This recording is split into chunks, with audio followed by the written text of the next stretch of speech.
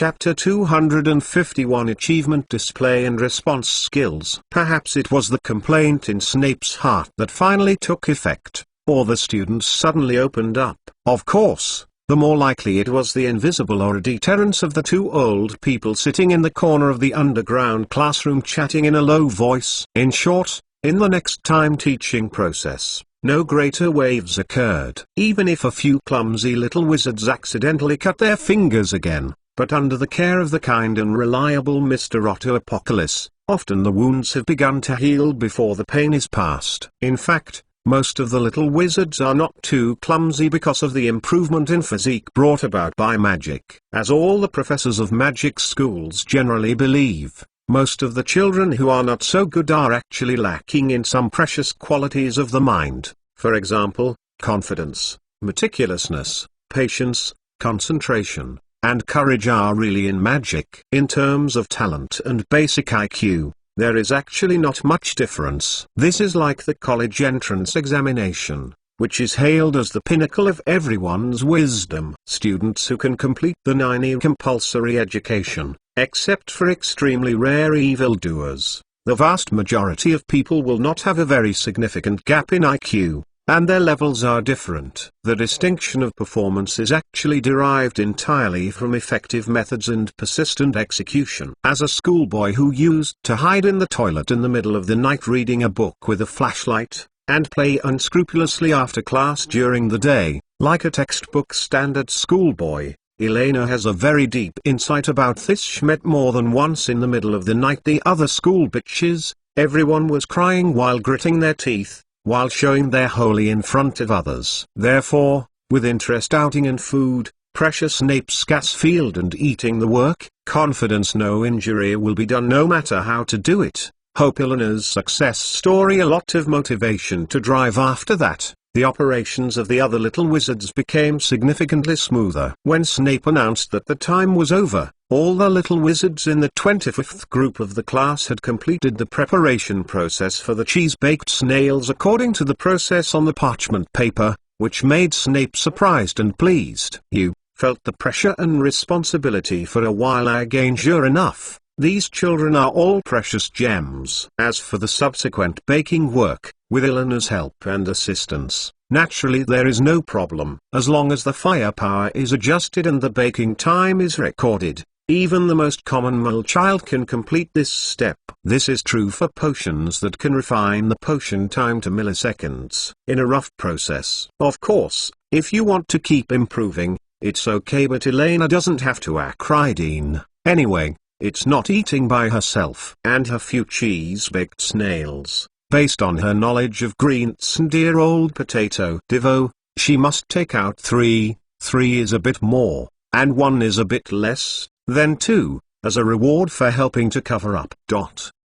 If you add the Lauxin Lao carrot that was summoned by the link curse on the back of her hand, there will definitely be 2 more. After all this, there are only 2 roasted snails left. If at least 1 is given to Professor Snape as a reward, then Elena shook her fingers, and the dull hair on her head instantly wilted listlessly. Think about it carefully. According to the diagnosis of Dad's deity, she should be able to use Rua 3 times this week. But as long as the distance is stretched, let alone Dumbledore and Grindelwald with wands in her hands, even the fragile Snape could hang her in front of Hogwarts Castle all day. Just as Elena was spitting and bubbling, the hourglass in the classroom that recorded the baking time of the oven also dropped the last grain of sand. Snape stood at the forefront of the classroom, as if holding a baton, drew out his wand and flicked it gently in the air. Click.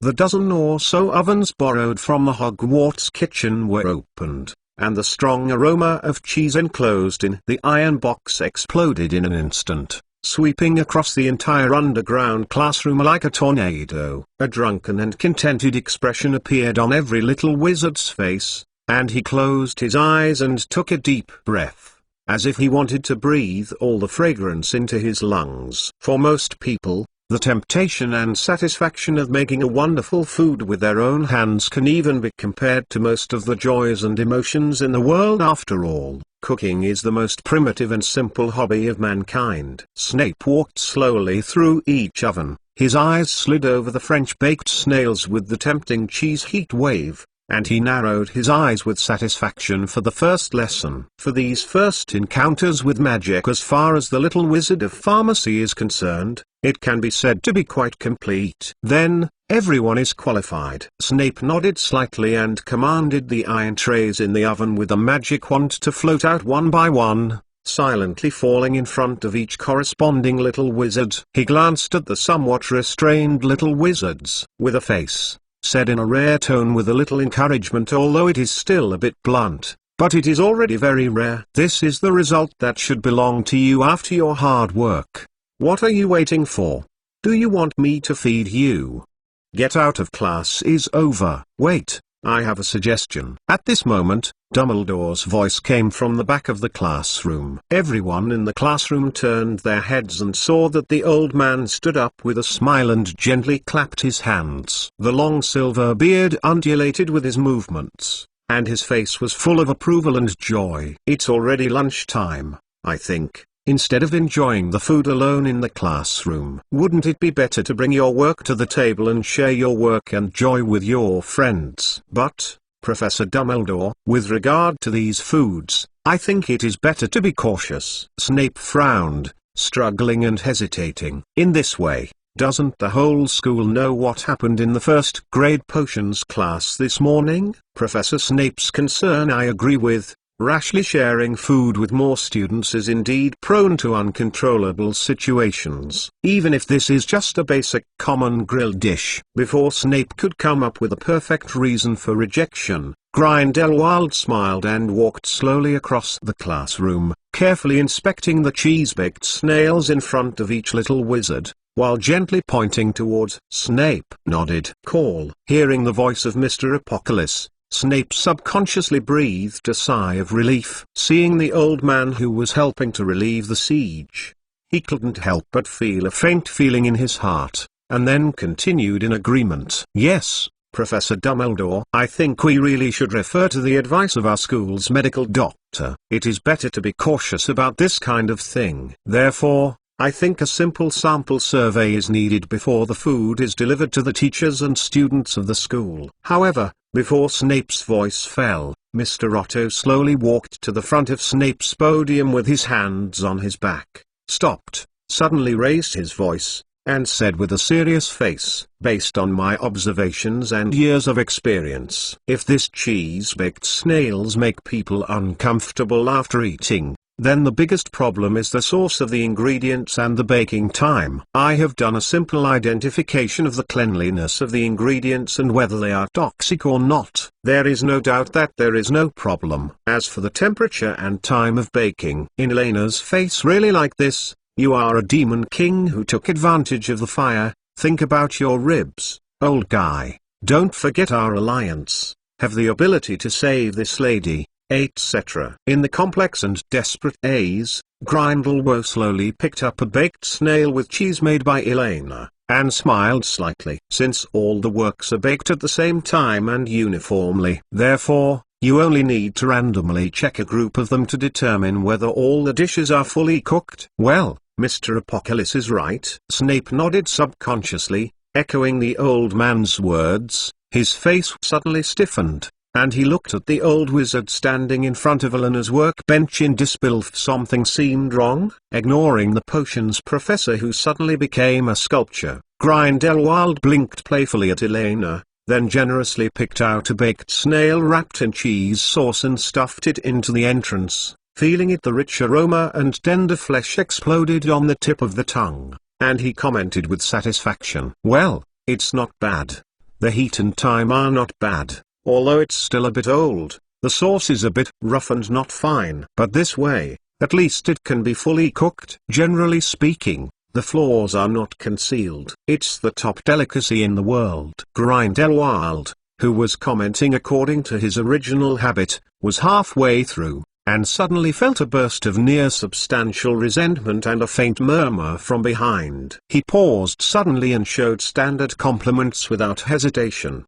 Attitude. Compared with some inexperienced young people, this is Gellert Grindelwald's longevity skills as an elderly person, keen intuition and flexible coping style. Grindelwald glanced at Dumbledore at the end of the classroom with a look of disgust and contempt. The old face couldn't help but coughed slightly, and he leaned down to look at the little wizards in the classroom, and said with a smile, "Congratulations, it seems that your work this time is quite successful. So, what are you waiting for?" This is the first time I have seen a student who is not actively dismissing get out of class. Could it be said that this is a unique tradition of Hogwarts School of Witchcraft and Wizardry? Huh? Rue. Third chapter! Exclamation mark.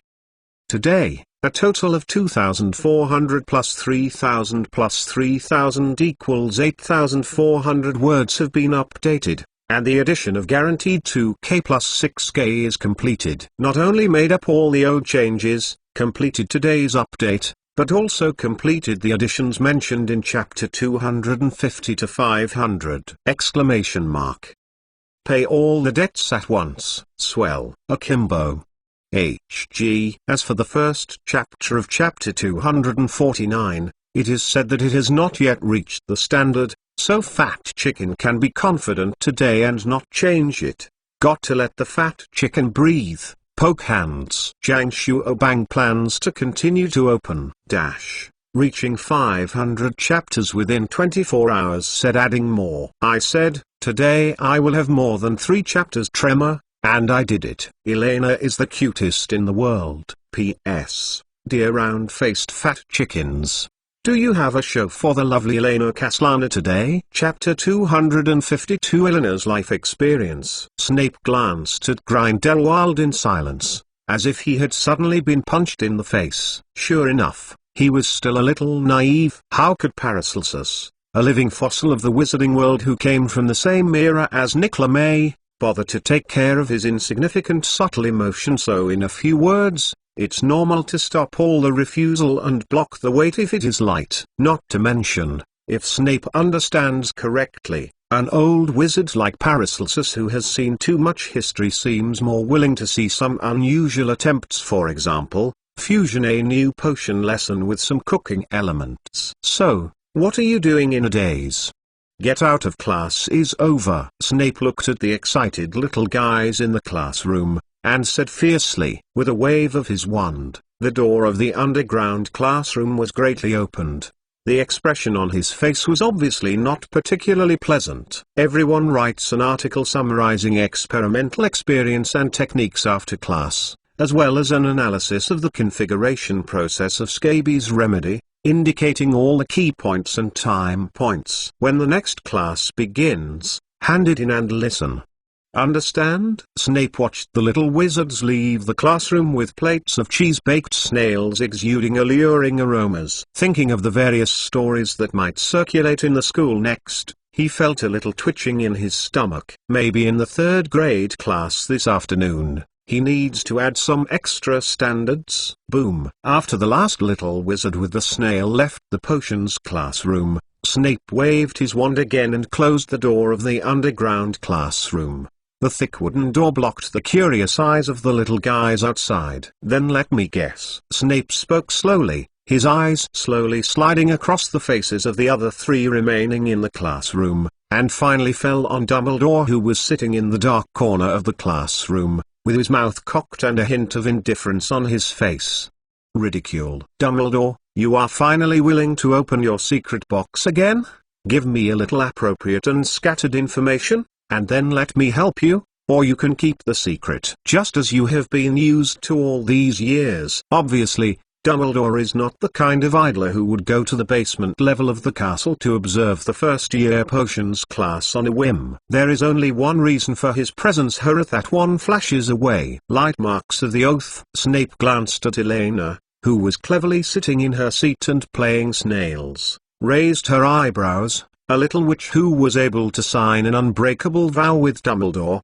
He seemed to be able to guess how troublesome it was. And the tricky little guy. You've always been so sharp, Severus, Dumbledore said with a smile, slowly turning his arms. The sleeves of the large wizard robe slipped down, revealing the old man's thin hands. I think you should have noticed that. Yes, this kid is not an ordinary person. Following the old man's voice, a brand similar to the oath halo that appeared on the back of Elena's hand flashed quickly, leaving a ray of light in Snape's pupil, setting Dumbledore the unbreakable oath on his body. Towie oath. Snape's eyes shrank slightly, and he stood up and walked towards the door without hesitation. Sorry, I don't have any interest in these secrets. Please don't involve me in such troublesome things. I don't owe you anything, Dumbledore. There is no doubt that the person who can make Dumbledore make an unbreakable vow, no matter who it is, he is definitely a tricky character, no less than Voldemort, and maybe even more difficult. Snape had no interest in this troublesome thing after just thinking about it, and he didn't intend to get involved in it. The battle with Voldemort had already lost everything to him, and he didn't want to be dumped anymore. Leto was strapped to the chariot. He just wants to teach in Hogwarts quietly now, and then watch Lily's children grow up slowly. Although he may not like the children of Jaime, he at least guarantees that the little guy will not, because something died.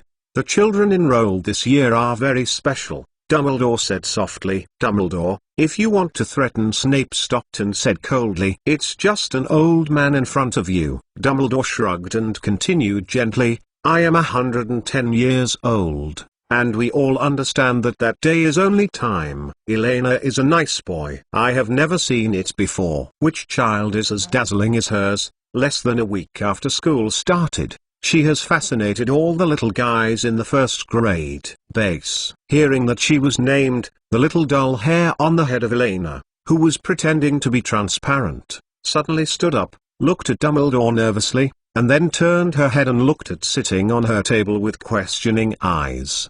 The old man who eats snails wants to find out the wind. This kid, not bad. After getting along for so many years, Snape may be the wizard who can understand the meaning of others best. He knew exactly what Dumbledore wanted to express, especially when the signs were already very obvious. However, understanding does not mean understanding. Snape raised his eyebrows and glanced at the white-haired dumplings left in the classroom, with a hint of sarcasm and inconceivability on his face. So, this is your chosen successor, an 11-year-old little witch? I thought you would be more cautious and serious, especially when the school encounters today's crisis. I think the focus should be on finding the culprit and letting the school tide over the difficulties, not on cultivating successors. Every time, there will be some trenders in this world who can gather and stir the future. Whether they are good or bad, the first team of such a leader must come from her closest partners. And Elena Castellana,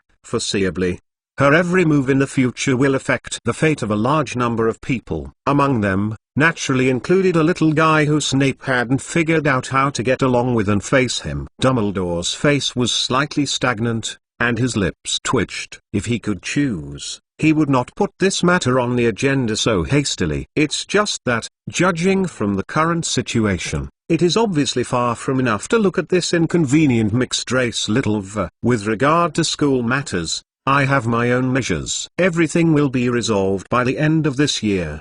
The old man coughed slightly, and after a brief explanation, he changed the topic abruptly. But because of this, I need your help from Severus. I hope you can communicate and guide this child more and let her understand the meaning of boundaries and responsibilities. Irina needs a strict teacher. A younger one, healthy leader. I think maybe there is no one in the whole school more suitable than you. Well, do I need to avoid it? Elena blinked, raised her hand weakly, and asked innocently. This kind of assigning monitors in front of her is simply too much. Even if it is the parent conference in the previous life, the exchanges and opinions between teachers and parents shouldn't be carried out avoiding the children. No. I think, Elena, you have the right to know all this. Dumbledore took a meaningful look at the little silver hoard which, only by spreading everything out would he compress the uncertain variables as much as possible. This was a small point of knowledge he learned from Elena. Moreover,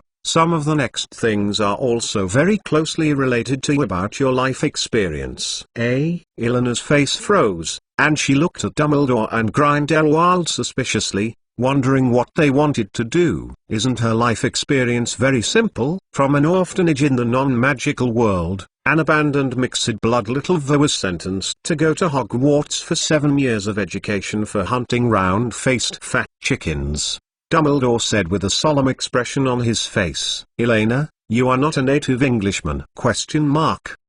This old carrot who likes to peek at other people's thoughts is not seeing something, right? This is Elena's first reaction. Elena's heart tensed subconsciously, her calves tightened slightly, ready to seize the door at any time. You were actually born in Germany, huh? The white-haired dumpling looked at Dumbledore with a dazed expression, wondering what he was trying to say. Alina, this is a word derived from Old German, meaning noble. Grindelwald, to be precise. The current Otto Apocalypse nodded, and then Dumbledore said, in my long memory of nearly 400 years, I am pretty sure that there is no surname called Castellana. If I guess correctly, this pronunciation should be derived from the dismantling of the magic of the six-pointed star triangle combined with fire triangle, the legendary divinity. Mautuanzi continued to be confused. The amount of information was so great that she no longer knew what the two old men wanted to say, but felt a premonition of being arranged like a tsunami. However, before your parents abandoned you, they left you with a vital token. Dumbledore stood up, touched Elena's head lovingly, a complex emotion of pity flashed in his eyes, and said slowly, a necklace with strange magical powers is used to protect you from growing healthy. Go down. Necklace, token, and many more. Elena's eyes suddenly widened, she looked at the two big liars in front of her in disbelief, and was about to say something. I saw that Grindelwald's wand was lightly tapped, and a string of necklaces hung next to the girl slowly floated out and appeared in front of everyone. The simple and mysterious Death Hallows symbol gleamed in the fire. Bright. With the tapping of the old man's wand, an incomparable layer of protective magic was activated and enveloped the girl. Snape, who was close at hand, could clearly feel the power contained in that iron armor, at least he himself was far from achieving such magical attainments. Dumbledore glanced at Elena and Snape with shocked faces, and said softly with serious and sincere faces, Elena Castellana, she may be the last descendant left in the world by the child of the first Dark Lord Gellert Grindelwald. I promised that Grindelwald would continue his bloodline within his ability. This was also one of the negotiation requirements to stop the dispute that year. Every child is innocent, but also has great potential. Severus. So I implore you to help me guard her, supervise her, guide her, make her an opportunity for peace, not a guide for war. Fuse. Gu. Chapter 1! Jiang Shuobang plans to continue to open reaching 500 chapters within 24 hours, says adding 2k words, 2 chapters are 4k, and 3 chapters are 6k. P.S. Dear fat round-faced chickens, do you have a comparison to the lovely Elena Castellana today? Chapter 253, 3 actors and an honest man. There was a short silence. The atmosphere in the entire underground classroom seemed to freeze for a moment. You must be joking. After a moment, Snape opened his mouth with difficulty, his voice a little hoarse. The black-robed wizard's gaze crossed Mr. Otto Apocalypse, and looked back and forth at the silver-haired little witch with the same shocked look. His gaze suddenly became especially complicated. Is Grindelwald's granddaughter? Sure enough, it is a very tricky existence. I hope so too. Unfortunately, Gellert Grindelwald admitted it himself. Dumbledore said, looking up at Grindelwald, who was also solemn, and shook the back of his hand rather helplessly. Severus. Otherwise, who else do you think is worth or capable of making me make an unbreakable vow? The old man's face was full of helplessness. There is no doubt that the story and the waves that can force the world's most powerful wizard to make such a promise are absolutely far beyond the difficulties Snape can imagine. I understand. Snape leaned on the edge of the podium and let out a long sigh of relief, frowning as if he had made up his mind. Unexpectedly, it is a descendant of Grindelwald. It really needs to be cautious. Then that morning break in. At this moment, since Dumbledore said the shocking news, Elena, who had been silent, suddenly let out a strange noise, as if something was choking in her throat. "Okay, well?" The two old men turned their heads in unison, and gave Elena a look full of kindness but meaningfully. After instantly touching the information in the eyes of the two old guys, Elena couldn't help but twitch. These two old potatoes and old carrots who had colluded together were simply too bad. Is it really good to jointly bully poor Professor Snape? Moreover, after seeing it, the two will definitely find a way to continue fooling the professor. In this case, she must do something. Do I really have relatives alive? Elena's lips trembled, her eyes drooping slightly, and she carefully held the ancestral necklace floating on her chest in both hands, with a hint of timid hesitation in her tone, as well as the joy that was just rightly hidden. After a short pause for a few seconds, the girl slowly pressed the pendant on her chest, raised her head and looked at Snape next to him with a pitiful, wet look like a deer, and asked in a low voice, "Professor, is my grandfather a bad person? Why are your eyes and face so ugly?" Thanks to the ubiquitous Dog Blood TV series in the previous life, although she was caught off guard, after the Bloodline performance skill bonus, Elena's subsequent expressions and movements can be said to be perfect. At least, she can feel it. The aura that Snape had just raised by his side disappeared a lot in an instant. Unprepared to meet Elena's dim and timid eyes, Severus Snape's originally brewing harsh comment suddenly stagnated, raising his right hand to block his mouth, and clearing his throat unnaturally. Grindelwald, well, Mr. Gellert is a more complicated person than Professor Snape. You must know some stories about him. Can you tell me something? Elena firmly held the pendant in her hand and looked at Snape with hope and anxiety, as if she was looking at an omniscient elder, making people feel that even the question of rejecting her is a kind of big deal. Sin. Snape nodded stiffly, glanced at Dumbledore subconsciously, and shook his head quickly. On this point, Professor Dumbledore will naturally tell you when the time is right. Sure enough, nothing has changed. Elena curled her mouth aggrievedly, and the little dumb hair on her head slumped down listlessly. She underestimated her in frustration. Her eyes quickly became crystalline, and she was about to cry the next moment. Faced with such a pitiful little guy, Snape didn't know how to deal with it either. The cold mask he was best at didn't work at all in this situation. Wanted to coax him, but he was afraid of making people cry, making Snape feel at a loss for a while. As for the questions and worries that Snape wanted to ask, they had already been forgotten. Grindelwald and Dumbledore looked at each other, and raised their eyebrows tacitly. This was talent.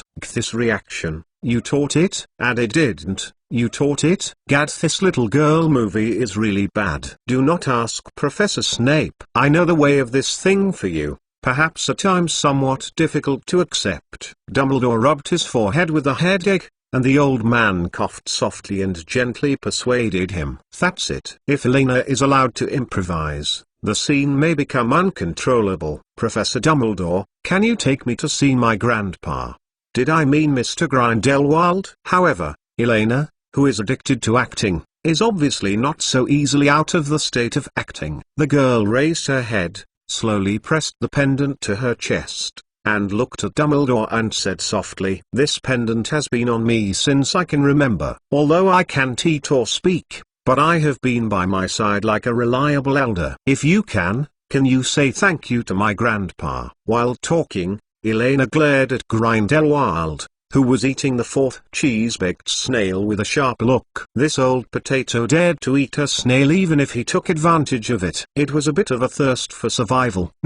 You are welcome. While tasting the food, Grindelwald murmured back vaguely, and reached out to the fifth cheese-baked snail. I have to say that the craftsmanship of this white-haired dumpling is really nothing compared to those house elves. It's much higher. From what I know about Grindelwald, the idealist who has changed the structure of the magic world to a certain extent does not care about these formal verbal gratitudes. As long as you can stay in school safely, he should be satisfied. Compared to Dumbledore, who still needs to be cautiously worded, Grindelwald, who currently wears the identity of Paracelsus, can be said to be the tallest person in the audience, as a nearly 400-year-old man, the living fossil of the wizarding world. His words are naturally the most powerful. Snapped. Before Grindelwald's hand touched the fifth cheese-baked snail, a small hand of Bai Shengxing quickly flared out, and relentlessly slapped the old man's hand from the top of the tray. Mr. Otto,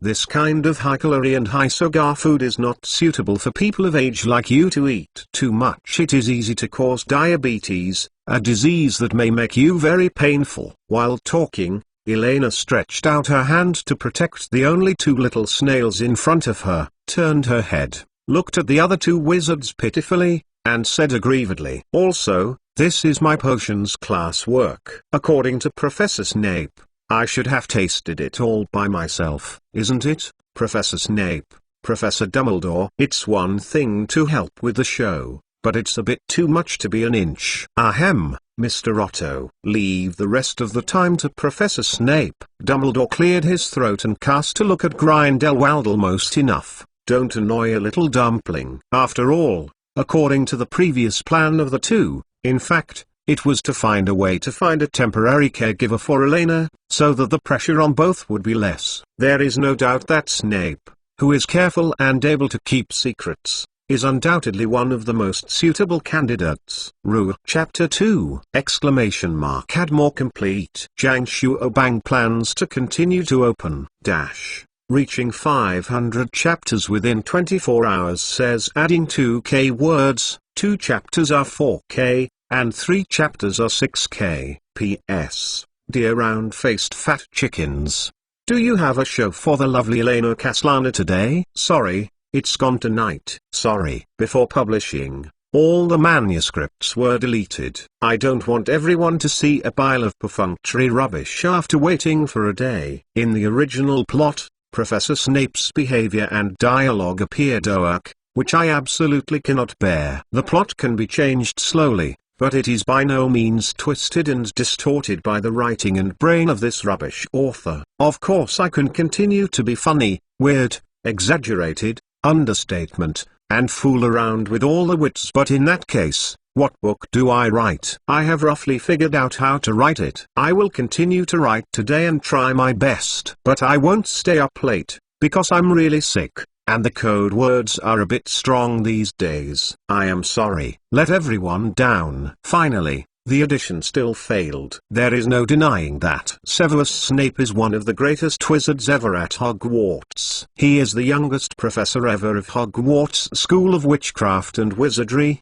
the youngest dean ever of Slytherin College, the most outstanding inventor of modern spells, and the greatest potion master of this century. And if nothing changes, when Albus Dumbledore passes away, Severus Snape will also be the youngest principal ever of Hogwarts School of Witchcraft and Wizardry, in the darkest and most difficult period of the school. Burdened with all the infamy to guard the school, and then on the last night before dawn, closing my eyes forever. Severus Snape, Eleanor's favorite, most admired, and most regretful person in the entire wizarding world. No one. And so, she would rather get out of the book and grab the fat chicken's paw and chop it off instead of letting the fat chicken write indiscriminately. The fastest URL for mobile version update. Chapter 254 Auto Suggestions. My job is to impart knowledge, not to be a nanny. Professor Dumbledore. Snape stared at Dumbledore with black eyes, and said angrily, "Of course, I will pay more attention to her, and maybe occasionally answer some questions, but that's all. I don't want this to affect the normal teaching arrangements of the potions class, and I think Miss Kaslana is so dangerous that she needs someone to keep watch and guard even between meals and between classes. In the face of the tacit acting skills of the 3 Demon Kings, let alone Professor Snape, even if Tom Riddle is present, there may be no way to detect what is wrong. It is already great to find some of the omissions.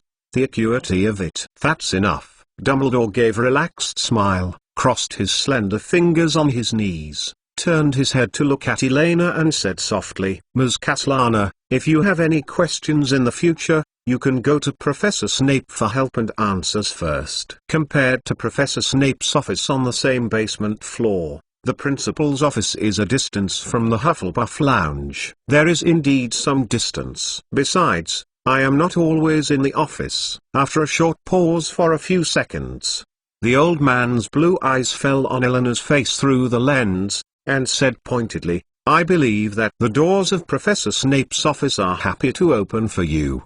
The office door? Snape couldn't help but remembered something that was not so pleasant. Don't know why, he always has a familiar uncomfortable feeling. It is as if the three people in front of them who have a huge age gap and should not be related in theory have formed a small group, squeezing him out. Is it an illusion? Snape frowned slightly and said indifferently, "Sorry, Professor Dumbledore. My class schedule is very full every day. Maybe I don't have much time to sit in the office, waiting for some adolescent witches to solve problems." While talking, Snape took out his wand and clicked on the huge parchment paper beside him. The original operation steps of cheese-baked snails gradually disappeared, and a huge class schedule slowly emerged. Image. Class schedules at Hogwarts are divided by grade. For first and second year students like Elena, the daily class schedule is still based on the standards of British public schools: 2 classes in the morning, from 9 a.m. to 12 noon, 1 class in the afternoon, from 2 a.m. to 3:15 or 3:30, but due to boarding and special course arrangements, occasionally from 8 to 9 p.m., there will be an astronomy class or a magical history of improving sleep quality. But generally speaking, for the junior wizards, it is still quite a relaxed and pleasant learning atmosphere. However, since entering the 3rd grade of Hogwarts and starting to add electives, with the sudden increase in the number of courses, the arrangement of the lesson time for the little wizards has not been so easy. The afternoon lesson time has been extended to 6 o'clock, and it has become a complete big class time.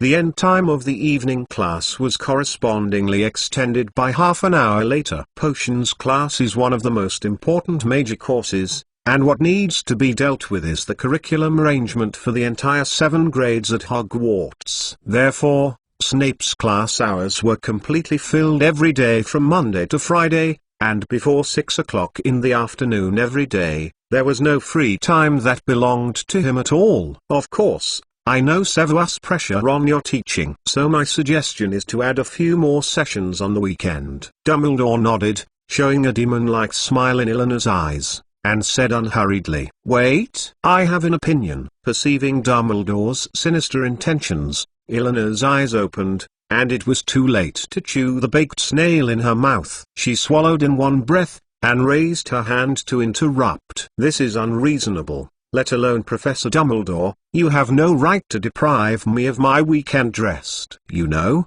Professor Snape has been working hard for a whole week, and you have to give people some rest. In any case, there must not be a precedent for things that are anti-human, anti-social, and contrary to basic morality and conscience, such as making up classes on weekends." According to Eleanor's knowledge of Snape, instead of expecting the restrained potions professor to object to Dumbledore's arrangement, it would be more reliable for her to directly initiate an intensive game. Fortunately, she is not alone in fighting. The alliance between the Demon Kings is always fragile and difficult to break. Elena gritted her teeth, reluctantly pushed the last cheese-baked snail in her hand forward and placed it next to Grindelwald. Compared to bribing Dumbledore, Grindelwald would obviously be better. Talk about the spirit of contract. On this point, I agree with Miss Castellana. Grindelwald glanced at Elena with a painful face,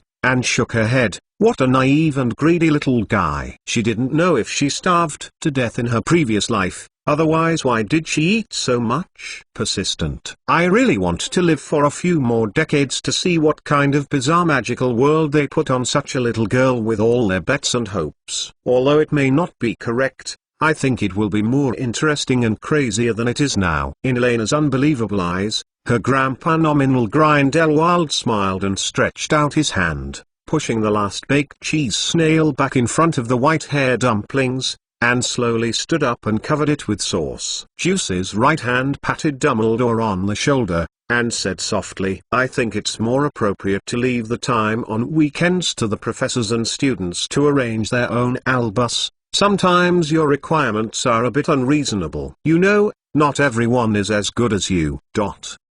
Okay, Dumbledore raised his eyebrows unexpectedly, which seemed to be different from what had been agreed before. However, he didn't think that Grindelwald would be so kind that he would take the initiative to discipline and restrain this troublesome little witch. Dumbledore would be very pleased as long as the two of them don't get involved and work together. But Grindelwald paused, and walked over to the timetable drawn by Snape's magical powers and studied it carefully. I suggest, Professor Snape, you can try to add an extra potions assistant in the second class in the afternoon. In my opinion, Elena Caslana is a very suitable candidate. Chapter 1. Make up for yesterday's update. Not asking for anything, trying to repay the debt. I will write 2 chapters later in the evening. P.S. Attached is a part of Professor Snape's class schedule for this year. The Pichetto text version. Please use appearance mantra to view the full version. Monday morning, annoying first year HR Bear Kid. Monday afternoon, annoying 3rd grade GS Pippi Shrimp. Monday night, fairy 7th grade Potions Apprentice. Tuesday morning, the nasty 4th grade HR Scum. Wednesday afternoon, annoying 2nd year GS Little Devil Head. Thursday afternoon, the nasty 5th grade GS Salted Fish. Friday morning, annoying 1st grade GS Bear Kid. Friday afternoon, annoying 6th grader. Chapter 255. Only one chance. Teaching assistants, as the name implies, naturally assist professors in teaching work. Although it is rare in magic schools, it is a fairly common position in non-magic colleges and even middle schools. In fact, most experimental classrooms will be equipped with 12 teaching assistants to help distribute experiments, equipment or correcting homework so as to cover all students as much as possible. However, in Dumbledore's view, Grindelwald's suggestion was not a genuine attempt to share the pressure of class for Snape, and the more purpose should be just rhetoric for forcing Elena in the classroom. After all, Elena is only a first-year student, and it is too early to be an assistant in the potions class. In the face of students, Gellert still doesn't have much experience after all. Dumbledore shook his head secretly in his heart, and glanced at Snape's slightly frowned brows. It was obvious that Snape's thoughts were the same as him. It was a different form of confinement rather than a teaching assistant. Not to mention, based on Dumbledore's knowledge of Elena, facing this longer-lasting plan, this lazy white-haired dumpling's rebellious mentality will probably only become stronger, and it might be better to concentrate on the weekend. I think this suggestion is good. I accept it. Elena shrugged, picked up the last baked snail and put it in her mouth, and replied happily. On the one hand is Dumbledore's unknown arrangement, on the other hand is the class of the youngest potion master in history.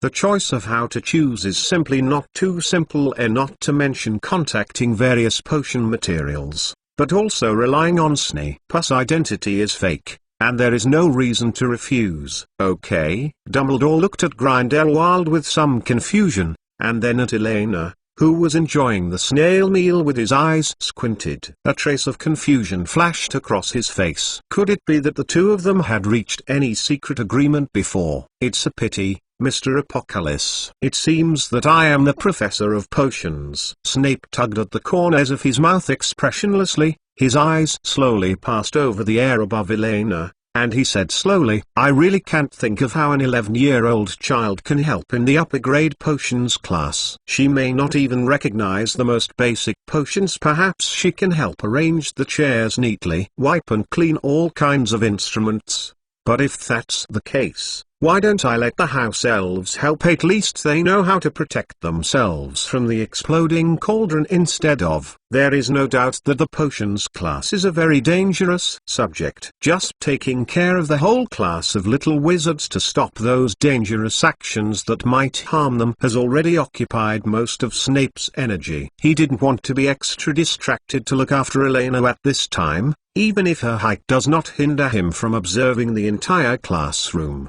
Before Snape could finish the mocking words, Elena raised her hand and read it softly. The traces of the simple magic text flashed in the air. A faint white glimmer quickly lit up on the girl's fingertips, and then quickly spread into a small light ball, like a white marshmallow, wrapping Eleanor's palm. "This is?" The expression on Snape's face froze, and the next moment he quickly turned his head to look at Otto Apocalypse standing beside Dumbledore, his eyes full of shock and confusion. Although compared to the old wizard's previous spellcasting scene, the small trembling ball in Eleanor's hand is still far behind in terms of the brightness and coverage of the magic. But there is no doubt that, judging from the magic traces and the unique warmth, the two obviously used the same spell, a kind of magic that has never been recorded in Hogwarts books. In the past week, I have been receiving treatment and learning potions from Mr. Paracelsus. That is, Mr. Apocalypse. I think that the identification of basic potion materials is no better than 5. The seniors in the grade are poor. Elena stood up and walked to Snape's side, picked up the light ball in her hand, and said seriously, "As for the treatment, although I am not very skilled, however, I think I should still be able to help a lot. This is directly using rune mind to cast spells." Seeing the whole process up close again, Snape frowned and tried to stretch out his hand to imitate Eleanor's pronunciation and repeat, "Nothing happens." "Young man, the original magic text is not so easy to master." Grindelwald hugged his shoulders and grinned, his chin nodded in Eleanor's direction, with a hint of pride in his tone. "There is no special trick. After mastering the pronunciation and correct writing of magic text, it is purely personal understanding. As for why this little guy can learn, there is nothing to ask.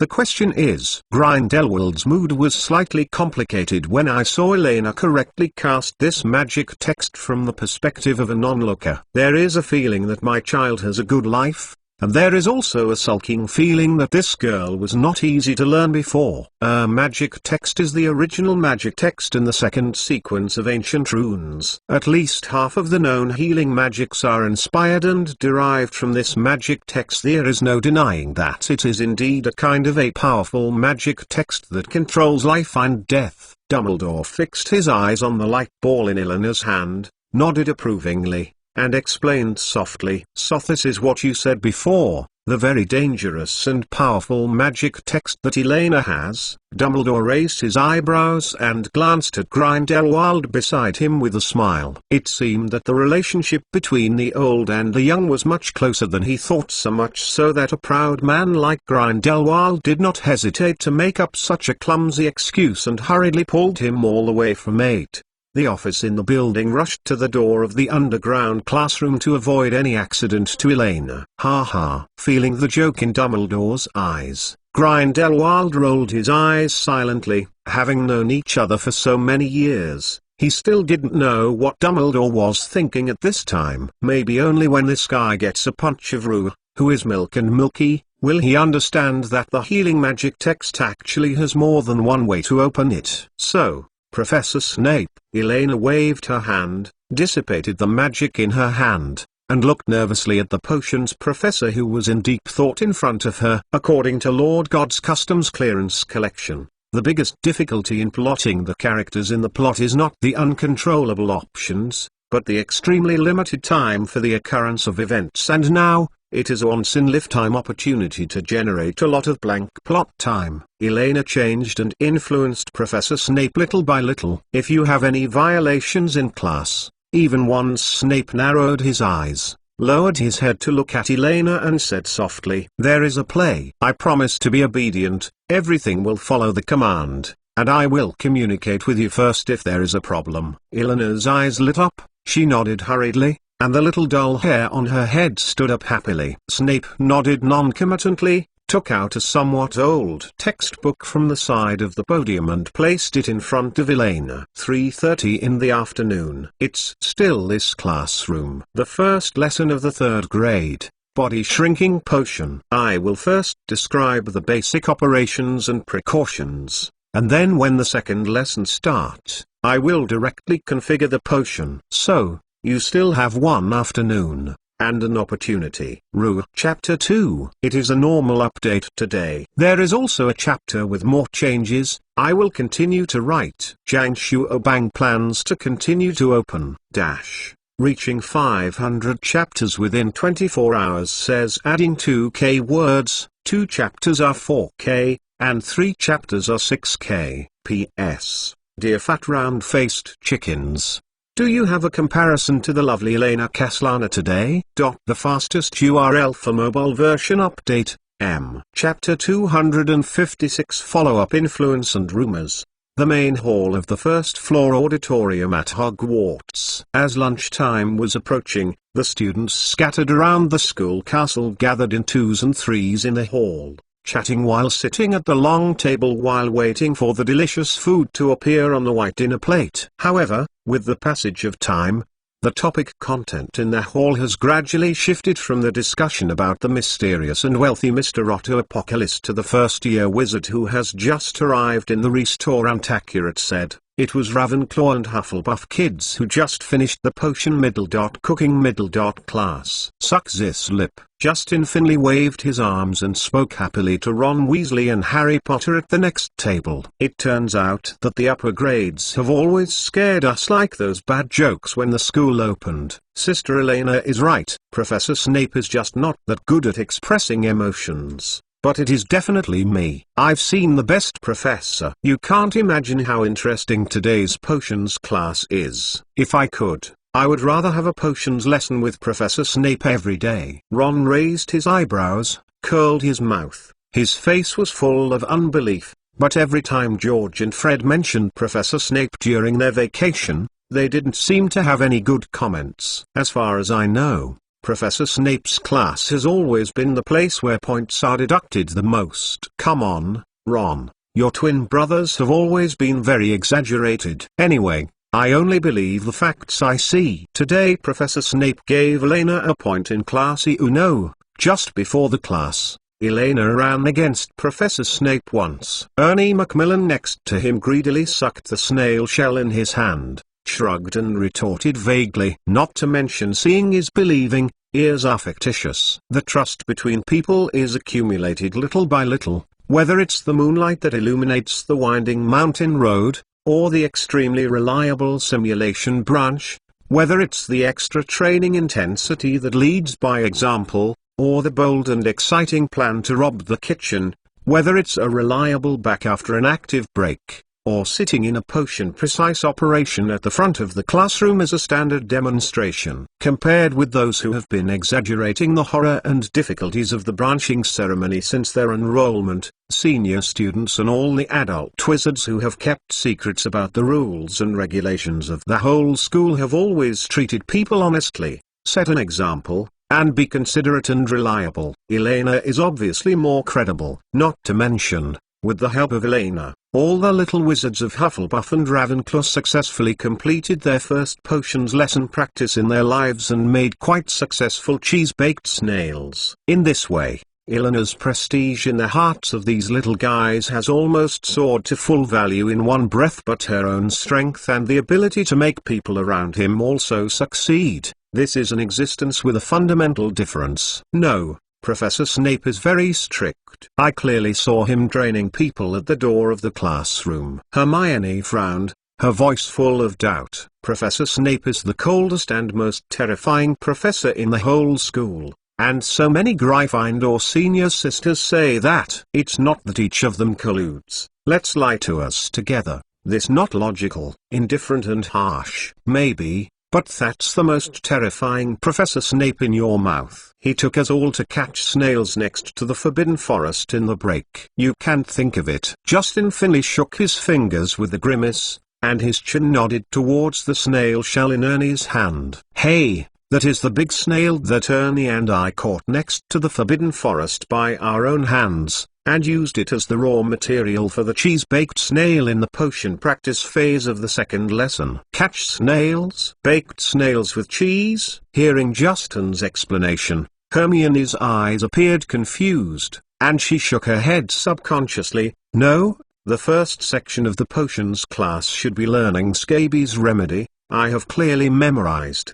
Don't forget, Hogwarts has changed. Granger. It's rare to see the arrogant second sister head appear confused. Justin Finley smiled. holding his arms and imitating Elena's tone. It is undoubtedly a great disrespect for potions and their own safety to let a beginner who can't even master the basic knife skills and fire conditions directly start with the potion configuration. Just as Professor Dumbledore said, Hogwarts is experiencing an unprecedented crisis, and each of us needs to contribute some trivial efforts to the school. Medicine and food are of the same origin, just as various potion formulas correspond to various different potions, and different cooking processes will also produce established dishes, whether it is cooking scabies treatment or cooking cheese-baked snails. It is essentially a process of processing and combining materials. And apart from the difference in the final result, there is no difference in related knowledge learning. There is no doubt that Elena has prepared meticulously for a few months,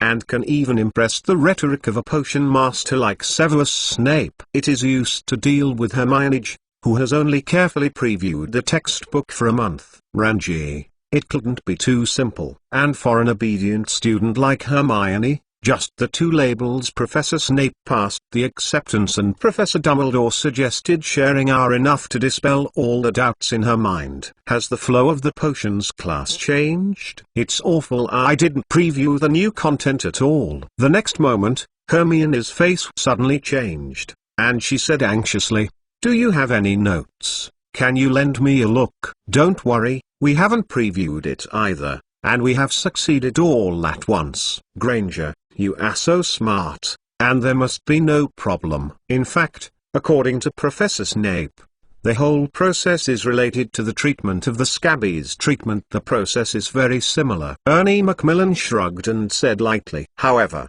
if Granger, you really want to know more information, wouldn't it be okay for you to go directly to Sister Elena? Our whole class follows the standard movements of Sister Elena and learns step by step. The operation is completed on the sample site. Speaking of it, I really want to be able to taste the food made by my sister's hands. It must be delicious." After all, Professor Snape couldn't help eating it all in one breath. If Sister Elena could feed it by herself, of course it's better. While talking, Ernie had that picture in his mind, with a daydreaming silly smile on his face. The same scenes and conversations happen to almost every first-year side of Hufflepuff and Ravenclaw. Undoubtedly, whether it is Professor Snape who has a sudden change in his style, or the cheese-baked snails exuding a seductive aroma, they are enough to ignite the curiosity of all students. A small range of surprises burst out from time to time in the entire auditorium. And among the discussions about the reform of the food and potions class, about Professor Snape's secret love history, the reason for Professor Snape's indifferent expression, and the professor's unspeakable painful past, also don't tell others, the promise of tell you alone slowly spread among the students for the first time. It's just that, for these stories to truly explode, it takes a period of brewing and a certain opportunity to promote. Sure enough, all of this is the result of that lustful white-haired dumpling. Don't think about it, she will just choke you to death. Hermione glanced at Ernie Macmillan, who was falling into a daydream, raised her eyebrows somewhat displeased, and slapped Ernie on the forehead unhappily, pulling the little boy out of the fantasy. While talking, Hermione looked at the cheese-baked snails on the tray beside the little boy, and gave a slight groan in her belly unconsciously. "Okay, I understand. Leave a cheese-baked snail for me to study. For more details, I will ask Elena during the herbal medicine lesson in the afternoon." This is for study in reference. Well, it's definitely not because she is hungry. Before she knew it, Hermione seemed to have some Elena's shadow on her body. "No second sister, we only have this one." Justin Finley and Ernie Macmillan were shocked on their faces, suddenly recovered, and pleaded pitifully. "Hannah and Susan should have a lot more there, and they're better than ours." Or, based on the experience of this week, the little wizards have almost summed up an unwritten first-grade power system. When Elena is present, naturally all the glory belongs to the big sister. When the eldest sister's head is not there, Hermione Granger and Hannah Abbott are in the first sequence at the same time. Once there is a conflict with one of them, the wisest way is to call another second sister head to buffer. Hannah. Hermione raised her head and glanced at the uncharacteristically quiet Hufflepuff's long table, looking at Hannah Abbott in a daze at the gate of the auditorium. Her face turned red unconsciously. I don't know why, since that short period in the morning. After whispering about the white hair dumplings, she suddenly felt that Hannah was not so difficult to reach. Speaking of it, it's weird, why didn't Elena not come to the auditorium with Hannah? At this moment, Hermione suddenly realized what the absent-minded Hannah was waiting for. Obviously, for some reason, Elena did not leave the classroom with Hannah at the end of class. Could it be that Professor Snape and Dumbledore taught them? Today there is only one chapter but 3,000 words big chapter. It is a normal update today. If I still owe 1k, I will continue to write. Jiang Shuobang plans to continue to open reaching 500 chapters within 24 hours, says adding 2k words, 2 chapters are 4k, and 3 chapters are 6k. Yesterday's update did not reach it, so we don't need to add more. Feel confident. P.S. Dear fat round-faced chickens, do you have a comparison to the lovely Elena Caslana today? Chapter 257. The attributes of the Demon King. Elena is a road idiot. Although she once attributed this situation to some kind of physical function defect, or the chaotic electromagnetic field of the modern city affected her judgment on the direction, or the unclear municipal planning guidelines. But when this situation continued to survive tenaciously after crossing, there was only one explanation left. Lukai is a kind of uppermost bound attribute originating from the soul. It cannot be destroyed, sold, discarded, or decomposed. However, road idiots are not the same as idiots. In fact, there is a lot of evidence that most of Lukai are knowledgeable people.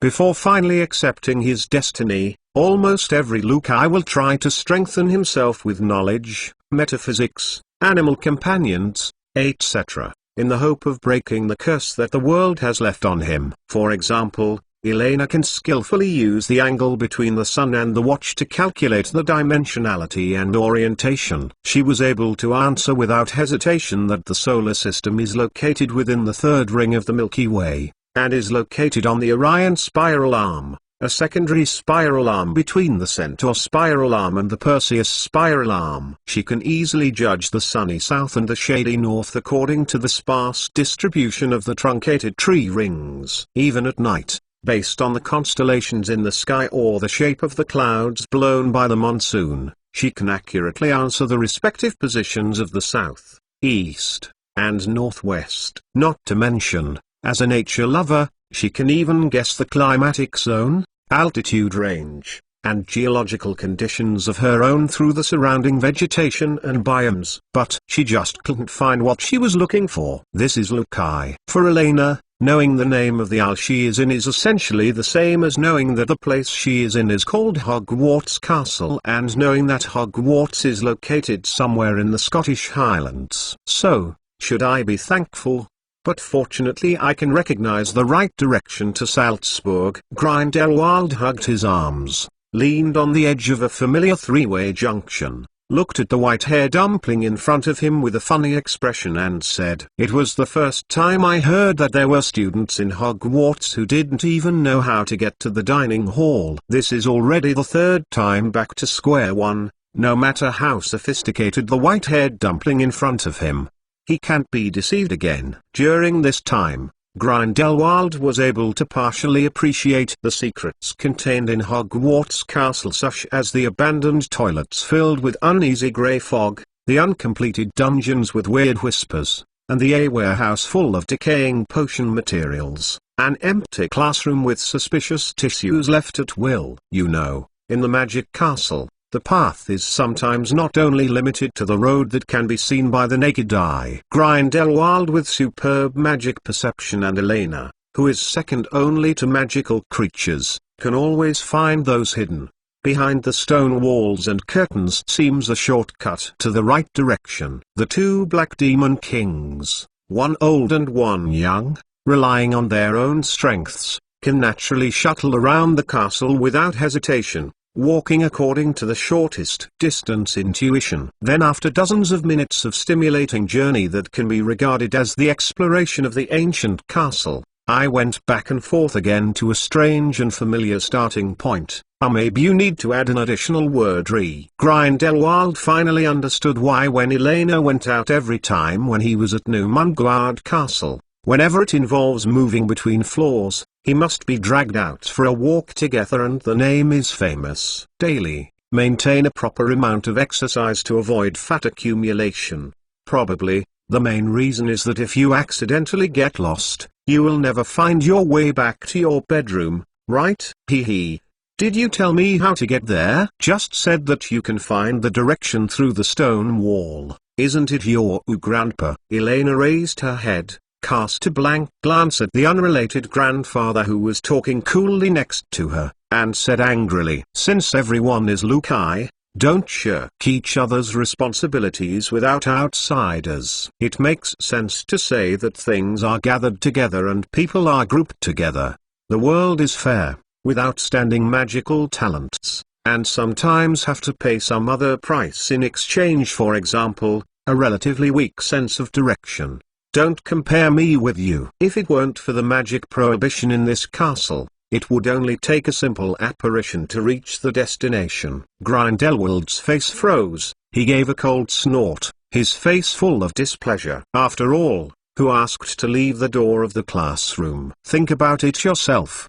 Because Dumbledore had to discuss some follow-up course adjustments with Snape, as well as some additional arrangements, so Elena and Mr. Otter were naturally invited outside the classroom temporarily. Then, "Why don't we go to the school auditorium first?" Unknowingly, "I feel a little hungry," Elena said. In classic French cuisine, it makes sense that cheese-baked snail is used as an appetizer before a banquet.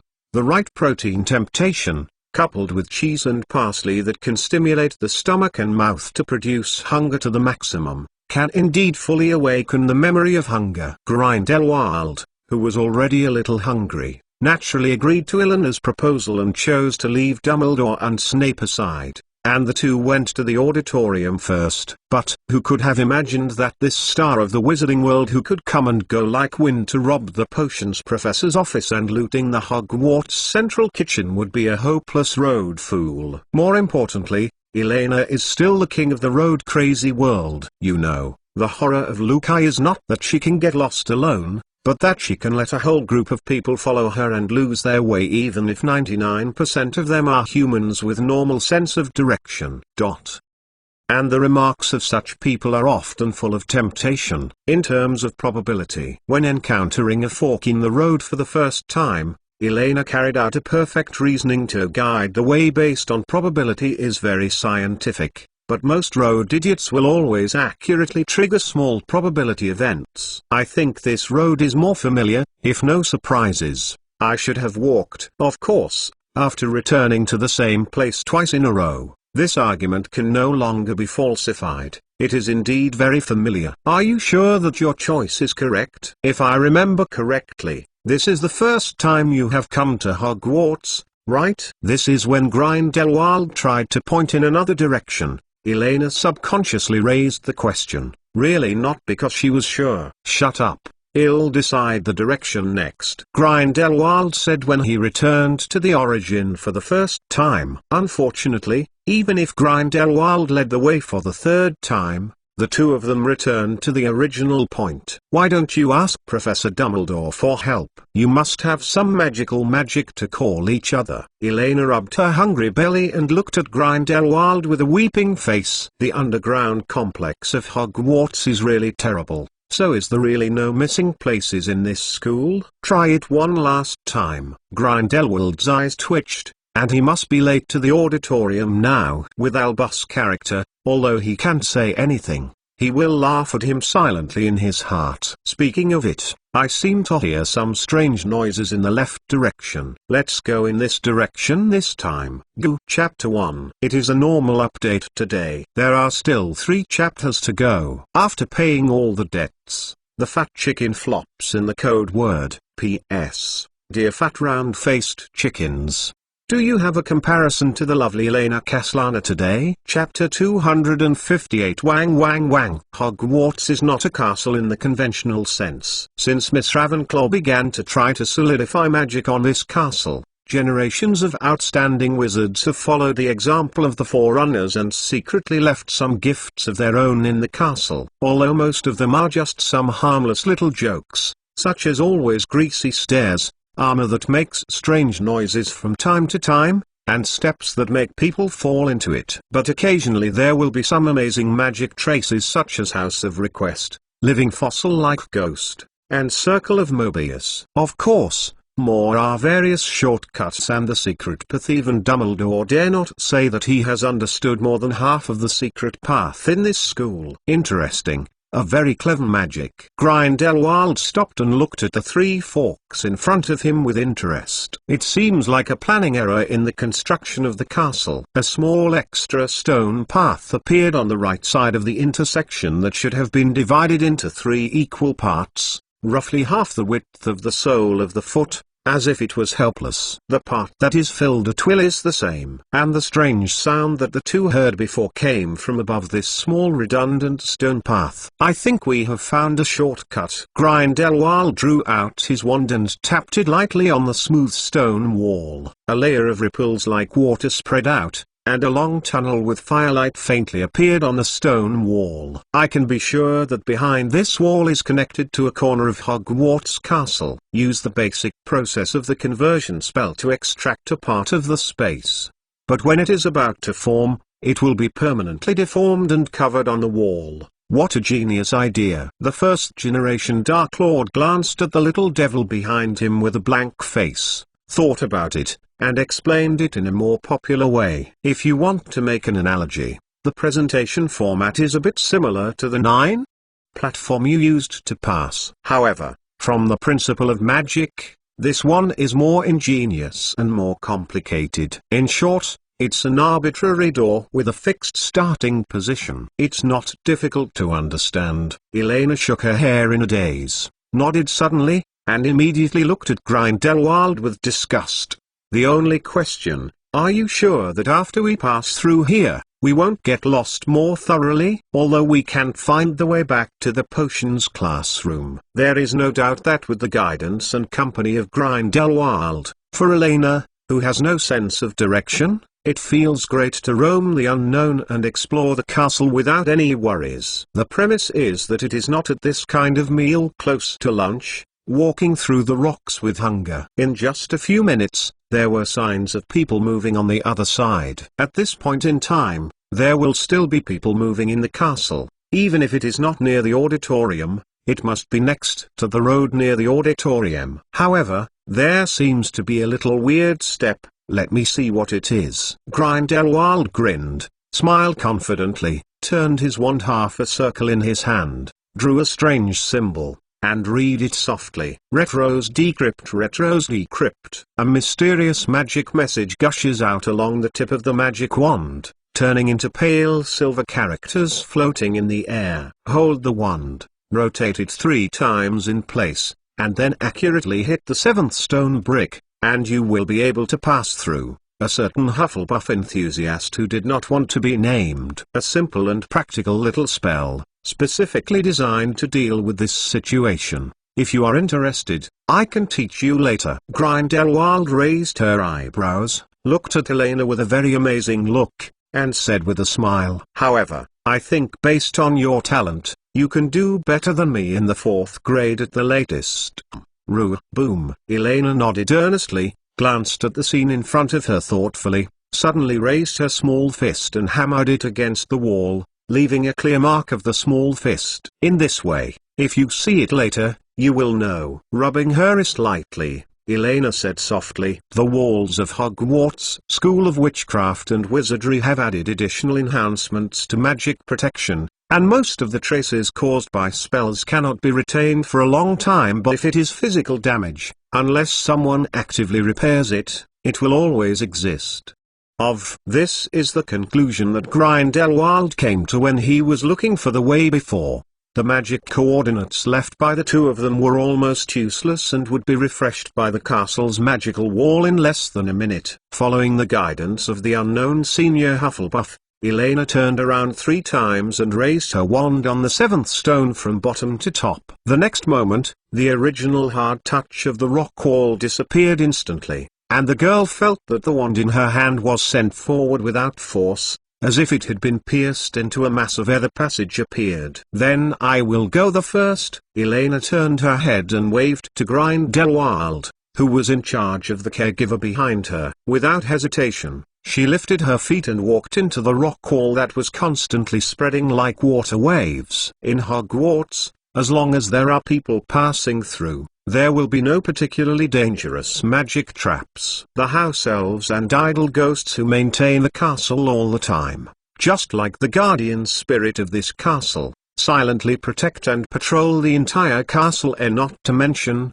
there are professors with superb magical power. Grindelwald's description is correct. The whole shuttle process is no different from the way of crossing Platform 9. Nothing special happened. In a blink of an eye, Elena had emerged from the cold and unknown underground tunnel at the end of a long corridor, with a closed door on her right. It seems that she should have walked straight out of the wall by the door, and the ripples of the stone wall behind have not dispersed. Obviously, Grindelwald, who was following her, was about to come. Elena raised her hand, pushed the door subconsciously, and frowned. The door was locked. This is not good news, because in most cases, Hogwarts will not lock the door. And, if she guessed correctly, in the plot of Harry Potter and the Sorcerer's Stone, that is, this year, there is a special door in the aisle on the 4th floor of the castle that is forbidden to enter. And according to the slightly hot breathing sound coming from behind,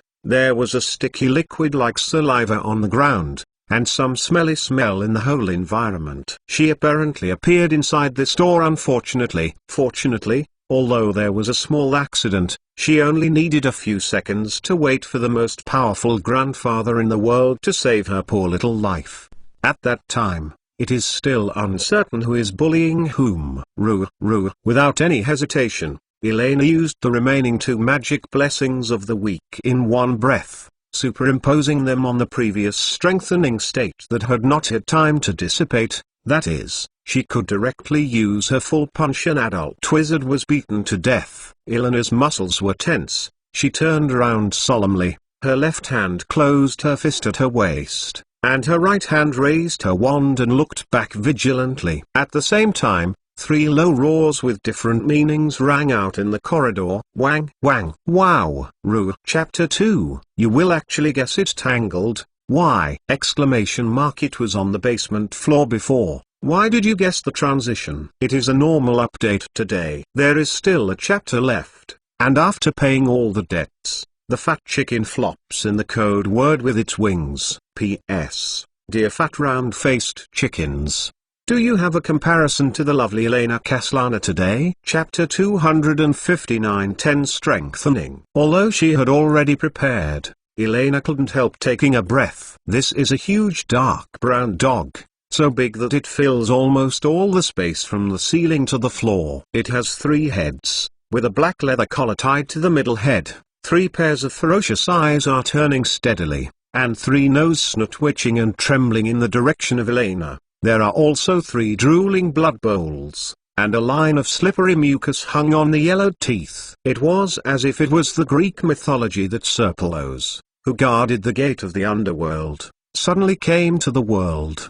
The 3-headed dog is a very rare and magical creature. It is so rare that even Newt Scamander could not include it in Where Are Fantastic Beasts. Of course, one of the reasons for this is also because of Mr. Scamander's stubborn pride. He only includes those magical creatures that he has personally contacted bred. In Elena's view, at this point, Newt Scamander is actually like the legendary Fantastic Beast trainer who is the protagonist but has never won a championship. This 3-headed dog that Rubeus Hagrid originally bought from a Greek in a bar may be one of the few in the world, and information about it can even be used as a dragon egg gambling intelligence. Fluffy. Elena frowned and looked at the 3-headed dog raised by Hagrid in front of her with a solemn expression, not daring to be careless, you know. Although Hagrid looks a little careless, almost none of the magical animals he keeps are dangerous creatures with a rating of less than 4 stars. In a sense, there is nothing wrong with his expulsion from Hogwarts. According to the known information, the three-headed dog Luwai has extremely high magic resistance and physical resistance. At least Elena would not be naive to think that only her weak magic power can use the explosive spell on this big dog. There is a hole in the belly, you know. Even Severus Snape, who is superior in strength, was left with a terrible scar on his leg when facing this terrible three-headed doge. Even if Elena is arrogant, nor would he think that he could surpass Professor Snape in comprehensive strength. However, luckily, it seems that Hagrid came to feed Luwai just now. This big dog is not too hungry for the time being. Coupled with Elena's cautious attitude, it does not show too much aggressiveness. It stood there motionless, with 6 eyes staring at Elena, and the heads of 3 dogs showed a little silly confused expression. Obviously, they didn't understand for a while how the little guy suddenly came out of the wall. However, as time goes by, the three-headed dog is quickly recovering.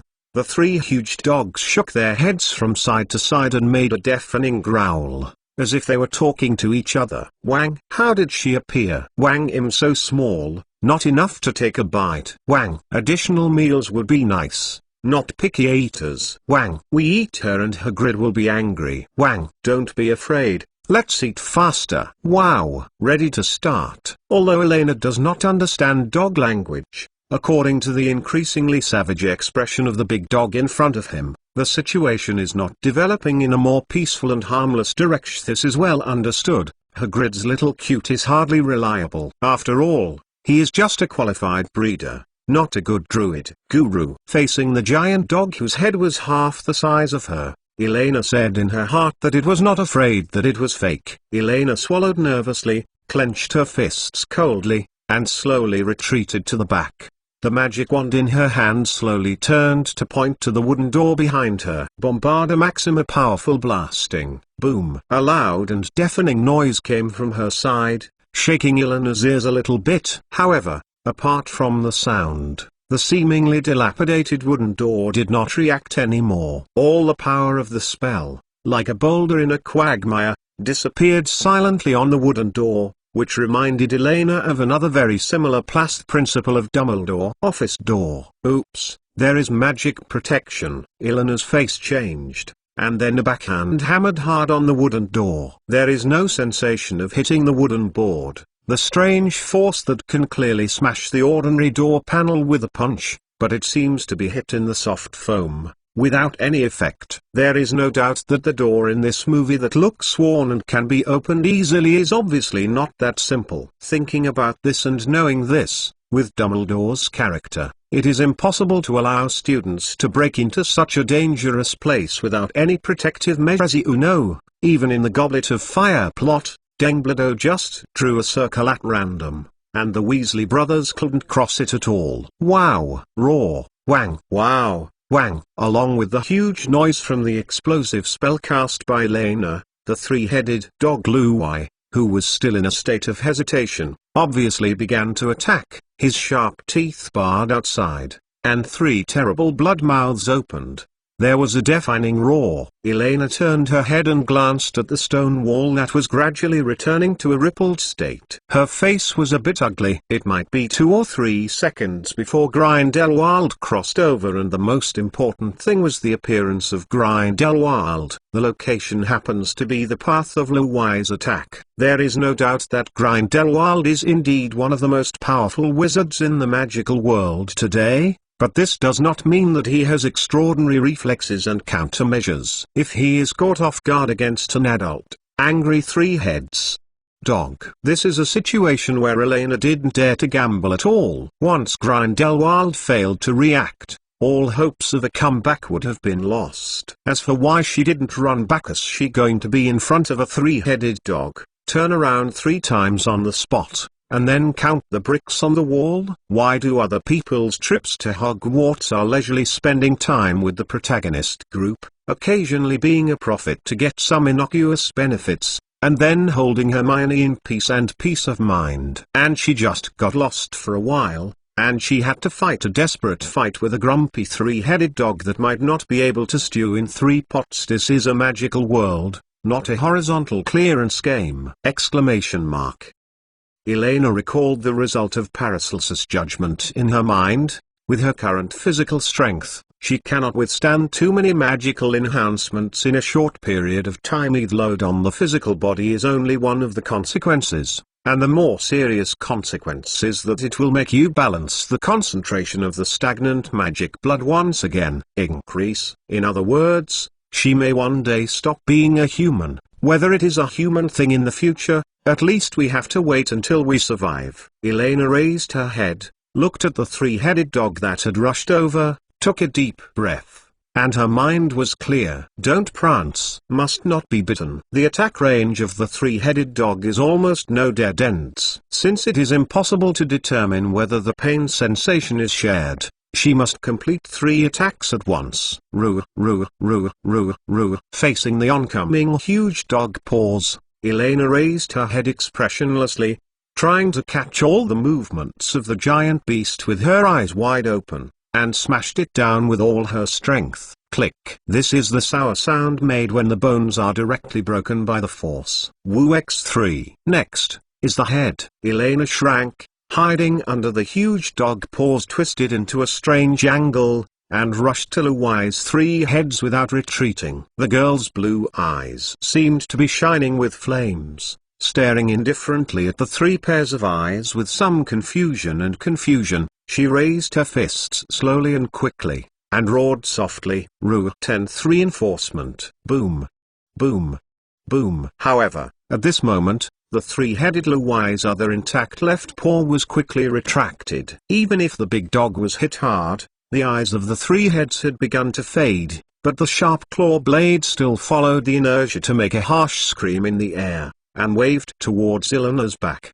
Chapter 3. After paying off all the debts, the fat chicken tried to flutter its wings in the code word, P.S. Dear fat round-faced chickens, do you have a comparison to the lovely Elena Kaslana today? Ask for a day off 47. Today, on Children's Day, Fat Chicken went to the ocean park to celebrate the festival with confidence. And yesterday, I paid off my debts in one go, and I didn't owe a new chapter, so I feel more confident. By the way, sort out the follow-up plot, write a detailed outline, and discuss an addition plan that can be implemented on a regular basis. It's the 4th time to ask for leave this year. Current progress, 4703 or Chapter 260. The Terrible Three-Headed Dog. Entry name, Three-Headed Dog. General, Three-Headed Dog. Latin, Cerberus, the most dangerous existence among the currently known magical creatures. The adult three-headed dog has extremely high magic resistance, second only to dragon skin,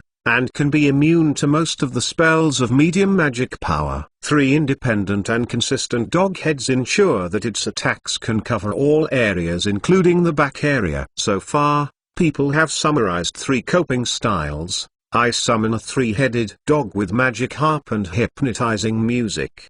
The 3-headed dog raised since childhood can be hypnotized by the breeder's unique musical instrument. B. Relying on extremely powerful magic power to carry out remote suppression and confrontation. Challenge difficulty, the strength of 5 or more adult oras. C. Use absolute strength and skill to defeat the attack that big dog is most proud of. Extremely dangerous. Do not imitate.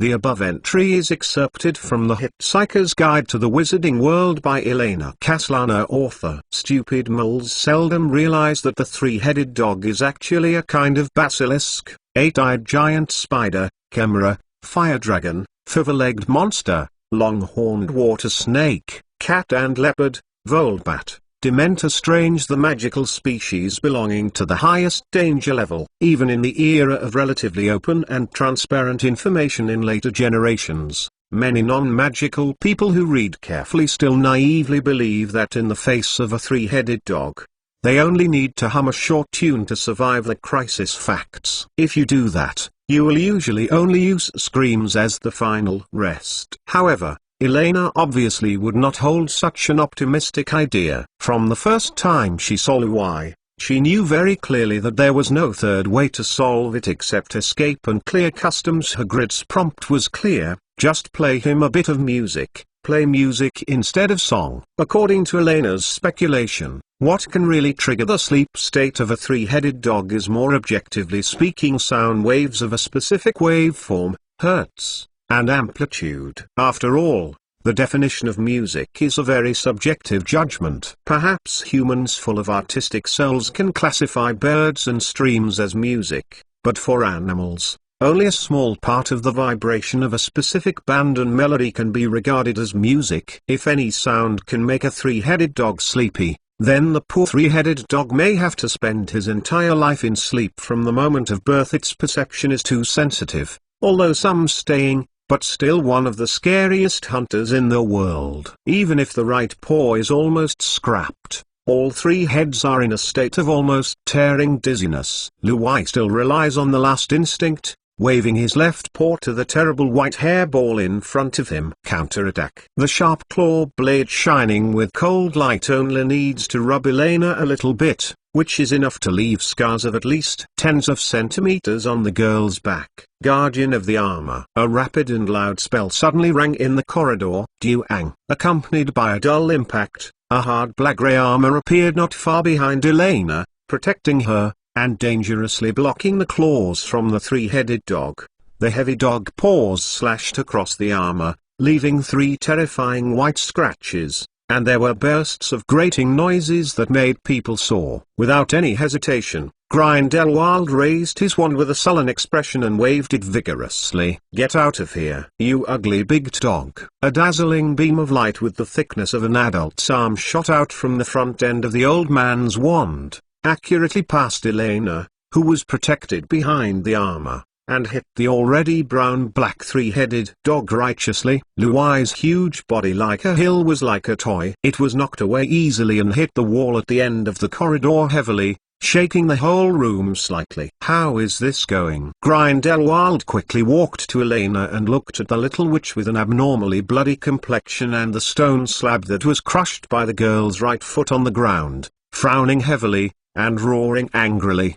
"There are so many magic text enhancements. Are you crazy?" Hey, isn't you here?" Elena raised her head and looked at the angry old man in front of her, spread her hands helplessly, and tilted her head to the side. "Otherwise, what do you want me to do?" "It is a three-headed dog that is close to adulthood. If you don't create enough range for the spell, we may all have to confess here. And I didn't perform so many treatments today." "Magic, it doesn't matter even if you get hurt." "Distance, three-headed dog." Grindelwald turned and looked at the wall where the ripples were gradually dissipating, and where the three-headed dog was just now. It's not difficult for the old man to estimate it a little bit. If Elena hadn't taken the initiative to rush to stop the big dog, maybe he had just appeared, and he was facing a big mouth with a foul-smelling blood bowl. If you count the first time. In the event of a teaching accident, this is the 3rd time he has been rescued by this little guy. However, what makes Grindelwald more angry is that if he appeared a little later, the impulsive little guy in front of him might have been strung on the row of sharp dog paws by now.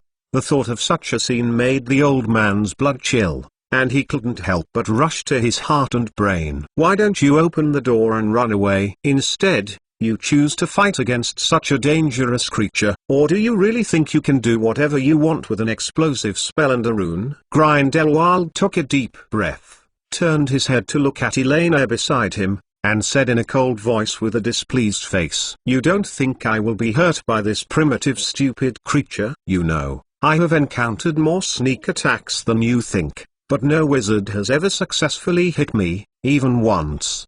Nothing. Because, in terms of historical record, you succeeded every time you were attacked by a magical animal." Elena curled her lips and muttered quietly, "Okay." Grindelwald's face became cold, and he glared fiercely at the white-haired dumplings that were becoming smaller and smaller. "Wow, barking." At this moment, there was a low, angry growl from the corridor. The three-headed dog with tenacious vitality was obviously not so easily knocked down by the curse. The behemoth shook his head from side to side, and his eyes radiated a touch crazy anger. What the hell is Dumbledore thinking about keeping this dangerous animal in school? Grindelwald frowned heavily, holding his wand, looking ugly toward the corner of the wall, where the three-headed dog that had been hit by the spell was panting, shaking and trying to stand up again. Be quiet. The old man's wand flicked slightly. Without any warning, a dazzling beam hit Louis once again, knocking it down to the ground. The wizard's magical ability partly depends on emotions, and it is clear that Grindelwald's mood at this time is not too great. It is good. As for the three-headed dog's proud magic resistance, it may be impenetrable for most wizards, but for Grindelwald, it can be solved by slightly increasing the magic equivalent. Wow, boom, wow, wow, wow, boom. The big dog that crashed to the ground again finally did not try to stand up again. He carefully hugged his injured right paw and curled up in the corner. Three tongues took turns licking the wound. Six eyes looked at the other side of the corridor, one big and one small.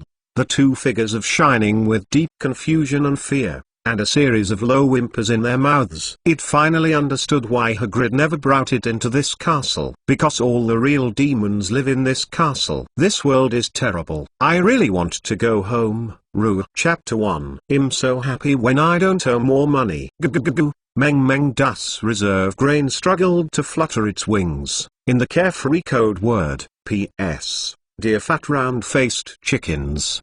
Do you have a comparison to the lovely Elena Caslana today? Stop change notice 6.7 days to change. Stop notification. Time, June 3, June 6, tentatively scheduled to resume on June 7. The reasons are as follows. 1.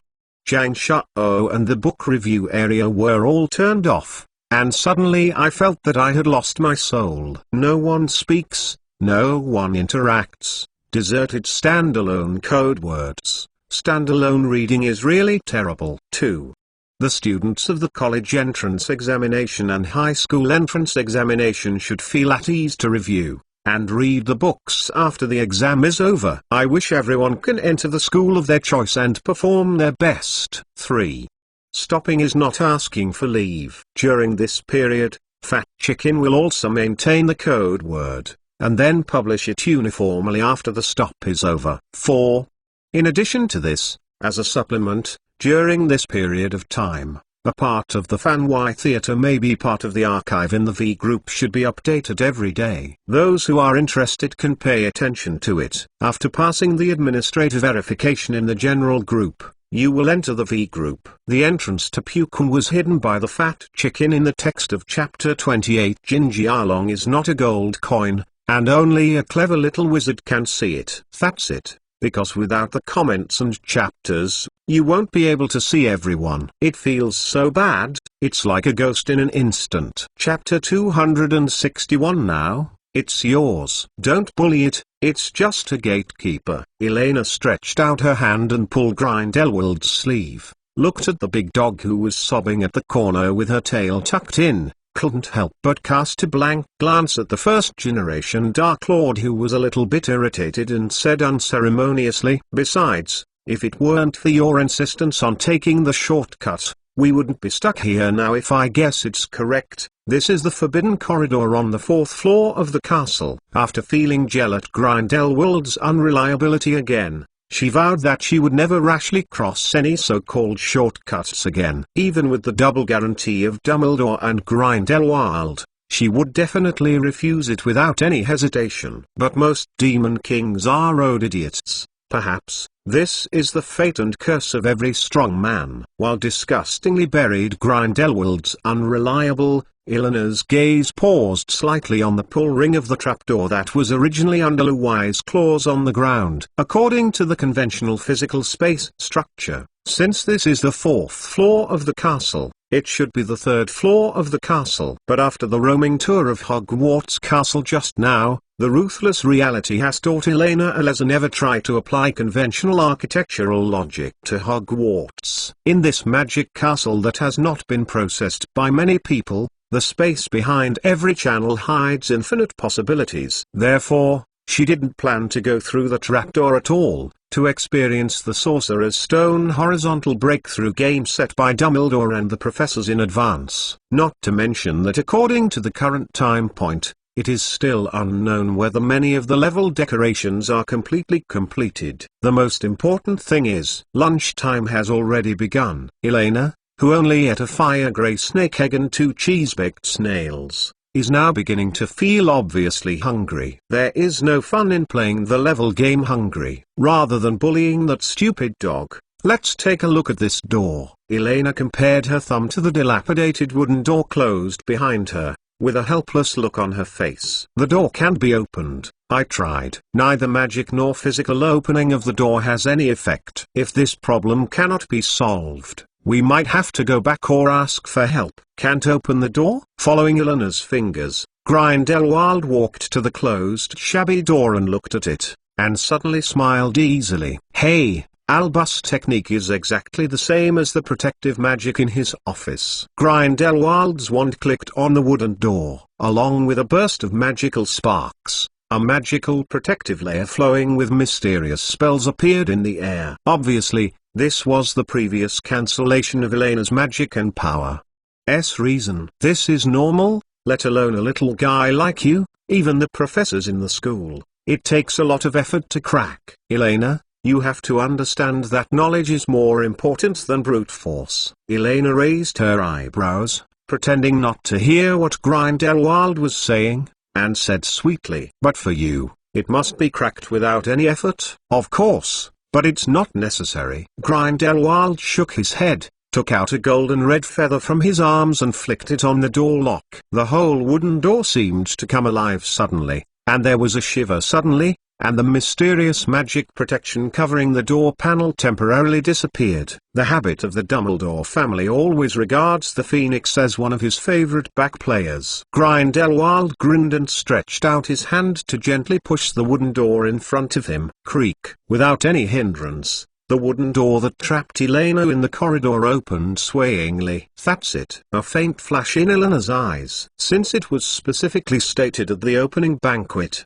as an excellent educator, Dumbledore will definitely take some extra protective measures. Instead of pinning his hopes on Filch's supervision and the consciousness of the students, the naughty students at Hogwarts who are full of adventurous and die-hard spirits are definitely more than the Harry Potter trio. So logically speaking, let alone a first-year student, even a 7th grade little wizard who is about to graduate, it is impossible to break the magic prohibition set by Dumbledore to enter it. This is also an unsolved mystery that plagues most fans.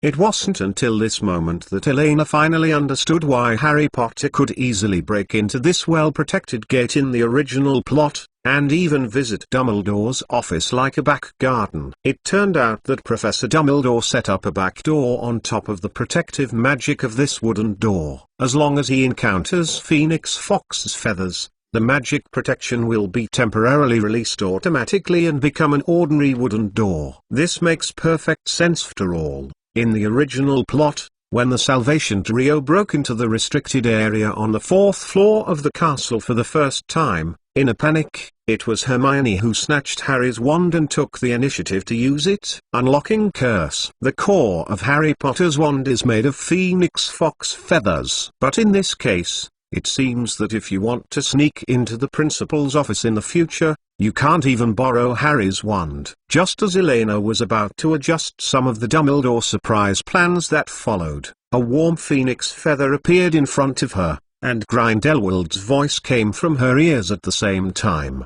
"Give it to you. Go to Albus' office in the future, so you don't have to be afraid that he will lock you up again." Grindelwald rubbed the girl's hair with a touch of affection, and said gently, "Eh?" Glancing incredulously at the key in her hand, Elena nodded in surprise, and was about to put her hands away. Suddenly, she thought of something. She moved her hand and looked up at Grindelwald with some confusion, asked indifferently, "But if you give this to me, what about you?" "Don't worry, I'll go to Fox for one later today." Grindelwald waved his hand nonchalantly and replied in a relaxed tone. After all, in a sense, the Phoenix was given to Albus by him. From the perspective of origin, The first time Phoenix Fox spread his wings in flames took place in the castle of Newmangard. Well, okay. If you need it, you can find me to return it to you at any time. Elena nodded and did not decline. Grindelwald lowered his head and looked at Elena, who was cautiously hiding the warm phoenix feathers on his chest, and shook his head dumbfounded. His little granddaughter of words really became more and more popular. What should we do next? It would be great if there were food reserves. Elena glanced at the empty corridor on the 4th floor with a sad face. Although the superstructure of the castle was obviously much more friendly to the road idiot than the intricate underground buildings, it was only relatively speaking.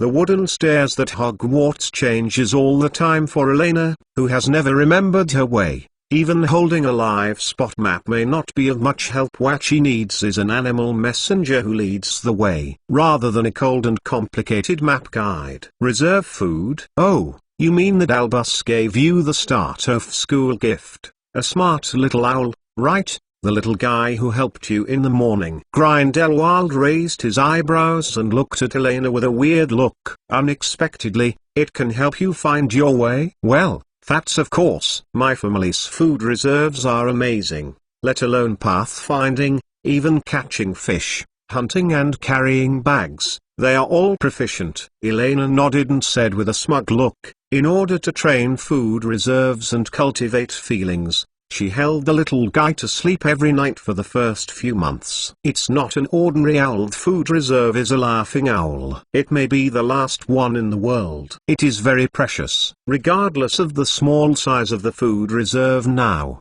if you put it in the school's owl shed, it may be an exaggeration to say that one hits 10, but one hits 5 at least is no problem. The most important thing is that, apart from the bad problem of being a little sleepy during the day, the food reserve is much more spiritual than most owls. At least the simplified Chinese captured a few days ago has still been dutifully done by it. The ground was locked in the Hufflepuff dormitory, and neither ran away nor did the hunger strike. Looking at the proud Elena, Grindelwald curled his lips. Dumbledore was really good at coaxing the children. In contrast, he seems to have no decent gifts. Speaking of which, is it your birthday in half a month? I have never given you a decent gift. Birthday present? No need. Elena touched the charged Death Hallows necklace hanging on her chest, squinted her eyes like a cute cat, and the little doll hair shook her head. Did you already give me a necklace already? I like it very much. It's not the same. Now this is your ancestral amulet. So I still want you a gift. Grindelwald smiled and shrugged, resting his chin on it for a moment. He didn't want to be abducted by Dumbledore's granddaughter with some small favors that involves future plans. Although the two people have the same overall goal, the specific direction and form of realization still need to be contended in advance. The old man touched the slightly raised stubble on his chin. His lips moved towards the end of the corridor, and said thoughtfully, in this case, I will give you a pet too. Just that big dog. What do you think? Although it may not be so good looking, in terms of rarity and the role it can play in hunting, it is definitely not worse than the little owl given by Albus. Haha. Eleanor's face was slightly dazed, and she looked at Louis, who was shrunk in the corner and also looked confused. But not to mention that it should have an owner. Even if you give it to me, I can't control it. Right. With her small body, the uniform reserve food is easy, but if the road maintenance prestige is not good, the big dog will be given a meal. This kind of magical creature that has the potential to hurt people and is extremely aggressive, its original owner obviously did not complete the tame according to the regulations of the magic world. Therefore, according to the law, it currently belongs to the wild state that anyone can capture, tame, and even kill. Grindelwald shook his head and calmly corrected his expression. As a pioneer of reform in the magical world, he can be said to be very familiar with the various laws and regulations currently in the magical world, and he is no better than any Wesson. The Wizard of Camo is bad. However, this kind of grumpy animal does need some extra safety measures. Grindelwald glanced at Elena next to him, and Grindelwald nodded in agreement. The fingers of the free hand tapped on the wand, suddenly changed the subject and asked slightly, "Elena, do you remember that when I told you about magical animals in Newmangate, I slightly improved the existence of those who were called the three-headed dog of hell by moles in the ancient mythological period?" "Yeah, but, aren't you saying that these are just the imagination of moles who occasionally see the three-headed dog?" "Most of the three-headed dog is just a kind of non-magical animal." "Yes, but I'm talking about most of them, right? You know, the three-headed dog is one of the earliest combat and hunting helpers tamed by human wizards. The sixth sequence of ancient runes, flame. Grindelwald smiled slightly, and the wand in his hand moved a little forward, like a musician directing a piece of music, gracefully drawing a circle of arcs in the air, and a series of faint blue flames instantly filled the entire corridor. The icy blue flame exudes dazzling gorgeousness, and hidden behind it, the extremely terrifying breath of death. An ancient wizard who has mastered the true meaning of flames can combine rune magic to activate and restrain the hidden magical blood in the body of the three-headed dog. Only then will it be real. With the voice of Grindelwald, the sky full of blue flames slowly poured into the big dog's body amidst Luwai's fearful whimper. The hill-like body twitched in fear, accompanied by the disappearance of the sky full of blue fire. Slowly fell into a dead silence. At the next moment, a large cluster of dazzling blue fire snakes suddenly exploded outwards. The mane-like alliance surrounds Luwai's three ferocious dog heads. There seems to be a hot flame in the snout. Outside Jet, Wang, the three-headed dog slowly stood up and let out a huge deafening growl. Blue flames lingered under its four soles, a trace of flames flowing between the sharp claw blades. Six eyes suddenly widened, and deep blue flames of death gleaming in the pupils, as if they were really descended from the edge of hell. Three-headed dog. Grindelwald continued to play his magic, while smiling at Elena and said, "This is?" Elena's eyes widened, and she looked at the hideous and gorgeous behemoth in front of her in disbelief. "The voice hasn't completely fallen. I saw the magic wand in the hands of the first-generation Dark Lord lightly tapped on the palm of Elena's right hand. A little like a faint blue flame lit up in the girl's hand, and quickly merged into Elena's palm. Elena could feel that a wonderful connection appeared between her and Luwai. With a single thought, she could change the state and temperature of the flame that lingered around and inside Luwai's body. Taking advantage of Elena's novel perception of magic, Grindelwald took a breath and secretly steamed the fine sweat from the temples with magic power. Immediately afterwards, Grindelwald retracted his wand lightly, nodded slightly as if performing a curtain call, stroked Elena's head and said softly, "Now, it's yours." First, seeking a monthly pass, asking Jiang to say, "Your cutest fat chicken is back!" 4,000 words big chapter. There are at least 2 more updates today. A total of 10,000 words guaranteed. P.S. Dear round-faced fat chickens. Do you have a heart for the lovely Elena Kaslana these days? Have you voted for a monthly pass?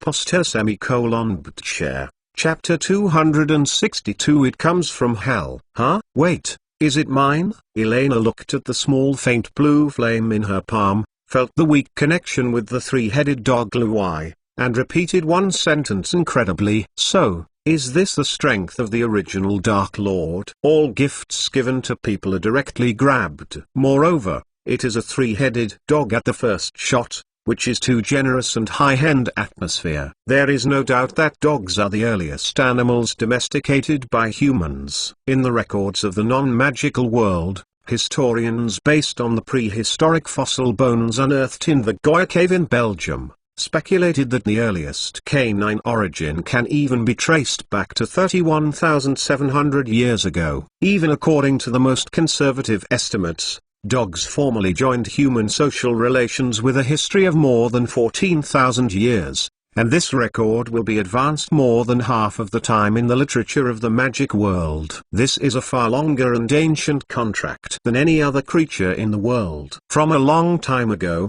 dogs have been human beings' particularly important combat partners, hunting helpers, daily companions and a source of food when necessary. Just like the attitude of the East towards cows, people are very concerned about those who can help them fill their stomachs.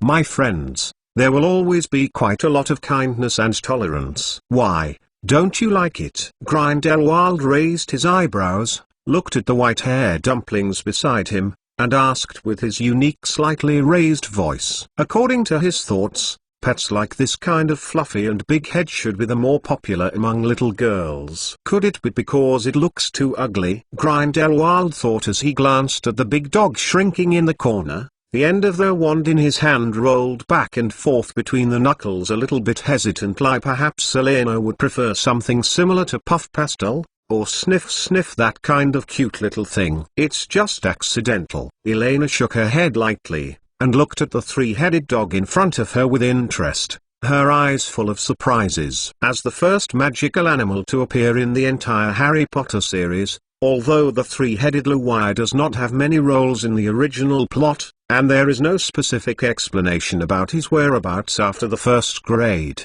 but if you only talk about the popularity said, definitely no less than Dumbledore's Phoenix Fox. In Eleanor's view, keeping the rare three-headed dog in the narrow corridor as a guard at the level is as violent as locking the fire dragon that should have soared above the dome in the underground vault. A wilderness full of vitality, and the jungle is the most suitable place for three-headed dogs to hunt and live. Seeing the joy blooming in the girl's eyes, Grindelwald secretly breathed a sigh of relief and patted the little granddaughter on the shoulder. Go and touch it. Don't be afraid. I'm here. Although the shackles of magic, theoretically speaking, there will be no major accidents, but the tip of the wand in Grindelwald's hand still pointed accurately at the three-headed dog while Grindelwald was speaking, ready to respond at any time. Elena nodded and walked carefully toward the big dog curled up in the corner and licking her left paw. Woo wow! Perceiving the approach of the little witch, Luwai, who had already been attached to the wall, trembled. A panic flashed in his 6 big eyes. The huge body like a hill wriggled toward the corner again, as if he wanted to. It's the same as printing yourself into the wall. Not to mention the death threat posed by the flames that permeated Luwai's body. The weird power of this little guy was enough to make Luwai feel scared from the bottom of his heart. No, even Hagrid is impossible. The left paw is discounted all at once. Elena walked to the three-headed dog Luwai, stretched out her hand and rubbed the long soft fur of the big dog, and squinted her eyes very pleasantly. Not to mention, this oversized plush pillow feels really good to the touch. Wang, wang, wang. Luwai lay motionless on the ground, letting the little wizard in front of him torment him, with a particularly well-behaved appearance. Relying on the vague magical induction, Luwai can clearly feel some simple emotions and instructions of Elena, such as obedient equals become a pet or become resistance equals reduced to food. Never underestimate the intelligence of any magical creature, let alone overestimate the morals of a big dog that has been domesticated by humans since childhood. If it is not for worrying about being beaten again, Luwai even intends to stick out his tongue to please Elena. I licked it all over again. Elena glanced at the big dog who was suddenly docile. The corners of her mouth curled up in satisfaction, and she said lazily, paw. Wow, wow, wow. Poor Luwai trembled all over, and suddenly remembered that it had only attacked the little master in front of him with his right paw not long ago. Woo, woo, woo. After hesitating a little for a second or two, the big dog let out a few grieved sobbings with his head down and his 6 eyes closed tightly in unison, and tremblingly extended his remaining intact right paw in front of Elena. Why did you stretch this paw to me? I'm not a cruel devil. Elena looked at the very humane big dog in front of her amusedly, shook her head, bent down and squatted down beside the three-headed dog's left paw, which showed an abnormal curvature, and observed it carefully. The physique of the three-headed dog is really strong. If it were replaced by an ordinary human, it would have collapsed into a mass of mud regionally. How could it be just such a simple fracture? Elena chanted softly, and slowly pressed her hands to the small depression on Luwai's paw. A cloud of white light flashed from the girl's palm, submerged into the body of the three-headed dog. Healing the scars on the big dog's paws showing abnormal curvature quickly returned to normal. While Luwai was originally low, the low howl gradually turned into a comfortable purr. From now on, you will be my pet, just like my little food reserve. Elena straightened up, straightened her hair contentedly, and patted the heads of three big dogs with her little white palms, as if they were stamped, showing a triumphant look. In this way, in the Hogwarts Forbidden Forest, she could almost walk sideways. She had been greedy for a long time for the large group of legendary terrestrial softshell crabs. Let's go, Grandpa. Let's go downstairs. It's time for dinner now, and we won't be able to make it if we don't hurry. Elena grabbed Luwai's long hair, dexterously climbed to Luwai's back, straddled a little behind the collar of the head in the middle of the three-headed dog, and waved to Grindelwald with a brilliant face. Signaled the old man to come up together. Downstairs? Okay. Grindelwald looked at the winding corridor outside the door with a headache, and shrugged helplessly. However, I cannot guarantee that I can find the right way. Although the two temporarily left the basement level of Hogwarts Castle, which has the most intricate terrain, in Grindelwald's view, he did not think that the path to the fourth floor of the castle would be much simpler than the path to the basement level. Perhaps. The only advantage is that at least the portrait figures on the upper floors of the castle can speak, unlike the underground area, where there is no sign for guiding the way after 10 minutes of walking. Don't worry, we have a guide now. Elena smiled confidently, leaned down slightly and hugged Luwai's neck, resting her chin comfortably on the furry dog's head. The so-called three-headed dog is just a general term, as if we are describing ordinary dogs, although they are collectively referred to as dogs. But husky, corgi, teddy, this is another. It is a completely different existence. In fact, due to the mixed blood, most of the three dogs have different appearances. As three-headed dogs with powerful magical powers, they can always adjust their appearance and physique during development according to their environment. But wizards can still infer how these big guys are in the normal canine world based on some of their physical characteristics. Relative. For example, from the appearance of the three-headed Luwiden, it is obviously closer to a giant Cathro hound, a large assault dog that originated from the ancient Roman period and has natural guarding instincts, and can hunt lions and wild boars, and even cooperate with the army to participate in the battlefield fight. The Cathro has a brave temperament, extraordinary courage, and full of resilience. Because of its excellent endurance, it is often a bloody fight once it fights. But at the same time, he is exceptionally docile and possesses the highest intelligence among dogs. There is no doubt that from the perspective of Luwai's condition, it obviously possesses a lot of the character and traits of the Cathro. Although it is the world's top guard dog, it can lie quietly somewhere most of the time, without abnormal noises. It will not bark. Even when there is a request for the owner, he will whine gently and tenderly. But what it is really good at is tracking prey and acting as an auxiliary attacker, and this happens to be the help the two lost demon kings need most at this time. Of course, Luwai is not a human being after all, nor is it a professionally trained guide dog. If you only tell it the name of the place, there is currently no way to make accurate path planning. Therefore, if Elena and Grindelwald want to reach the school auditorium smoothly, they still need to give the three-headed dog Luwai a little hint. Elena stretched out her hand to touch Luwai's triangular ears covered with short hair, and lay on the big dog's ears and whispered, "Hagrid, Rubus Hagrid, now take us to see him."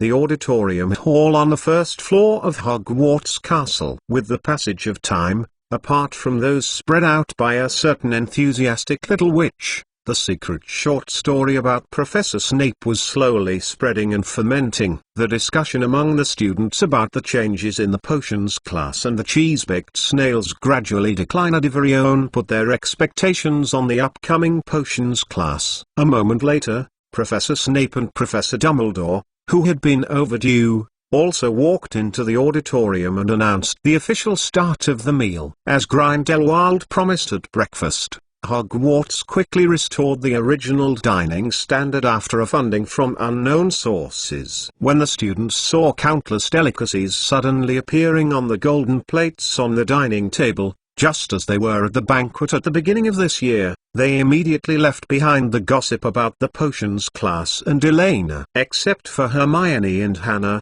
almost no one in the entire auditorium cared about whether a Hufflepuff first-year freshman was absent from the meal again. Elena hasn't appeared yet. She must be lost again. Hannah, why did you leave her alone in the classroom? Hermione, who had slipped to the long table at Hufflepuff, looked at the closed auditorium door, complaining a little bit in her tone. Because there are professors, so I thought. Hannah bit her lip. She originally thought that Professor Snape and Professor Dumbledore should have told Elena to take them to the auditorium together. Who knew that she waited until the two professors appeared and she didn't see Elena? It wasn't until this moment that Hannah Abbott was completely panicked.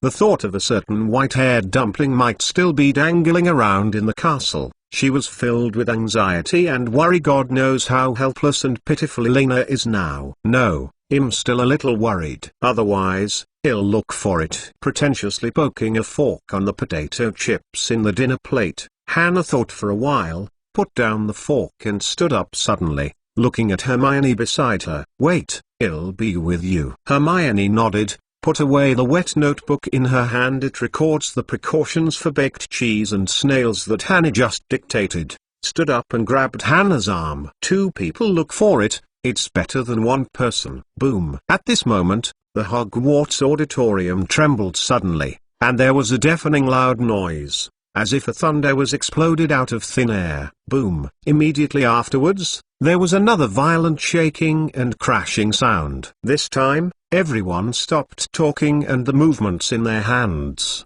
raised their heads one after another, and looked at the entrance of the auditorium anxiously. Since the owl hit the school some time ago, the main entrance of the Hogwarts auditorium has been specially strengthened. But even so, a slight depression still appeared on the inside of the door panel, as if there were a group of angry giants outside the door. All the adult wizards sitting on the teacher's bench also stood up, drew out their wands, and looked towards the door as if facing an enemy. Professor Dumbledore, Professor McGonagall frowned, looked at the old wizard beside him a little nervously, and was about to say something. Boom. After another loud noise, the door of the auditorium was finally knocked open. A nightmare came before everyone's eyes. A terrifying behemoth full of dark blue flames appeared at the entrance of the auditorium, and three ferocious heads swayed from side to side, like guardians of the underworld climbing up from the depths of hell. The sight touched the cold bloodthirsty eyes of the giant beast, and everyone couldn't help but breathe, and they couldn't help but stop for a few seconds. 1 second, 2 seconds.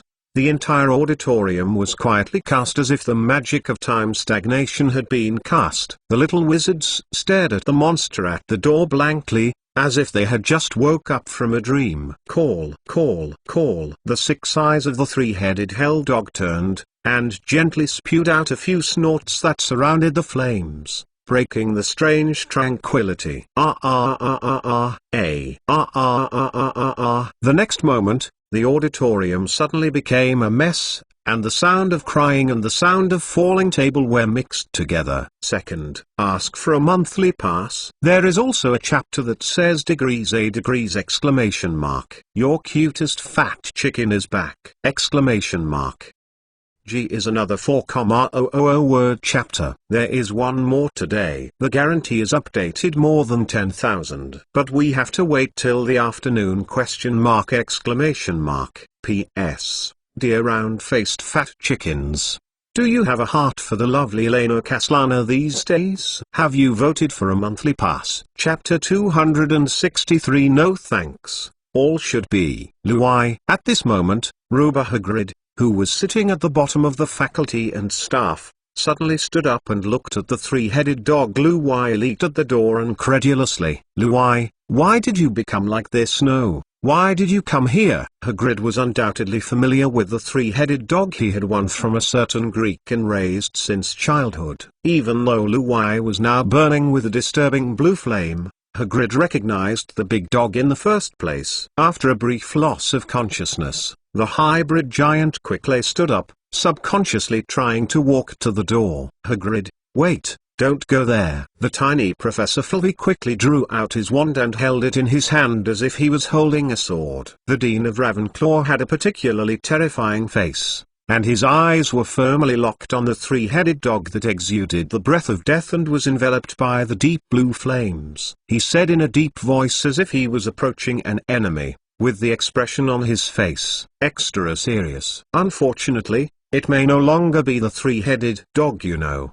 The three-headed dog of hell. I always thought this was a beast that only appeared in ancient legends. You know, this is the slightest a brutal creature, no less than an adult fire dragon. The biggest difference between magical creatures and ordinary creatures lies in the supernatural magical abilities they possess. If it is just a bigger body and a few more heads, it is not strictly speaking a magical creature in the true sense. This is why the owl messenger in the magical world is not a magical animal. According to records in the magic world, a three-headed dog that has awakened its magical ability can even cooperate with wizards to easily hunt powerful creatures such as adult fire dragons, long-horned water snakes, and thunderbirds. However, with the awakening of magical ability, the three-headed dog changed more than just destructive power. The powerful power also brought more intelligence, and several times the food consumption. The most important thing is that if the old fragment that Professor Flitwick has seen before is not wrong, there is probably a powerful wizard who has mastered the ancient magic text behind every three-headed dog of hell. As Hagrid stood up, the three-headed Luwai's eyes lit up, shaking his head and yelling happily in the direction of Mother. Woo, roar, roar, roar. Obviously, most of the students did not feel the joy and happiness in Luwai's heart, just like the difference between a cat and a lion. Faced with the terrifying three-headed hell dog that suddenly roared, and the three big mouths of the blood basin surrounded by flames, the little wizards who had been in a panic completely collapsed. Don't come here, help. Help. Cries, screams, and calls for help reverberated throughout the hall of the auditorium for a time, and even overwhelmed Luwai's roar. The students rolled over the benches, pushing each other in the direction where the professors were behind. These little guys who grew up in peaceful times don't even have the courage to draw out a magic wand. Even the little wizards of Slytherin College and Hufflepuff College, who have participated in Hogwarts' largest group fight so far, are no exception. After all, raising a fist in front of classmates who are also humans and raising a wand in front of a monster requires two completely different courage. Almost instantly, the road leading to the auditorium's gate was blocked by the backing students. Therefore, Hagrid, whose collision volume was too large, failed to successfully pass the crowd as he wished. Instead, he was stuck in place by the retreating little wizards. The giant had to stop and stretched out his hand to pull up some of the little guys who accidentally fell to the ground so as not to be submerged in the crowd. The entire hall of the auditorium seemed to have suddenly come to the end for a while, and was plunged into chaos. Bang! Exclamation mark. Dumbledore waved his wand and exploded a purple firework over the hall and shouted, "Anjing!"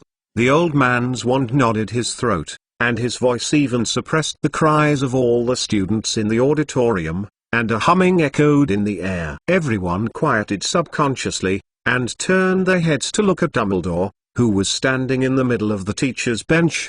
The old wizard frowned, looked at the chaotic students, and said with a serious face, with a reassuring power in his tone, "Everyone please keep calm." Although Dumbledore is very old, he always feels energetic, not only because of his legendary experience, but also not only because of his superb magic power, but more importantly, Dumbledore's protection and teaching of Hogwarts over the decades. This makes people involuntarily trust Albus Dumbledore. At this moment, the little wizards looked at the calm face of the principal. The fright caused by the three-headed dog in hell at the door gradually subsided, and everyone really began to calm down for the first time. "Now everything will be handled by me and the professors." Dumbledore's gaze slowly passed through the young face below, and finally fell on the three-headed dog standing at the door, who looked familiar. He took a deep breath and tried to ease the faint sense of chest tightness. Ever since Jang Hong had not seen Grindelwald and Elena in the auditorium, an ominous premonition was like a heavy boulder pressed against Dumbledore's chest.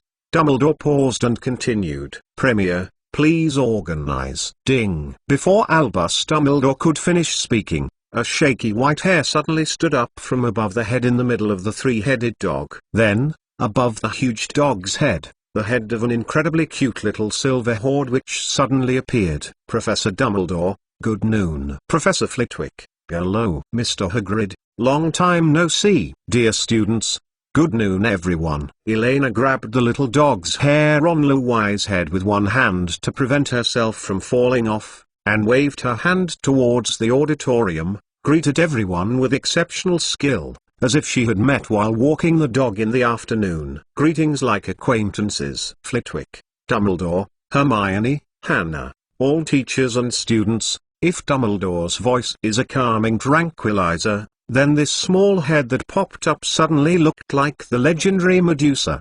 The whole hall became extremely quiet for a moment. Everyone looked at Elena blankly, and the worldview was undergoing crazy reshaping and collapse. "Don't be afraid. Although it looks fierce, it is actually very obedient and well-behaved." Looking around the classmates who had calmed down, Elena was talking and patted Luwai's dog's head with her hand. As if to prove Elena's words, two dog heads on the left and the right fawningly came over, sticking out their tongues to try to lick the back of Elena's hand. The unique body structure of the three-headed dog gives it most of its advantages that magical animals do not have. Following the girl's instructions, Luwai's body like a hill slowly lay down, with the head in the middle resting on the ground obediently, and there was no fierce and violent appearance at all. "Okay, go out and play by yourself, I'm going to eat." Elena dexterously jumped off the dog's head, patted the big nose of the three-headed dog Luwai, pointed to the open woodland clearing outside the castle, and whispered in a low voice. As a kind-hearted little witch, she naturally will not let the three-headed dog Luwai return to the narrow and crowded corridor again like those bad adults and the prisoners in the prison. There are still wines every day. The time, let alone such a rare and magical creature. And with the mysterious connection between the magic flames, Elena didn't worry that Luwai would run away. Wang, wang, wang. Wow, wang. Luwai blinked 6 eyes, and the 3 of them were exactly the same. The dog's face was blank at first, revealing a touch of extremely humane confusion and surprise. After receiving Elena's encouragement again, the big dog trembled in relief.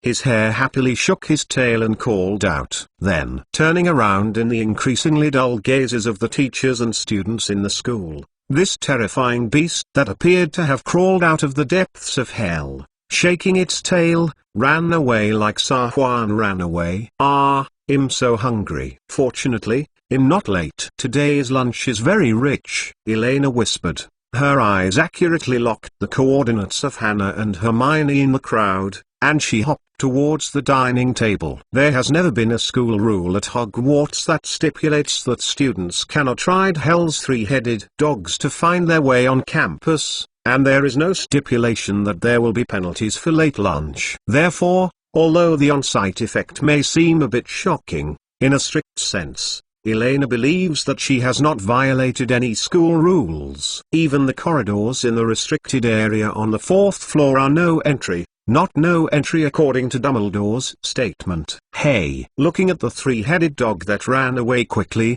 and a certain white-haired dumpling who was going to the Hufflepuff long table as if nothing was wrong, he was about to start eating lunch. Dumbledore made a strange noise in his throat, as if there was something. Something got stuck in the old man's throat. Elena Caslana. Dumbledore's eyes went dark, and Jianling's tall body shook slightly, and his voice suddenly became extremely dry.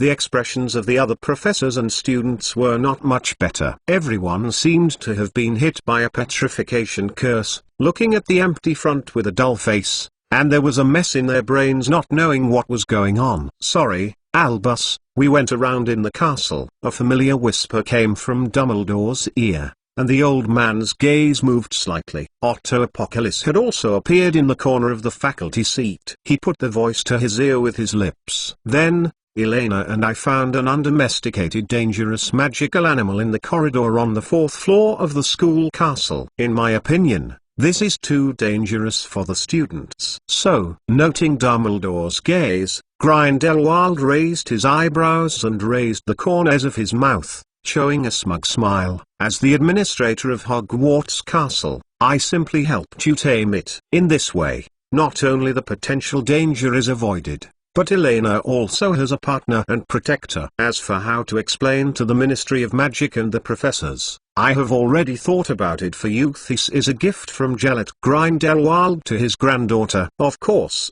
in fact, you can take the little girl's only pet with confidence and boldly, and then let Grindelwald out of prison to accompany her little granddaughter to grow up. Albus, do you think those gentlemen would think that a big dog is dangerous? Or am I more dangerous? Grindelwald raised the golden goblet in front of him, and raised it slightly to Dumbledore, revealing a textbook-like devil's smile. Well, no thanks, these are old you. At the same time, Elena, who seemed to have heard the whispers of the two of them, at the other end of the auditorium also raised the cup, revealing an innocent and sweet smile. Dumbledore only felt a sudden tightening in his heart. A buzzing sounded in his mind. His left hand subconsciously grasped his chest, and his tall and healthy body shook again. Then it shook again. Shook, shaken, shake. Third. The following words are free, not counting the updated words. Introduction is still a big chapter ? Exclamation mark. Your cutest fat chicken is back! Exclamation mark. A total of 3 changes were achieved today. 12,000 in total. 12,000. 12,000. Straightforwardly ask for a monthly pass. Ask Jang to say, P.S. Dear round-faced fat chickens. Do you have a heart for the lovely Elena Caslana these days? Have you voted for a monthly pass? PS2. The chapter in the 260th chapter says, There is a way to remedy it woo woo woo. PS3. Later, there will be a long-term plus and change rule and an explanation of cost repayment. Chapter 264 Law Enforcement of Fishing Seeking Monthly Ticket. Professor Dumbledore. Madame Pomfrey stood up, held on to the old man, looked at the old wizard with concern, with some anxiety and concern in her tone. This is the 3rd time since Hogwarts started school. Although Professor Dumbledore's mental state has obviously recovered a lot since the arrival of Otto Apocalypse, it is undeniable that starting this year, the physical condition of the elderly has indeed deteriorated. At least Dumbledore had never had a heart attack before. However, this is not difficult to understand for Bobby Pomfrey. After all, the crisis that Hogwarts is facing now lies almost entirely on Dumbledore's shoulders. After all, Dumbledore is just a stronger human wizard, not an omnipotent god. It's okay. The old things are getting sick these days. Dumbledore waved his hand and replied softly, as calm as ever. However, even the familiar and gentle smile could hardly conceal the tiredness and oldness that followed. Not surprisingly, this should be the most difficult year since he became the headmaster of Hogwarts. Dumbledore patted the back of Madame Pomfrey's hand on his shoulder, showing a kindly relieved smile, a little set in his mind. His gaze moved away from Grindelwald and Elena, and he took a deep breath and looked. Slowly explained to the bewildered little wizards in the auditorium, please don't panic. In order to maintain campus order and ensure your safety, Hogwarts hides various invisible guardians that are usually difficult to detect. Luai is just one of the guardians.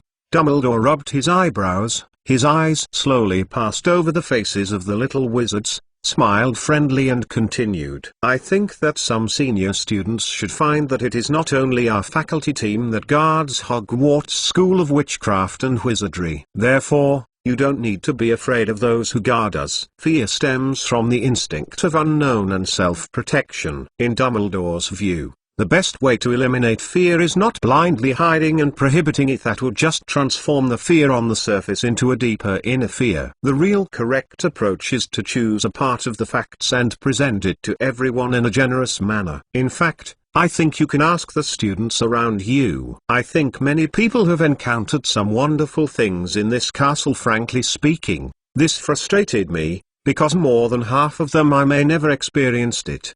Dumbledore spread his hands and said softly with a gentle smile on his face, "I can't help but once suspect that many wonderful things may only be encountered by young people." With Dumbledore's voice, the once stagnant auditorium gradually began to rejuvenate. The little wizards looked at each other and whispered to each other. "Speaking of which, I have always known that there is a giant squid in the Black Lake. A few years ago, a senior who fell from a boat while crossing the lake was pushed to the shore by the giant squid. There are horse tribes in the Forbidden Forest. We sneaked into the Forbidden Forest for a date. We were surrounded by a large group of unclothed horsemen and escorted to Mr. Hagrid's hut. Note: horses people equals people and horses. Hoof warning. Some of the armors in the corridor on the 6th floor are alive. Several times when I was about to be late, there were metallic voices that quietly guided me to the nearest path to the classroom. Remember the group of enthusiastic house elves in the kitchen? I counted them before. At least hundreds of them. I swear I heard them cleaning when I went to bed at night. The stone statues on the 3rd floor are definitely one of the guardians in the mouth of Professor Dumbledore. I swear I have seen their eyes secretly moved before. But when I look over again, they all pretend to be stone reliefs. Hogwarts is full of all kinds of wonderful things. Although the three-headed Luai is a shocking existence, it does not mean that the other little wizards have not encountered other wonderful magical phenomena. To be precise, many active little guys have even encountered some even more incredible experiences. For example, when you push open the door of a certain classroom, you find that you are flying in the endless starry sky, and you have lost your sense of the up, down, left, and right directions. For example, when I was going to the toilet, I was suddenly pulled into a hole filled with grey mist, on which a dozen mysterious people who couldn't see their faces were sitting in the shadows. For example, after touching a certain strange sculpture, the consciousness instantly melted into the body of an ancient creature, participating in a tense and exciting hunt, accompanied by various rumors and stories that are indistinguishable from true and false. The fear caused by the three-headed dog quickly began to dissipate. Many courageous little wizards have even gathered around Elena and began to ask about riding there. The feeling on a big dog. I have to say that Grindelwald's aesthetic is quite good. The three-headed dog Luai Shan, who has passed through the blue flame enchanting, is able to hang up most of the ordinary magical animals in terms of appearance: a handsome, prestigious, obedient, and fierce kind of stupid. Not to mention, as the little wizards gradually recovered, many smart students have guessed from the conversation between Hagrid and Professor Flitwick that the terrifying monster seems to be raised by Mr. Hagrid. Yes, and there is a silly name, Luai. On the other side, by the long Gryffindor table, a large circle of students gathered around the Weasley brothers and George and others, listening to the twins telling them about their adventures in the school. Of course, many of them were mixed with some stories made up.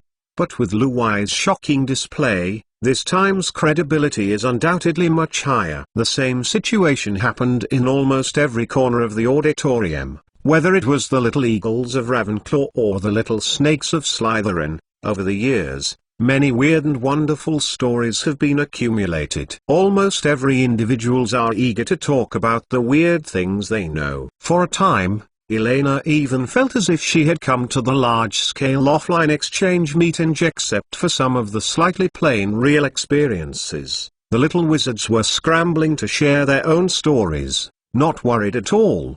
The logic of these stories and how many school rules are violated. Well, did you say that big dog? Actually, I am not very clear. Glancing a little at the smiling old radish on the faculty seat, Elena, suddenly alarmed, hesitated a few words to fool the topic, picked up the knife and fork and began to eat seriously. In this situation, I always feel that there is an ominous premonition. Well, I know you all yearn for some unique experiences. The old man's azure blue eyes looked at the whispering little wizards through the lens, and meaningfully glanced at the few little adventurers in the middle of the crowd of different grades, and exchanged glances with the surrounding professors. Said with a smile, "However, I still need to reiterate that all violations of school regulations will lead to corresponding serious consequences. I hope you can keep this in mind. Not all guardians have good tempers." After a short pause for a few seconds, Dumbledore cleared his throat, his voice slightly too high. "Next, each dean will contact some students one by one, work out an incomplete version of the precautions about Hogwarts, sort out and evaluate the dangers, and formulate some protective measures and update some corresponding school regulations." As Dumbledore's voice fell, the triumphant Weasley brothers suddenly closed their mouths like a pair of ducks that were suddenly pinched, and looked at the old man standing in the middle of the auditorium in disbelief. What made them even more disturbing was that Professor McGonagall, who was sitting next to Dumbledore, was looking at them with a serious face, frowning, as if he was listening to their stories by their side just now. "Okay, it's getting late. Let's have a meal, everyone. It is very important for you to enter the class with energy and clarity in the afternoon. More stories you can slowly share with the professors and classmates later." Dumbledore sat down after speaking, turned his face and talked quietly with the deans of the colleges. What happened to Elena made Dumbledore suddenly realize one thing. Times have changed. The little wizards of today, especially the little guys in these past few years, are much more active than before. Therefore, the school must make some more changes in school regulations to adapt to this young man. Surroundings. Before that, we must first determine a little bit, except for Elena Castellana, which little guys in the school need to focus on. The auditorium was quiet for an instant, and all the little adventurers were eating lunch bitterly, as if it were the last meal before their deathbed, especially those who violated many school rules and kept triumphantly not being caught. The star students who live. The only thing that is calm is a certain white-haired dumpling that is no longer a concern. Anyway, I can't hide it anyway, so it's better to enjoy lunch with peace of mind. Come on, Hannah, this roasted elbow is good. Ah. Well, Hermione, stop asking questions. Come on, open your mouth. This grilled sausage is delicious. First, ask for a monthly pass. Exclamation mark. There is also a chapter that says degrees A degrees exclamation mark. P.S. Dear round-faced fat chickens. Do you have a heart for the lovely Elena Castellana these days? Have you voted for a monthly pass? PS2, P. Dungeon Player, a very interesting sand sculpture book. A hapless indigenous demon was fooled to buy an abandoned dungeon, and found that it could summon the player's consciousness. So he simply started to fool these free labor, make a game to cut leaks. A despised chapter about crowdfunding. A cute little fat chicken like me spurns this stinky shameless copying of chapters from the bottom of my heart. If you read it, remember to help me take a bite. Pooh. The fastest mobile version update URL. Chapter 265 Pre-Class Questions. Seeking Monthly Pass. This lunch did not last too long. After a series of changes, the little wizards can hardly focus on the dishes. Most of the students who leaked like the Weasley twins had a bleak face, thinking nervously about how to respond to the interrogation from the dean of the college in the near future. And more little wizards remembered the wonderful stories they heard before,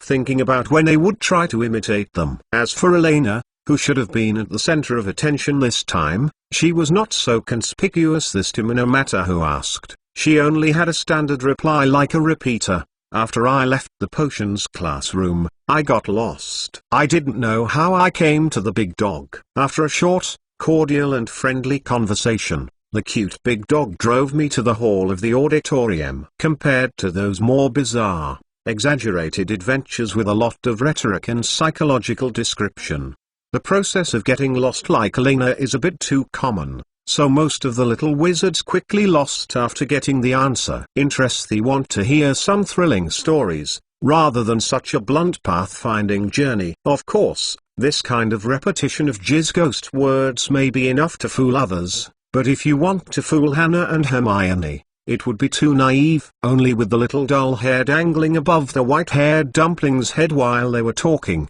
the two could guess that Elena was absolutely not telling the truth. Although it is not necessarily a lie, at least most of the facts are hidden. Hermione and Hannah looked at each other, confirmed their guesses from each other's eyes again, and then looked thoughtfully at the white-haired dumpling who thought they had successfully fooled them, and tacitly did not continue to question them. In the afternoon there is a herbal medicine class, Gryffindor and Hufflepuff students together, and tonight there is a history of magic by Professor Binns, also with the little lion and the little badgers. So Hermione and Hannah has plenty of time to quietly torture a certain white-haired dumpling who didn't tell the truth. Hannah, Elena will come back to Gryffindor Tower with me at noon today. Leaving the hall of the auditorium, Hermione took Elena's hand naturally and looked at Hannah with a smile and said, "Her textbooks are still in the Gryffindor lounge. See you at the gate of the castle later." "Oh yeah, is it the Xylowache again?" Exclamation mark. Her left hand fell into Hermione's soft little hand. Elena's heart suddenly slammed, and she subconsciously looked at Hannah on the side. Unlike other grades, first-year students cannot leave the castle directly to go to the outdoor classrooms.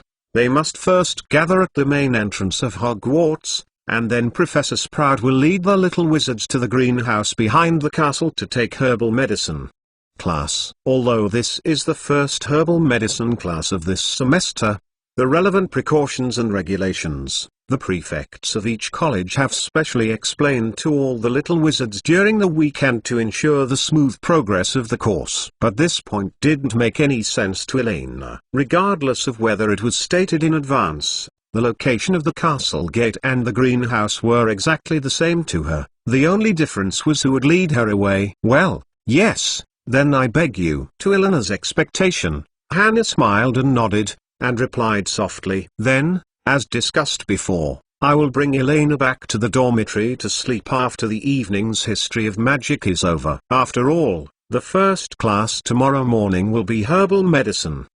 Exclamation mark. Elena blinked, her eyes wandered over the two girlfriends on the left and right, and an ominous premonition arose. It seems Little Tinu and Little Beaver have completed a lot of ulterior strategic cooperation in private. This is not right. It is obviously 3 half-Fiagra snake eggs. Why do the two people's favorability increase so fast? Exclamation mark. 2 o'clock in the afternoon. After Elena, Hermione and Hannah met at the gate of the castle on time. They were at the end of the team under the leadership of Professor Sprout. They walked out of the castle and passed through a vegetable patch towards the greenhouse behind Hogwarts Castle. When passing the vegetable field, Elena noticed a lot of strange phenomena, such as the phenomenon of early seeding of cabbage and potatoes in Antisiazen. The most important thing is that they are both in a mature state at the same time. Obviously, in Hogwarts, many professors are not limited to teaching. Just as Professor Snape will be responsible for the daily potion configuration, Professor Filby will be responsible for the maintenance and repair of the castle's magic facilities. As a herbalist, this large vegetable plot is naturally managed by Professor Sprout. If even Hagrid knew how to use magic to give a little help to the pumpkin he planted, it is unreasonable to say that Professor Sprout would really be like a farmer in the non-magical world, plowing the vegetable field that supports part of Hogwarts' food supply with a hoe and a hoe. Magic vegetable field? Elena glanced thoughtfully over the lush vegetation. I have to say that compared to pure destructive power, the role that magic can play in daily people's livelihood is actually seriously underestimated and ignored. But if you want to set off a wave, you need more people, and more standardized channels will work. And the magnitude of single-player spellcasting alone is far from enough. Speaking of which, if she remembers correctly, the dying bear in the east will be. Okay, here it is. Professor Sprout's voice came from the front, interrupting Elena's thoughts. As the Dean of Hufflepuff College, the stupid Professor Sprout is probably the most amiable-looking professor,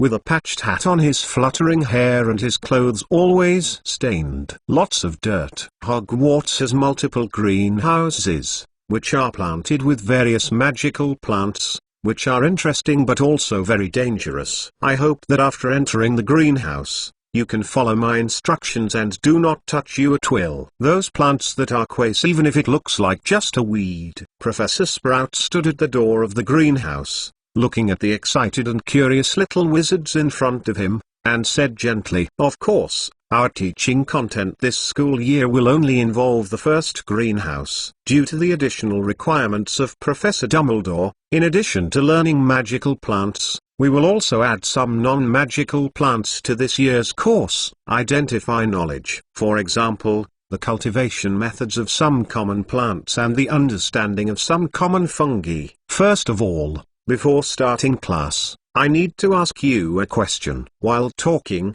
Professor Sprout took out a bunch of colorful mushrooms from the cloth pocket around his waist and displayed them in front of the little wizards. "This is what I collected in the Forbidden Forest in the morning. May I ask which of these mushrooms in my hand are edible and which are not edible?" First, postscript is free. Ask for a monthly pass. There is also a chapter that says degrees A degrees exclamation mark. P.S. Dear round-faced fat chickens.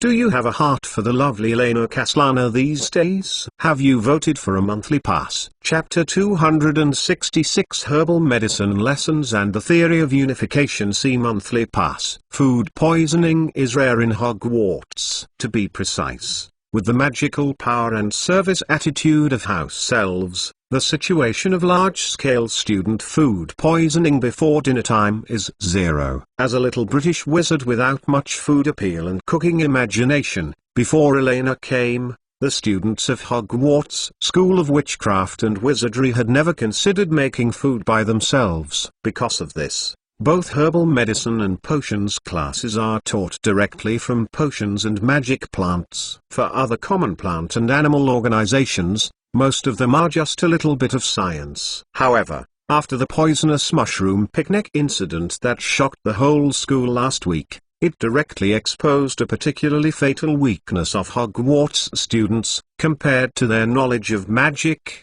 they knew about some ordinary non-magical worlds. It's too little. If the little wizard in the first grade collected poisonous mushrooms by mistake is forgiven, then it is incredible that all the 7th grade students who are approaching graduation fell on the little mushrooms. No one recognized the toxicity of mushrooms, and no one thought of casting a simple toxin identification magic. Although this magic is not recorded in the spell textbook, the most important thing is that the last person who sent the message for help was from the first-year Little Witch in the Mole world. After experiencing this incident, the originally stubborn board of directors even rarely became loose. With an overwhelming number of votes, Hogwarts agreed to add part of the knowledge of the non-magical world in subsequent courses. Elena will. The content of this part is collectively referred to as natural science. As a professor of herbal medicine, Pomona Sprout is naturally very happy with this kind of curriculum change. Even if this way, the teaching tasks she has to undertake will be more onerous,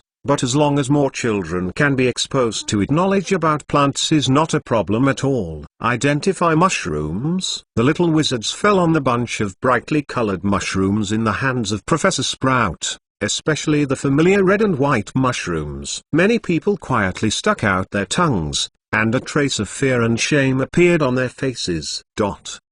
Professor, according to my experience, this can't be eaten. Well, there are others. I guess the bright-colored mushrooms shouldn't be eaten, right? Susan Burns raised her hand, pointed at the Amanita muscaria in Sprout's hand, and the rest of the mushrooms, and replied in a low voice. While she said that, the girl subconsciously turned her head to look at the trio at the end of the team. Speaking of it, this knowledge about mushrooms also benefited from Hermione's popular science. Although Granger is sometimes unhumanly harsh and self-conscious, everyone still appreciates and admires this smart Gryffindor boy from the bottom of my heart. Witches, it seems that you all have learned some knowledge from the lesson. Very good. Sprout nodded non-committal, smiled gently, and looked around at the little guys around him. However, it is not entirely correct. So, do any other students have other answers, Miss Granger? Following Susan Burns' gaze,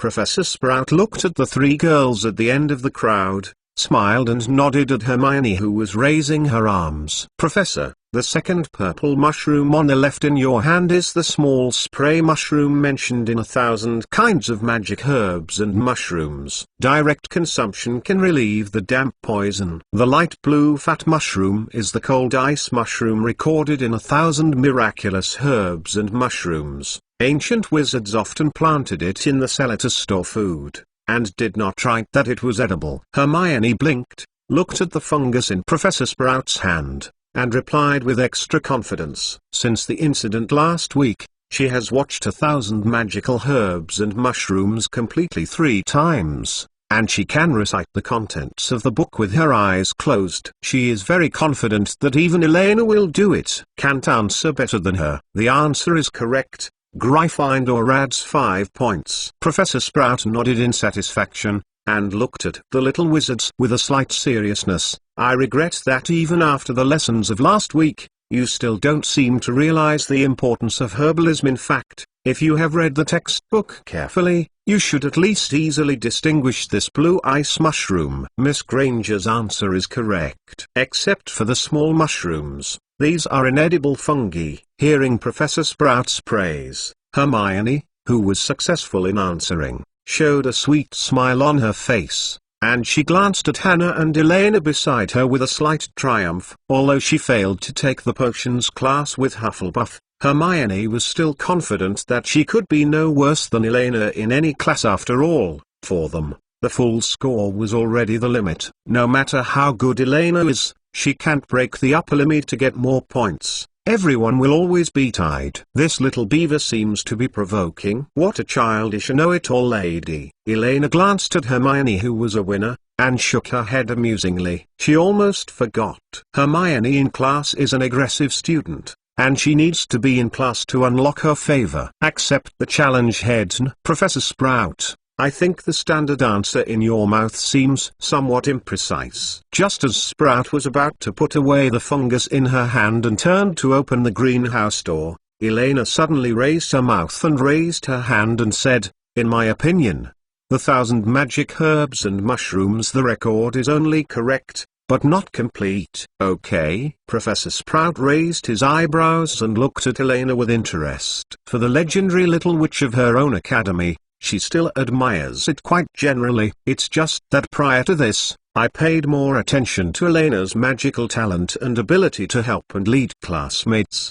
The real knowledge reserve of this little silver horde witch was not a special understanding. After all, herbal medicine is a special subject that is different from most courses. To learn it well, it requires love and time accumulation, rather than outstanding magical talent or extraordinary eloquence. Caslana, do you think there is anything else you need to add to Miss Granger's identification result? To be precise, it is not a supplement, but a correction. Elena glanced at the little brown-haired beaver who had opened the textbook and started to compare it carefully, and shook her head slightly. Sometimes, it wasn't the textbook that could make up for it. The danger comes from the unknown and conservative. For example, this Amanita muscaria is actually a relatively common edible fungus in Russia. The toxic substance of Amanita muscaria is water-soluble. When shredded or cut after breaking it into cubes and using a lot of water to boil and filter it several times,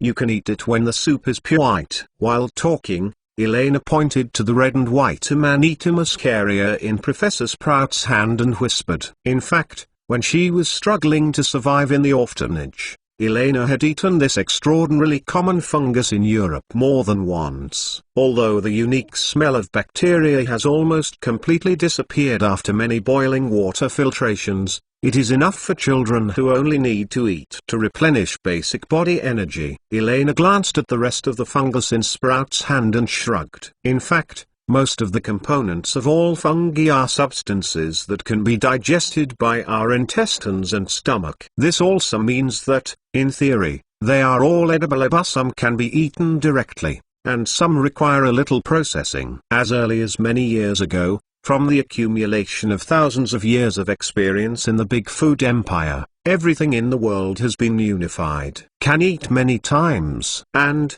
It can only be eaten once. Rule second. Just ask for a monthly pass. Exclamation mark. Of course there are chapters saying degrees A degrees exclamation mark. There will be a complete and detailed long-term plus and more detailed rules in a while. P.S. Dear round-faced fat chickens. Do you have a heart for the lovely Elena Caslana these days? Have you voted for a monthly pass? The fastest mobile version update URL. Add more rules and welfare guidelines. The complete update rules of Meng Meng Dear Fat Chicken. 1. Each order reaches 20,000, which will evolve into a second beast forever. 2. Both are ordered to 18,000, and they will evolve into 2-day and 3 watch beasts forever. 3 are all set below 12,000, and occasionally degenerate into 2 beasts in 3 days. 4. First in the fantasy category monthly pass. Plus 2 chapters the next month. 5. Enter the top 10 of the monthly ticket list. Add 50 chapters the next month. It is impossible anyway, just watch it. 6. Among the chapters that are updated daily, any one of the chapters is valid and the chapter says more than 500. Add another chapter only once in 24 hours. 7. Whenever the debt reaches chapter 20. A special skill is triggered. Debt repayment. Voting to decide whether to agree to repay the debt. 8. Reward the silver leader for every additional 10 new leader users. It is equal to 1 silver. Add 1 more chapter. 9. Reward the golden leader. 4 changes a day until the end of the work. It should be impossible. Everyone saves money. 10 characters will be ranked first every week. Plus 1 more chapter. Hogwarts benefits summary guidelines on the tip of the tongue. 1.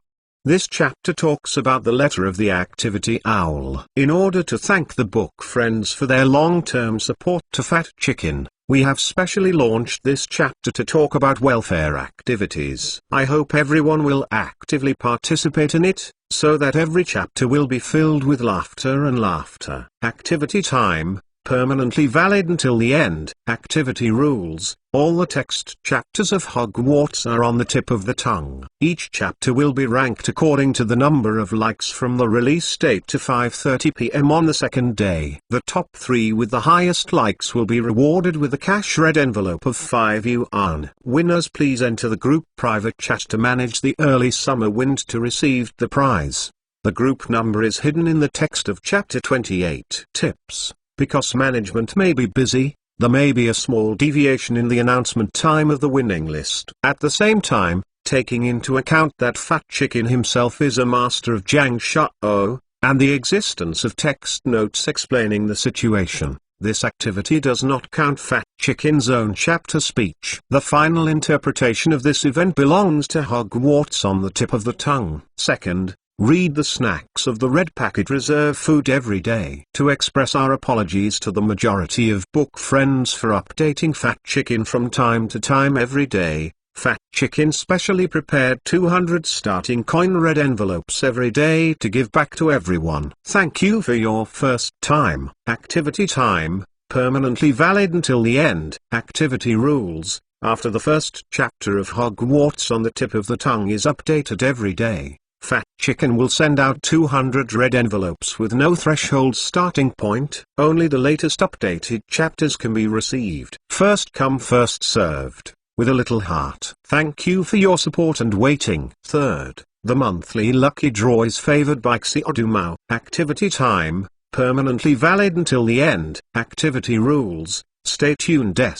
Poster but share. Chapter 267 Tit for Tit and Gifts Seeking Monthly Pass. Can eat. Professor Sprout observed Eleanor's expression and raised her eyebrows thoughtfully. Compared with the answer itself, she valued the solution given by Elena during the answering process. If Hermione Granger gave the most perfect answer at the student level, then Elena Caslana's perspective is more like the thinking of an academic pioneer. However, the following lessons are not suitable for encouraging this kind of adventurous spirit. For the vast majority of students, it is already very difficult just to master and understand the knowledge points in the textbook. She does not think it is a good idea to encourage children to explore freely too early. After all, in theory, but always magic plants are more or less dangerous. Professor Sprout put the fungus in his hand back into his pocket and said with a serious face, "Perhaps you are right. But there is a gap between imagination and reality. If you do not have enough knowledge accumulation and strength guarantee, even if you succeed 99 times by chance, as long as you fail once, you will pay a heavy burden price." Yes, I understand very well that behind every major advancement in herbal medicine, there are countless ancestors' contributions. Elena nodded, her face narrowed with a smile, and replied very seriously, "If I can, I hope that after graduation, I can become like Mr. Newt Scamander who wrote Where Are Fantastic Beasts, or Philly who wrote 1,000 Magical Herbs and Mushrooms, someone like Principal D.A. Spool." At the same time, Elena sobbed silently in her heart. There is still a relatively large gap in the world's knowledge of the magical world. Most of the magical plants and magical animals are currently only briefly introduced and used in chaos, and have not completed the transformation of industrialization and daily life. If we say that from the time when the Eastern Mountain Treasures and Sea Tastes was written, the European magical world is at least 2,000 years behind the Eastern world in terms of completeness on this point. Very good ambition, stick to your ideas. Professor Sprout nodded in satisfaction, with a gentle smile on his face. Few little wizards can understand the charm of magical animals and magical plants, and more of them will be attracted by the dazzling magic. Elena's answer undoubtedly makes this herbal medicine professor especially useful. The fat witch in a good mood turned around, took off a large key from her belt and opened the door of the greenhouse behind her, and said with a smile on her face, "If you want to imitate those two great wizards, you have to show a high concentration of learning attitude from the first lesson. First, let's identify some basic magic plants and fungi." Obviously, in the magical world, the systematic arrangement of mushrooms, microorganisms or Squamoscetus angiosperms, gymnosperms, ferns of plant taxonomy is not followed, and it is more based on danger and the degree of preciousness. Most of the plants in the first greenhouse were ordinary magic plants that would not be called, but even so, it was enough to open the eyes of the little wizards who came into contact with strange plants so densely for the first time. For example, with a touch, it will spit out bubbles to attack the enemy's little spray mushrooms. The poor little guy was secretly prodded by a group of curious little wizards until he was stopped by the angry Professor Sprout. For another example, moongrass that can shine brightly in the dark. You only need to look at the eyes of the little witches around you to know that this kind of high-value magic herb is obviously suitable to be used as a gift and placed next to the bed. And what surprised Elena the most was the sunflower that she originally knew. This is a sunflower Phloes salice. Of course, moles like to call it a sunflower, a magical plant that likes sunlight. It will follow the direction of the sun to turn left and right. Of course, thousands of magical herbs and mushrooms it is not recorded, but I think it is a magical plant with infinite potential and worthy of study. Professor Sprout introduced softly with a smile on his face. As she spoke, she drew out her wand and tapped it lightly, and a beam of light floated from the tip of the wand, swaying around the sunflower, and the young flower discs slowly rotated with it. Generally speaking, the young sunflower is more sensitive to magic and sunlight, but as it grows, if it is not cultivated properly, it is easy to lose its magic and regress into an ordinary plant. This is one of the reasons why the Ministry of Magic did not prohibit moles from planting sunflowers. However, if cultivated properly, after the sunflowers are fully grown, they can even store and actively produce sunlight. The sunlight produced by a small acre of sunflowers in a month can even dispel thunderstorms within a mile of the area. The chunky witch looked around with a smile and paused slightly. So, now you can guess what is the most important factor in correctly cultivating sunflowers. The little wizard who answers correctly can get a small pot of sunflowers as a reward. Embers of magic flame ashes. Before Professor Sprout could finish speaking, Elena and Hermione raised their hands almost at the same time and replied. This is almost the norm in this class. Faced with this kind of purely memory-based course, Elena, who accepted the challenge, intuitively felt the pressure brought by the Miss Know-It-All for the first time. As for the watching Harry, Neville, Ron, Hannah, and others, they have already withdrew from the competition for class rushing with self-knowledge. The only suspense at the moment is who can overwhelm Elena and Hermione. Who is it? However, this time the problem is obviously different. Okay! Exclamation mark. After saying the answer at the same time again, the two little Elia looked at each other with surprise, and saw incredible expressions in their eyes. The record about sunflowers was not written in the textbook. For a girl who is secretly competing, this question should be a decisive blow. Incredible. Pomona Sprout looked at the two little witches who were facing each other and raised her eyebrows slightly in surprise. Hogwarts has not seen such a little wizard who can throw away a large part of her peers for a long time, and this year unexpectedly, there will be two at once. The answer is correct, but there is only one reward, so I want to hear why you guys say that. Elena and Hermione looked at each other and observed the strong desire to win in the little beaver's eyes. Elena smiled slightly, shook her hands, and motioned the little beaver to speak first. It's very simple. Because of the glass bottle next to the sunflower. Hermione cleared her throat unceremoniously,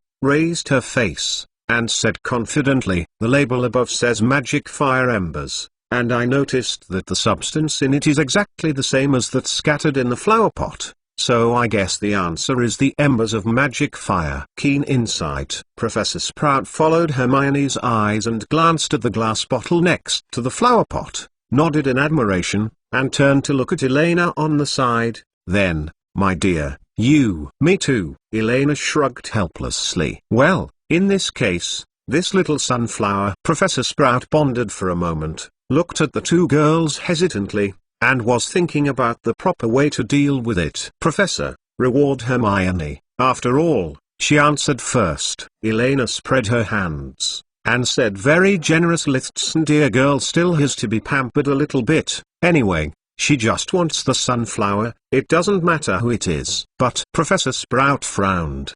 From a personal standpoint, she actually wanted to reward Elena of Hufflepuff College. After all, she has another identity as the Dean of Hufflepuff College. If I can I take away another pot of plants? In fact, I prefer to raise that. Elena blinked, pointed to a small pot of white bulbous plants not far away, and smiled sweetly. Although it hasn't budded and bloomed yet, Elena knows that in the eyes of some people, it must be the best-looking plants in the world, and there is not one of them. A white and crystal clear magic perfume lily. Go first. Straightforwardly ask for a monthly pass. Of course there are chapters saying degrees A degrees exclamation mark. Jangsha Jiajing activities continue to open. See the activity area for specific details. P.S. Dear round-faced fat chickens.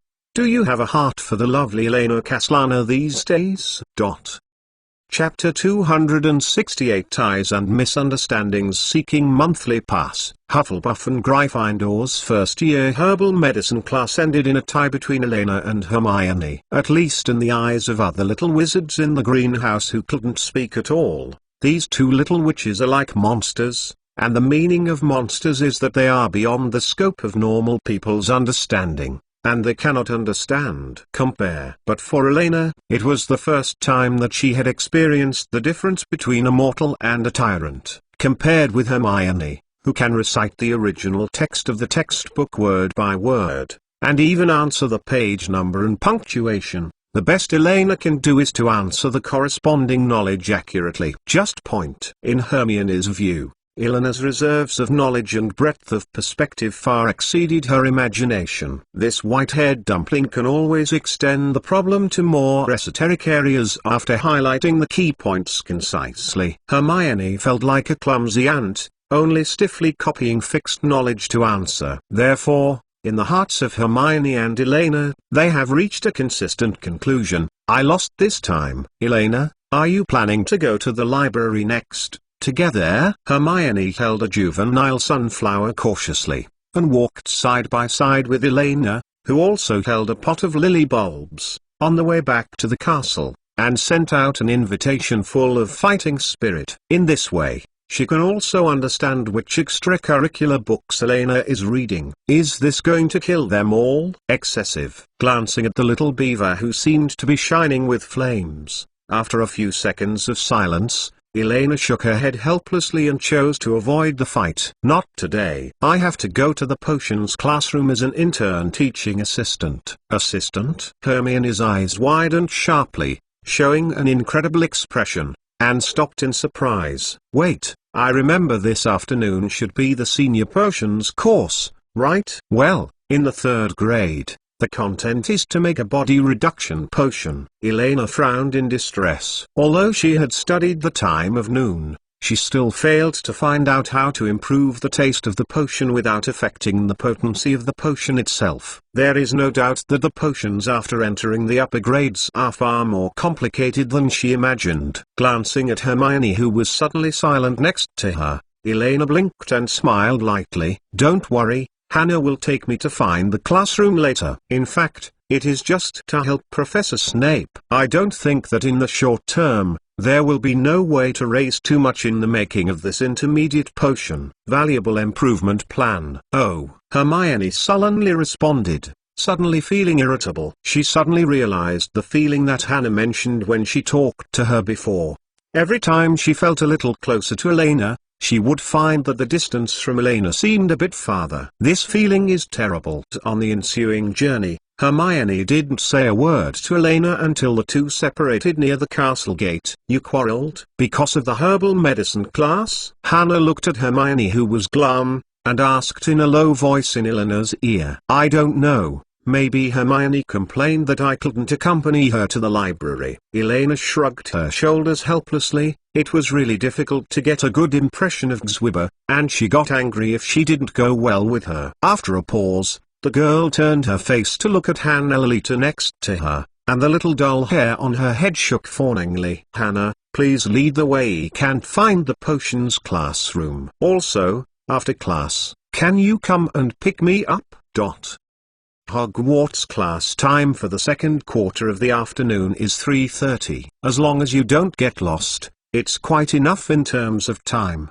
By the time Elena arrives in the potions classroom, there will be 4 to 5 minutes before the 2nd potion class begins. However, this time, Hannah felt the suppression of the legendary Professor Snape's aura. Even during the break time, there was not much laughter inside and outside the potions classroom. Except for the occasional 1 or 2 students going in and out of the bathroom, only a few Slytherin students could only be faintly heard talking. This is a terrible stagnant atmosphere that is very different from the morning class. Obviously, Professor Snape was not friendly and kind to all grades equally. Hannah looked worriedly at the white-haired dumpling next to her. We're done? 6 o'clock. Hannah, you can't leave me alone. Elena curled her lips indifferently. No matter what kind of cold face Professor Snape put on, as long as he grasped the Half-Blood Prince's personality and hobbies, it was simply too easy to deal with. Not to mention Elena lowered her head and glanced at the lily bulb she was holding in her arms,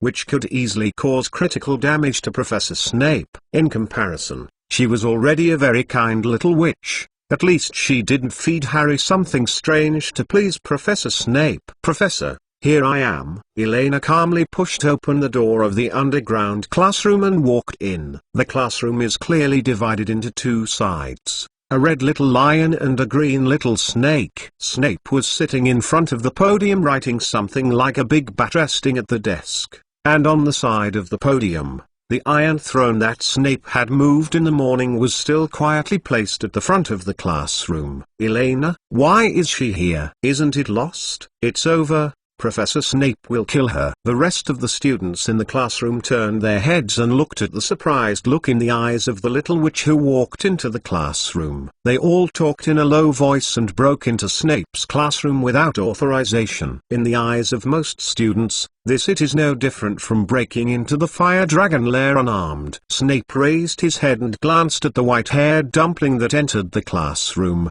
put down the quill in his hand, and stood up to speak. At this moment, the 2 figures stood up from their seats first, blocking the front of Elena. Elena, get out. A red-haired boy held out his hand in front of the girl and said in a low voice, His face that was always smiling was particularly serious. "Yes, it's time between classes, as long as you pretend to be lost and go back." Beside him, his twin brother nodded and continued, "We will take care of the rest." It's not the first time Professor Snape has deducted our points. For this little witch, the Weasley brothers have a pretty good impression. The interactions between people are quite wonderful. For those who repay kindness from the bottom of their hearts, even if they don't have much contact, they can have a good impression. Actually, Elena blinked and was about to explain. "Professor, she is here to give us a message." George Weasley quickly turned around and looked at Snape and said sincerely, "You know,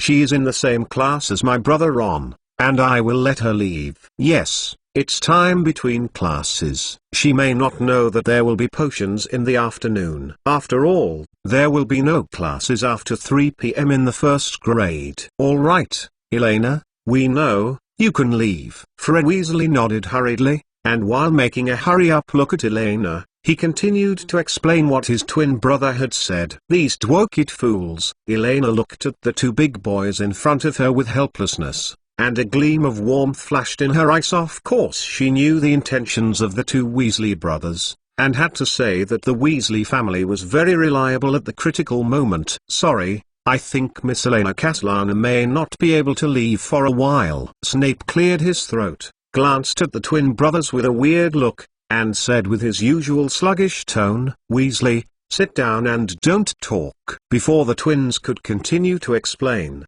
the potions professor snorted, looked around the classroom, and said softly, "At the beginning of this class, Miss Castellana will temporarily serve as an assistant in the potions class, assisting and helping you complete the corresponding potion preparation work. Of course, before this, a small test is needed. Ask for a monthly pass. First today." Yesterday, the chapter did not reach the 500th chapter, so there is no need to change it for the time being. You don't issue a chapter and say, "How can I add more acridine? How can I copy the book review acridine crossed out?" and confidently seek crowdfunding. P.S. Dear round-faced fat chickens, do you have a heart for the lovely Elena Castellana these days? Chapter 269. When the persecution is ongoing. Seeking a monthly pass. Assistant, teaching assistant? Exclamation mark. Besides, he was the assistant teacher of Snape's potions class? Exclamation mark. The Weasley twin brothers seemed to be petrified, turning their heads slowly and incredulously to look at Elena. In a trance, Elena even heard the click of a mechanical turning. "Yes, I'm a teaching assistant." Elena nodded seriously, holding the lily bulb in her hand around the two silly rhodea statues in front of her, and very consciously walked to her exclusive seat, carefully placing the potted plant in her hand on the right side of the table. Well, a position that Professor Snape can see from any angle. According to the research results of the Snape strategy team day and night, bringing items unrelated to the potions course into the underground classroom has a very high probability of triggering Professor Snape's questions. As a potion master and senior underground work in addition, obsessive-compulsive disorder and insight are simply occupational diseases deep in the bone marrow. To put it simply, Snape would definitely be tempted to come over and find the fault. But before that, she still needs to pass the simple quiz that Snape said. Before Elena sat down completely, Snape's voice floated slowly. "Ms. Castellana, the first question. Tell me what are the ingredients needed to make a reduction potion? Shrinking potion? Isn't this what I just talked about in the last class? What is it?" The Weasley brothers glanced at each other, and bowed their heads in unison as they were about to start turning the book. "Chopped daisy roots, peeled shrunken figs, thinly sliced caterpillars, a drop of mouse bile and a little leech juice." Elena quickly replied without thinking, "So, how do you judge whether the shrinking potion is successfully brewed?" "Judging from the color and luster, it should show a bright and dazzling acid green. From the effect of the medicine, a qualified body shrinking potion will produce a full range of physiological shrinkage." "What method should be used to control the dose of bile?" "The rubber dropper, and then slightly rotate the wrist when dripping, to avoid continuous dripping." After adding all the ingredients, What is the last step before bottling? Turn the fire to boil it for a period of time until the color of the potion no longer changes. Faced with Snape's question, Elena hadn't completely withdrawn from the schoolmaster mode of confronting Hermione without any pressure, and the question and answer between the two showed a seamless state. All the little wizards in the classroom subconsciously held their breath, watching this unprecedented potion answering, as if they were witnessing a showdown of the century in their impressions. No student had ever been able to play Professor Snape's continuous questioning completed the existence of the level. Then, the last question. Snape took a breath and glanced at Elena in silence, his eyes wandering around the girl. Ms. Castellana, can you tell me how that ridiculous white plant will help in the next lesson? Sure enough, Elena's eyes lit up, her mouth curled up with a smile. Now that this question is asked, it means that the part of the academic investigation is over. The arrogant Professor Snape has begun to try to use off-field factors to try to redeem his dignity, which means that it is time to fight back.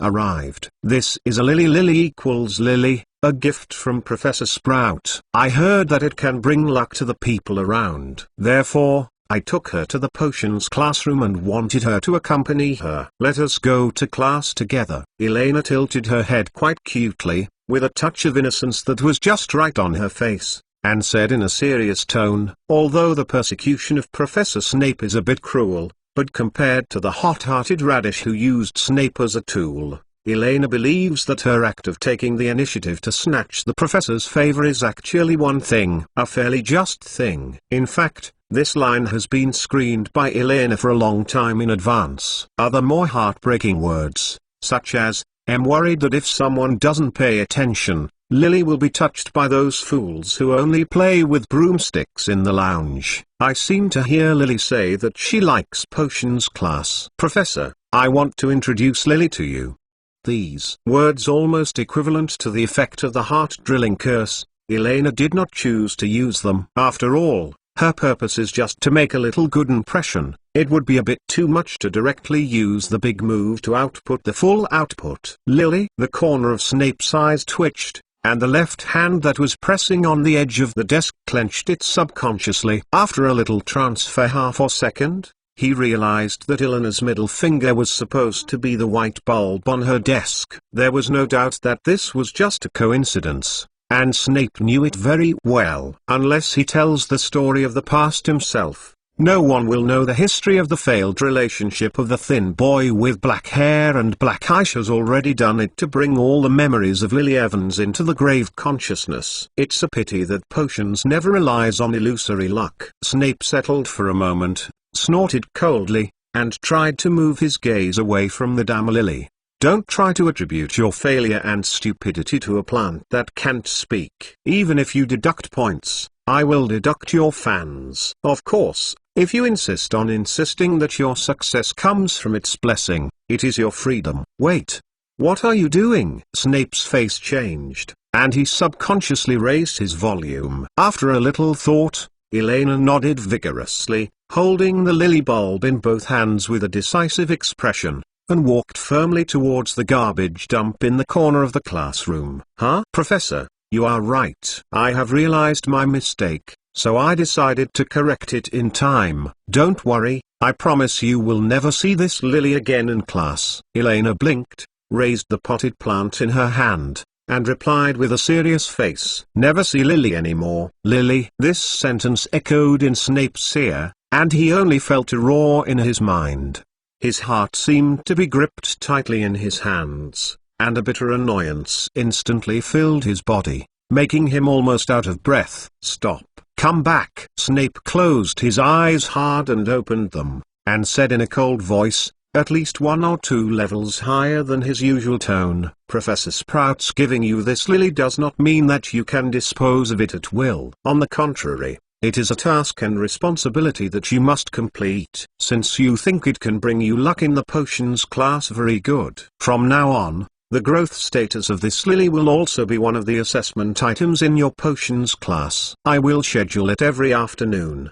Checking. Now, Start class. Rule the second one today. Ask for a monthly pass. Ask Jang to say. This is the addition of the 500 chapters in the previous chapter. The words count. So, how can I add more acridine? How can I copy the book review acridine crossed out, and confidently seek crowdfunding? P.S. Dear round-faced fat chickens.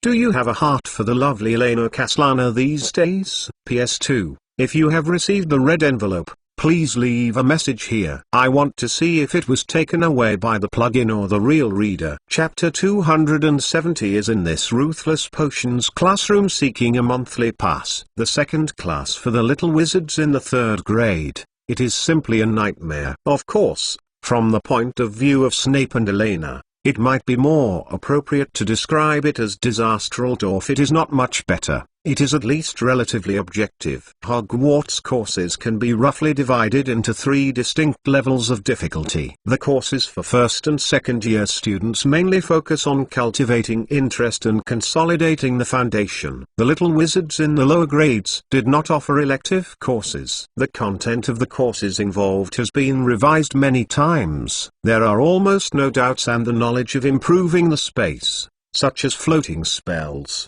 basic transformation techniques, etc., mainly adapt to subjects. Only the period from the 3rd grade to the end of the 5th grade is the real application-oriented magic teaching field. To put it another way, in response to the test-oriented education part of the general wizard rank exam. After the 6th grade, the students will integrate their LS test scores and their future employment ideals, discuss with the dean at the beginning of the new semester, and sign up for the corresponding Advanced Wizarding Rank Examination Improvement class according to Sri Lanka. In the words of Professor Nip, from this time on, he barely touched the domain of the potionist. Correspondingly, however, the difficulty of this stage also shows a leap-like increase. Some little wizards with weak foundations may not even be able to understand the textbooks, let alone carry out follow-up courses. In fact, most wizards in the entire magical world are in the category of ordinary wizards and can really pass smoothly. The number of people is not too large,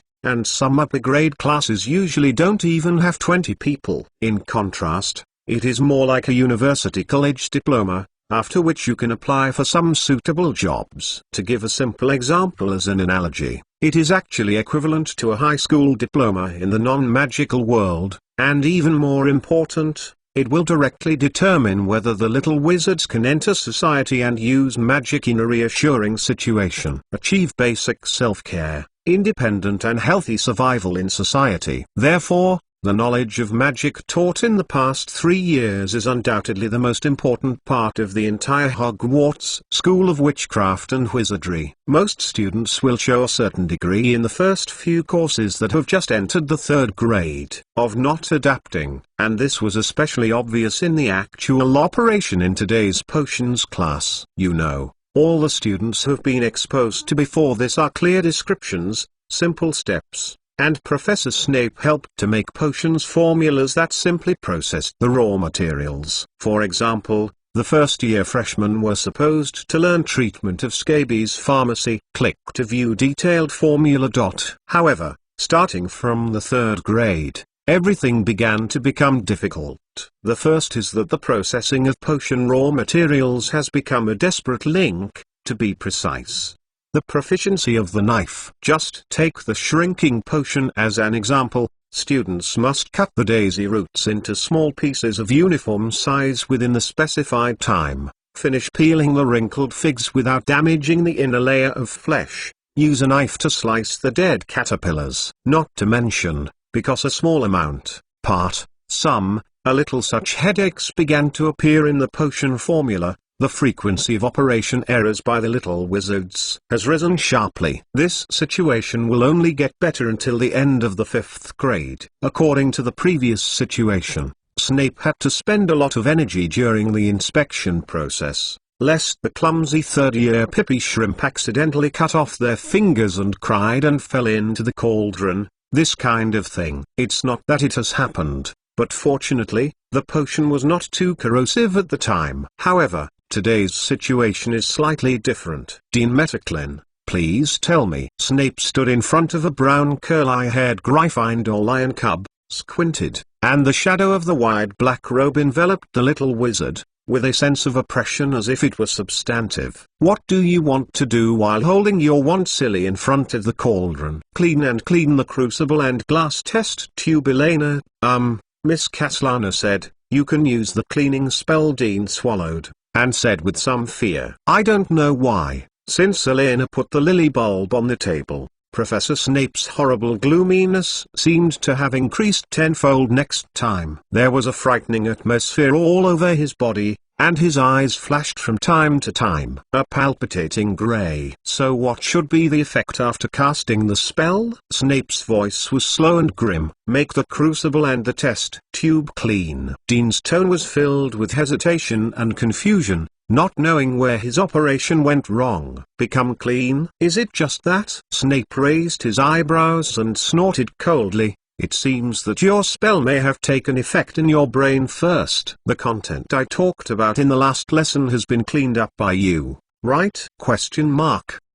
While talking, the potions professor reached out his hand to pick up the glass test tube on the boy's desk and shook it slowly. Then, I repeat again, the criterion for judging whether it is clean or not is not based on your naked eyes. Only when the water attached to the inner wall of the container is evenly distributed, and there will be no condensation of water droplets, or flow down, it is considered clean. Gryffindor deducts 5 points. Snape looked around at the little guys who were looking at him with suddenly realized expressions in their eyes. There was another irritation in his heart, and suddenly he straightened up and raised his volume. So, if you can't remember, why don't you just write it down in your notebook? There was a rustle of groping quill and parchment in the classroom, as well as the sound of cursing and the sound of water washing one after another. Snapped. Woo, Professor Snape! In the midst of this noise, a crisp sound of broken glassware suddenly came from the rear right position. A few seconds later, a crying cry from a Slytherin girl came out. Obviously, it was again a cut accident caused by clumsiness. When cleaning the test tube, don't pinch the end of the test tube. How many times have I said that? Snape glanced indifferently at the Slytherin girl who was crying and holding her fingers, and he understood the reason almost instantly. Standing still and whispering unmoved. I think you should have mastered the recovery curse. Please fix it quickly and continue your operation. But Professor, the girl pitifully pinched her bloody fingers, and looked blankly at the dean standing at the other end of the classroom. Before that, although Professor Snape would be rude in his words, most of them would hurry. Come over and give some comfort. The faint white light flashed away, and the wound cut by the sharp glass slag quickly healed, and soon there was only a shallow red mark left, and the pain that had not been able to disperse showed that there had been injuries here. This senior sister has been cured, so be careful next time. Elena reached out and touched the Slytherin girl's finger, and said sweetly, like an angel descending in the basement, in stark contrast with the gloomy Snape standing not far away. In this potions classroom that suddenly became cold and ruthless, the only thing that can make everyone feel a little relieved and comforted is the one who constantly shuttles through the crowd, helping the little wizards to recover their wounds, and at the same time assisting in correcting the potions. The class operation is standardized. Elena Middle. Assistant Little Angel Caslana. Goo. There is only one update today. The last chapter reached 500 chapters and added changes after talking. Temporarily record it in a small book, and make up after one chapter is short. What you say is what you say. However, Jang said the Jijing and red envelope benefits are still there. P.S. Dear round-faced fat chickens. Do you have a heart for the lovely Elena Caslana these days? PS2. If you have received the red envelope, please leave a message here. I want to see if it was taken away by the plugin or the real reader. Goo. There is only one update today. The last chapter reached 500 chapters and added changes after talking. Temporarily record it in a small book, and make up after one chapter is short. What you say is what you say. However, Jang said the Jijing and red envelope benefits are still there. P.S. Dear round-faced fat chickens. Do you have a heart for the lovely Elena Caslana these days? PS2. If you have received the red envelope, please leave a message here. I want to see if it was taken away by the plugin or the real reader. Chapter 271 Rewards and Wishes. Seeking a monthly pass. The memory after physical pain feedback is much deeper and clearer than simple listening, speaking, reading, writing, and writing. In a sense, potions and culinary science do have quite a lot of similarities. Personal practical experience is more than 100 times more useful than book records, and frustration is undoubtedly the fastest way to accumulate experience. Elena has no doubt that even a genius like Severus Snape must have experienced various experimental accidents in the process of growing into a potion master. Otherwise, why would Professor Snape? It is always accurate to know that the porcupine spines, such as the scabies potion, will explode in advance, and if the mouse bile is added to the shrinking potion, it will turn orange. With Elena as an assistant, one of the most immediate benefits was that Snape was finally able to free up the energy that had been tight before and put it on to instruct the students on the specific knowledge of potions. Therefore, in the next potions class, Snape continued to play the role of the ruthless devil professor, cruelly criticizing and questioning the wrong operations of the little wizards, while Elena seemed to travel through hell like the light of redemption, calm the fear in the hearts of the third-grade Pippi with an angelic smile and soft healing light. I have to say that, from the results, this brand new potions lesson teaching model has a pretty good effect. At least most of the students have successfully completed the process of boiling the body shrinking potion before the end of get out of class. And after the second half of the course, the frequency of accidents such as cuts, and burns has been greatly reduced. Even the most clumsy Pippi shrimp, after cutting to 2 or 3 fingers in a row, will begin to become cautious. After all, Elena's treatment is not always so timely, and Elena deliberately controlled the magic loss. The result is that although the wound looks healed on the surface, it still feels a little bit painful. On the other hand, after Snape focused his energy on coaching students in the potion brewing process, the strength of one of the most outstanding potion masters in the contemporary era was truly liberated. Whether it is any related questions or process errors, he can answer or find the corresponding solution in less than 5 seconds. As the bell rang after class, the third-grade Pippi shrimp in the potions classroom breathed a sigh of relief, and showed a sense of fortune for the rest of their lives, as well as thick incredible. This may be the first time in history that the completion rate of the teaching task of the potions class has reached 100%. All students have successfully completed the boiling of the body reduction potion according to the steps, even those who cut their fingers 3 times in the middle, or smashed the test tube by mistake.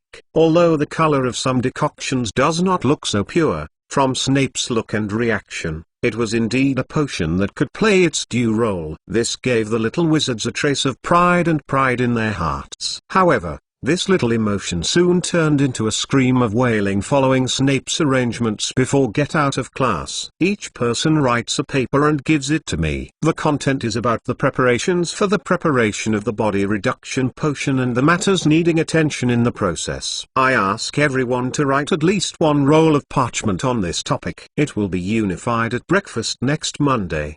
Give it to Elena. As for those who didn't hand in their homework on time, you can try. While talking, Professor Snape narrowed his eyes dangerously and snorted. The complaints from the crowd quieted down in an instant, and almost instantly returned to the state of Pippi shrimp in the first class. Very well, get out of class is over. Snape glanced at the silent classroom, nodded in satisfaction, and his gaze fell on the white-haired dumpling next to the lecture hall. At this moment, the girl was staring at the pot of lily plant on her table in a daze. She didn't know what she was thinking, and her delicate little face was so tired that she looked a little woody. Elena, don't leave. We need to arrange for the follow-up course. Snape was very satisfied with Elena's teaching assistant performance in the potions class this afternoon. To be precise, this was the easiest one that Snape had ever attended since he was a potions professor. It's the third-grade potions class, even,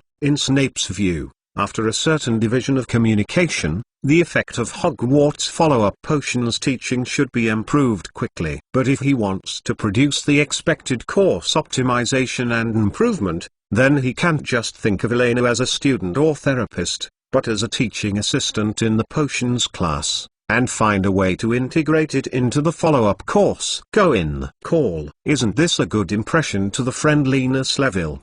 Really not easy. Hearing Professor Snape's words, Elena breathed a sigh of relief. In order to make a good impression on the potion master, she hardly sat down and rested during the whole class, not helping to clean the cauldron. It is treating the scars, or correcting and reminding some careless third-grade pippy shrimps. If there is a technical house in the magical world, then there is no doubt that Snape is definitely the kind of textbook standard. According to the Snape Raiders group summarizing the reasoning experience, in order to gain Snape's approval, choosing to confront the knowledge of potions is actually the most stupid way. The most correct way is to find a way to become Snape's helper. After all, the best result for a well-matched opponent is to get respect and a bunch of unnutritive businesses. Only teammates or partners who fight side by side can gain true friends. Of course, the premise is that they are not pitted. Kind of. After a while,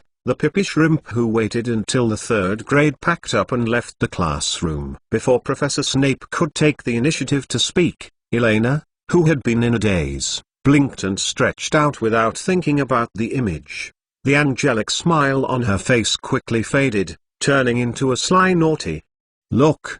How about, Professor Snape, are you satisfied with the results today? Huh? Not bad. It seems that you have a good press study. Looking at the white-haired dumpling that seemed to be a person for an instant, Snape was taken aback, subconsciously encouraging according to the original words. But, I'm so tired. Logically speaking, this is not a job my age should bear. The little dull hair on Elena's head swayed, holding the lily bulb in her arms, sitting on the table, shaking her two calves, and complaining skillfully in a slightly coquettish tone. Dear Professor Snape, before you prepare for the next step of the course arrangement, don't you think that you should first consider the subsidy and incentive measures for your weak, poor, and helpless teaching assistants? Snape, who had never experienced this kind of coquettish offensive, twitched his cheeks, frantically searched for the emojis stored in his mind, and then continued to maintain his face with paralysis that had remained unchanged for thousands of years. He raised his brows and asked a little displeased, Tau, so, what kind of reward does Miss Castellana think she can get? Just two very simple wishes. Elena smiled shyly, jumped off the table, walked to Snape holding the lily bulb, raised her face into the wizard's eyes, and begged in a particularly cute tone, Tau, first of all, Professor, can you help me grow flowers? I'm afraid I won't be able to feed this lily. Snape suffered 10,000 points of damage. Snape fell into a state of silence. Goo, sorry, I've been waiting for a long time. There is still only one update today. I still owe only one chapter. The chapter yesterday didn't reach 500. I will make up later, and my words will count. However, Jang said that Jijing and Red Envelope benefits are still there. P.S. Dear round-faced fat chickens.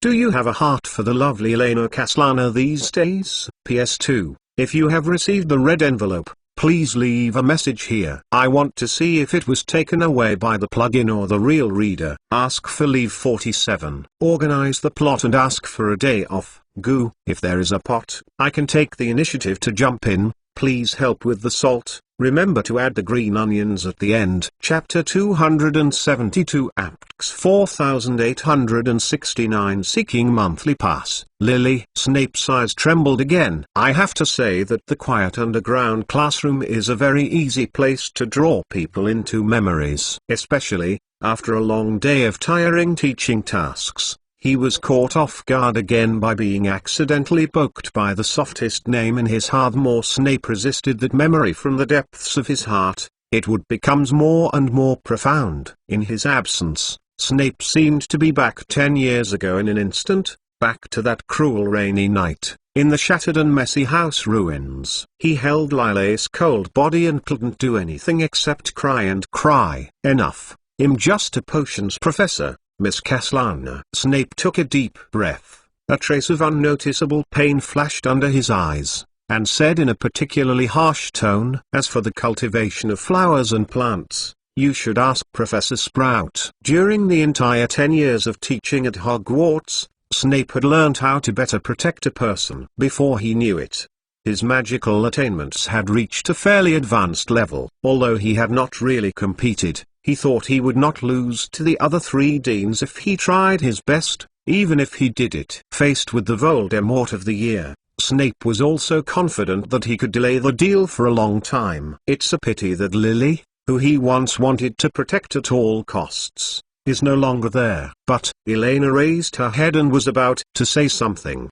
Her gaze inadvertently touched Snape's whole body, and the dim look of pain in the man's eyes. Her heart suddenly twitched, and she subconsciously stopped the words in her mouth. Xiao Diemao lay down softly and said softly, "Oh, I understand now." Obviously, most of the Snape Raiders group made a fatal mistake that was taken for granted. Snape didn't like lilies. Thinking about it carefully, he really had no reason to like lilies. Severus Snape can clearly distinguish the difference between a plant and the real Lily Evans, just as he has always been able to clearly distinguish between Harry Potter and Lily Evans separate the same. For Professor Snape, he would never use anything to replace Lily and become his sole sustenance. Therefore, whether it is a lily-potted plant or Harry, every time it appears is actually inserted in the knife in Snape's heart. Elena bit her lip, silently retracted the lily-potted plant in her hand,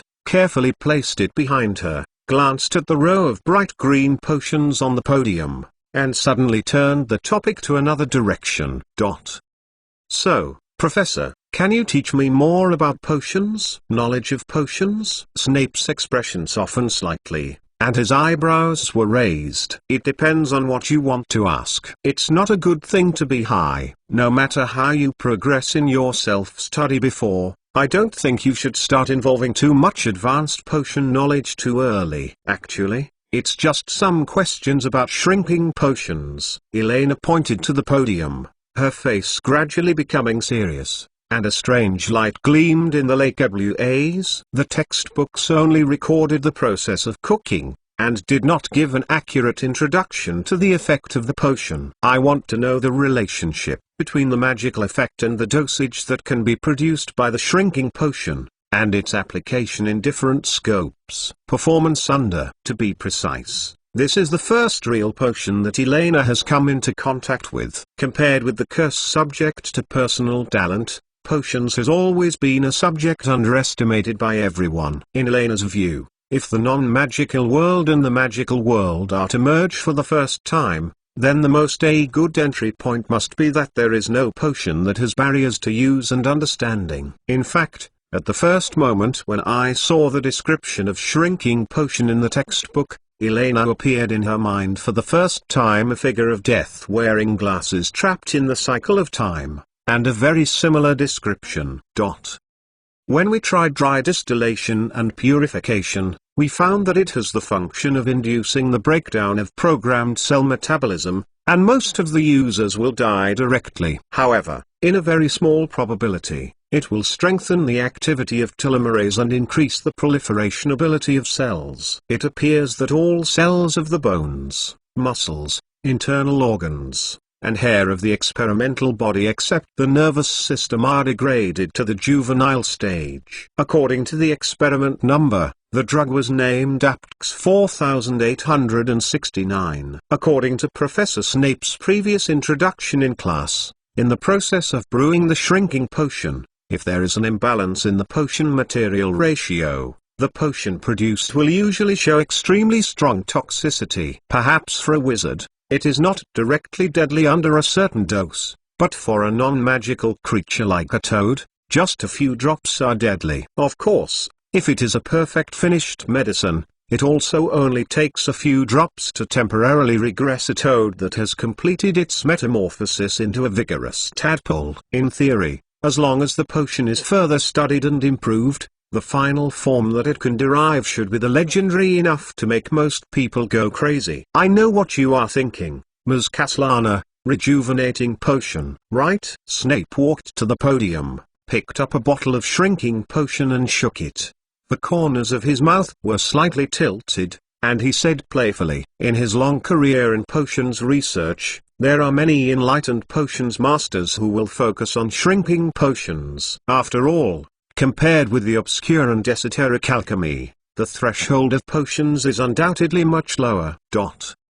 Therefore, for Elena's question, Snape only needs to observe the expression in the girl's eyes for a while to guess what she wants to ask. The potion genius who can assist in guiding the clumsy third-grade Pippy Shrimp. Noticing this, it is nothing more than normal. Is it really possible? Elena blinked and asked in surprise. Of course not. Snape answered without hesitation, put down the shrinking potion in his hand, and said with a serious face, human emotions and thoughts are too complicated, and rashly drinking the body reduction potion may damage memory and thought to a certain extent. As far as I know, there are at least 2 people living on the 5th floor of the Street Munger Hospital for Magical Injuries and Injuries. Idiots who want to rejuvenate with the use of shrinking potions. Of course, they took too much at one time to cause permanent damage. In fact, the most dangerous profession in the entire magical world is not the era that people usually think. The accidental death rate of the lonely potion masters and spell masters has always been at a very high value with more outstanding wizards.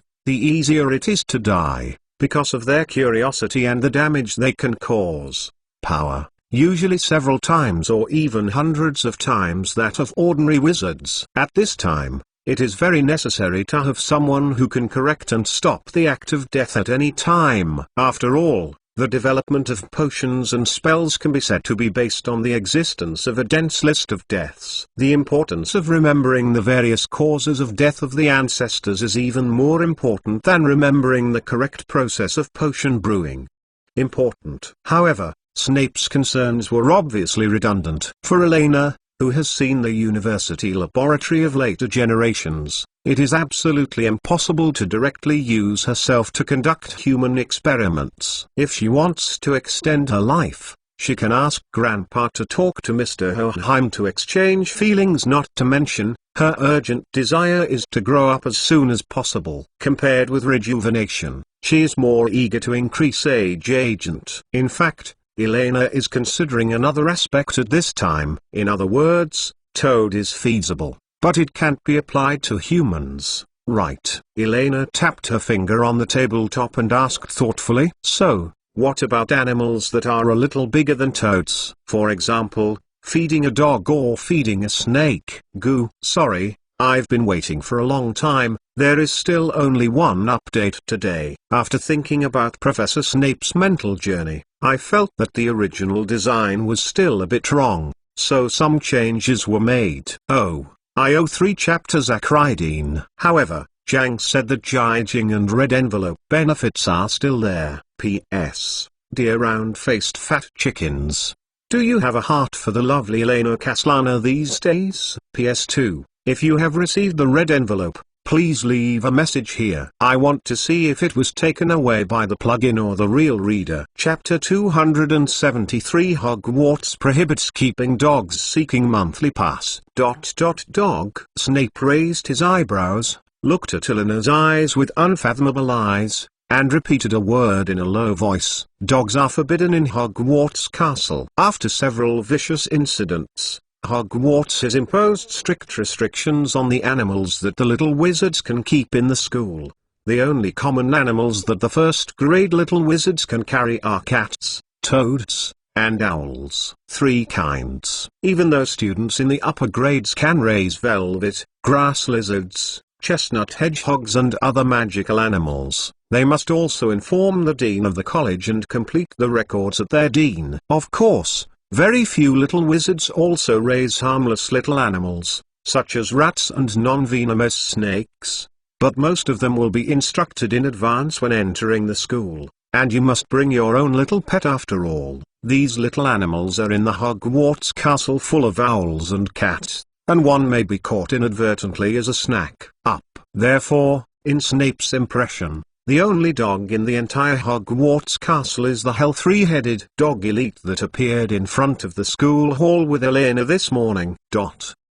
Ms. Castellana, you should understand that there is a fundamental difference between magical animals and ordinary creatures. After a moment of silence, Snape spoke again, his usual indifference in his voice. There is no doubt that the big dog in Eleanor's mouth must be the terrible three-headed monster just based on the performance of the class just now. If the group of Pippy Shrimps can complete the basics with Bump's system, then there is no difficulty at all for Elena. Elena nodded frankly and said with a smile, "So I need your help from the professor. Also, this is a very rare opportunity, isn't it? Compared with the rapid development of medicine and pharmacy in the non-magical world, the rate of change in potions is obviously much slower. The rapid development of the modern medical system is just a recent reason. And the biggest limitation of modern potions is that most of the new potions lack a sufficient number of clinical experiment subjects willing to treat themselves as mice. It will always be just a handful of crazy pharmacists." The successive promulgation of Rappaport Law repealed, Mole Protection Act and International Wizarding Union Confidentiality Act. Although on the one hand it greatly protected the privacy of wizards, it also ended that period. The development process of potions and spells is full of darkness and blood. After the prohibition of animal cultivation and testing order was promulgated, the channels for obtaining magical animals for potion or spell testing became narrow and expensive overnight. Different from non-magical disciplines, many magical potions or spells must be verified in the process of verification. The factor of magic must be taken into account. Perhaps the mice and chimpanzees have a certain reference for ordinary humans, but once the elements of magic are involved, it is completely its different. History has proven that any experiment that dares not to consider the influence of magic is a gamble with a failure rate of 90%. The premise is that it has to cooperate. I'm not sure to save your life in the mouth of an angry three-headed dog. Snape's eyes were a little loose, and his fingers slowly slid across the outer wall of the potion row beside him. After Elena's prompting, a row of ancient formulas that have not yet been verified suddenly appeared in the mind of the professor of the potions class. They require blood, hair, paws, and teeth of 3 dogs. You know, these materials on the market. It is completely priceless and rare. Don't worry, it is already my dog. You should understand when you see this. Elena smiled and raised her index finger. A group of faint blue flames burst open with a slap, turned into a mini 3-headed puppy and hugged her fingertips to sleep well. Without a doubt, the big dog has started to sleep after spending an afternoon. Facing Elena with a calm face, Snape raised his eyebrows with facial expressions. His heart churned slightly. What is this? An incomprehensible magic? On closer inspection, it seems to be a kind of contract magic. Severus famous detective. Snape tapped his finger thoughtfully on the podium, and there was a sudden flash in his eyes. So, the identity of the person who broke into his office in the morning shouldn't be there. What a question. I just need to recall a little bit of the dumb puzzles played by Otto Apollocles and Dumbledore in front of his office, the performance of the 3-headed dog this morning, and Dumbledore's hesitant speech in the teacher seat. The strange expression of Elena. That of Elena is far beyond the knowledge reserves of ordinary little wizards. The answer is too simple. Was it really the handwriting of Gellert Grindelwald? As a warning to Dumbledore, it seems that the legendary Dark Lord who almost ruled the entire magical world is not such an unrelenting and terrifying dark wizard. Obviously there is an essential difference between Grindelwald and Voldemort,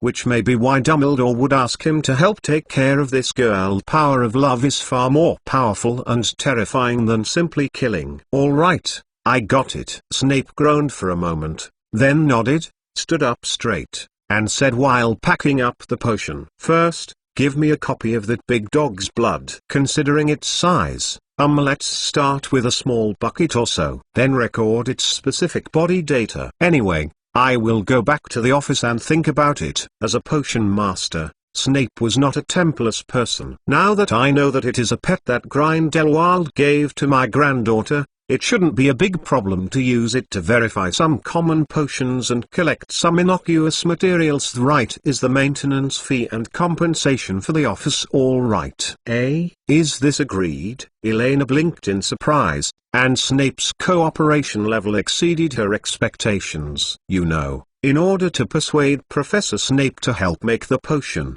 she had prepared a full afternoon. Knowing that it went so well, she would not ask Professor Sprout for the lily bulb as a killer. Unexpectedly, it was just a matter of finding little Cutie to donate a little blood to solve it. With the three-headed Luwi's sensibility, of course, he would understand the necessity of making sacrifices and potions. Okay, Professor, I will take you to the office. Hugging the lily bulb in a hurry, Elena followed Professor Snape out of the underground classroom, preparing to take some nice rainbow farts to the great Half-Blood Prince. Suddenly two voices with a little bit of complaint and surprise came from my ear. Elena, you can figure it out. Morning, Elena. Outside the potions class, Hermione stood up danglingly holding a large book, seemingly waiting for her for a long time. And beside the little beaver, Hannah, who was sitting in the corner with her knees in a daze, raised her head sleepily, couldn't help but yawned, and waved her hand cutely. Acridine. Forget it, I still have a pair of wings waiting for me. Elena stuck her tongue out and looked at Snape a little embarrassedly. Sorry, Professor, sorry, I've been waiting for a long time. There is still only one update today. Oh, I owe 3 chapters Acridine. However, Jang said that Jijing and Red Envelope benefits are still there. P.S. Dear round-faced fat chickens, do you have a heart for the lovely Elena Caslana these days? PS2, if you have received the red envelope, please leave a message here. I want to see if it was taken away by the plugin or the real reader. PS3, in fact, it was not written like this. This chapter is a different lottery written. I think it's a bit weird to write like that. Although it's quite interesting, it doesn't fit well, so it was discarded and rewritten. I discarded the manuscript and left it in the V group, as a benefit. The group number is in chapter 28, so you can check it out if you are interested.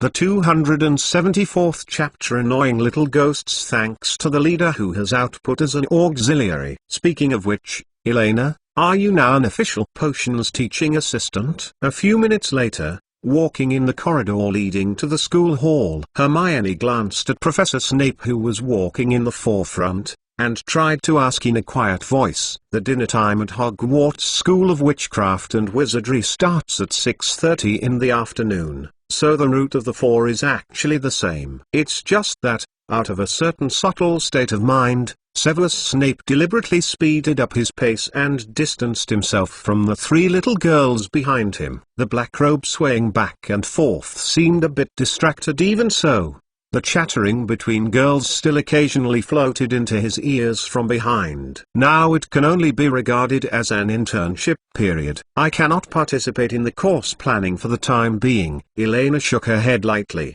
sighed lightly, and said in a slightly heavy voice, starting from today, I will need to go to the underground classroom every afternoon to check in and sign in. Except for the courses of the 6th and 7th grades, all the courses of the grades must participate, and there is still no salary or scores. Free labor. You know, before this, Elena had never thought that serving as an assistant church in the potions class was such a consuming task. Maybe she really needs to sort out the safety management system for potions class as soon as possible and give it to Professor Snape as one of the necessary content that the whole class needs to recite collectively before class. Otherwise, Elena suspects that this semester may not be over. She can apply for a therapist at the Street Mungo's Hospital for Magical Injuries. But, if you continue to develop in this situation, Elena, after graduation, maybe you can stay in school as a professor, and you can become a very good potion master even if you don't help it. I heard from my uncle that the potion master can be regarded as the most enviable existence in the entire magical world. A bottle of potion can earn us a month's income in the tavern. Hannah shook her golden hair braid and looked at Elena with envy. Presumably Elena will be rich in the future, right? After all, the potions masters only need to spend a little time to make a bottle of beautiful potion, and they can sell them for thousands of dollars in Diagon Alley. Perhaps, but at least that will be years from now. Elena curled her lips, raised her hand and fluttered the silver hair scattered on her cheeks, and replied absent-mindedly, "Moreover, I have no interest in Jinjialong, and I don't have much hope for being able to work at Hogwarts. In fact, rather than becoming a teaching assistant or a professor, I want to accompany Hermione to study in the library." On with Hannah. You count the stars on the lawn outside the Forbidden Forest. Elena, you are talking nonsense again. Becoming a professor after graduation is of course more interesting than studying in the library. Hermione wrinkled her nose unnaturally, and subconsciously lifted the large book she was holding on her chest, and slapped the white-haired ball next to her with great importance to cover up the strange emotion in her heart. "That is, you should cherish the opportunity of teaching assistants in the potions class." Hannah also nodded and retorted seriously, paused, and added a bit hesitantly, "Although I think it's pretty good to count the stars, but it doesn't conflict. The empty and closed corridor is not a suitable place for whispering. The sound can travel far in the long and narrow underground passage." Even the three little girls intentionally lower the volume, but obviously it is not as low as a certain one's sensitive level. "The range that bats can't hear." Snape twitched his cheeks, resisting the urge to turn around and reprimand Eleanor. Wouldn't that be equivalent to admitting in disguise that he had eavesdropped on the whispers of the little girls? He Severus Snape or can't afford that person. Only, unexpectedly, there will be such impetuous conversations that make the mouth slippery in the chat content between the little girls now. Snape took a deep breath and waved his long sleeves vigorously, as if he was driving away flies hovering around him. He couldn't help but speed up a few minutes under his feet, and the swaying black robe was almost unfolded. "Batwings! What a bunch of annoying little ghosts." Hogwarts Auditorium. Although somewhat reluctant, the three of Elena separated temporarily at the dining table and joined their respective dining tables. The ancient academy barriers still persisted, and everything seemed to have returned to its original appearance after the military training was over. However, some minor changes are slowly appearing. Among first-year freshmen, this barrier exists only in physical space. From time to time, we can see a little wizard sitting on the bench in a somewhat awkward posture, leaning sideways and chatting with friends at the next table. Under the influence of the little wizards, some senior students occasionally couldn't help but add to the topic. There was one sentence or two with no sentence. Although it was only a very individual person, it's a great change. Glancing at these inconspicuous small changes in the auditorium, Eleanor's exhaustion that has accumulated for an afternoon is almost wiped out in an instant. Nothing can be more exciting than seeing the changes in person. This is like the legend. For Hogwarts, the four founders must have expected the same from the beginning. "Go on." Elena took Hannah to find an empty seat and happily attacked the grilled lamb chops and baked potatoes on the table. A good mood helps to improve appetite. Not to mention, after a whole afternoon of classes, she was starving for a long time after she hardly sat down and rested. The potion materials in the afternoon are too difficult for people to eat, and the finished potions are either poisonous or may turn her into a baby. If it is a common potion similar to Scabby Potion, she may have long been unable to resist it. Taste the taste for a little witch who is committed to changing the potions class, facing those steaming cauldrons, but can't even the most basic taste. It is undoubtedly a very painful torment. "Elena, eat slowly." Hannah looked at Elena, who was devouring it. She poured a glass of pumpkin juice and handed it to Elena with some worry. She gently patted Elena on the back, for fear that the white-haired dumpling in front of her might be choked by accident. "It's more than an hour before the evening class. Don't worry, eat slowly and it's okay." Puff cough cough cough. Elena, who was quickly sweeping the food on the dining table, stared, and almost squirted the food out of her bulging mouth. Fortunately, she covered her mouth with her hand subconsciously by a foodie's instinct. The food was forcibly sealed back in his mouth, and his face turned green for a moment. Reaching out to take the pumpkin juice in Hannah's hand, Elena eased a little, let out a long sigh of relief, and asked with a bitter face, "Phew, I'm saved. Don't you? There are still classes tonight? Well, History of Magic, still with Hermione in the Gryffindor Academy. Hannah looked at it with disgust for a bite, and almost nodded. Elena, who had almost suffocated herself, and took a look at the school schedule from her pocket, and said with some curiosity, "The professor who teaches is the Professor Binns, who has never appeared in the auditorium. It is said that he is the only ghost professor in Europe, and he is probably an erudite and funny old gentleman. It must be very interesting to attend his class. It may be erudite, but it's a little bit fun and interesting." Elena rolled her eyes feebly, without the heart to expose Hannah's fantasy directly. Anyway, with Xiaotinia's current learning status, if nothing goes wrong, she should soon be able to fall asleep in the magical history class that enhances the quality of sleep of students in the dream. Naturally, there is everything. But history of magic? Interesting. Elena's eyes flashed. Perhaps for most people, this is a boring course based on scripts. But to her, whether it is the content of this course, Professor Binns himself, or even the author of the textbook, it seems to be a huge treasure that has never been discovered before, and it contains endless charm. There is still only one update today. I owe 3 chapters Acridine. However, Zhang said that Jijing and Red Envelope benefits are still there. Ask for monthly pass. Ask for chapter to say you don't talk much. How can I copy Acridine? Exclamation mark. Shock! Exclamation mark. Righteous! Exclamation mark.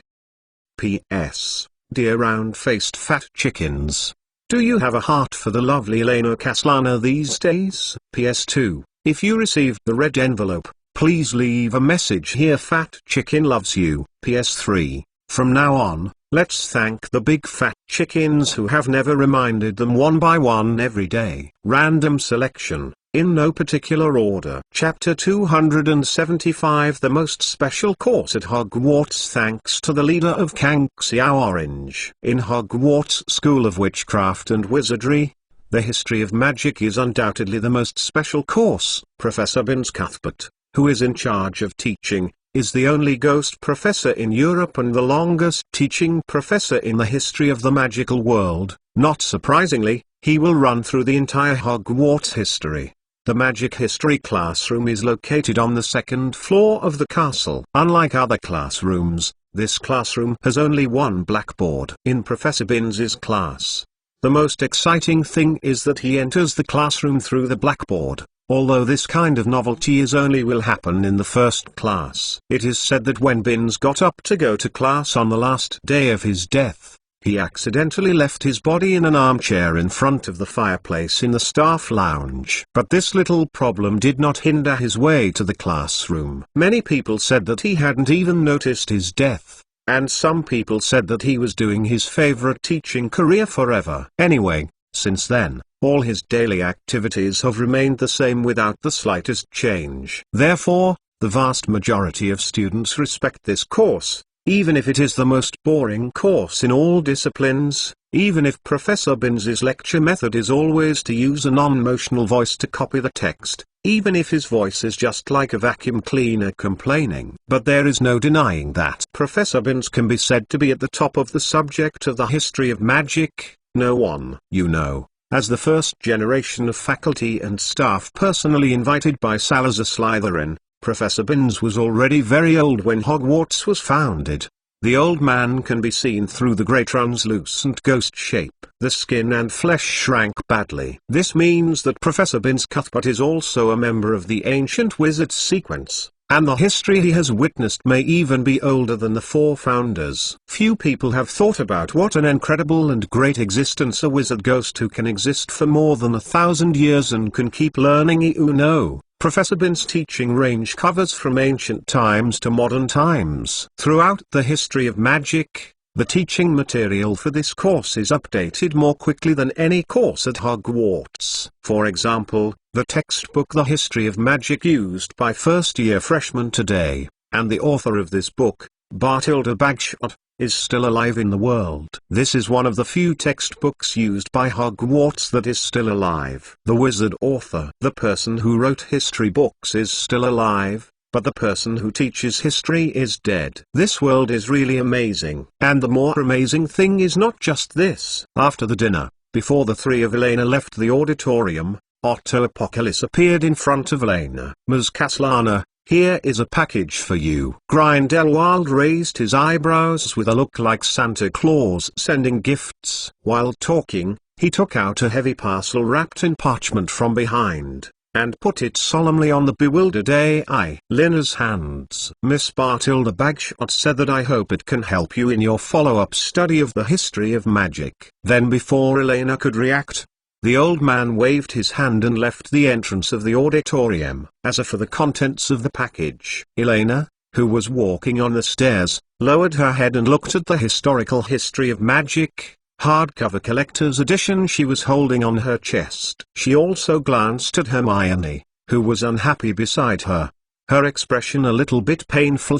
However, she complained a little bit about the previous history of magic that she accidentally tore off a few pages. Who would have thought that Grindelwald would write to Bartilda Bagshot? "It's great." Miss Bartilda Bagshot personally delivered the book. Looking at the exquisite big book in Elena's hand, and then at her own history of magic, Hermione seemed to have eaten 5 or 6 lemons in one breath, and her envy, jealousy and resentment almost condensed into substance.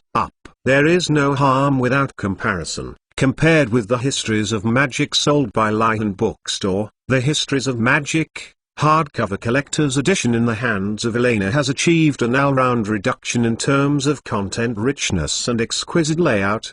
Pressure not to mention, there is a metaphysical encouragement like the original author's blessing. Actually, when you arrive in class, you will find that willpower is really useful in the potions class. Elena shrugged helplessly, glanced at Hermione who was about to become a lemon spirit, and said softly, "Well, it's just a well-packaged textbook with a little better looking." If it's Hermione, let alone a book, it doesn't matter if you give you the entire Hogwarts library. Talking nonsense here again, as if Hogwarts belongs to you. Hermione wrinkled her nose slightly, snorted, and gave Elena angrily. "Although I don't quite understand what Elena's so-called willpower refers to." The look on Hermione's face improved a lot in an instant. He glanced at the exquisite historical history of magic hardcover collector's edition. Slightly he hesitated and said, "You don't have to give me the book. This is a gift from Miss Bartilda Bagshot. After all, you should cherish it. Then lend it to me to see how it differs from the ordinary histories of potions." "All right, no problem." Elena nodded readily. In fact, in the entire Hogwarts, apart from Hermione, there may be no second person interested in history of magic, even if it is history of magic hardcover collector's edition.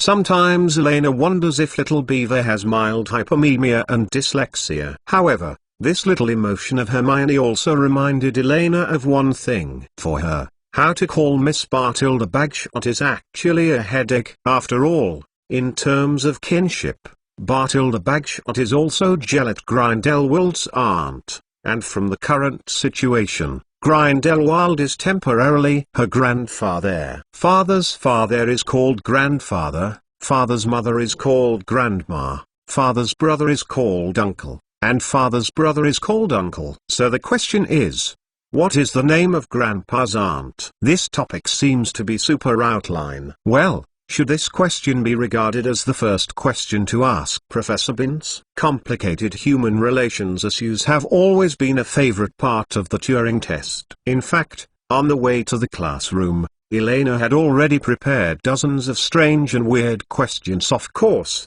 all of them were carefully packaged to ensure that they had some connection with the history of magic. The little dull hair on Elena's head was shaking, and her delicate face seemed to shine with a holy and kind-hearted light. After Hogwarts was founded for so many years, not many people would ask questions in the history of magic. Facing such a silent classroom, Professor Binns must be very lonely, right? Go first. There will be in the evening. Ask for monthly pass. Ask for chapter. At present, there are 3 chapters short of progress. After paying it back in the evening, I should only owe 2 chapters. The chapter said that there are more than 500 plus more activities, and the red envelope benefits of each chapter are still there. You don't talk much. How can I copy acridine? Exclamation mark shock. Exclamation mark righteous. Exclamation mark.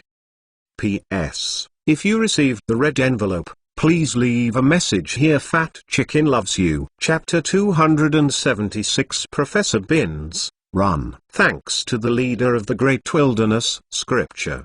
The magic history classroom is not hard to find. It is on the right side of the corridor where the school infirmary is located. Following the marble staircase outside the hall, all the way up, in less than 2 or 3 minutes, the three of Elena had already arrived in the classroom. However, since it was the first class in the history of magic, they were not the first students to arrive in the classroom, to be precise. Because Elena persisted at the table until the dessert disappeared, they were the last to arrive in the classroom. To criticize the little wizard, most of the Hufflepuffs and Gryffindor first-year freshmen who left the main hall of the first-floor auditorium due to poor appetite have found a seat in the classroom ahead of time. Only the 3 people are left facing the blackboard in the front row, top throne. Although in a sense, there is no problem. After all, this kind of position is also in line with the identity of the 3 masters, Elena Caslana and Hermione Granger, 2 evildoers who are beyond the scope of normal humans. Leave aside, even the seemingly inferior Hannah Abbott is actually extremely top-notch existence. Otherwise,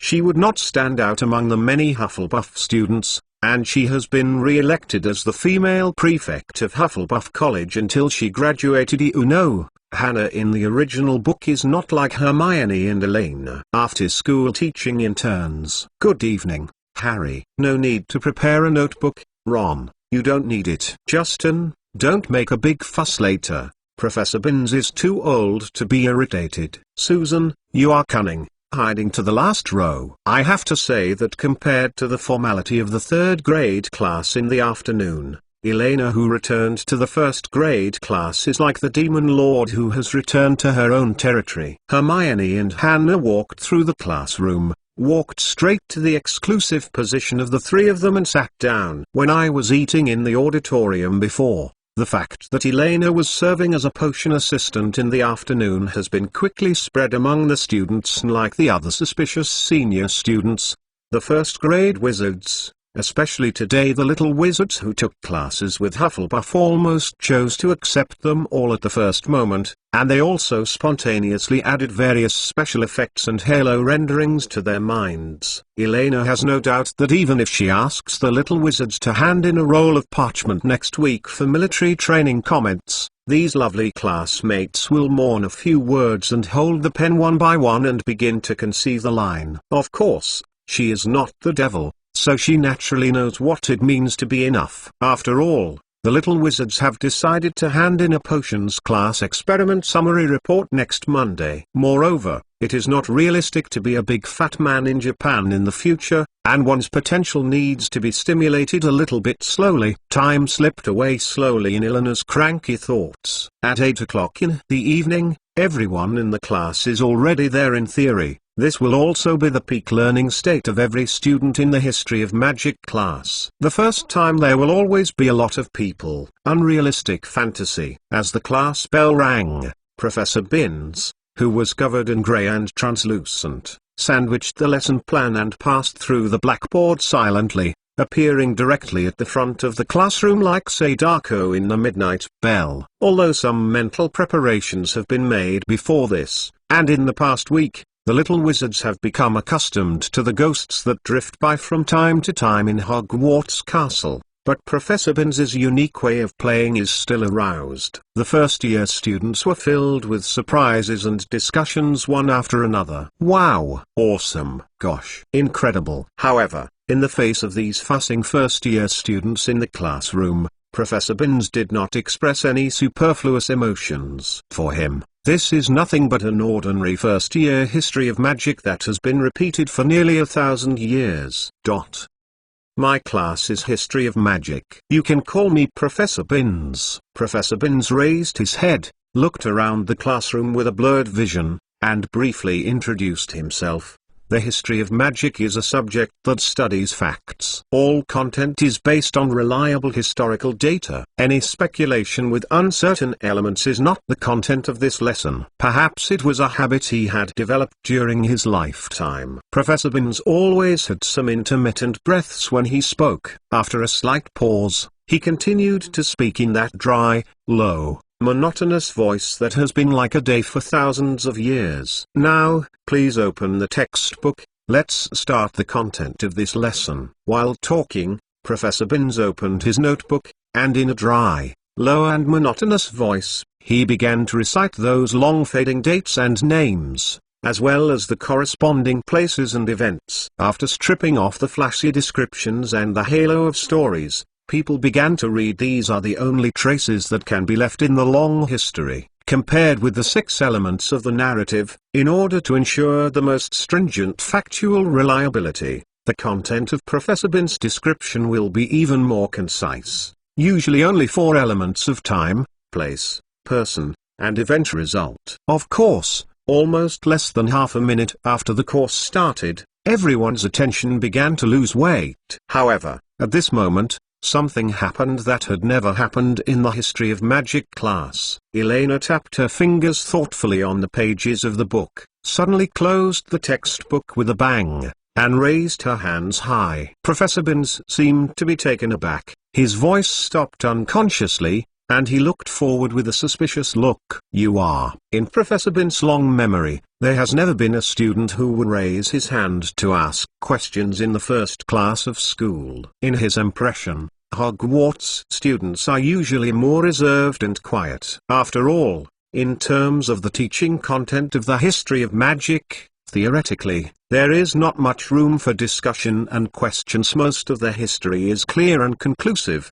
and there is no extra space for divergence. I am Elena Kaslana. Professor Binns, before starting all the courses, can you tell us why the magic world also uses the ad calendar to describe the latitude of time? Elena said in a clear voice, raising her head like a harmless and curious baby, with strange lights shining in her eyes. Before Professor Binns could answer, Elena lowered her head and looked at the list of questions that she had just sorted out before class. She lifted the pen and crossed out the first word in the first row. Add time. This is the first latitude of history, and all descriptions cannot exist alone without the time axis. In fact, this is just the beginning. From the first moment I opened the textbook, Elena realized that Professor Binns might be dangerous in this class. Because, after this vocabulary, there is densely packed content of almost half a page. Go first. There will be in the evening. Must have. I won't grumble. Ask for monthly pass. Ask for chapter. At present, there are 3 chapters short of progress. After paying it back in the evening, I should only owe 2 chapters. The chapter says that there are more than 500 plus more activities, and the red envelope benefits of each chapter are still there. P.S. If you received the red envelope, please leave a message here. Fat Chicken loves you. Autistic. Why use ad? Why does the history of magic use the calendar of the Christian era, a calendar that was only announced in 1582? I do not know either. Autistic. Elena began to think seriously about whether or not to float out, so she could just eat the last chapter.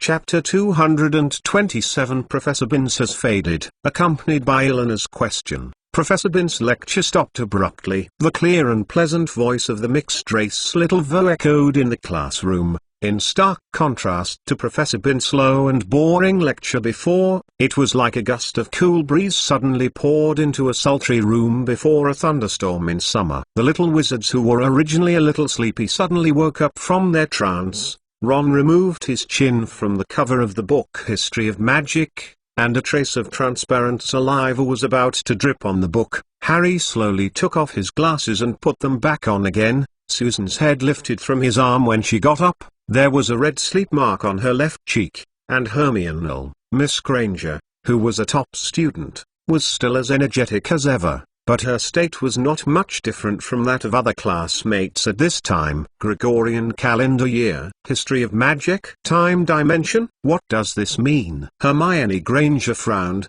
stopped the quill in her hand with a look of confusion, her eyes wandering between Professor Binns and Elena, like a confused little animal. Although she did not lose her mind, she still did not understand what Elena was asking. In fact, facing Elena's questions, most wizards may not be able to answer immediately, and even the girl may not be able to understand what the girl is asking. Sometimes the more accustomed things are, the more difficult it is. Reply. But Professor Binns was different. He almost stopped the lecture, froze on the podium, looking at the little girl in front of him in surprise. As a professor of the history of magic that has existed for thousands of years, Professor Binns is very aware of the weight behind the question that the first-year student asked just now, and the infinite problems that may arise thereafter. The chronological calendar is the first cornerstone that anchors all historian issues related to this field are no less than tracing the origin and development of the entire history of magic. In other words, if you really want a complete answer, then this question is too much. Professor Binns blinked. This is not the content of this lesson, he whispered in his dry, panting voice. We only need to learn some simple historical facts, Ms. Kaslana, instead of exploring the origins and cornerstones of the history of magic.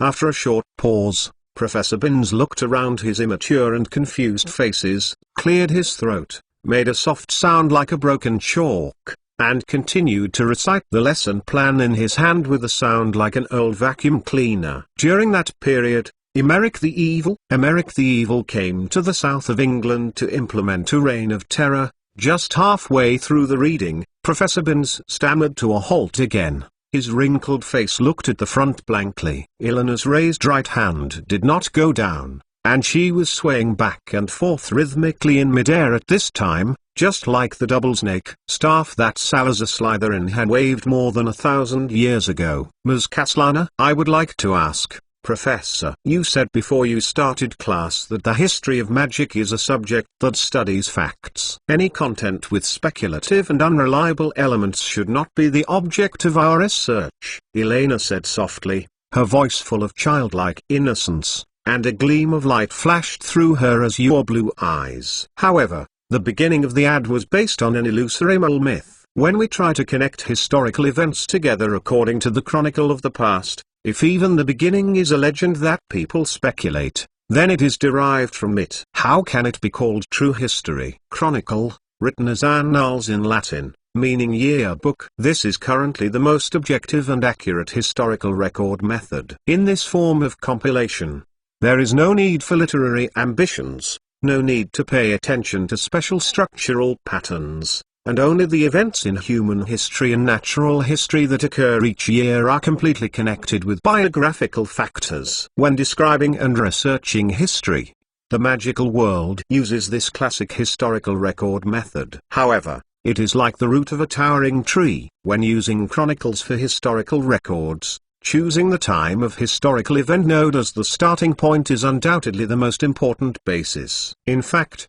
in the long history of the human world, there may be dozens or even hundreds of ways to date. In West Asia, the ancient Babylonian kingdom used the Nipun-Axel Chronicle, also known as the Babylonian Chronicle, which was based on the 747 BC when the 4th dynasty king Nipun-Axel became the throne. After the rise of ancient Rome, it occupied a vast area along the Mediterranean Sea. The Roman chronology is prevalent, with the creation of the Roman city in 753 BC as the epoch. The Arab region adopts the chronology, with Muhammad's departure in 622 AD as the epoch, and in the mysterious Eastern countries, 6 species have even emerged one after another. Unique chronology system. However, among all the chronological systems, the current internationally used AD chronology is the most special one. Note 1. Not only is the Gregorian calendar promulgated and implemented by Pope Gregory XIII in 1582 is one of the youngest chronological calendars,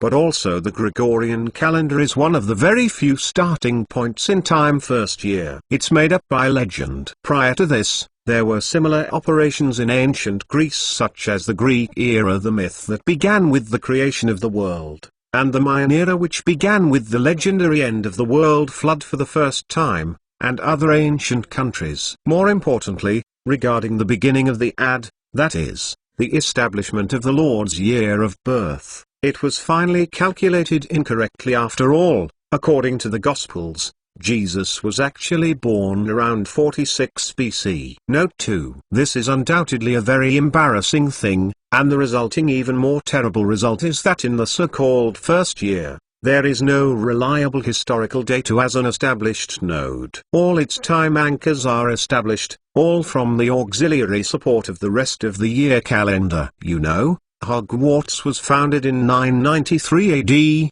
and before that, Professor Binns was very old. For the professor of history of magic, most of the changes in the chronology are equivalent to the past. Hearing Eleanor's voice, Professor Binns no longer had any fluke in her heart. Obviously, she knew what she wanted to ask. Professor Binns clumsily closed the notes in front of him, and awkwardly raised his head and looked at Elena in front of him. This may be the first time he has observed a student so seriously in so many years. There is no doubt that the first-year little witch in front of her is not as innocent and harmless as she seems. A long time has allowed Professor Binns to understand the truth that the real devil is always like an angel. Okay, Professor Binns reluctantly said slowly. The translucent grey body seemed to fade a little. Yes, I think you are not completely wrong to say that. You are right. The chronological description we are using now is indeed based on a young product that is not rigorous and even somewhat funny. Accompanied by the dry voice of the old man, I don't know if it was an illusion. Everyone in the classroom seemed to hear a faint sigh. Note: content is free. Note 1. AD is often represented by AD abbreviation for Latin Anno Domini, meaning the year of the Lord, and BC is represented by abbreviation for before Christ in English, meaning before Christ. However, in order to downplay its religious color and avoid non-Christian aversion, modern scholars mostly change the term to Common Era abbreviated, and BC before the Common Era, abbreviated Note 2. AD was born in the 6th century AD.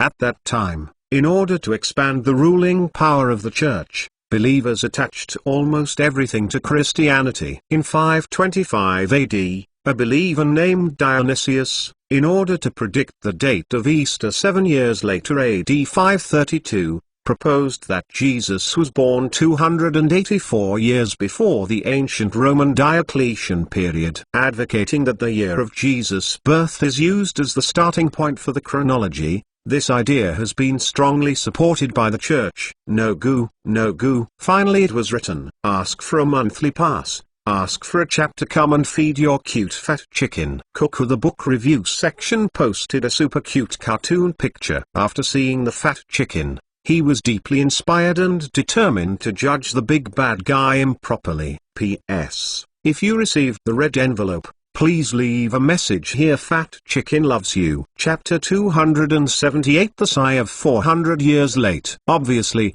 it's as if people are always keen on hunting for Easter eggs. Faced with fresh knowledge beyond textbooks, the little wizards can always explode with greater interest. Now, the whole class has unconsciously sat upright, staring at Professor Binns intently, listening carefully to every word the old wizard said. After all, compared to dry historical materials, the excitement that digging into the hidden historical dust can bring to people is simply not the same level of experience. More importantly, with Elena as a demonstration, the eyes of many little wizards began to become more fragile. After a whole day of classes, the first-year students' restraints and fears about the class slowly dissipated, and an eagerness to try gradually permeated the classroom. You know, the 11 or 12-year-old is just a person at the age of most curiosity. Asking questions is not just the exclusive right of Hermione. In that case, Professor,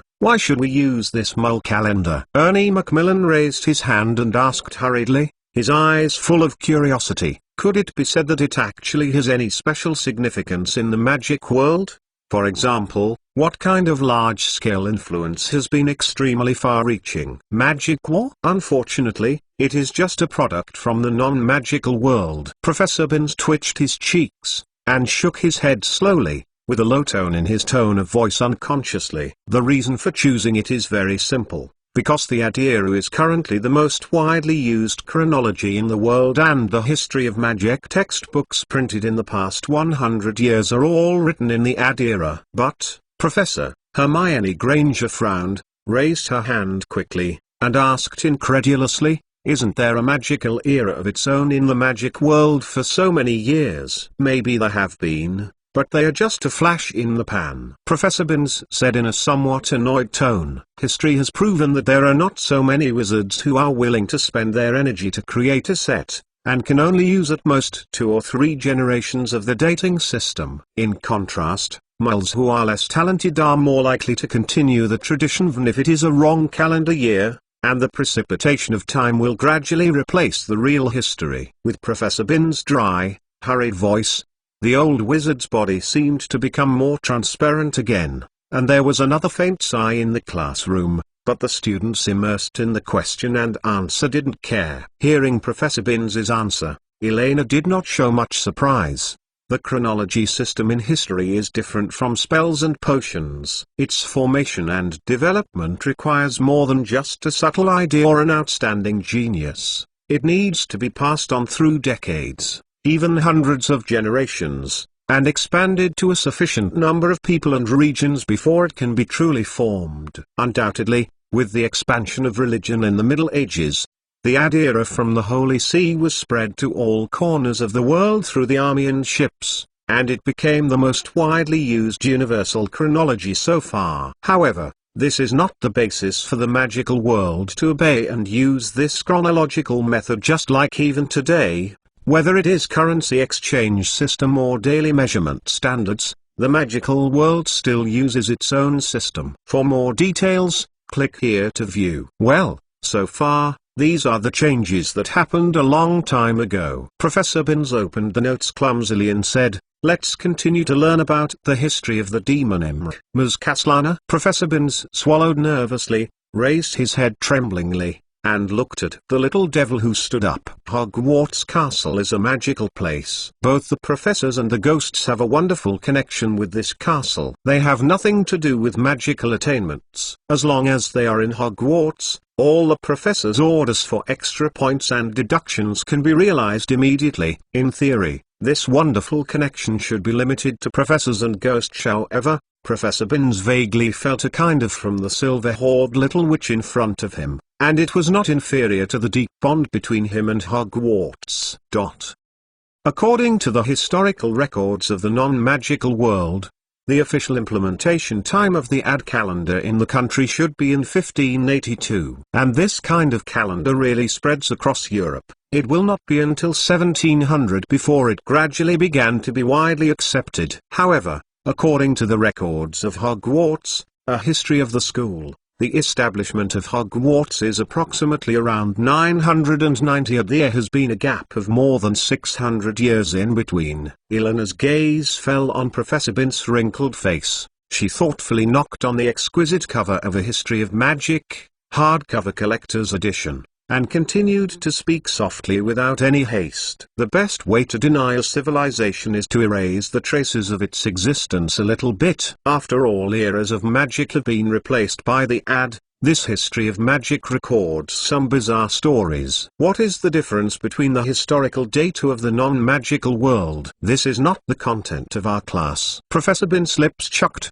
and Mio's body curled up slightly. His voice was dry and faint, with a strong sense of powerlessness. Perhaps we should go back to the textbook. Elena, facing a lot of Professor Binns who suddenly became old, Hannah shook Elena's arm unbearably, and whispered the girl's name, trying to alleviate the somewhat suffocating atmosphere. The history of magic is a unique trace of this magical world, right? I think the original intention of the course History of Magic should be to allow the historical truth of magic to continue, so as not to be buried in the vast dust. Ignoring Hannah's movements, Elena's delicate little face showed a touch of inhuman coldness, and the gaze fell on Professor Binns' face, and her voice was as cold as a cold blade. This may be the best opportunity to touch a corner of the hidden secret veil of this world. Professor Binns, what happened in that secretive period of time? so that the magical world even had to abandon part of its original history. You may be the last person to know the complete truth. If you keep it silence, then what is the meaning of the course of the history of magic? The whole class was deadly silent. After being silent for a moment, Professor Binns nodded slowly and let out a complex sigh. This time, everyone heard this sigh very clearly, not through their ears into their minds, but directly from the bottom of everyone's heart, with a tingling vicissitudes of life, as if this sigh had already lasted for hundreds of years. Okay. Then okay, Professor Binns said slowly with extra effort, the light grey translucent body visibly faded again. Let me think where to start first. No goo. There is no grunt today. Finally it was written. These chapters have also come out, and Fat Chicken feels that he can apply for the Hogwarts Professor of History of Magic. Really? It looks good. I am very satisfied! Goo! Just be confident in asking for a monthly pass. Asking for a chapter. Come and feed your cute fat chicken. P.S. If you received the red envelope, please leave a message here. Fat Chicken loves you. Chapter 279. We bury our own history with our own hands. You all know the reason why Hogwarts School of Witchcraft and Wizardry was founded. About 1,000 years ago, around the 11th century. The whereabouts of wizards were not as concealed as they are now. In those days, wizards could do whatever they wanted. The release of talent, but it also promotes people's fear of magic, and many wizards have suffered a lot of persecution in secret. Therefore, the four greatest wizards of the time, Godric Gryffindor, Helga Hufflepuff, Rowena Ravenclaw, Salazar Slytherin, the magical world and the future of the magical world have generated anxiety. Together, they founded this school, and named 4 academies after their respective names, hoping to stay away from moles prying to a certain extent and let those reveal magic. Young people in the early stages can learn to control their own power. Professor Binns paused for a moment, looked around the classroom with a blurred vision, and continued. Facts have proved that the concerns of the 4 founders are correct. Since the 11th century, as the friction between wizards and moles continues to accumulate, the contradiction between the two worlds has begun to escalate. During this period,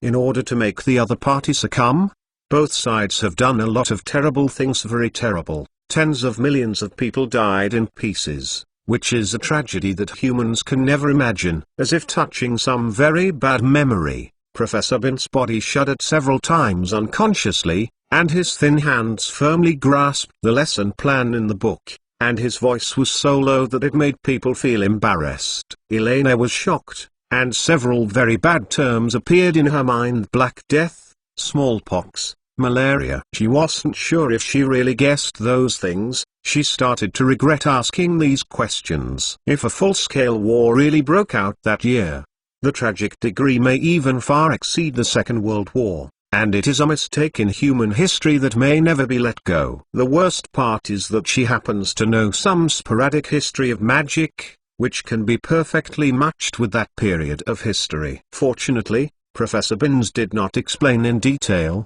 but frowned and closed his eyes, falling into silence. After 10 seconds of silence, Professor Binns let out a sigh of relief, showing an old expression mixed with relief and pain. The resilience of human beings in desperate situations exceeds everyone's imagination. The magical world has paid the price for its arrogance. From the beginning of the 15th century, the persecution of wizards by moles began to spread across Europe, and finally spread to the whole world. After the 17th century, the relationship between wizards and moles reached its lowest point. As the capture of wizards became more and more cruel, wizards' revenge became more cruel. Most wizard families began to live a kind of double life, using hidden spells to protect yourself and your family. Any wizard who chooses to be friendly with moles will be doubted or even abandoned by his own society. In those days, wizard families were particularly prone to losing their children, because children were still unable to control their own magic,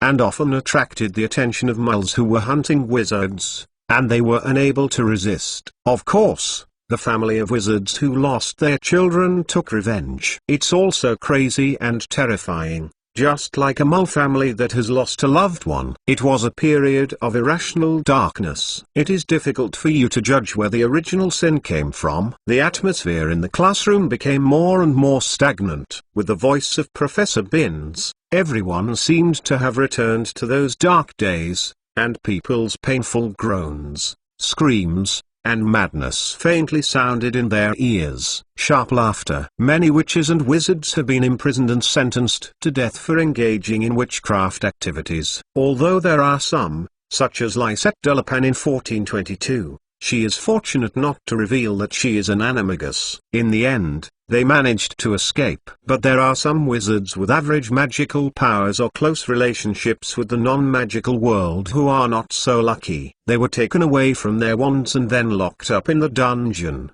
so they could not use magic to escape being trapped. The fate of execution. Hearing Professor Binns' words, Hermione Granger's face suddenly paled, and her left hand subconsciously grasped Elena beside her, looked at the girl with a pitiful look of pleading, and groaned weakly. Wait, if I remember correctly, Sir Nicholas, only the king can award the title. He used to play for Henry VII. There is no doubt that people in the non-magical world know very well how to limit the power of a wizard. Eleanor's face was also pale, her voice hoarse horribly.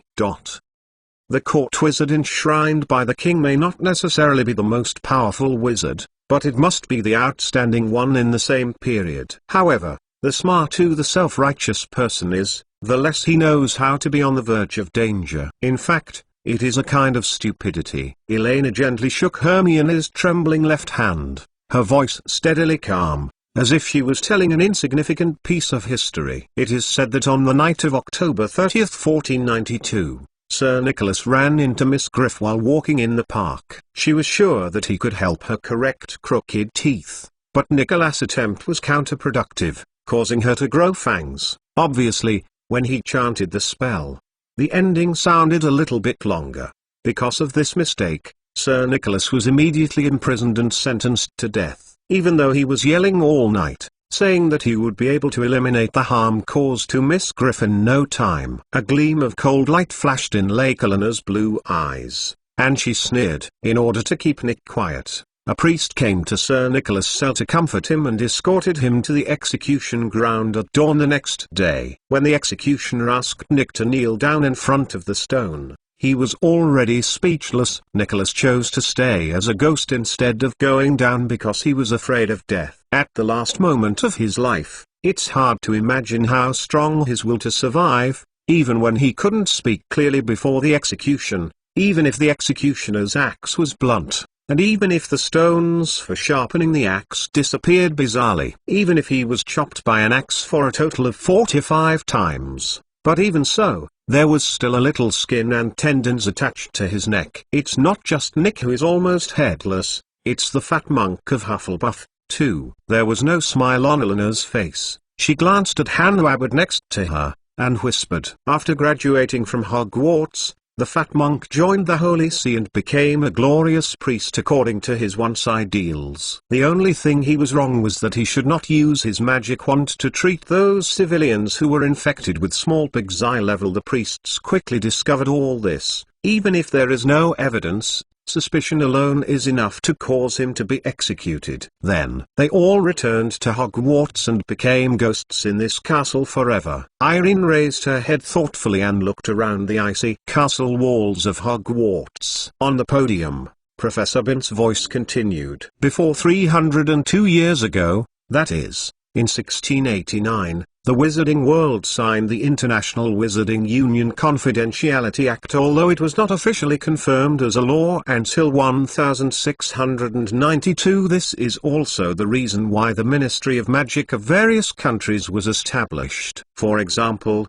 the Magic Congress of the United States, founded in 1693, the British Ministry of Magic, formerly the Wizarding Council, which was turned into the Ministry of Magic in 1707. Since then, the magical world and wizards have completely turned into concealment, united, and helped each other protect each other. Professor Binns' thin body shook slightly, and his translucent body began to flicker, and the expression on his face suddenly became particularly hideous and painful. as if he had exhausted all his strength and slowly uttered every next word. In order to protect the remaining magical civilization as much as possible and avoid a new round of war. With the emergence of the International Wizarding Federation Secrecy Act, the Ministry of Magic of various countries has voted unanimously, erasing the original magical chronology in history. Let the traces of magic civilization be completely concealed under the absurd ad era, in order to end the meaningless hatred, in order to allow magic and human civilization to continue. We buried our own history with our own hands. Ugh.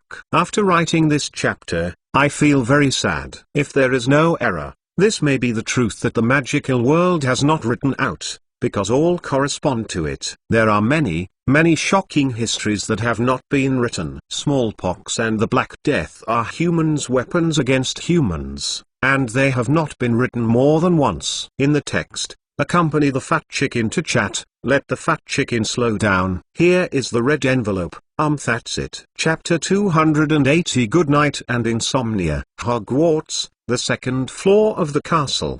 The History of Magic classroom. Professor Binns showed, and disdained to lie. He could stay silent forever if he wanted to. Of course, even if he did not lie, what he said is not necessarily the complete truth. But this does not affect the overall clarity and reliability of the entire historical context. At least for now, no person in the entire magical world can be more authoritative than Professor Binns, who has personally experienced all the history. Elena looked at the silent little wizards in the classroom, and felt a dull and uneasy atmosphere filled the air. Although the whole classroom was quiet, extremely terrible power was brewing in this quietness. Everyone continued to stare at Professor Binns, hoping that he could continue speaking. There is no doubt that Professor Binns also felt this disturbing atmosphere. He looked dimly at the students in the classroom, only to see every face turned to him. Professor Binns suddenly poured out a strong regret, making these little guys face the truth in the first class. What did he say? Just no facing the will of the entire magical world and even the entire world. These just the chicks who step into the magical world, even if they know the truth, can they do nothing but increase their worries? Well, that's it. Professor Binns waved his hand tiredly, slowly lowered his head, fiddling with the lesson plan in his hand. This is a decision unanimously adopted by the magic governments of various countries. If you are still interested in the follow-up history, you will have the right to research on your own after you pass the exam of the history of magic. The premise is that you need to pass every year of magic history exams, and exams are good, and if you want to pass the exams, you first need to master the above things, rather than go to great lengths to delve into these things that may confuse your knowledge. Anyway, if it is only used as a measurement coordinate of the time dimension, the Gregorian calendar can be used to describe and record historical facts. If you want, let us return to the current history and return to those we have left. What is suitable for you to learn and memorize? Come on, that is tangible, credible and reliable. While talking, Professor Binns cleared his throat again, made a cough like a broken chalk, opened the notebook, and continued to read with his constant dry, low, monotonous, drowsy voice. The slurred names and boring dates in the notebook. Only this time, no one in the class was distracted. In the same way, no one raised their hands to ask questions. The whole classroom was only left with the sound of Professor Binns's lecture and the rustle of a quill pen across the paper. I just don't understand a little bit, Hermione said while holding the textbook, looking at Elena and Hannah in confusion. Why didn't the magical world consider reconciliation with the non-magical world after the Ministry of Magic was established? The problem will never be solved. One day people will encounter similar situations again. At this time, get out of class is over, and they are packing up textbooks and notes, preparing to leave the classroom. The words in the class seemed to have exhausted all the energy of Professor Binns. There were no more stories in the follow-up lecture on the history of magic. After the bell rang after the get out of class, Professor Binns closed the lesson plan silently and disappeared without saying a word. In the blackboard. This made the little wizards who had held back the whole lesson more uncomfortable. as if the shouts were forced into the deepest part of their hearts. Maybe they tried, but failed. Elena shook her head and said softly, but did not explain why. Regarding this period of history, she only learned from the wizard examination administrations. Test questions in her previous life. The newly established British Ministry of Magic once sent a special delegation to contact Mole Princes William III and Mary II, hoping that mole laws would recognize and protect wizards. Obviously, this attempt failed. The non-magical government only promised to maintain a certain degree of cooperation, but rejected any recognition and protection on the bright side. However, these stories from the book world, Elena will naturally not tell anyone easily before finding the corresponding historical data for the second verification, and at best it is just a background introduction. In fact, after this section of the history of magic, Elena has vaguely guessed what the dilemma Grindelwald and Dumbledore encountered back then, and if nothing else, this should be not long after. She will face it in the future. It seems to be a more difficult task than imagined. Elena sighed silently in her heart, feeling that her hair seemed to be a bit grey. It seems that it is not enough to just make a lot of gold for Hogwarts. I want it. The whole world needs more fulcrums. The key is, where are they? Seeing that Elena didn't have much desire to talk to Hermione, the other little wizards who had originally wanted to come over to talk to each other stopped, silently put away their textbooks and notebooks, and left the history of magic classroom with their own minds. Then, see you tomorrow. Good night, Elena. Standing at the bifurcation of the marble stairs on the second floor, Hermione held the newly acquired Historical History of Magic, hardcover collector's edition, glanced at the worried Elena with some worry, and stopped talking. Don't worry, it's just a little tired suddenly. One night should be fine. Elena stepped forward, hugged Hermione gently, and said in a relaxed tone, good night, Hermione. Hannah on the side shook her golden braid, smiled, patted and squeezed Elena's face. Don't worry, I'm here. This road fool will not get lost. I'm not a road idiot. Elena puffed her cheeks. The little dull hair on her head shook angrily, and retorted without thinking, no, you are. X2. Little Beaver and Little Iron Girl responded in unison. Looking at the two Lili who seemed to have reached a strange strategic alliance, Elena felt a subtle loss in her heart. It's terrible. The two wings actually began to work together to tease. It's time to take care of it. HMPH, it seems I need to let you know who is in charge at Hogwarts. Without any hesitation, force hesitation count, Elena opened her bow left and right, and directly launched a range attack.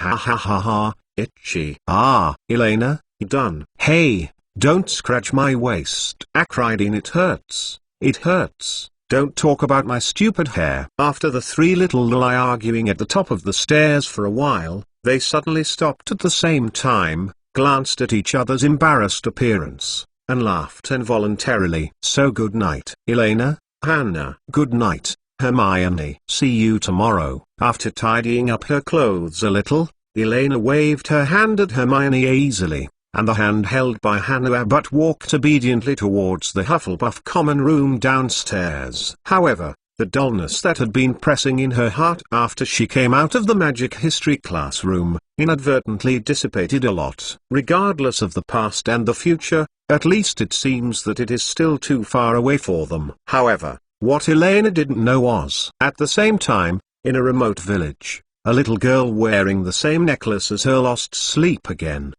Chapter 2. In this way, only 2 chapters are owed!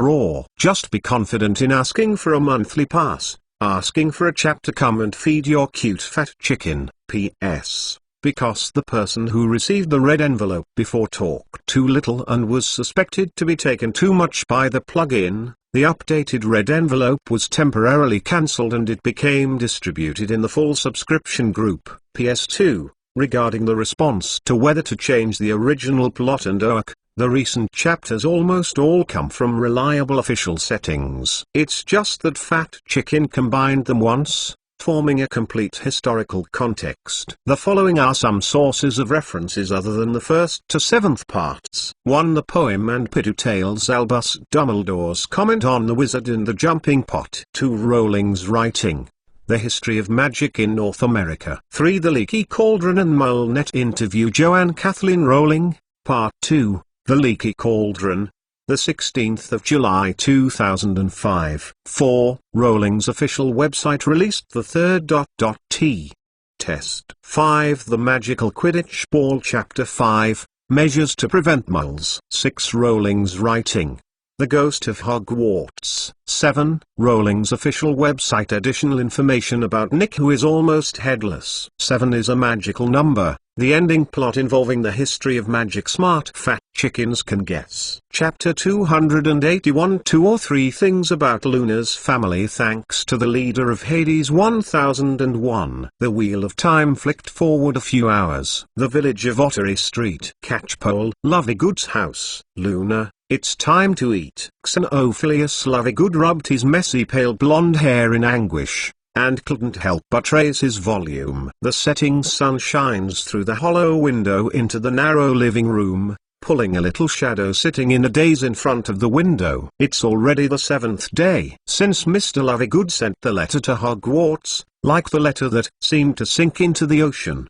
there has been no reply, no news, and the little owl has never returned. Father, do you think the horned snorer is lost? Luna looked at the clouds in the sky. Although she was very tired, she was still trying to identify the tiny black shadows flying by the sky, and said softly, or, it has met new friends outside, and she has forgotten about it. Time, Luna. Mr. Lovegood sighed and put down his soup bowl. Curved horned snorer is a secret belonging to the two. Every time the name is mentioned, the father and daughter can temporarily forget all their worries and discuss and search for this magical creature innocently and persistently. However, only this time it didn't work, because he knew that the horned snoring beast in Luna's mouth refers to the one that he brought back to relieve Luna's boredom after the terrible accident happened a year ago. Little owl. The man stood up, walked to the window helplessly, and put his hand on his daughter's shoulder. Perhaps Dumbledore is writing a very long reply. When you finish eating, it will come back. You already said this excuse at noon. Luna counted the clouds in the sky with her eyes,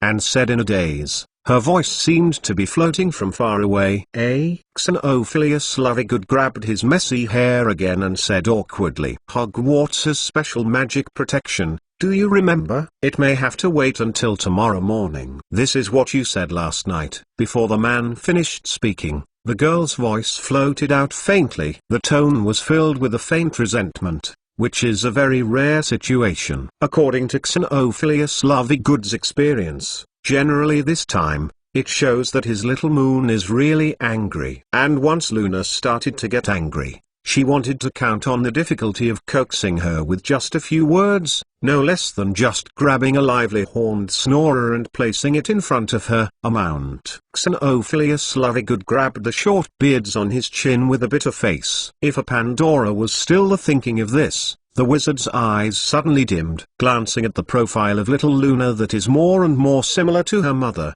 Xenophilius' eyes softened, and he did it directly on the windowsill, and accompanied his daughter to stare at the sunset in the sky in a daze. Why, I'll go to Hogwarts tomorrow. Take you with me. Xenophilius Lovegood's eyes chased the beating birds in the distant woods, and asked tentatively. This is the only way he can think of, you know, in order to cheer up my daughter. Singing has been stopped for 3 days. If this continues, it won't take long for the two to run out of living expenses. Of course, before that, Luna and him who didn't think about tea and rice might fall down first. Let's forget it. You should write the manuscript. There are so many readers waiting to see your update. Luna turned her head, looked at her father sitting on the ground, and bit her lip lightly. One day, it will come back. I know, Luna. Xenophilius Lovegood stretched out her hand on her daughter's shoulder with some worry. Goo. At this moment, a grey barn owl hovered in the sky a few times before flying straight towards the open window. A thin envelope traversed an arc and landed on Mr. Lovegood's knee. The envelope is written in a row of beautiful fonts in dark green ink. Xenophilius Lovegood Luna Lovegood sincerely. The seal is a particularly delicate patterned main body of the coat of arms is composed of a golden lion on a red background, a copper eagle on a blue background, a black badger on a yellow background, and a silver snake on a green background. The center of the coat of arms is a capital letter H, the emblem of Hogwarts School of Witchcraft and Wizardry. I knew it. Yes, I knew it from the beginning. Mr. Lovegood was stunned, and excitedly picked up the envelope and took a closer look. It was indeed a letter from Hogwarts. Albus Dumbledore will definitely be interested in the content of the contradictory. But why is it not my horned snorer who delivered the letter? Luna turned her head silently, glanced at the barn owl who was drinking water on their dining table, and asked softly, "Generally speaking, unless it is an owl by mail, most of the replies are sent back by the owl who delivered the letter." "Oh, my little Luna, you don't understand. This is the etiquette among adult wizards." Xenophilius Lovegood shook the envelope in his hand, trying to suppress the excitement in his tone. "Etiquette among adult wizards?" Luna raised her eyebrows and looked at her father blankly. In her impression, apart from basic life knowledge, men rarely have reliable success stories in their careers. The only thing worth showing off is that there is a considerable income from Austria almost every year. According to Lovegood, he must be a wealthy and motivated wizard and scholar. Few ordinary people can understand the charm of singing a devil. Yes, it's a kind of respect, and it means a formal and serious conversation. Feeling the doubt from his daughter again, Mr. Lovegood seemed to have been stabbed by a needle, and pointed to the owl on the table who was drinking water. His eyes were bright and he explained seriously, "Dumbledore is a great wizard. He doesn't do a lot of meaningless things. If the reply is only brought back by Cornus Snorer, it will be confined to Dumbledore and me at best." Dialogue. But when the returning messenger was changed to the owl of Hogwarts School of Witchcraft and Wizardry, think about it, what does it mean? Luna tilted her head and blinked, playing with the triangular eye necklace on her chest thoughtfully, and replied somewhat uncertainly, "This letter is not just from Dumbledore's perspective, but from the standpoint of Dumbledore." Reply from the perspective of Hogwarts School of Witchcraft and Wizardry? Exactly correct. In another year, you will go to Hogwarts to study. The outside world is very complicated, Luna. You need to learn to understand the deep meaning from all kinds of subtle details. Mr. Lovegood raised his fingers and nodded in satisfaction, with a touch of dissatisfaction and relief on his face. "But why is my name still on the letter?" Luna's silver eyes were still a little confused. "Ha, this is too obvious." Dumbledore meant the Lovegood family so as to keep up with Hogwarts School of Witchcraft and Wizardry. But in order to ensure the accurate delivery of the letter, he had to use this way of writing. Xenophilius Lovegood flicked the envelope proudly with his fingers,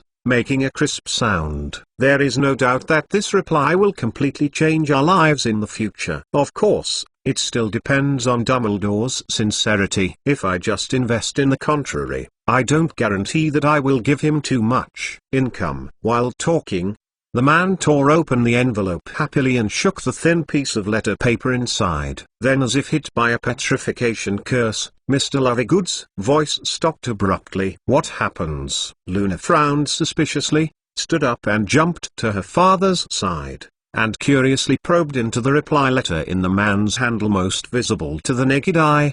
The carefree delicate face brushed a piece. Pale. "Why, maybe fake." There is not much content on the letter paper, only 3 short lines, and an unfamiliar signature, "Your faithful." As the letter paper unfolded, a crumpled owl feather slowly fell to the floor. A very formal blackmail threat letter. Go. Chapter 1. Only 2 chapters are owed now! Exclamation mark.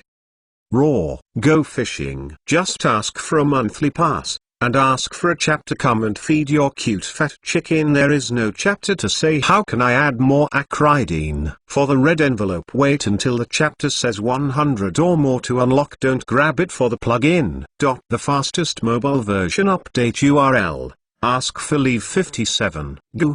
didn't write it out. It's the fifth time to ask for leave. Chapter 282. I have a bold idea.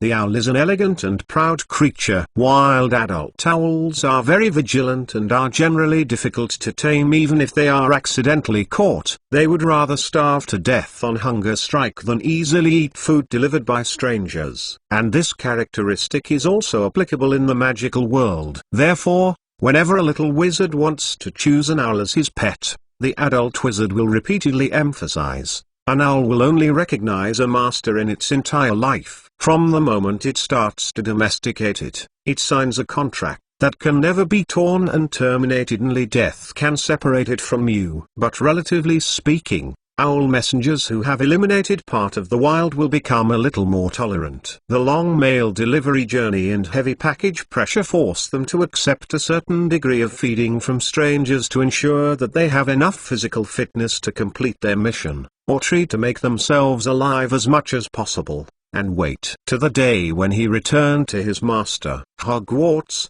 Hufflepuff common room, a corner of the female dormitory. A certain flat-headed little owl silently pebbled the grains in the trough, raised his head, and looked at the clan outside the iron cage who had only brutal and strange powers that did not match his appearance. A pleading appeared in his big round eyes. Coo-oo-oo, cuckoo, ha ha ha. Cuckoo. The temporary jailer food reserve patted his wings impatiently, glanced fiercely at the little girl in front of him, and the round fat chicken's face was indifferent and full of vigilance.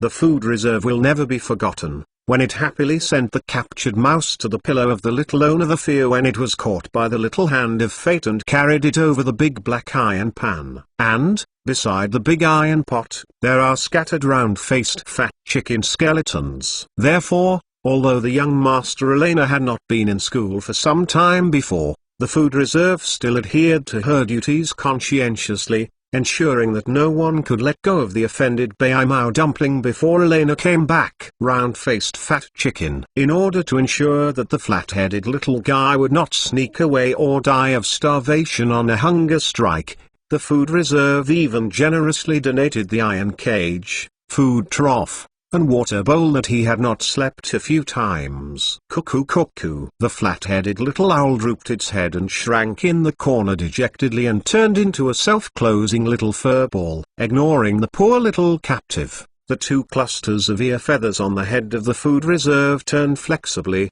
his head turned back 180 degrees, and his eyes looked brightly toward the door of the dormitory. The next moment, the door of the concealed female dormitory was pushed open. The Hufflepuff first-year girls walked in twos and threes, and Elena and Hannah walked in the front. Different from the excitement after the rest of the course, after this special history of magic, all the little wizards did not have much desire to talk, and everyone's face was somewhat solemn and blank. What Professor Binns was worried about was correct. For these little guys who had just entered the magic world, some of the history was too heavy, even though what he said in class was just a few silhouettes of that era. Elena, Hannah, everyone, what happened? He noticed the abnormal atmosphere at the door and glanced at the worrying freshman. A senior girl sitting at the long wooden table in the dormitory and reading a book stood up, frowning. A touch of confusion appeared on her face. In her impression,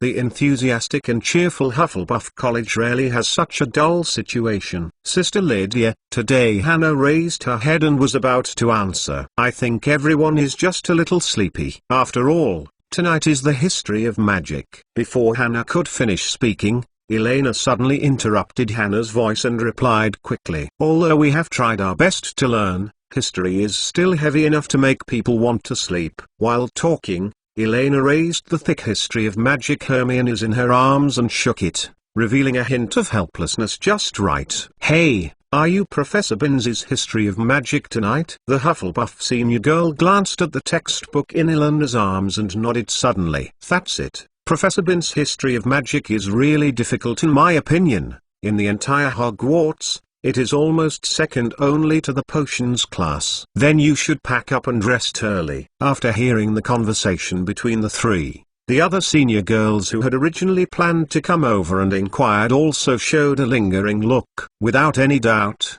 they all sat back down and continued to do their own things. What? Hannah Abbott raised her eyebrows and stared strangely at the white hair dumplings beside her. However, Elena did not answer immediately. Instead, she cast her gaze on her bedside, looking at the flat-headed owl behind the food reserve, and fell into deep thought. Speaking of which, this little guy might be able to perform even greater effect. According to her idea a week ago, the original plan was just to blackmail a little Gingy Along. By the way, she found a way to use this little owl as a bridge to establish contact with the lovely Luna Lovegood, so that she can directly complete the strategy plan next semester.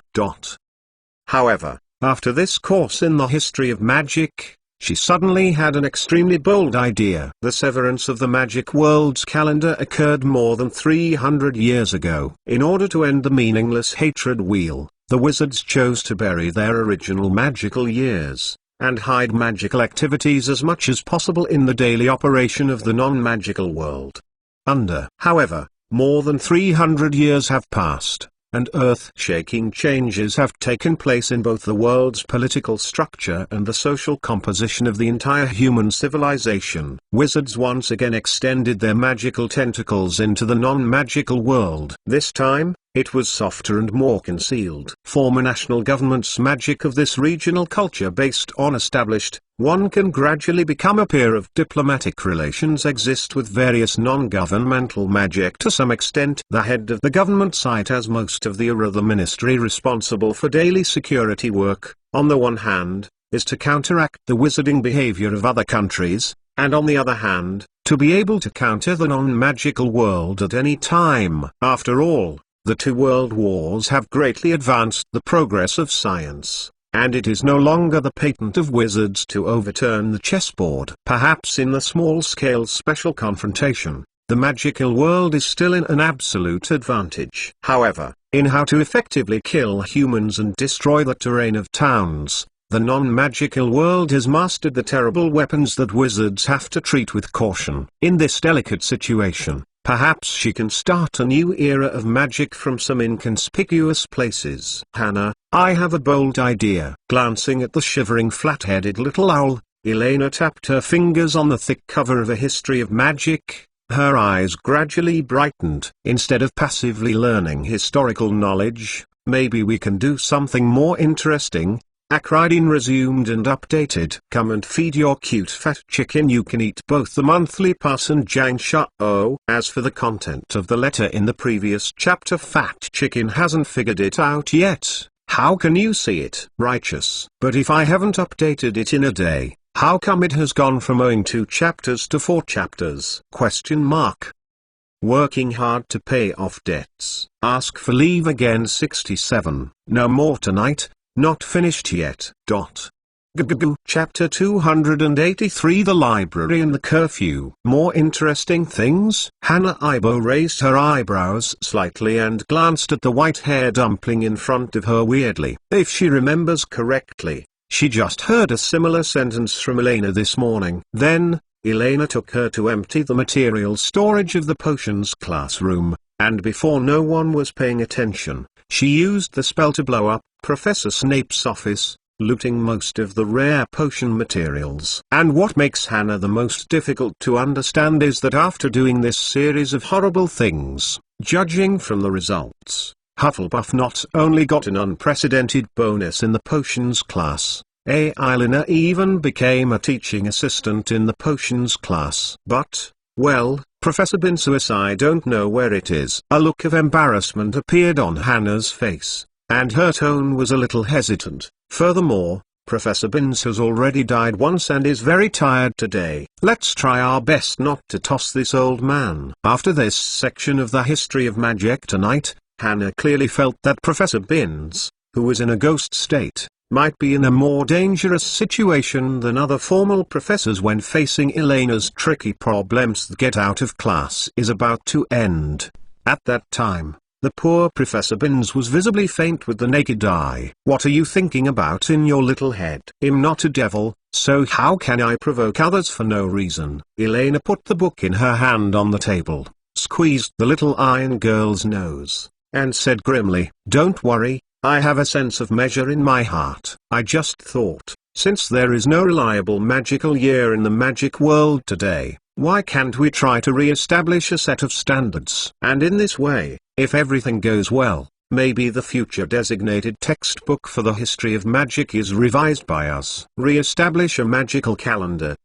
Hannah widened her eyes in surprise, couldn't help but whispered, and pointed to herself and Elena incredulously. But we are only in the first grade. No matter what we want to do, it's still a bit too early. It's just a rough idea. It's actually not as difficult as you think. It's just copied and organized according to a brand new schedule. It doesn't require much creativity and knowledge after all. We stand in front of the people on his shoulders. Countless forerunners have helped us remove the thorns of the road ahead. Elena shrugged, clicked her finger on the cover of History of Magic on the desktop, stroked thoughtfully the gilded name of ancestor Bartilda Bagshot, and said softly, "The specific details may be finalized after consulting a lot of materials. I think the Hogwarts library should have this part of the content," but as she said, Elena turned her head. Poor looking at Hannah, she blinked her eyes obediently. "Hey, I really can't do anything with you." Hannah sighed helplessly,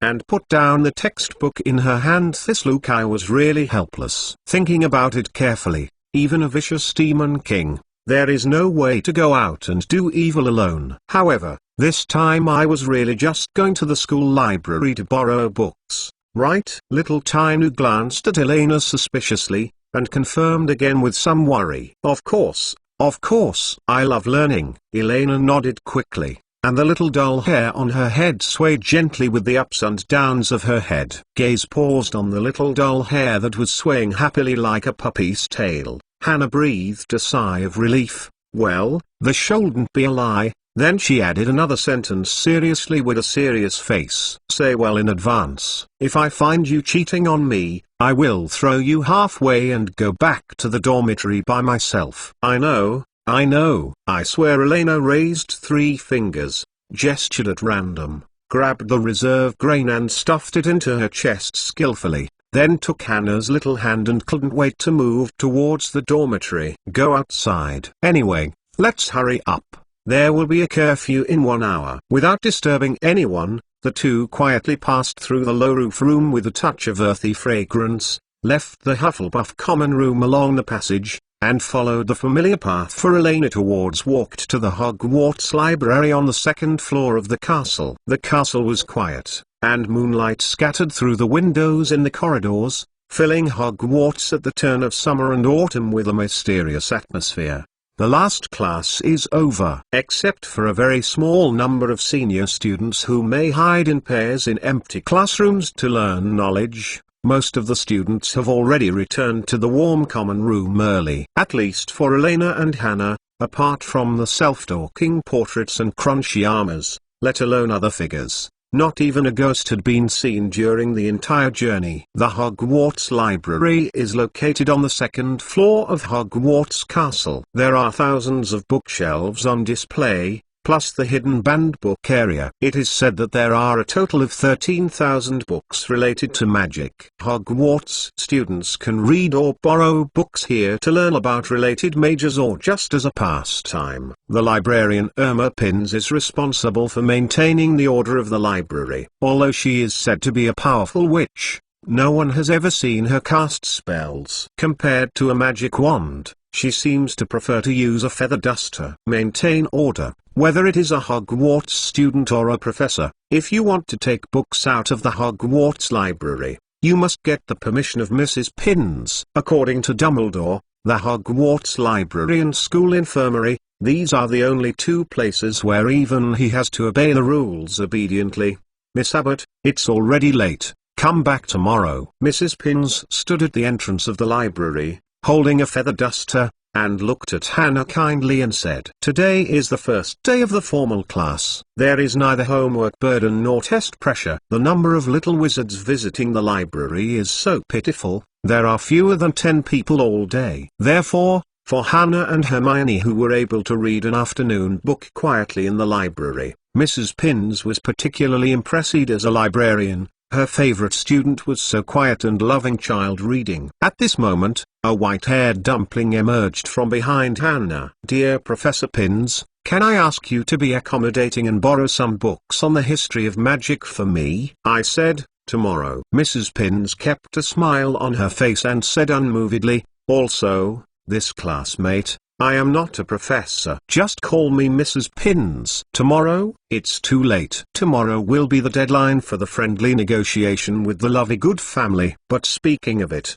the way Mrs. Pins called her just now, Elena rolled her eyes and glanced thoughtfully at the witch with a formatted smile. It seems that Mrs. Pins doesn't know her deeds very well. Otherwise at least it's definitely not facing ordinary passers-by like this, as tone. In that case, almost without any gestation, Elena shrank slightly instinctively, like an innocent little girl who was frightened, raised her hand timidly, and stammered and whispered in Hannah's extremely complicated eyes. I come from an orphanage in the non-magical world. I missed most of the time due to injuries in the first week of school. I don't understand, and I didn't even hear a word in the history of magic tonight. So, oh dear, I see. Mrs. Pins's eyes softened, and she turned her body sideways to open the way. "Go, you have a quarter of an hour to choose.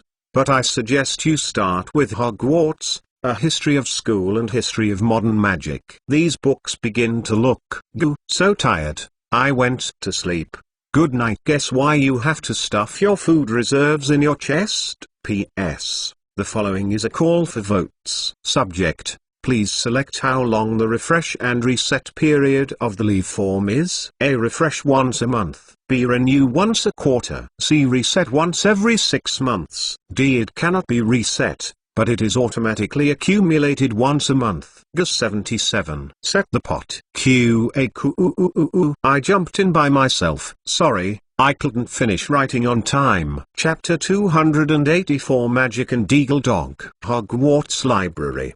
The entire space is undoubtedly expanded by magic. The red-carpeted room is filled with desks and bookshelves crisscross, forming a huge matrix like a maze. This forced Elena to follow Hannah carefully, so as not to get lost in the ocean of knowledge accidentally. Each bookshelf is at least 5 stories high, and it is densely packed with various books. There's even an unwritten saying in the magic world that only books collected by the Hogwarts Library can be counted as it is a valuable magical work. Many people believe that this may be the largest book collection area in Europe, and even the world's magical world.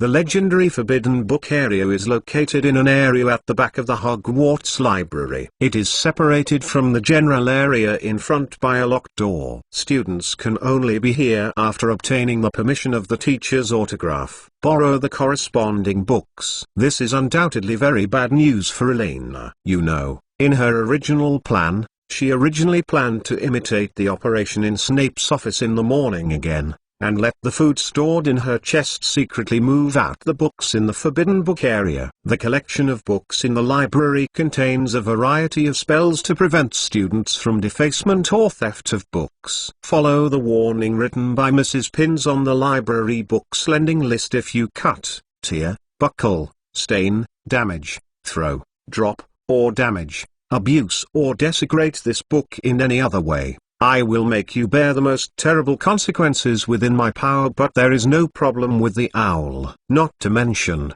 Mr. Luxon once said, stealing a book cannot be regarded as stealing. As a Hogwarts scholar, Elena is naturally quite righteous this time. It seems that you have to find a way to get an approval slip. After the Castle Land Lease incident, Lao Luo's signature must be difficult to get, and I don't know if Lao Tada's signature counts. Elena glanced at the wooden door leading to the Forbidden Book area with greedy eyes, suppressed the desire to open the lock with magic in her heart, and whispered thoughtfully, whether it's the powerful potion that records a large number of advanced potions, or the poisonous magic written by the old wand holder Goldlet, or even the current mainstream magic world, the historical text of the Middle Ages. There are too many tantalizing secrets hidden in the Hogwarts Forbidden Book Zone, not to mention that there should actually be a little black room above the Forbidden Book Zone, which is used to store some extremely dangerous magic books. In Eleanor's view,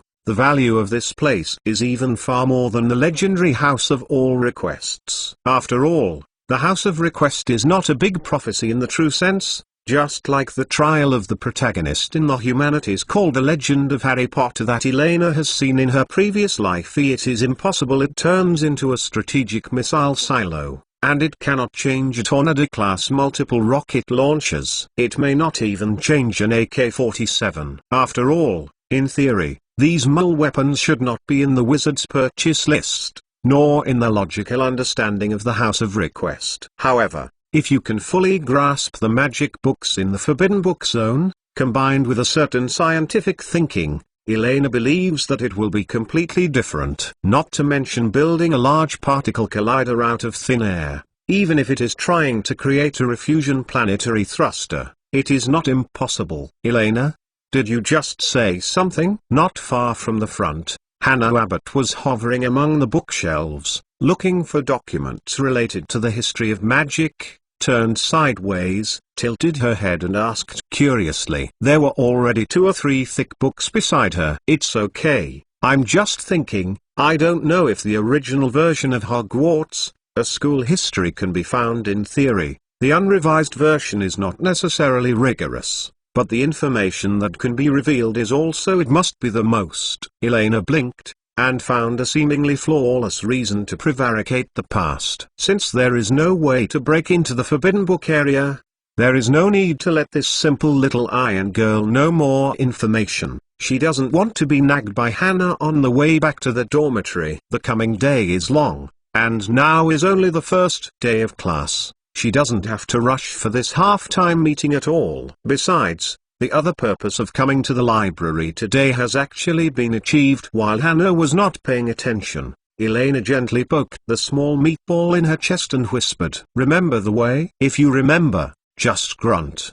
If you take the wrong path next time, goo. Well, I have to say that this small reserve of food is still smart, more powerful than any artificial intelligence. Elena nodded in satisfaction, walked to Hannah and picked up the books on the ground, and said in a relaxed tone, "Okay, that's it now. These books should be enough. Let's go back first. Otherwise, in a while, Mrs. Pins may use a feather duster to drive us out." As a qualified reserve of the Demon King, how could she succumb to such a strange attribute as Lukai? You know, this is a magical world beyond common sense. The real powerhouse will always do everything possible to make up for his shortcomings. The famous wizards of the 20th century have made many demonstrations for Elena. For example, similar to Gellert Grindelwald, greatly improving the phantom shifting spell. Whether it is flashing back and forth in a short distance battle or moving between cities in a long distance, as long as you clearly know your target location, it can be reached directly, ignoring all the paths in the middle. For another example, before Tom Riddle was completely schizophrenic, most people in later generations only remembered his best of annoying melons, but ignored his other, greater magical attainments. Name magic. The name Voldemort has been cursed. As long as someone recites the name, he and the Death Eaters will feel a sense, forming a magic version of space beacons that will never lose their way. Combined with the improved phantom shifting magic of the first Dark Lord, Voldemort successfully realized the terror rule of England, although Elena guessed that the horror factor in Voldemort's early stage also came from the indiscriminate result after he lost his way random destructive actions. However, Elena's current magic power is still relatively low, and there is no way to make too many unique improvements in magic. But she still has her own unique way. Eagle, Dog and Minion. Newt Scamander has proved with facts that as long as the characteristics of the animal companions are used flexibly, even if they face Grindelwald, they can have equal strength in the first battle. Not to mention, her natural bloodline gives her a unique advantage in gathering people's hearts compared to Grindelwald's pure strength and personal charm to gather saints. She can not only rely on her appearance, but can even be cute. Hannah. Elena shook the little tiny arm fawningly, and tried to rub the girl's arm with the small reserve grain on her chest. Or, accompany me to the 8th floor of the castle again and find the location near the tapestry where the giant stick-beat Barnabasi will take you to see a very interesting place. Number. I refuse. Hannah coldly glanced at the excited little dull hair on Eleanor's head, and refused without hesitation. Well, according to Hannah's experience summed up these days, judging from the state of this dull hair, this white hair dumpling must be at this time. Akridin resumed and updated. Come and feed your cute fat chicken. Both the monthly pass and Jang said are all you can eat. Unreasonable. Strong anger. Counted carefully. Well, there are still 6 chapters owed. I won't grumble anymore. I won't grumble. Working hard to pay off debts. Let's play the game in chapter 285. Large chapter asks, why don't you think about it, Hannah? Elena looked at the only navigation wings she can rely on at the moment. Her delicate little face exuded a faint gleam, and the little dumb hair on her head swayed from side to side in favor, begging in a low voice for the last time. Hard work. I promise. You only need to experience it once, and you will love that place like everyone else. Charming humanoids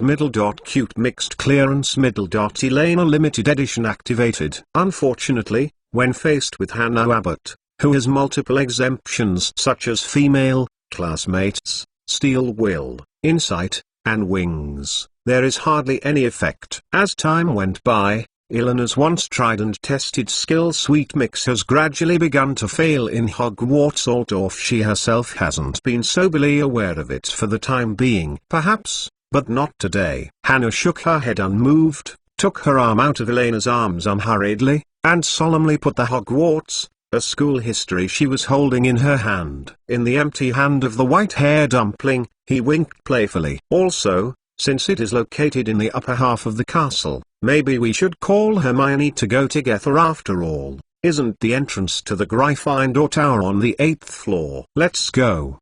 Didn't you just go back to the dormitory to understand the history of Hogwarts? Hey, it's not I mean. Elena looked at the big book that suddenly appeared in her hand, and then looked at Hannah with a little bewilderment. There was a momentary sluggishness in her small face and a brief downtime in her mind.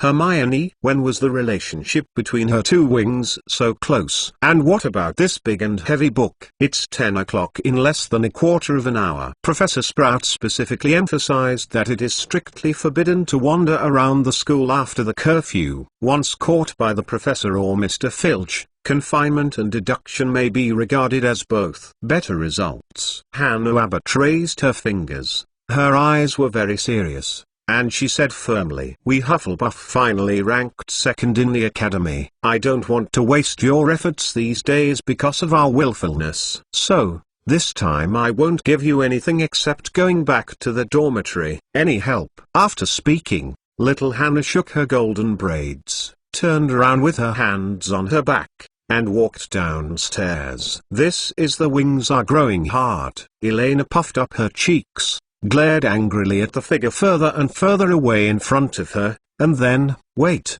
for me." Before Hannah could take 2 or 3 steps, Elena hurried to catch up with her book. The person who knows the current affairs is a Junji. She is not the kind of fool who will be angry for the sake of face. What's more, it's nothing to be ashamed of occasionally showing weakness in front of Hannah. If you get picked up in the dormitory because you got lost, it would be truly ashamed. However, on the way back this time, Elena deliberately exposed the head of the food reserve from the collar of her shirt. The journey back was quieter than before, and neither of them had much conversation. However, this allows Elena to have more time to observe the surrounding situation. For example, the characters in the original Hogwarts portrait seem to also sleep, and the entire Hogwarts castle is shrouded in a quiet light snoring. In order to avoid disturbing the half-asleep portraits, the two returning from the library subconsciously stepped lightly and walked briskly along the empty corridor. Moonlight spilled in from the high windows, horizontally on the ground one by one, with the quiet and cold stone walls of the castle and the ancient armor, giving people a slightly hairy feeling. Or let's say something. After hesitating for a while, Hannah, who had been walking in the front in a muffled voice, looked at the quiet surroundings, and finally couldn't help but take the initiative and said, "Elena, aren't you scared?" "There's nothing to be afraid of. I think the lighting at Hogwarts Castle is pretty good." Elena shrugged and looked around the magic torch embedded in the surrounding walls with ease. Compared with the deserted, dilapidated Newmangud Castle, Hogwarts Castle, the environment is nothing at all. In fact, from the bottom of her heart, Elena is rather expecting something strange to happen. For example, if you encounter some magical animals that like to come out at midnight, even if the power of the magic text cannot be used for the time being,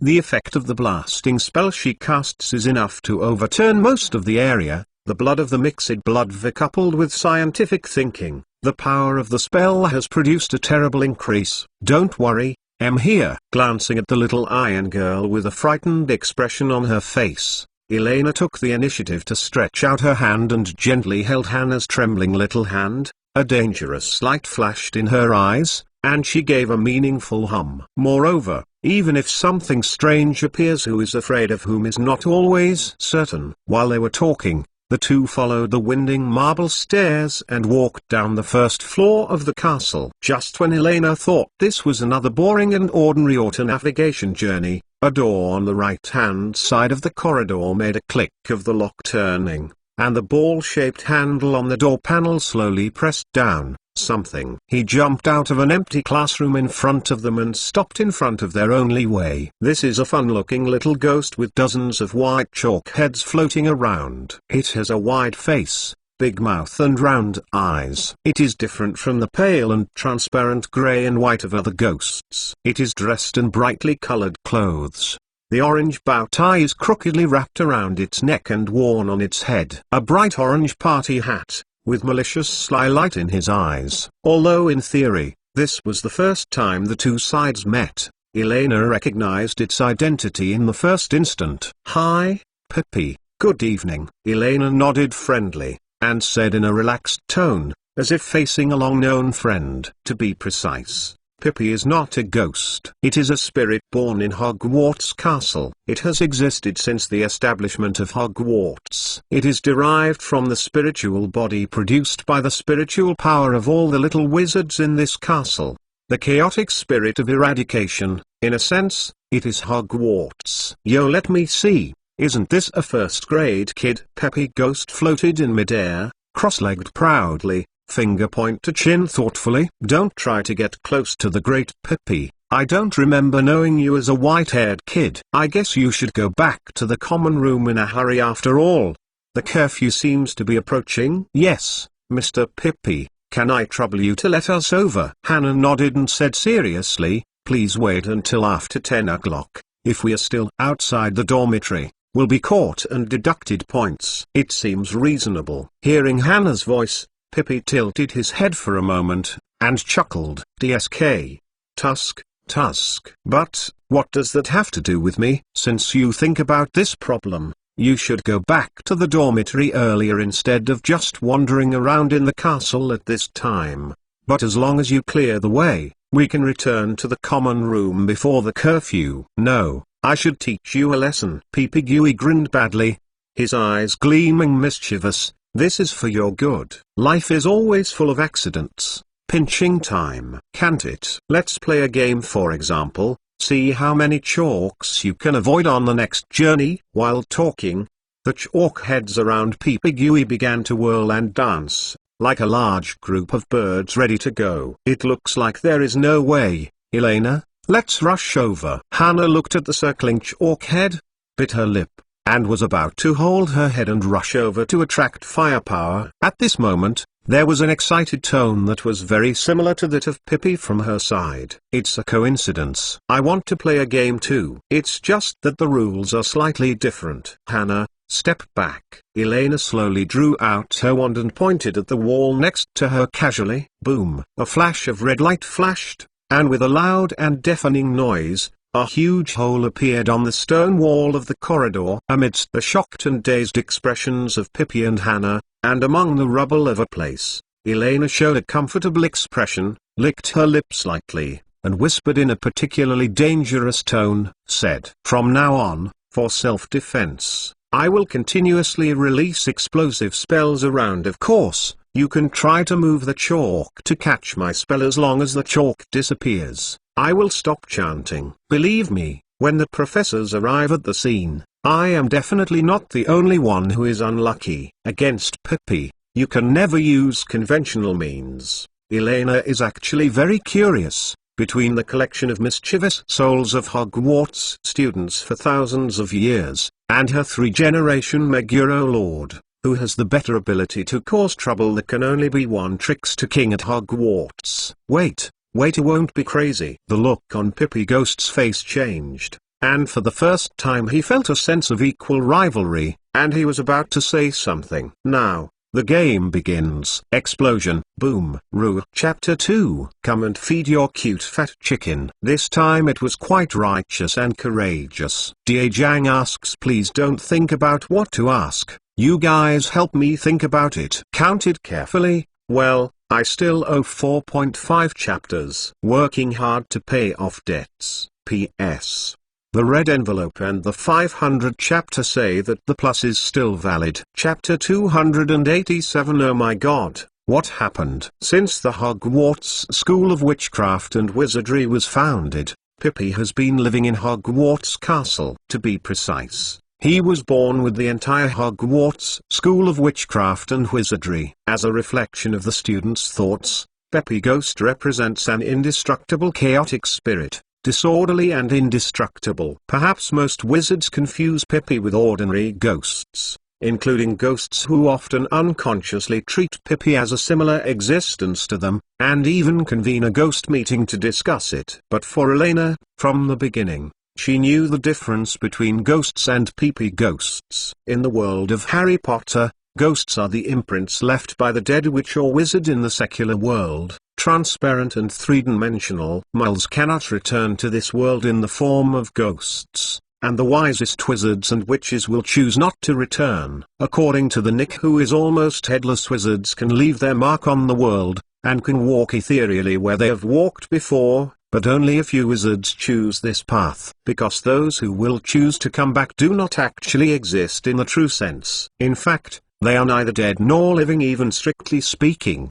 They are just the echoes or phantoms left in this world by the wizards who have existed. Since choosing to be a faint phantom of a mortal, the things that ghosts can experience are quite limited. They cannot feel the enjoyment of the senses, and most of the ghosts' knowledge and vision will stay at the level of their lives. At this point, the existence of Professor Binns breaks through the wizarding ghosts in the conventional sense. By contrast, Nick and Helena are weaker. As for the Bloody Barrow and the Crying Myrtle, they have almost entered a semi-autistic state, and there are more ghosts in this world that are hundreds of times worse than them. Many times, they will show various degrees of irritability or mental retardation. Ghosts can pass through solid objects without destroying themselves or the material of the object, but they can cause interference with water, fire, and air. When they pass by, the nearby temperature will also drop significantly. When many ghosts gather together, this phenomenon will be particularly intense. However, Pippi Ghost is a very different existence from them. Can touch entities and move them. He throws water balls, ink bottles, sticks, chairs, chalk, trash cans and even tarantulas. The ghost can float through the wall, and Pippi Ghost can turn the doorknob to open the door or push open the blackboard. He can keep himself invisible, but usually people can hear his arrival, the wind, snickers, and the loud noise of things around him. And this meant that Pippi had a physical form. Elena raised her magic wand and looked at the Pippi Ghost, who had avoided the fragments of the stone wall in midair with annoyance, showing such an expression as expected. Even the magical world needs to follow some of the most basic laws of the world. The existence of a physical state means that it can be touched by physical attacks at this stage. For people in this era, you may need to think a little bit before thinking about it. Understand. Normal ghosts are nothing more than reverberations or after images. Most of the spells will only pass through their bodies instead of directly hitting them to produce effects. At this point, the skin ghosts also maintain a certain degree of similarity. Neither the professor nor the students can directly use the spell to fight against Pippi. However, In the original work, Professor Lupin gave a very effective solution since magic is immune. Then just use physical attacks to try, such as popping gum into Pipigui's nose, or directly shoot, he slapped. There are students casting magic in the hallway. Some students casting magic in the hallway. She wants to tear down Hogwarts. Pippi screamed loudly, and while directing the chalk flying in the air to hit Elena, his eyes flashed with surprise and excitement. For the first time in history, he felt a strange feeling of meeting his opponent. The white chalk head was accurately stopped in the path of Elena's curse,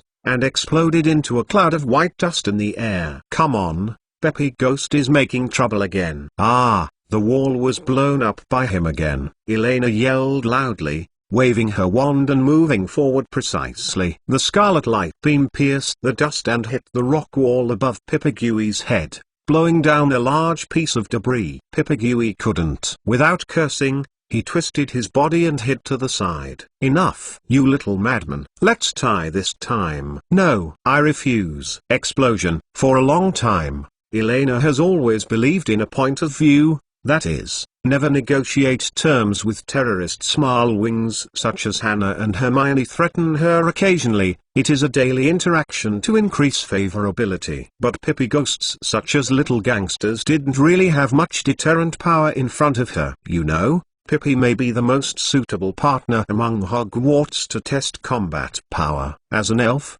he has the risk of never getting hurt and dissipating. This allows Elena to cast the spell with all his strength without worrying about accidentally killing her. After all, she is a kind-hearted little boy. Which, on the other hand, if it is only a unilateral disturbance, it is absolutely her own responsibility. But if it is due to the first provocation by Pippi, then the last messy tragic situation is also one person. The same ghost is in the wrong, and Pipigui has to bear the main responsibility at best. She is too defensive, reasonable, and at most deducting points. Of course, all this has another purpose, and that is to make a certain wing that is beginning to harden understand the truth. She, Elena Caslana, is not unable to beat them, but just let them go. When the real strength is fully deployed, even if she is smashed by the aftermath of the battlefield, she is dead or disabled. Kind of. Judging from the current results,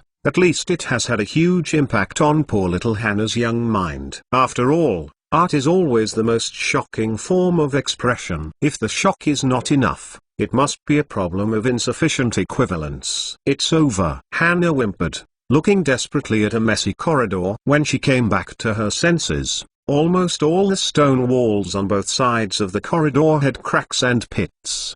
The ground was scattered with gravel of various sizes, and the air was filled with a layer of white smoke and dust, some of which came from the stone powder on the wall, but more is the dust formed by the explosion of the chalk head controlled by Peppy Ghost. Even the large-scale conflict of hundreds of people a week ago did not cause such a terrible situation in the week that Elena disappeared. Who did this white-haired dumpling learn magic from? Why did it suddenly happen? It became so terrible. We're done. We will definitely be expelled now. Hannah Abbott stared forward blankly, murmured with blank eyes. Undoubtedly, all the students and professors of Hogwarts School of Witchcraft and Wizardry, except for the Ravenclaw Academy outside the castle main fort, must have felt the shock from below. Don't worry. As long as you restore everything to the original state before everyone arrives, you can pretend that nothing happened. Elena smiled and shook her left hand.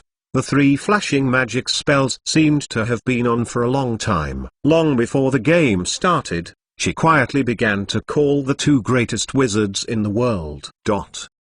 According to the previous experience, it takes at least 35 minutes from the discovery of the abnormality to the arrival of the professors. Since Lao Chuo and Lao Luo arranged her spare time together in order to save trouble, she had to arrange for them some simple activities that were beneficial to cardiopulmonary exercises. At this point, we have to believe in the strength of Professor Dumbledore and Mr. Otto. The girl's voice had not yet fallen, and accompanied by a dazzling golden-red fire, Dumbledore wearing a blue star pajamas and Otto Apocalypse wearing the same color pajamas appeared in the middle of the aisle at the same time. Well, There is also a big golden red bird that looks sleepy. Stop, my goodness. Merlin's beard. What the hell happened? Elena, who bullied you again? Is there any rescue? Root. Today's third chapter is also a big chapter. In this way, there are only 3.5 chapters left. The plot of Fat Chicken is finally straightened out. I want to explode in one breath and become a code word guy with no emotions. Jiang Shuobang plans to continue to open, reaching 500 chapters within 24 hours, adding 2k words. PS1, red envelopes continue to be available. By the way, collect a wave of dragon names to be used in subsequent courses. A Slytherin first year meet here. B Hufflepuff first grade is here. See some mysterious dragon sets in the magic world. PS2, dear round-faced fat chickens. Do you have a heart for the diligent and lovely Elena Caslana today? You must have forgotten it for a long time, you big hooves. Humphrey! Exclamation mark.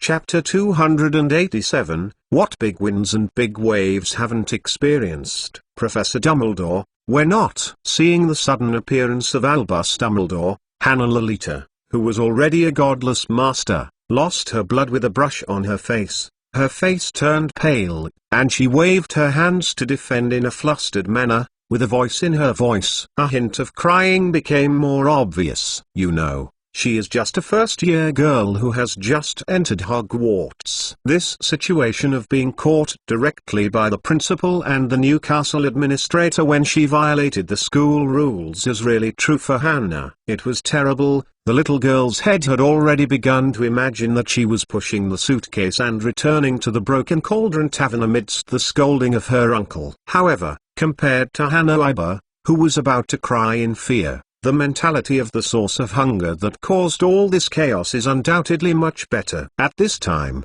he is still watching the two old people with interest. In the same couple pajamas, there was a hint of excitement and meaningful gossip in his eyes. After all, the scene in front of me is too pediatric compared to any mortgage at Hogwarts and the uproar in Salzburg. Dumbledore and Grindelwald have experienced so many winds and waves. And Elena can't believe that the mental qualities of these two old people will collapse so easily in front of such a small scene. At most, it's just a little whip.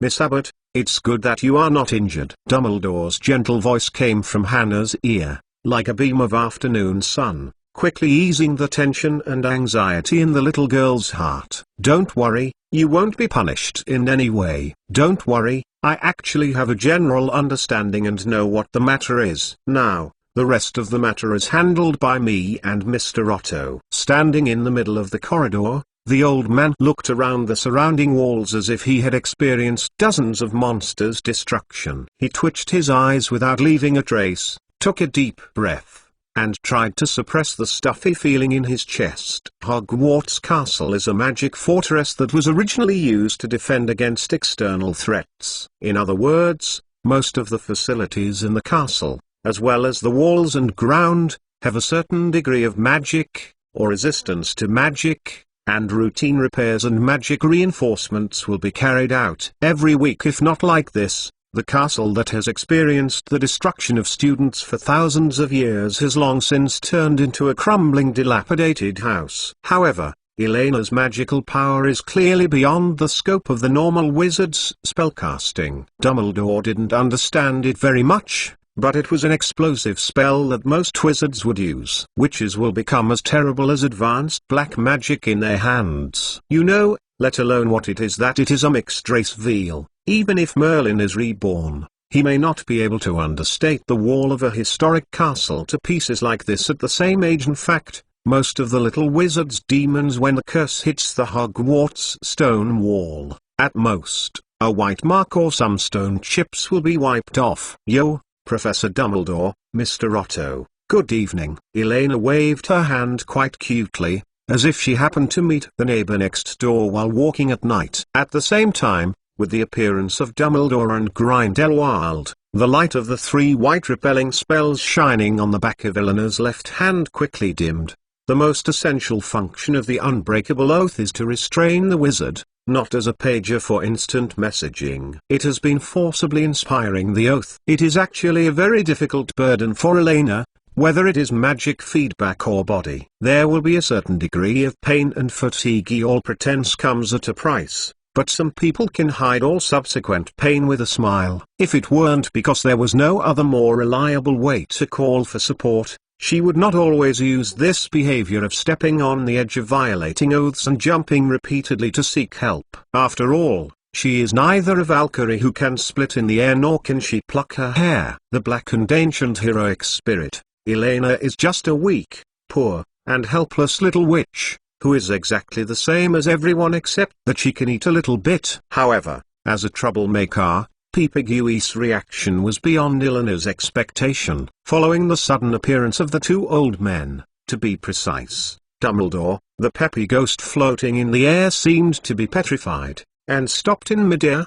The 3 or 4 pieces of chalk left beside him were still there, flying up and down in accordance with the inertia. In Pippi's cognition, Hogwarts rarely has such teleportation. His most common opponents are usually castle administrators wandering around the castle, rather than the principal and official with powerful magic. Professor, to be precise, because Pippi is a chaotic spirit born from the subconscious rebellion of students. When facing professors and principals, there will always be unconscious fear, as if it is a kind of imprinted in the soul. The deep properties are the same. Click, snapped. There was a clear crack sound from the ceiling on the top of the corridor, and a small piece of rubble fell with the crack, and it accurately hit Pipigui's head, and then bounced into the gravel pile below. Dumbledore glanced quickly across the messy corridor, turned around, staring solemnly at the white-haired dumpling holding the wand, trying to make his tone sound calm and calm. Elena Caslana, can you explain? Dumbledore pointed to the surrounding rocks and the sides and ceiling of the cracked corridor. His white beard was trembling slightly. He pressed his chest with one hand. What happened? Such a radical curse confrontation. Professor Dumbledore, let me explain that this is just a little game. Elena blinked her eyes cutely, spread her hands innocently, and explained lightly. As for the content of the game, I actually used a spell to hit the chalk floating in the air under the command of Mr. Pippi. It's just that there were some coordination errors during the game, and I accidentally hit the surrounding walls. Oh my god! Pippi hugged his arms in the air and sighed. Game? This is not my rule of the game. My god, Professor Dumbledore, if you show up for a few seconds later, maybe the whole Hogwarts was torn down by her. Okay? Exclamation mark. Elena raised her eyebrows. Pippi, the ghost guy, is actually throwing the pot and complaining about it? Exclamation mark. Really a guy who can't afford to lose? Yeah, isn't it because some guys are so bad and missed too many spell beams? Elena raised her head, looked at Pippi with contempt and said, taunting in a particularly contemptuous tone, with your level of accuracy and game ability, you are actually embarrassed to say that you are a troublemaker at Hogwarts, so you can simply call it a good ghost. The most important thing is that you have to file a complaint if you lose. It's really not ashamed. What are you talking about? Little devil head. As if being irritated to some pain, Pipigui quickly turned over in the air and stared at Elena in anger. Chalk and gravel scattered on the ground floated around him, embracing his hands, as if it's like holding a huge bomb. Come again. Who's afraid of who? We haven't decided the outcome just now. HMPH, isn't it clear that you have won or lost at a glance? Elena raised her eyebrows and raised her wand unwillingly. The tip of the wand flashed with dangerous red light. Do it again. The result is still the same. Enough. Dumbledore raised his volume and shouted, and rubbed his temples vigorously. He felt the blood inside his forehead constantly hitting his forehead, like a passionate marching drum. Okay, Professor Dumbledore. Yes, Master Principal. Hearing Dumbledore's scolding, he glanced at each other tacitly. The angrily expression on his face quickly receded. Unanimously, he quickly stopped the movement in his hand, exchanged a glance, and stopped incomparably well-behaved. After leaving the place, he replied in a slightly flattering tone. Actually, this is just a misunderstanding. Elena blinked and said softly, look, it did not cause any casualties, nor did it cause any bad campus impact. It just scratched a little bit. The walls of the castle are nothing more than, I think, for you and Mr. Otto, just a light wave of the magic wand will restore everything to its original state. Yes, Professor Boss. Peepagui nodded in agreement, and suddenly turned somersault in midair. It's not a big deal, you see. There are no more students besides these two little ghosts. And the professor saw all this. You guys. Dumbledore frowned, glanced at Elena and Pippi who were singing and reconciling, and suddenly a more ominous premonition and danger loomed in his heart. These two demon kings, whether they are confronting or joining hands, are for the future Hogwarts School of Witchcraft and Wizardry. Both seem to be a very terrifying scene, and the most important thing is that these two guys are the kind that can hardly be expelled. Ahem. The focus of the question now is not to discuss the children's faults, Albus. At this moment, Grindelwald cleared his throat, and looked at Hannah and Elena kindly. He stretched out his hand and rubbed the heads of the two girls with a touch of comfort, and then said solemnly, I think Miss Castellana is right. Perhaps we should restore everything to the original state first before other professors and students rush over, so as not to cause unnecessary trouble and misunderstanding. While talking, Grindelwald looked at the messy castle corridors, as well as the pits and cracks on the walls and ceilings of Hogwarts Castle. His eyes flashed with pride and satisfaction. Eleanor's magic, the talent has improved. This time the curse effect seems to be stronger than in the castle of Newmangard. Otto, you. Dumbledore raised his eyebrows, seemingly unhappy. Children, it's normal to be a little bit more active. When you were young, aren't you so full of energy? We can teach these things slowly later. We have not experienced any big winds and waves. Don't worry about this little problem too much. Grindelwald walked to Dumbledore's side, patted the old man on the shoulder quite casually, then looked at Elena, Hannah and Peppy Ghost, lifted his chin slightly, and suddenly exuded a powerful aura, arranged in a tone that is not tolerant of beaks. The three of you, go to the next classroom and stay as quiet as possible. After we have dealt with these things, we will solve your problems. Is it okay, Albus? At the end, Grindelwald seemed to thinking of something. He turned his face and asked politely in a relaxed tone. After all, the current principal of this school is still Dumbledore. As a castle administrator and infirmary staff member, he is still not suitable for issuing too many instructions on his behalf. He just subconsciously went back to what he was decades ago. It's just a state. Dumbledore always has to be more indecisive when making decisions. Ugh. Dumbledore smiled bitterly and shook his head. He watched the two ghosts disappear into the classroom on the right. He sighed tiredly, ignoring Grindelwald beside him, and drew his wand across the air gracefully. Curve is like a conductor in a concert. Restore as before. The time of the entire promenade seemed to have begun to retreat. The scattered stones were dragged back into the wall by invisible magic. The cracks quickly healed, and the extinguished magic torch was pulled back again. It's lighting up.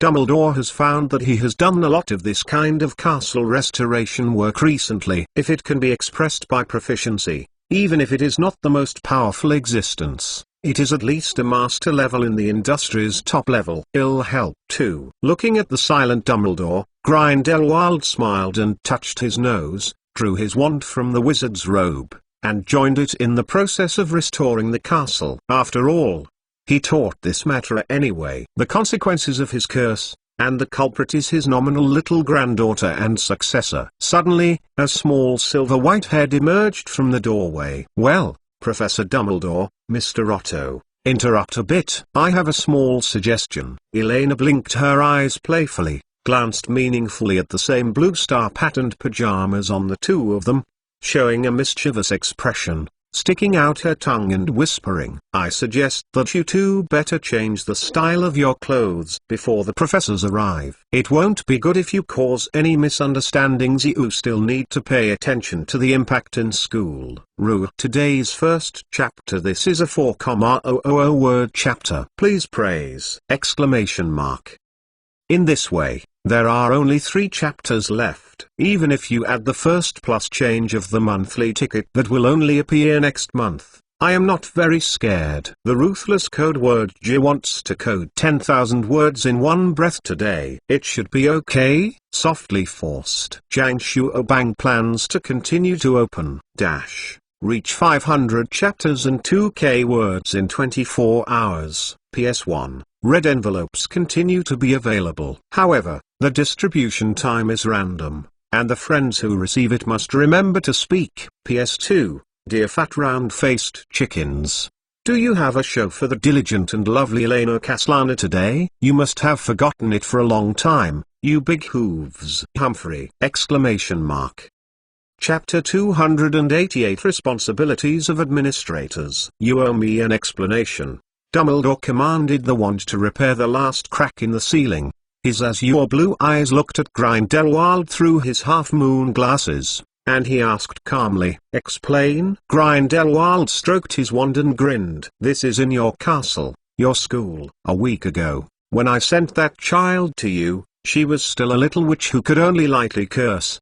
Dumbledore glanced at Grindelwald, and while turning his wand dexterously clicked on himself. A decent purple wizard robe enveloped his body, replacing the original star pajamas. "Speak softly slowly." "But now, as long as you give her a little time, I have no doubt that she can tear down the entire Hogwarts. This is what you call the power of the explosive spell that Elena has mastered. A little bigger, a little bit. Over time, any little wizard will grow." For this, Dumbledore was naturally prepared for this, but this does not mean that he had ever imagined that in less than a week, Elena had the possibility of destroying Hogwarts Castle. This growing is like sending a milk cat picked up by the roadside to her boyfriend's house for a week, and when it comes back, it becomes an element eater. I repeat, I only taught her 3 magics in total. Grindelwald shrugged helplessly, waved his wand and changed himself into a wizard robe. Healing magic curses, explosion curses, cleansing curses. Okay, I admit, the explosion curses were an accident. In addition, I only discussed with her about the magical animal protection class, the herbal medicine class, and the potion class. Related knowledge. Facing Dumbledore's interrogation, Grindelwald responded lightly, pressing his finger against the tip of the wand and speaking slowly. "Albus, you can't blame the student's magical talent and savvy on me. It was you, not me, who recruited her to study at Hogwarts. And it was the one who threw her to the castle of Newmangard. Also you, and S.H."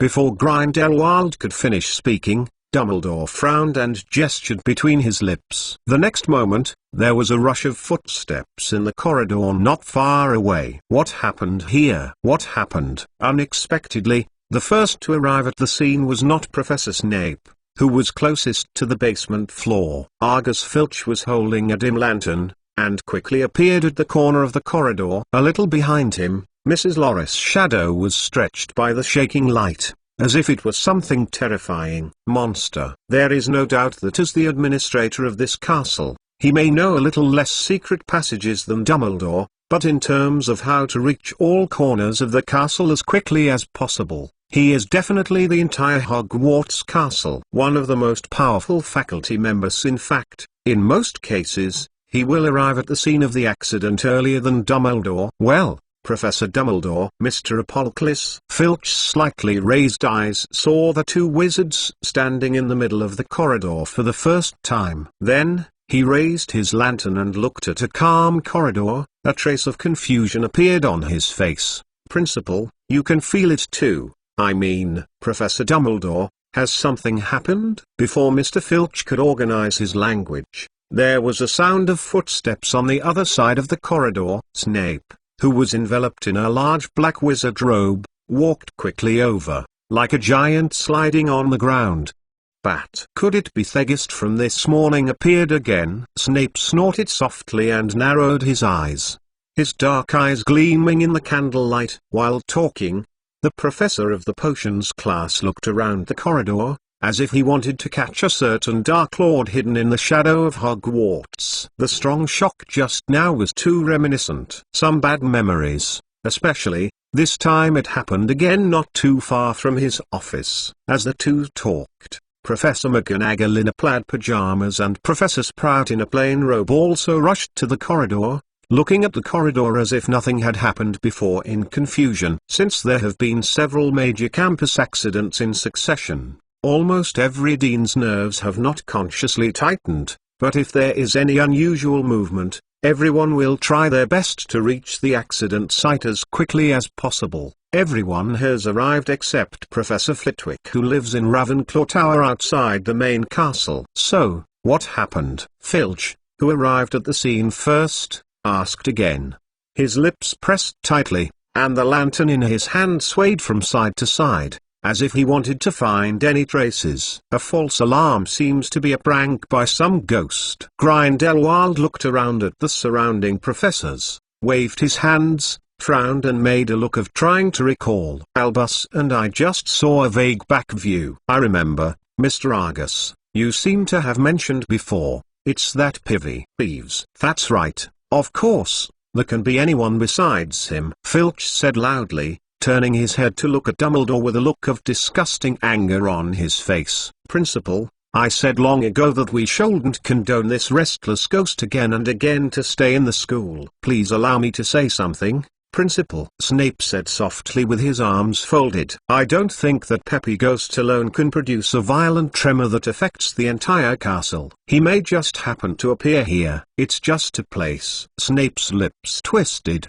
revealing a hint of sarcasm, as if he was deeply skeptical. Maybe we need to conduct a full search of Hogwarts Castle to exclude some factors of restlessness from the campus. Exactly, for instance, I suspect that an unwelcome guest is still hiding on the ground floor of the castle. To be honest, Professor Snape, you don't know how annoying Peppy is, Filch said sharply. In my opinion, this is not impossible for him. If you are interested in staying in my office for a while, you will find that the number of tricks he can think of even exceeds the number of potion formulas. For centuries, Peppy has been wreaking havoc on Hogwarts. Since the founder of the school, Salazar Slytherin, Hank Elton-Humble personally appointed as the castle administrator. The struggle between the castle keeper and Peppy Ghost never stopped. This is an endless tradition. Many wizards have tried to capture and drive away Peppy, but without exception, all ended in failure and compromise. During this period,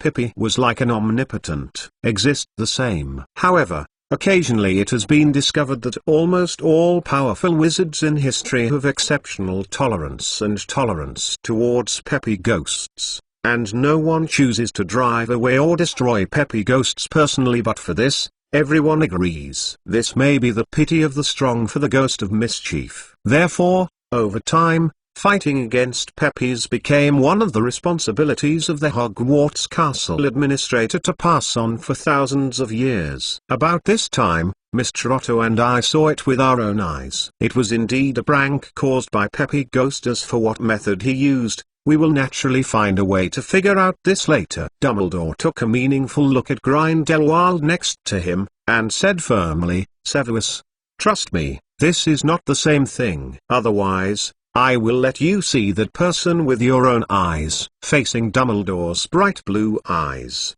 after Snape was silent for a while, he turned his face indifferently and hummed indifferently, expressing reluctance to accept. As a veteran Occidental occultist and master of mindfulness, although Snape couldn't see Dumbledore's thoughts, he could barely distinguish the authenticity of a sentence through his eyes, expression, and tone. At least from Dumbledore's performance just now, there was no sign of lying. Also, Argus, Peppy Ghost is also a member of Hogwarts. Dumbledore raised his eyebrows helplessly, glanced at Filch, who was filled with righteous indignation, and sighed lightly. Of course, if you can catch him, maybe this time I will consider letting him disappear temporarily or rest for a while. Really? The principal finally agreed. Don't worry, I will catch him. Hearing Dumbledore's answer, Argus Filch, as if Christmas had arrived early, exuded excitement on his face, and said happily to Mrs. Loris, My dear, let's go. Let's catch that damn Peppy.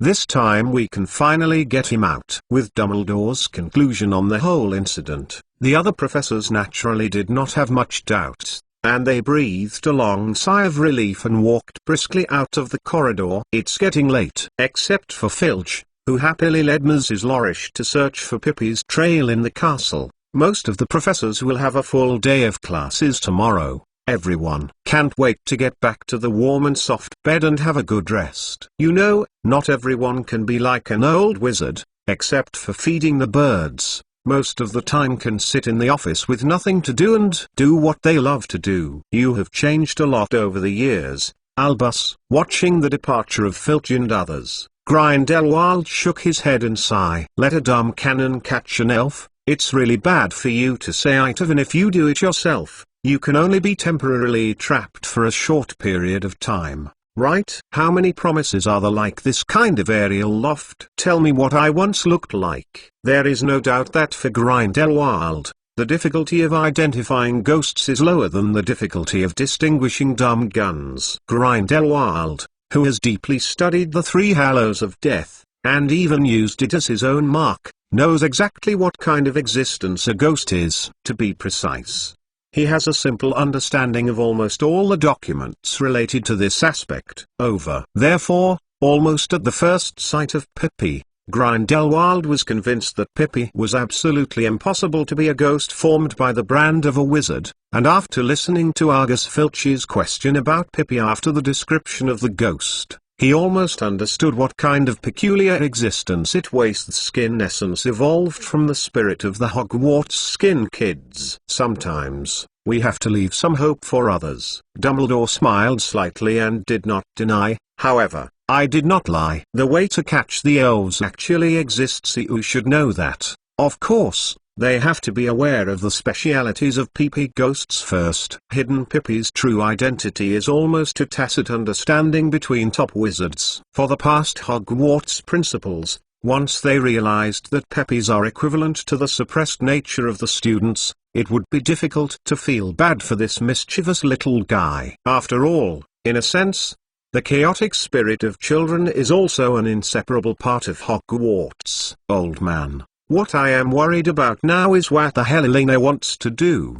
Dumbledore rubbed his eyebrows, revealing a look of confusion. There is no doubt that many of her actions may seem wild and reckless, but each time they can get some benefits from an unexpected angle. Over the years, it has not been without the conflict between the little wizard and Pippi. In fact, almost every year, there are hundreds of incidents in which little wizards are tricked by Pippi ghosts. Students use spells to fight back against Pippi ghosts, which actually happens from time to time. However, in Dumbledore's view, the situation this time is not so much a confrontation between Elena and Pippi. These two demon kings are establishing a strange friendship through a special game. The question is, what exactly does Elena want? So you mean that kid might already be aware of this? Grindelwald raised his eyebrows and tilted his head towards the classroom behind him, revealing an unbelievable look. Wait, if according to the connection between her and Hogwarts Castle, that is to say, perhaps, but this is what you need to consider. Dumbledore blinked playfully and gave a smirk.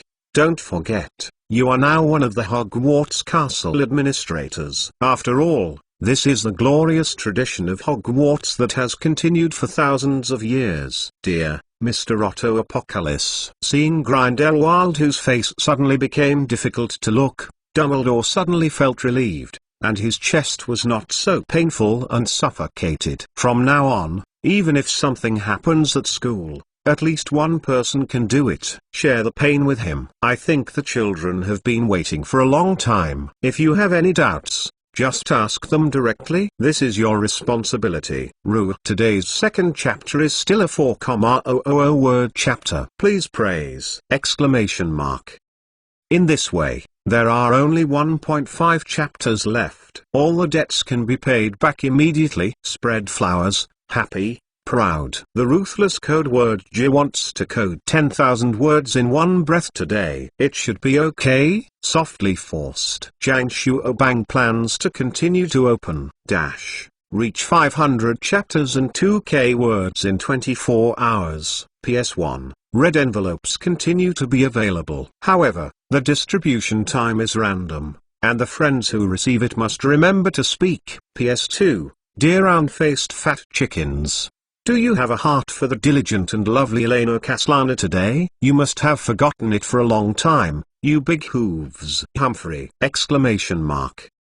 Chapter 289 The Unspeakable Secret. Deal 4K words for subscription. Hogwarts, underground floor, an empty classroom. So, all this is just an accident? Dumbledore took a deep breath, his eyebrows trembling slightly. The atmosphere in the entire classroom was quite harmonious. Elena and Hannah sat in their seats obediently, and Peppy Ghost squatted on an empty seat like an obedient student. Although this was the most terrifying thing in itself.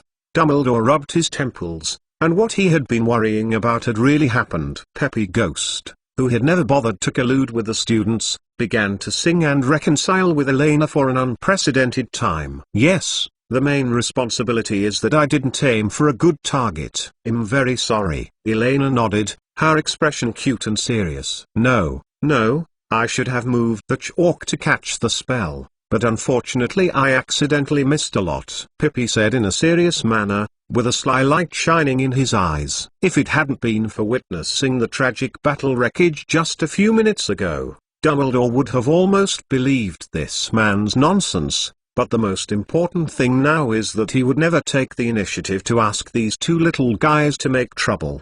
Miss Abbott, tell me what happened just now? Grindelwald held his arms, intending to seek a breakthrough from another bystander. Me. Hannah hesitated to glance at the white-haired dumpling next to her, gritted her teeth, and said firmly, "Sorry, Mr. Apocalypse. Because I was so sleepy, I didn't notice anything just now," Dumbledore said calmly and patiently, his typical amiable expression on his face. "Don't be afraid. We just want to understand the situation and will not punish you." "Sorry, Professor. I don't remember anything." Hannah lowered her head and said quietly, her tone unexpectedly firm. The whole classroom fell into an awkward silence again. Dumbledore and Grindelwald suddenly realized a problem. When they chose to drive the three little guys to the same classroom, even about 10 minutes was enough for Elena to complete a seamless confession. After all, in a strict sense, if only judging from the school rules, there does not seem to be any regulation that penalizes the little wizard for a mistake in casting a spell and accidentally hitting the castle wall. And from a time point of view, when the two arrived on the scene, and it has not yet reached the curfew time. "Okay, you can go now." Dumbledore sighed helplessly, and whispered to Elena, Hannah, and Pippi. "Professor, bye." "Elena, good night." Pettigrew blew a loud whistle, turned his head in the air, took off his hat and waved it towards Lena, making a soft bang, and quickly dissipating into the air. Obviously, even though it is a 1,000-year-old elf, Peppy Ghost is still a bit too simple compared to Elena. In less than a dozen minutes, it is completely black-hearted to be cut by this. The white-haired dumpling flickered. "Professor Dumbledore, Mr. Apocalypse, good night." Hannah also showed a relieved expression on her face. She hurriedly stood up, pulled the white-haired dumpling on the side, and quickly fled the classroom at a speed close to a trot. "It seems that starting this year, Hogwarts has two difficult elves." Grindelwald turned his head, glanced at Elena's back, which was about to disappear from sight, and smiled gleefully. As a qualified devil, he knows all the rules and regulations well, and finds a reasonable balance to dance on the edge of the rules. This is the most basic and the most difficult point from school regulations to the laws of the magical world, and even human civilization. The logic of their social customs is the same in essence. It's not a big problem. After all, Hogwarts has two castle custodians starting this year. Wait, Albus, you wouldn't be naive to think that this would have any binding effect on me, would you? Grindelwald let out a disdainful hum, licking his nails in time, and looked at Dumbledore amusedly. He had already thought about it a long time ago, but any incident involving Elena just needs to sit quietly beside him or pretend to be dead, then the fire will definitely not burn his own body. Has experienced pneumonia after all the things in Germany. Grindelwald's only interest now is to see how Elena tossed Dumbledore. Maybe. Dumbledore glanced at Grindelwald meaningfully, a mysterious smile on his face. A confrontation that can last for 1,000 years is absolutely impossible to stop because of a unilateral truce. When Grindelwald begins to patrol and supervise the students in Hogwarts Castle, the strange fate will guide Pippi to pay attention. Put the force on the newly emerged castle administrator. When Elena joined the battle, all this could only become more complicated. After all, although the power of Pippi Ghost comes from the remnants of all bear children in Hogwarts' nearly 1,000-year history. Prior to this, there has never been a person who can make Pippi quickly form an alliance after the first contact by his own words and deeds than the twins of the Weasley family. Nor did he do this. On the other side, Hannah and Elena finally passed through the passage and returned to the Hufflepuff common room. This is a comfortable, round room with a low ceiling. It is always very reminiscent of the Badgers setting, compared with the lively and noisy Gryffindor common room upstairs. Hufflepuff's little badgers are more gentle and introverted. The large circular room is laid out quite plainly, with plants hanging or placed everywhere. When there are many people, they will twist their bodies to sing and dance. However, it was already after 10 o'clock, and there were no other students in the huge common room. Only the warm fireplace was still glowing faithfully, illuminating the entire room. "Elena, you weren't serious just now?" Hannah turned her head and asked in a low voice. "I mean, using Pippi's birthday as the starting point of the Hogwarts calendar, is it too much?" Sloppy, after all. Hogwarts calendar, this is a name that Elena mentioned briefly in the classroom before. If there is anything that can be qualified to defeat the ad calendar and become a chronological system recognized by the entire magical world, then the time established by Hogwarts as a measurement standard is definitely a heavyweight existence that does my part. However, the only thing that bothered Elena and the others was that the establishment of Hogwarts was a long and abstract process. After all, from the establishment of Hogwarts Castle to the establishment of 4 colleges, from the entrance of the first student to the establishment of the first class, in the development history of Hogwarts, there are countless time points that can be used as the basis, and this time span is even long enough to span 2 to 3 years. The reason why Elena must go to the library to inquire about materials is also to find a way to find a starting point in time with reliable historical data, so that after all this is established, it will not be picked out by those harsh experts in the history of magic. In fact, the more terrifying thing is not being pricked by experts on the history of magic outside the school, but if you accidentally provoke Professor Binns, then all the editors and revisions of them may face the conscientious professor of history of magic 7 times 24 hours of education. However, when Elena saw Pippi Ghost, she suddenly recalled a conversation with Dumbledore in the Slytherin common room a long time ago, and the problem that had been plagued her was solved instantly with Pippi Ghost. As the starting point of the magical era and the Hogwarts calendar, his birthday is absolutely no problem. Even if Professor Binns is looking for trouble, he will talk to Pippi. What does the dialogue between the 2 special ghosts have to do with her, Elena? There is no problem. In a sense, this is the most accurate and most appropriate time point. Elena smiled mysteriously, did not explain too much, put the thick historical materials in her hands on the table, and stretched her waist. Trust me, anyone who really understands the text of history and really understands Hogwarts will definitely not have any questions about this calendar. At least I am sure that Professor Dumbledore will also support this idea. In short, okay, deal. The first year of the magical era was before 998. 993 AD. In that year, Hogwarts School of Witchcraft and Wizardry, the first wizarding school in the wizarding world to recruit students from the whole society, was formally established. Now, let's find a way to give it some more mysterious terms. Elena unfolded the parchment in excitement, picked up the quill and dipped it in ink, with an eager expression on her face. For example, the magical number 7. Today's 3rd chapter. Well, this is a 3,000 word chapter. Please praise! Exclamation mark. Fat Chicken proudly announced that from now on, all the debts have been paid off. Spread flowers, happy, proud. The ruthless code word J completed the feat of producing 10,000 characters in one day today! Exclamation mark. Jiang Shuobang plans to continue to reach 500 chapters and 2K words in 24 hours. PS1, if the red envelope is used, it will be released in the full subscription group every day, and the amount will be 5 times higher than before. PS2, dear fat round-faced chickens.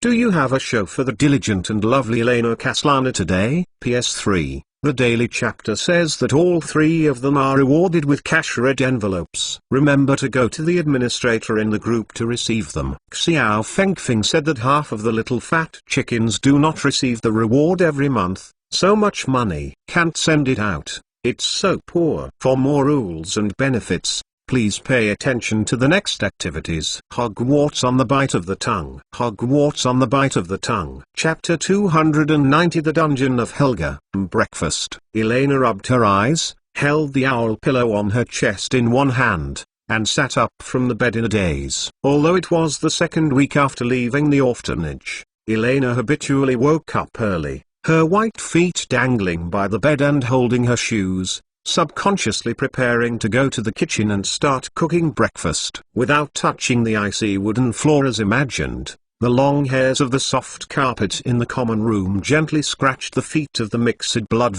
warm and not too hot, as if stepping on a meadow in the afternoon. By the way, I'm at Hogwarts now. Elena yawned, muttered to herself softly, and looked around her surroundings sleepily. It's still early, and you can see through the semicircular windows on the ceiling. It's still pitch black outside. There are dozens of soft four-poster beds neatly arranged in the dormitory. The warm light from the copper lamps is spilled on the four-poster bed with patchwork sheets. Because the weather is not too cold, the end of the bed is made of copper for people with cold feet. The heating bed stove has not been activated yet. Hannah on the bed next door was still curled up with a pillow. Her small face was slightly reddish and she muttered vaguely, like a drunk koala, and people couldn't help but want to gently touch her face. Take a bite. Hufflepuff's student dormitory is recognized as the most comfortable place in the school. The design close to nature and the warm and soundproof basement floor can always make the little badgers better than in the towers such as Gryffindor and Ravenclaw College,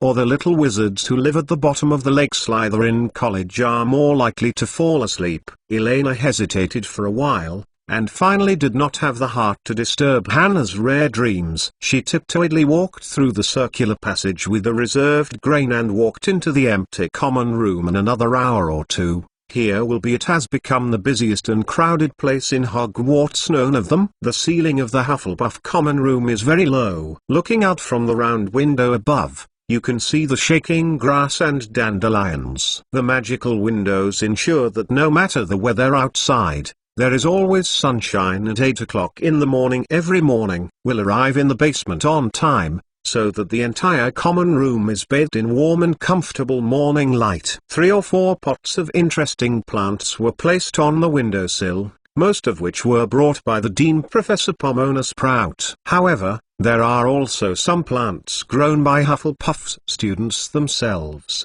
such as the lily that Elena got from the herbal medicine class, which is now placed on the edge of the windowsill in the middle. In the middle of the common room is a large honey-yellow wooden mantle, with 4 or 5 roasting forks beside it, and the image of a badger is carved on the fireplace. And above the fireplace is a portrait of Helga Hufflepuff, the founder of the academy. It's a pity that Miss Hufflepuff in the painting has nothing else but a smile and a daisy holding a gold cup. Action and conversation. On the small round table in front of the fireplace, a few opened books were scattered, as if time was still last night when Elena and Hannah were yawning and contemplating how to fabricate bluffing history. Elena bent down, packed up the books borrowed from the library one by one, stood up, subconsciously pressed the envelope in the pocket of her robe, and the thick parchment folded squarely gave a reassuring feeling. After a night of hard work, she finally wrote an anonymous notice that was rigorously worded, threatening and temptation coexisting. The only problem now is that she can't act too urgently. Just like the experienced hunter in the deep mountains, Elena also needs to wait patiently for the lovely good family's first reply, and then destroy their unrealistic ideas bit by bit, but never stop to give them new hope.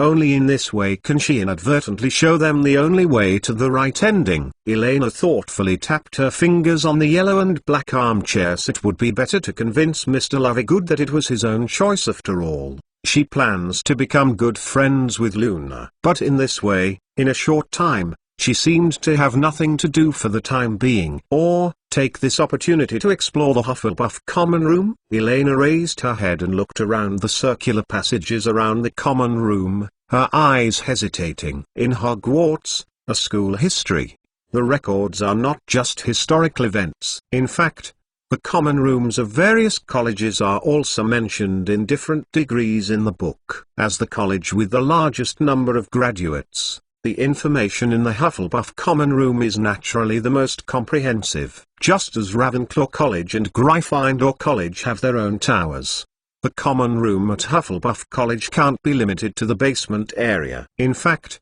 the Hufflepuff common room is a complex area extending downwards, like a plant structure. As little badgers who are closer to nature than any other college, they seem to have the same intuition as badgers, and most of them have a soft spot for cave research and exploration. The current location of Elena is exactly the location of the main living room of the Hufflepuff common room. There are 5 circular passages in the main living room, one of which is the wooden barrel door connected to the first floor of the castle. The other 2 lead to male and female dormitories, and the last 2 lead to the underground area on the lower level. The underground area is not completely dark. The fireflies born in the flames are scattered like stars in every underground cave, illuminating the paths of the little wizards with warm and comfortable spots of light. The underground area that has been transformed by magic is very huge, and countless intricate underground passages form a vegetation system that almost covers every season and every geographical environment. According to legend,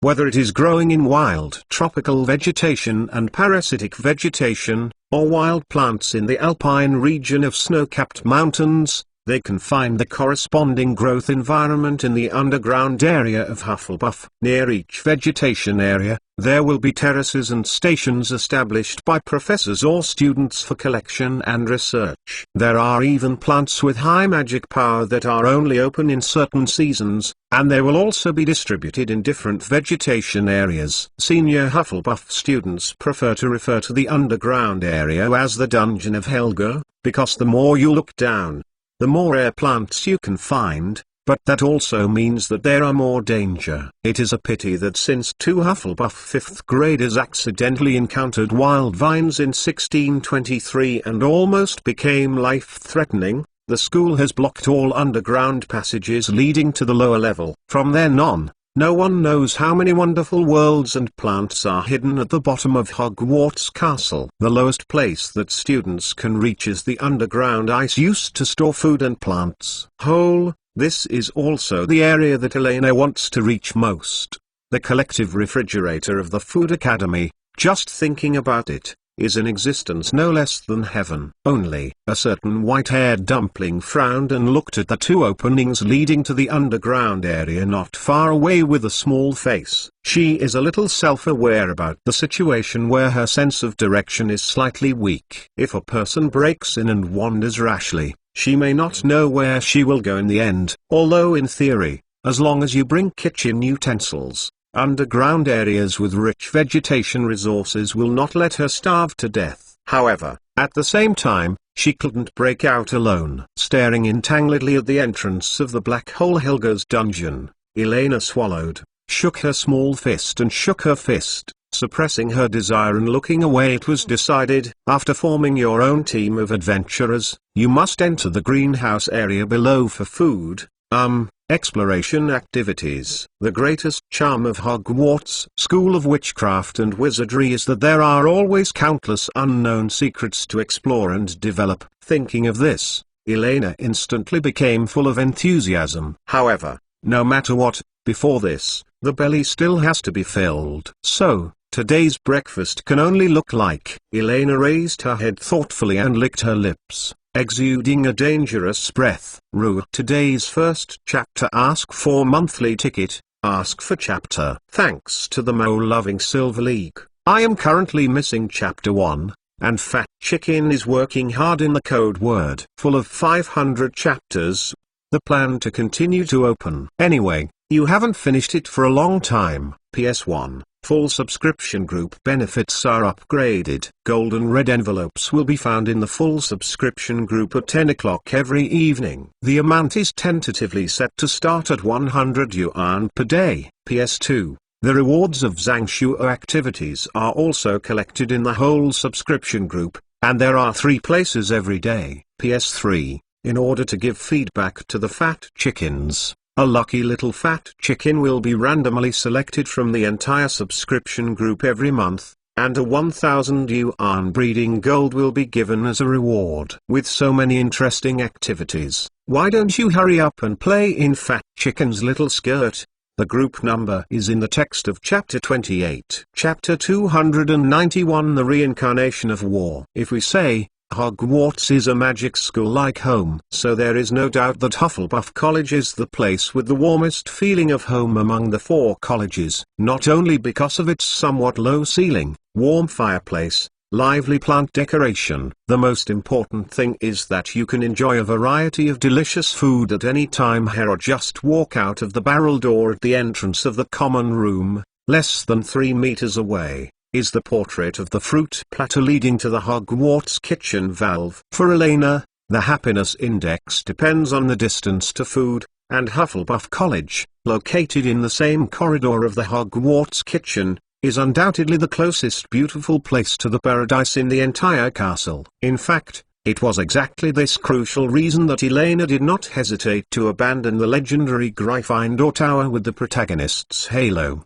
And after a cordial and friendly exchange with the Sorting Hat, she got her wish. Came to Hufflepuff College. No, you dare to deprive me of my only hobby. Elena stood in front of the huge portrait that formed the entrance of the kitchen, looked at the pear pattern that started to play dead again with facial expressions, and said softly, her tone calm and full of danger. Under normal circumstances, you only need to scratch the big pear in the portrait a little, and it will squirm and become a doorknob. But obviously, since she inadvertently broke into the Hogwarts kitchen a week ago, Dumbledore's hot-hearted old carrot abused his power and added a new ban against her kitchen power. Elena Caslana is forbidden to enter, as if feeling the dangerous aura radiating from the little witch outside the door. The surface of the portrait of the fruit platter that was pretending to be dead flashed a faint magical sheen quickly, and an invisible repulsive force appeared on the surface of the portrait,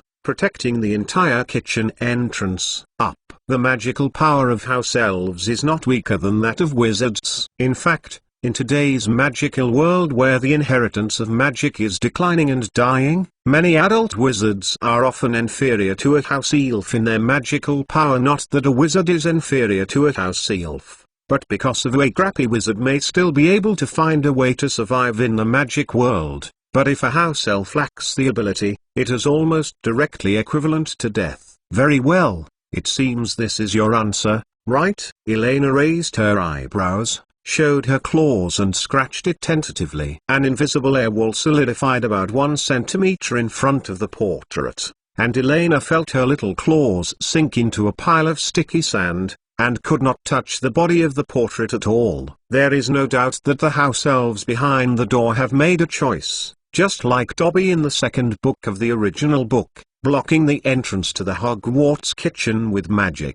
At present, this location is too close to the Hufflepuff common room. If you rashly use the explosive spell, it is too easy to reveal your identity. It is better to avoid extraneous branches. You know, Professor Sprout lives in the Hufflepuff common room not far behind. Elena thought for a while, planning to change to a way that is easy to explain. The girl's palm flipped gently, and a faint blue flame phantom appeared in Eleanor's palm out of thin air. In the center of the flame, a mini version of the 3-headed hell dog head was resting on its front paws, sleeping soundly. Luai, get up to work. Wang, wang, wang. As if feeling the call of the new owner, the 3-headed dog, who was still sleeping, shook his head and opened his eyes. 6 eyes were full of confusion and confusion. Looking around, it seemed to be looking for Eleanor's trace. Elena closed her eyes and tried to communicate with her big dog in the way Grindelwald gave her.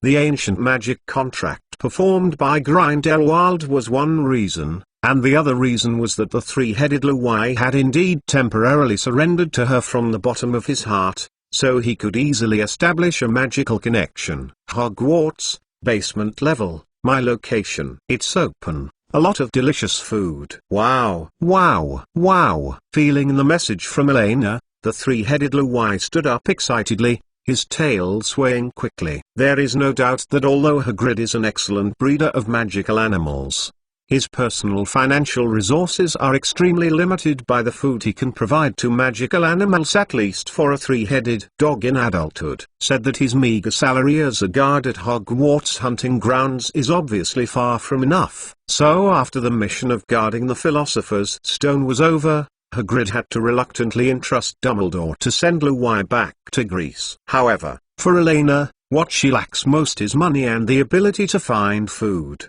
The architectural specifications of Hogwarts Castle are quite ambitious. Even if the giant bends down a little, he can move freely in the castle, so for Luwai, who is not particularly exaggerated, naturally there is no problem. In less than 5 minutes, the three-headed Luwai appeared in front of Elena with a faint blue flame. On the floor behind it, there were still a bunch of blue claw-shaped flames that were slowly extinguishing. It's like the footsteps of the devil. The three-headed dog of hell, one of the most dangerous magical animals, the favorite combat partner of ancient wizards, and the powerful magical creature that guards and breaks all kinds of magical prohibitions. It played a very important role in the ancient wizard wars. This is what Grindelwald made when he talked about the three-headed dog when he was in Numungard Castle. Coincidentally, if Elena remembers correctly, the house elf is one of the races conquered by wizards in ancient wars. From then on, every house elf must be trained in servility as soon as it is born,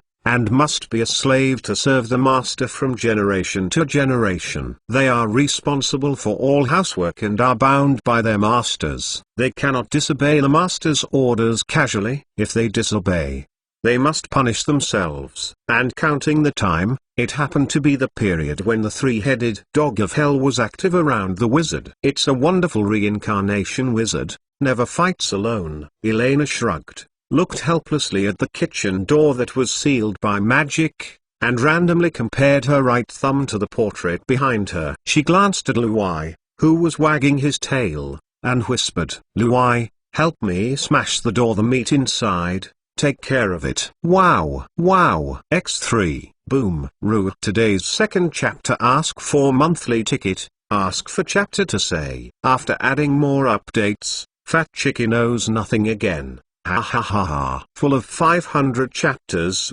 The plan to continue to open. Anyway, you haven't finished it for a long time. PS1. Full subscription group benefits are upgraded. Golden red envelopes will be found in the full subscription group at 10 o'clock every evening. The amount is tentatively set to start at 100 yuan per day. PS2. The rewards of Zangshuo activities are also collected in the whole subscription group, and there are 3 places every day. PS3. In order to give feedback to the fat chickens, a lucky little fat chicken will be randomly selected from the entire subscription group every month, and a 1000 yuan breeding gold will be given as a reward. With so many interesting activities, why don't you hurry up and play in Fat Chicken's little skirt?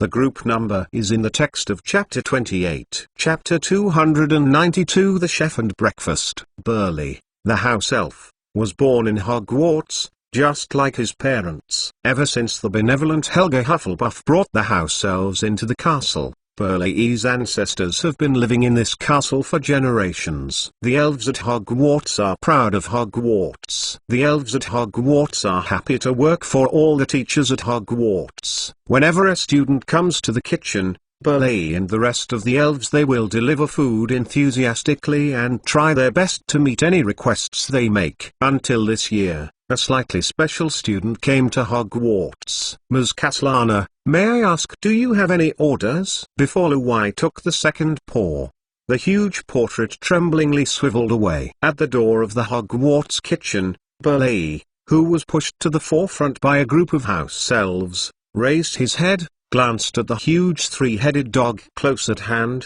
swallowed hard, and his voice trembled a little. "I'm finally willing to open the door? I thought you were all asleep." Elena raised her hand, patted Luai's shaggy body, and motioned for the big dog to quiet down temporarily. "Please understand," Principal Dumbledore specifically instructed. Burleigh, the house elf, twisted his hands in front of him.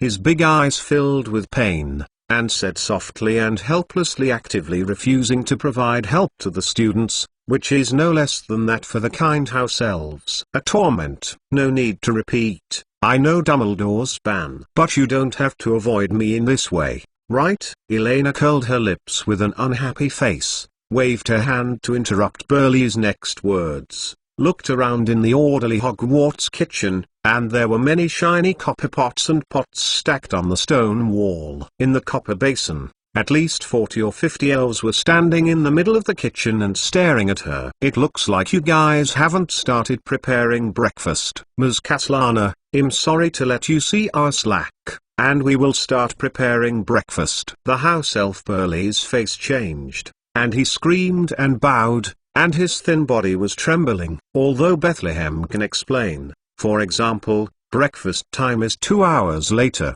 or different food cooking processes are different, but the nature of the house elves restrains him, so that he has nothing to do except bow and apologize. Solution.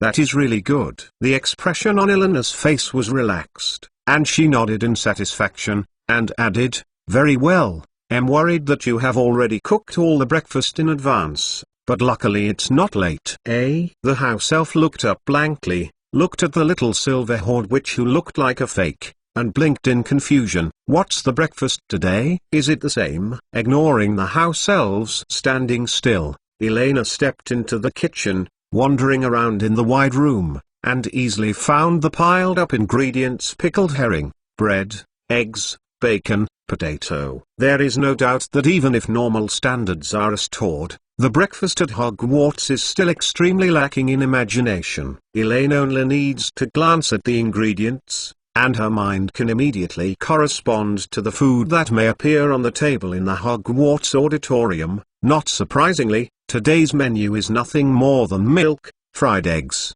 boiled eggs, bread slices, oatmeal, pickled herring, bacon slices, mashed potatoes. Ms. Caslana, Professor Dumbledore said. Inadvertently let Elena walk into the kitchen. The house elf Burleigh quickly recovered, and quickly followed all the way. "I know that Hogwarts kitchen can't help me in any way." Elena sighed and looked at the little elf behind him like a worm, and turned helplessly. "But Professor Dumbledore didn't say that I can't help in the Hogwarts kitchen or make some suggestions." This one, Burleigh, the house elf, blinked, stayed on the spot again, hesitated for a few seconds and then said cautiously, "But, Ms. Caslana, the Hogwarts kitchen does not need your help. I mean, you see, we are actually able to complete all the cooking and provide a delicious and hearty breakfast to the teachers and students of the school on time." Speaking of last, Burleigh, the house elf,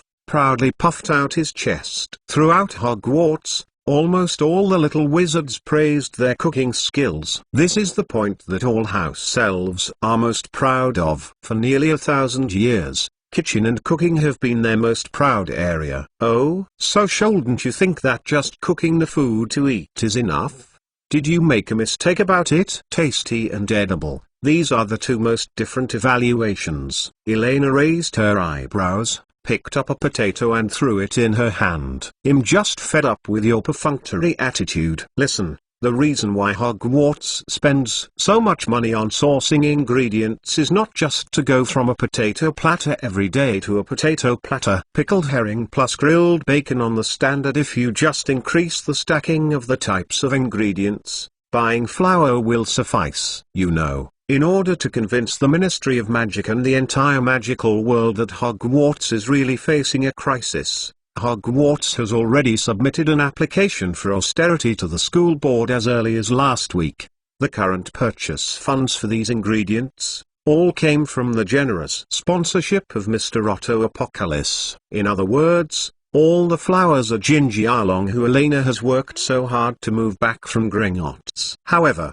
whether it was yesterday morning, noon or dinner, Elena was disappointed by the dishes provided by Hogwarts Kitchen. Perhaps for most of the little wizards, this is already a very luxurious configuration. But as far as Elena's taste has long been raised by herself, Hogwarts is a kind of food that is grilled in addition to boiled food. There is really no idea to make people talk about it. When I think of it in the future, I will be here. After living in school for at least 5 years, she felt that she should find a way to do something. Ms. Caslana, even if you are no longer dissatisfied, but at least in the area of food, we think that. Hearing the contemptuous tone in Elena's words, a young house elf standing by the workbench couldn't help but defend. For so many years, no little wizard has ever made such an evaluation of the food in Hogwarts Kitchen. For a time, all the house elves including Burleigh felt an injustice, as if their dignity had been challenged. That's you, thinking that. Elena turned her head, picked up the pan, and glanced at the talking elf indifferently. Almost as soon as the girl touched the pan with her finger, a confident and powerful aura burst out of her, as if facing an angry Dumbledore, letting all the house elves in the kitchen breathe. Suddenly stagnated. The most consumed breakfast at Hogwarts is actually bread. It should be noted that bread is not the same as toast commonly used in Western restaurants in later generations. There is a clear difference between the two in terms of taste, aroma, and even nutritional value. Strictly speaking, bread is cut into slices and needs to be baked and cooked before it can be called toast. Breakfast needs to be treated with care. Bread slicing is just the starting process, not the final step. While talking, Elena skillfully lit the stove, put the pan in her hand on it, put a little butter in the pan, waited for the solidified butter to gradually melt, and then methodically sliced the bread in her hand. The sound of Zilala floated out, and the wonderful milk scent spread quickly in the kitchen. Jam. Elena stretched out her hand to the side without raising her head, and said in a usual tone. There was an irresistible majesty in her voice. The house elf Burleigh almost instinctively found the jam from the cabinet and handed it in Elena's hands. While the butter was melting, Elena took out the cut bread slices and carefully spread cheese, jam, and a little butter on one side of the bread slices layer by layer. Then, put the bread slices into the pan steadily, cover the pan, let it stuffy for 10 seconds, and then reopen it. In the pan, the hot butter fry the bread slices on the downside to make them golden brown and crispy. The rising heat also melted the cheese on the other side, blending with the sweet and sour jam, mixing into a mouth-watering delicacy. It's easy, isn't it? Try it now. Elena used a shovel to take out the toast slices with cheese flowing from the pan, put it on the plate and handed it to the house elf Burleigh standing next to her, and calmly lifted the silver hair hanging on her cheek. Try to make yourself less proud in your tone. Look at the difference between this cheese jam toast and the slices of bread you brought directly to the table. Guru. The whole Hogwarts kitchen rang out with drooling sounds. You know, it stands to reason that the elves have to wait until the school's teachers and students have finished their meal before they can find time to start enjoying their own breakfast. Ha, it's hot. Burleigh, the house elf, swallowed, pinched the edge of the toast with both hands, and after blowing it for a few times, he didn't care about too much and directly squeezed it into his mouth with a light bite. Cack. The golden and crispy toast made a nice sound. Immediately after the long cheese was drawn, the fragrant jam also flowed out. The three elements of cheese aroma, sweet and sour jam, and crispy toast are perfectly integrated, and the ordinary breakfast in an instant sublimation becomes enjoyment. The look on Burleigh's face changed in every way, and 2 lines of tears flowed down from his face unconsciously, finally frozen into a look of drunkenness, happiness and shame. It turned out that breakfast could still be like this, all these years, They have been proud what? The first chapter writes about being hungry and looking for food. If you don't owe it, you still save the manuscript if you want to add it. It depends on your mood. If you find it delicious too, remember to vote and comment. Full of 500 chapters. The plan to continue to open. Anyway, you haven't finished it for a long time. PS1. Full subscription group benefits are upgraded. Gold and red envelopes will be found in the full subscription group at 10 o'clock every evening. The amount is tentatively set to start at 100 yuan per day. PS2. The rewards of Zangshuo activities are also collected in the whole subscription group, and there are 3 places every day. PS3. In order to give feedback to the fat chickens, a lucky little fat chicken will be randomly selected from the entire subscription group every month, and a 1000 yuan breeding gold will be given as a reward. The group number is in the text of Chapter 28. Chapter 293 The Queen of Breakfast. Thanks to the Lord of Mamao loving. Listen, bread is gold. It can create more happiness, not just make people live. Wow! A spoonful of jam is enough to balance the sweetness and sourness, and the rest of the flavor needs are left to the students to choose. Wow! Be careful to control the time, it's crispy. I already smell a little burnt smell. Wow! Half an hour later, Hogwarts kitchen. Elena walked through the milky kitchen aisle. Her eyes quickly swept across the workbench after another, and the reminder in her mouth did not stop for almost a moment. At the door of the kitchen, the 3-headed Luwai was also lying on the floor obediently, happily eating the raw beef provided by the industrious elves, and yelling happily in response to Elena's voice. Completing the breakfast for 1 person and 10 people alone, and guiding and supervising hundreds of house elves to successfully complete the cooking for nearly 1,000 teachers and students, it is almost two-dimensional difficulty, which makes Elena suddenly think of C. Professor Nep. Fortunately, the learning attitude and execution ability of the house elves are quite outstanding. In fact, in addition to cheese jam toast, Elena has optimized most of the breakfast to varying degrees. It took less than half an hour to completely impress the elves in the entire kitchen. Elena only demonstrated and explained twice, and all the elves were able to achieve more than 90% completion. The rest are just some minor details of the details. Just a few words, they can even do better than Elena. After all, compared to the white-haired dumplings who cook occasionally, these little elves who spend almost half of their time in the Hogwarts kitchen have no problems with their basic skills.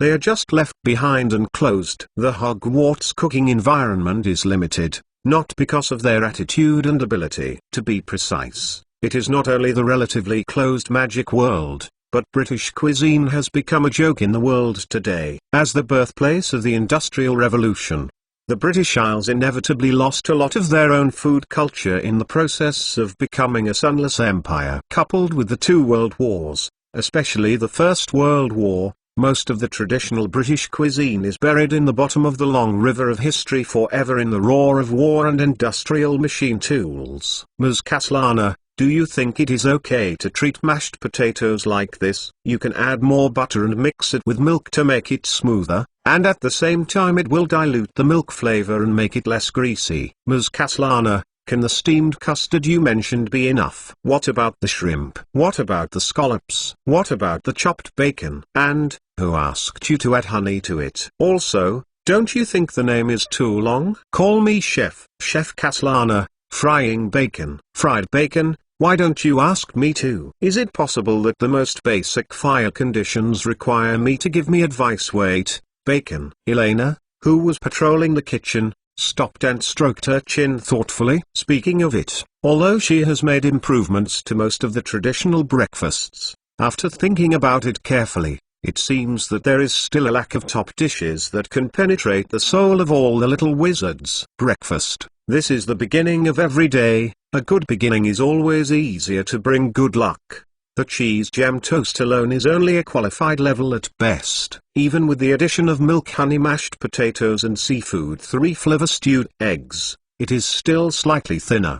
The well-prepared pickled herring, fried bacon, Fried potato wedges and fried eggs can only be used as garnishes and cannot support the soul of the entire breakfast. Real food can do more than just delicious food. Even for breakfast, it is necessary to pursue a sense of ritual as much as possible. This is a belief rooted in the soul of every gourmet. Traditional Chinese breakfast is usually reserved and restrained, and is slightly insufficient in appearance and shock. Moreover, it is difficult to find all the common basic ingredients in the kitchen of Hogwarts Castle at a time. Therefore, in Eleanor's psychological expectation, it is the best result to be able to make a qualified standard breakfast appear on the Hogwarts table in the morning through her own influence. But at the moment when the unknown house elf asked about frying bacon, a gorgeous and warm dish suddenly appeared in Eleanor's mind in the traditional Western breakfast. It has the reputation of Queen of Breakfast Eggs Benedict. Picture Eggs Benedict.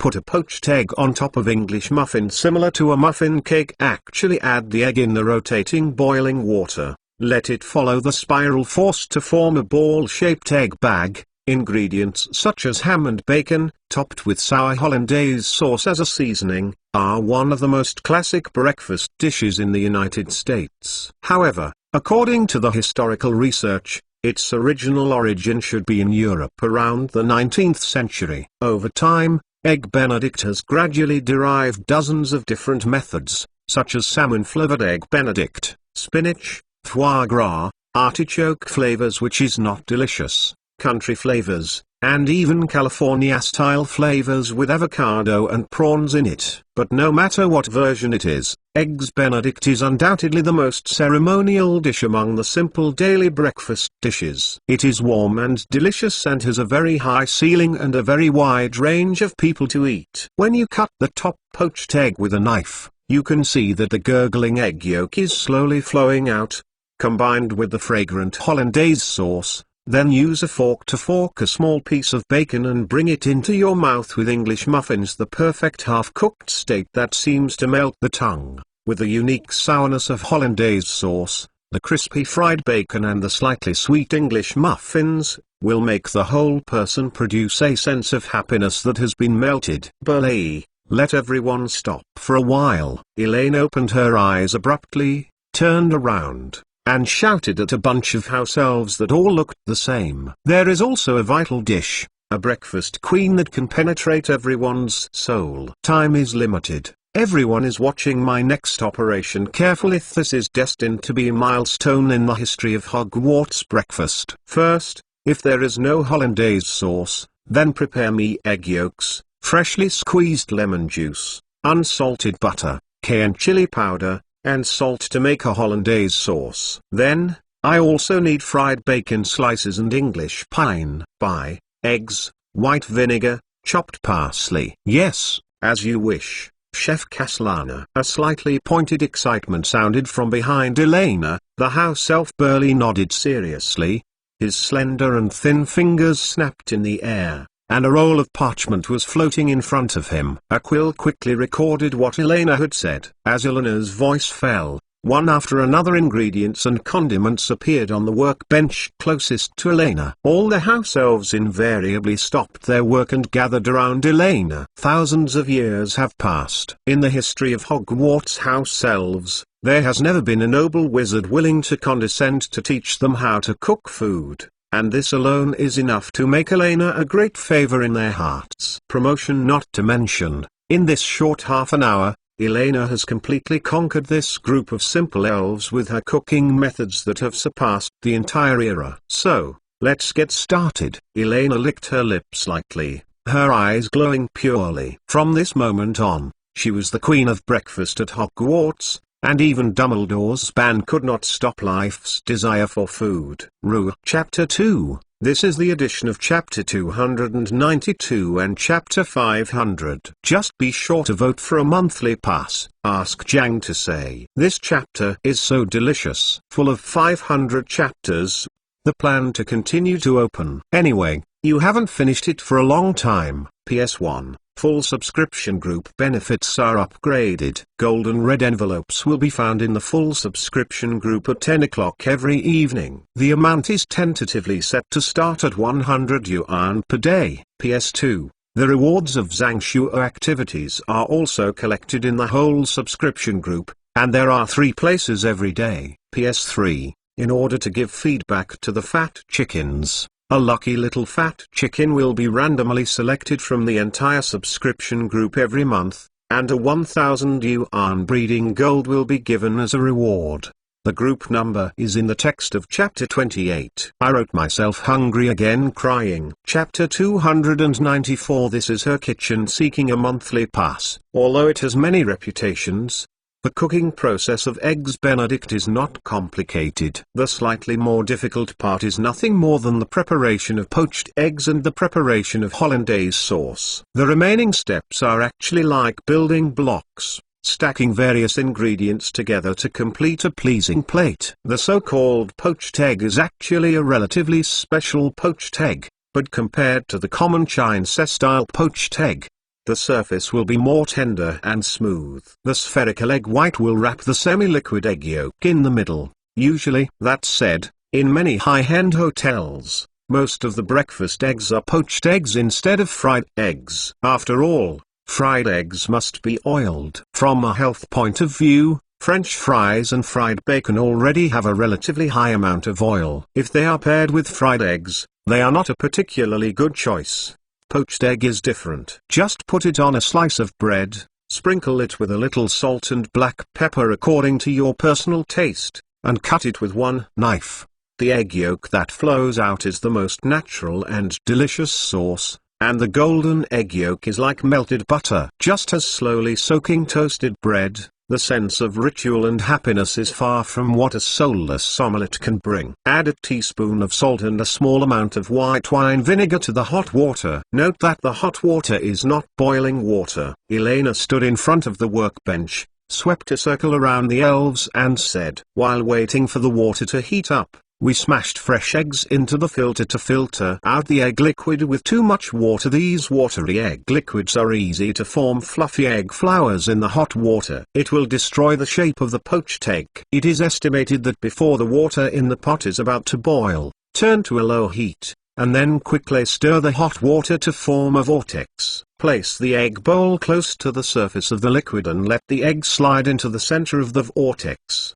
The water must be deep enough not to let the egg. It touches the bottom of the pot when the egg whites are set. You can pick it up." While talking, Elena's own demonstration work was fished out. The flat surface of the poached egg, the exposed egg yolk, and the flocculent egg white are completely unmoved. Most of the successful poached eggs are plump oval and are tightly tightened at 360 degrees. The soft and smooth protein wraps.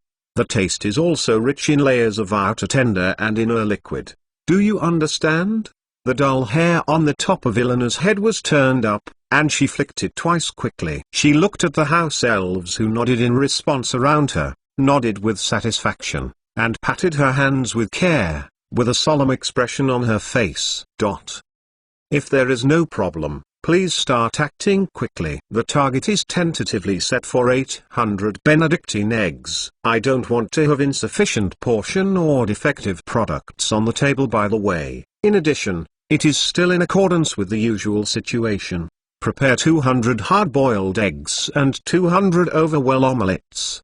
Note 1, see the end of the chapter. After a short pause, Elena thought for a while and finally added another sentence. After all, even if this is in England, it is not ruled out that a small number of teachers and students may not be used to eating pure liquid egg yolks. As an excellent chef, if you ignore the feelings of a few diners just for the pursuit of coolness, that would be too great. Selfish and failed. Looking around the busy and orderly Hogwarts kitchen, Elena nodded in satisfaction. There is no doubt that the house elves at Hogwarts are quite trustworthy. After all, it is just the most basic Western-style simple meal. For these little guys who spend most of their time in the kitchen, as long as they understand the method, there will be no mistakes and slack at it alone. They can also use magic to assist. Elena glanced at the few elves on the right who were simultaneously manipulating 4 or 5 pots floating in the air, and the corners of her mouth twitched without leaving a trace. She just casually said, "The principal, these house elves have really made perfect spherical poached eggs. which is really enviable. After staying around for a while, Elena raised her head and looked at the pendulum clock hanging at the kitchen entrance. Unknowingly it's almost 7:30. Calculating the time, Hannah Lolita should almost wake up. If she didn't see her when she woke up, that naive little iron girl didn't know what she would be anxious. Burley, time is almost up, I am going to leave. Without hesitation, Elena beckoned to Burley, the house elf not far away.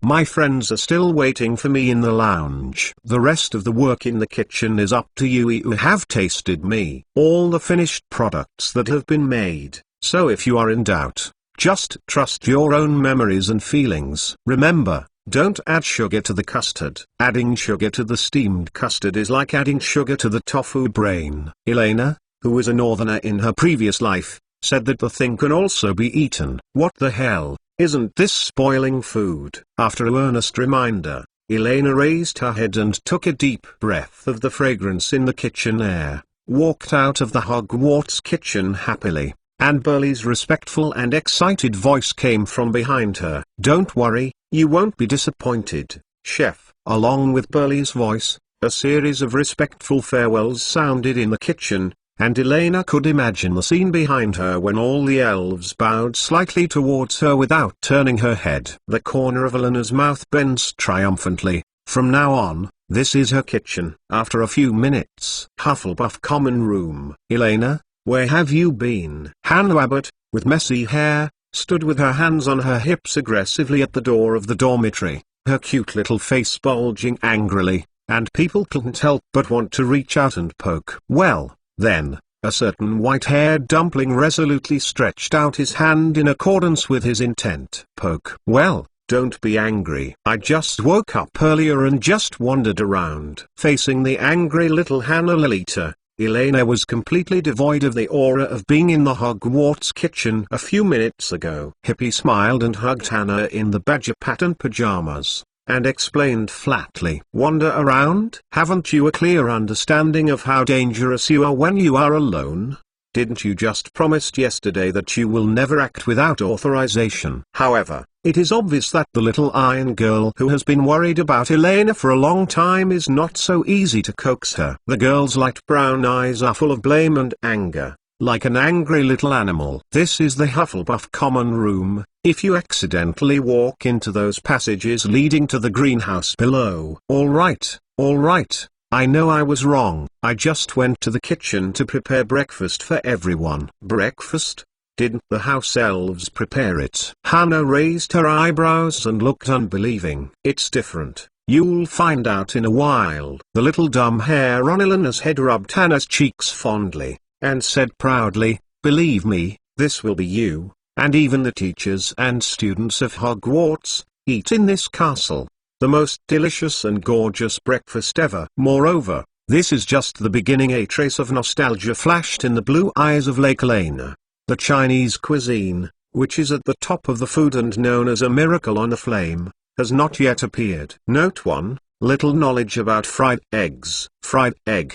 If your reaction is, I know this, don't you just make an egg? Then you are only half right, because when you order fried eggs abroad, the waiter will often ask you a question, what egg style do you want? Or give you a bunch of style choices. Let's give you a little bit of science from Fat Chicken below. Over easy, over light, fried on both sides. The egg yolk is still liquid, but the egg white is solid. Over easy, sometimes it is also called dippy eggs or dip eggs, mainly depending on which state of the United States is eaten in. Because sometimes, people put this kind of egg in a slice of bread as a sandwich. Over medium, the same is fried on both sides, but it is not the same as the above. That is, not only the egg white is thoroughly cooked, but the yolk is also cooked through, but the egg core is still liquid, near liquid at the center. Over hard, this one sounds like the egg white and the yolk are cooked inside and out, but it is not a complete product, but the yolk is broken. If the yolk is not broken, then it is called over well. Rule Chapter 1. Ask for a monthly pass. Ask Jang to say. These chapters are quite delicious. Full of 500 chapters. The plan to continue to open Chapter 293 has been completed yesterday, and the correction is being written. Woo woo woo. So hungry, so hungry, so hungry. So hungry. Chapter 295 Past and Present. Hogwarts Auditorium. The enchanted ceiling presents a refreshing light blue sky, and the warm morning light shines through the semicircular windows above, covering the entire auditorium with a faint golden layer, and an alluring fragrance permeates the air. Following the fragrance's guidance, Elena and Hannah speeded up their pace and followed the flow of people into the noisy hall of the auditorium. The long tables of the 4 colleges are already full of sumptuous food, which is placed in the center of each table. Eggs Benedict, like a work of art, is undoubtedly the most conspicuous landscape, a bright yellow hollandaise sauce drenched in tenderness. On the surface of the smooth poached egg, the bacon slices below showed just the right golden brown and crisp, and the rich aroma seemed to shimmer in the thin sunlight. And next to the eggs Benedict, there is a small cup and a small cup of seafood 3-flavor stewed egg garnished with scallops, shrimp, and bacon, in the golden dinner plate next to the seafood egg cup.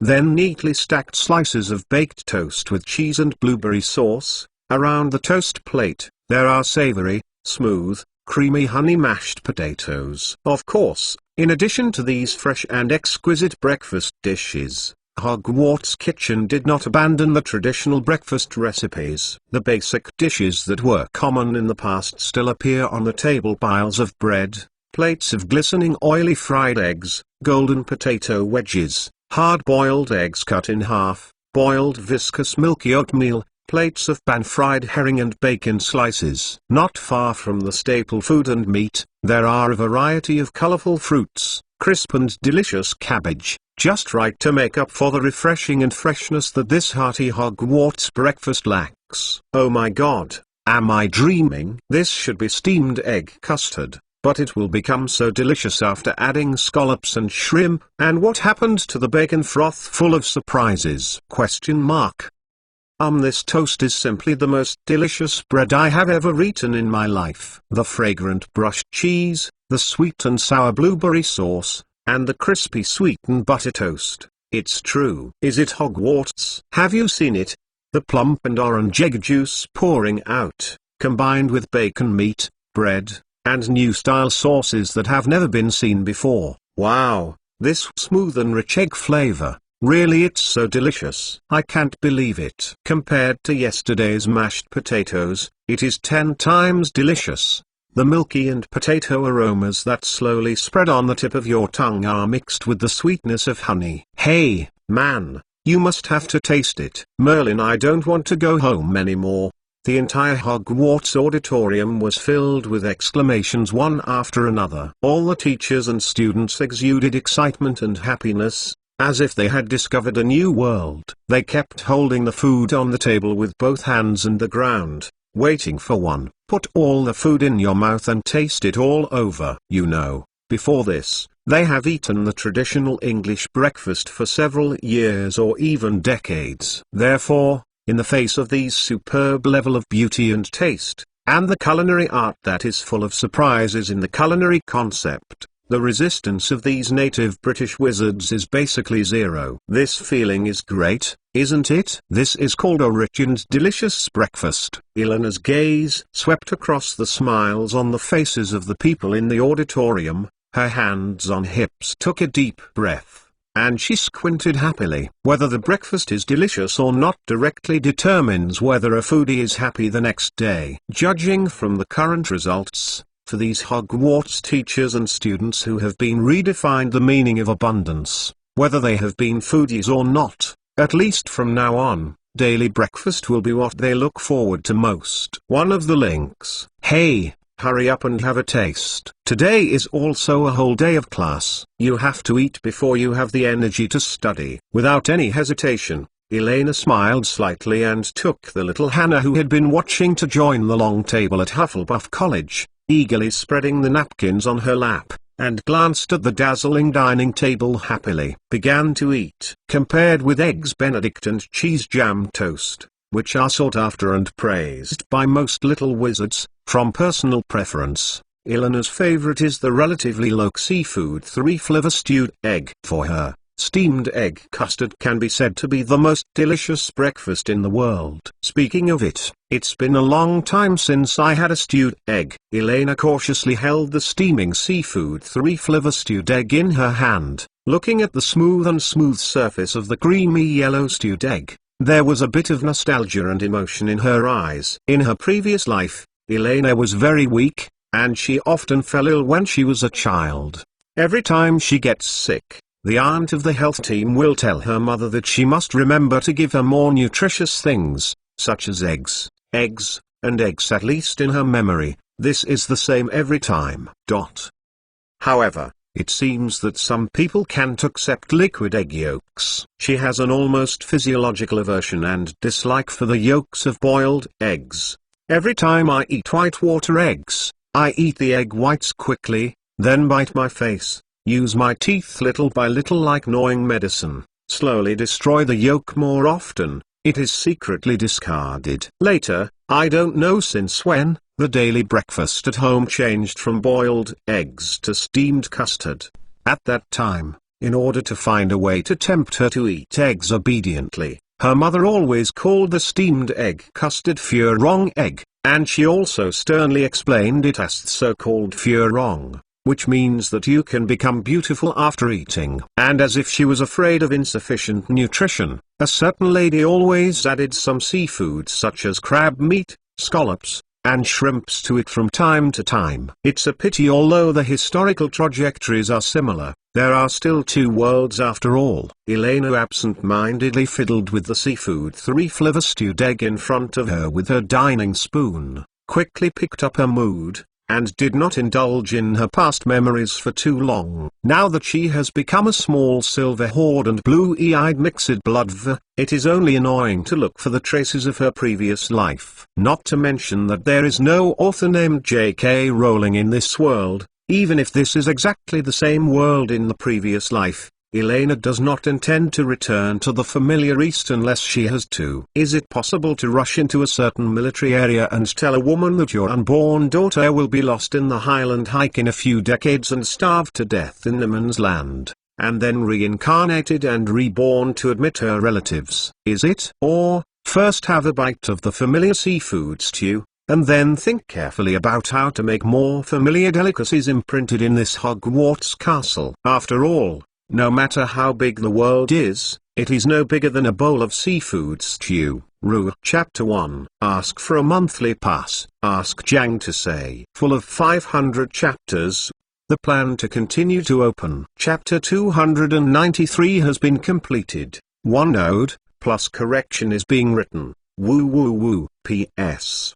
The thing about getting lost is true. It's just that the tenacious fat chicken relies on adept wayfinding skills and finally walks for a day to find the camp where the caravan is stationed. PS2, regarding the last sentence of this chapter, the original sentence is a very touching video no matter how big the world is.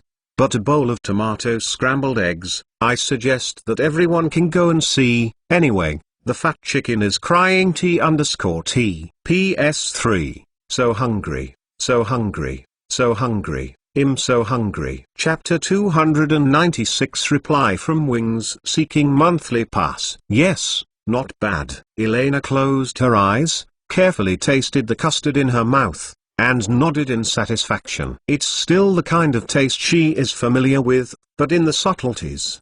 The taste and taste are somewhat different. There is no doubt that even in the relatively inner Scottish Highlands, the quality of seafood such as shrimp and scallops is still quite good. Both the umami taste and the meat quality are better than the supermarket scallops and shrimps that have been stored. And magic? Elaine opened her eyes and looked at the seafood 3-flavor stewed egg in front of her with a little surprise. She fiddled with a spoon in the small cup, raised her eyebrows thoughtfully. The most feared thing about steamed egg custard is salty light unevenness, especially after adding salty ingredients such as bacon froth. It becomes more prone to this situation. However, This seafood 3-flavor stewed egg is unexpectedly light and comfortable. It is seasoned purely with the bacon froth evenly distributed in the custard. It is very suitable as a breakfast to wake up the stomach and body vitality. Magic cooking. It seems Hog are the house elves of Watts Castle very savvy. From this point of view, you may be able to try to recreate some more complicated dishes in the Hogwarts kitchen,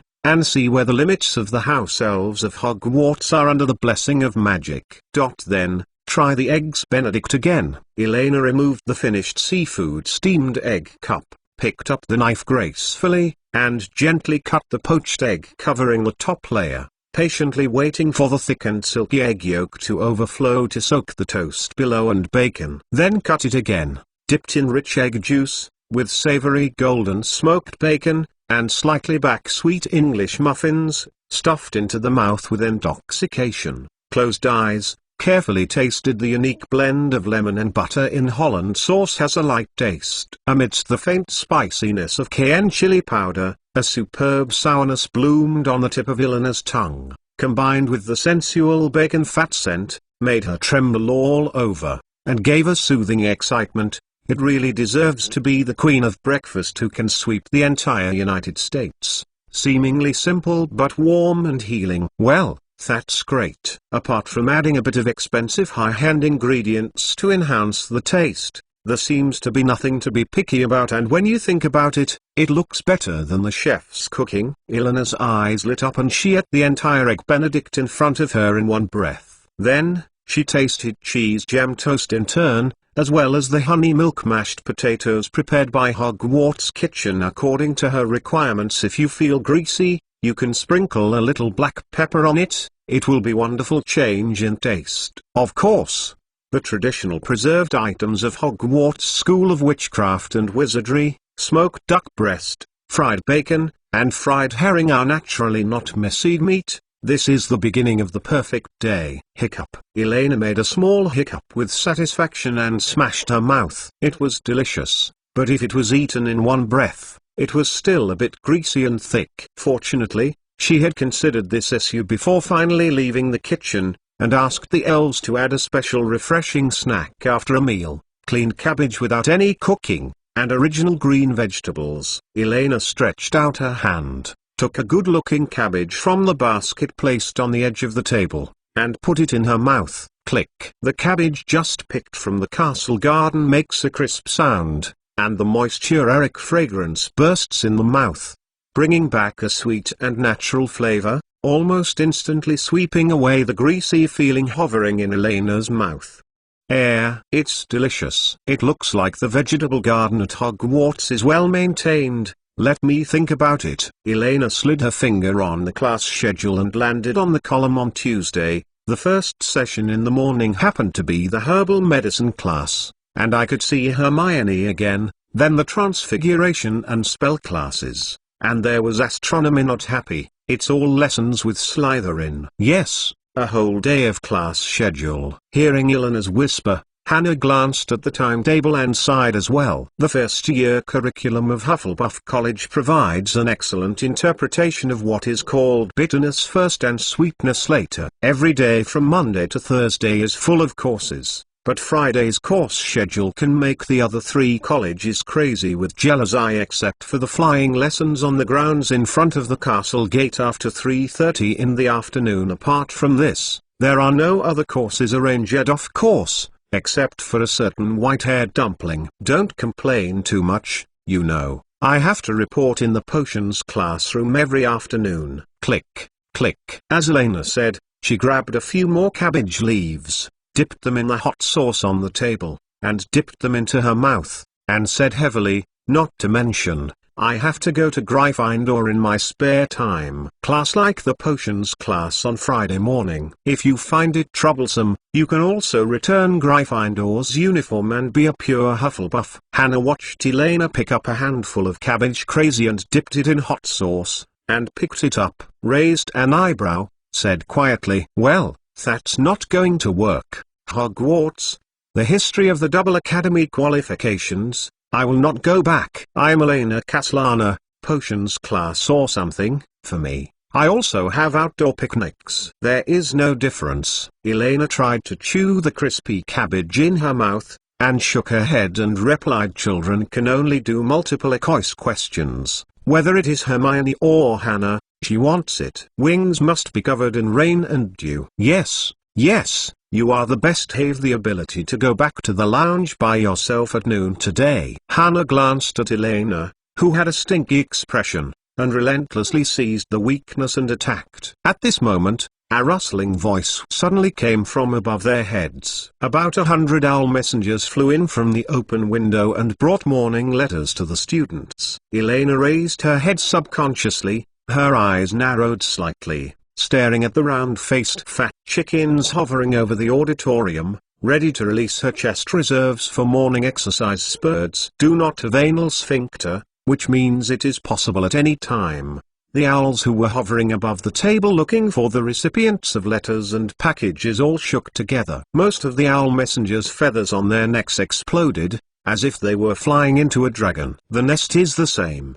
The round-faced fat chicken that was flying in the Hogwarts auditoriums paraded over the entire Hogwarts auditorium. There was a very peculiar phenomenon extending upward with Elena as the center, forming a hollow area with a diameter of more than 3 meters. All the owls flew to the vicinity of this area. At times, they would bypass it unconsciously. If it is said that Moses separated the Red Sea, it is an inviolable manifestation of divine power. If it is said that the separation of the crowd when Cleopatra 7 comes, it is an unquestionable manifestation of royal majesty. So to the round-faced fat chicken race, Elena is definitely a terrifying existence, like a world-destroying demon. This is the death deterrence from the top of the food chain. However, under this situation, a large tawny barn owl flew out of the flock of birds and fell firmly in the direction of Elena, clutching the package with its 2 small paws like a sieve. Shaking constantly, his big, round eyes were filled with despair of seeing death at home. There is no doubt that this is a letter and package sent to Elena. I'm finally back slower than I thought. Elena licked the sauce on her fingers, her eyes flashing with excitement. Chapter 1. Ask for a monthly pass. Ask Jang to say. Ask Jang to say. Full of 500 chapters. The plan to continue to open. The chapter of chapter 293 is more memorable, and currently owes more. 1. Fat chicken is working hard to write. Woo woo woo. P.S. If you have any dishes that you like to eat, it doesn't need to be a particularly complicated meal. Mom and Dad's homemade dishes can also be cooked. Send it to the book review section. Fat chicken will try to write what you like to eat in the book depending on the situation.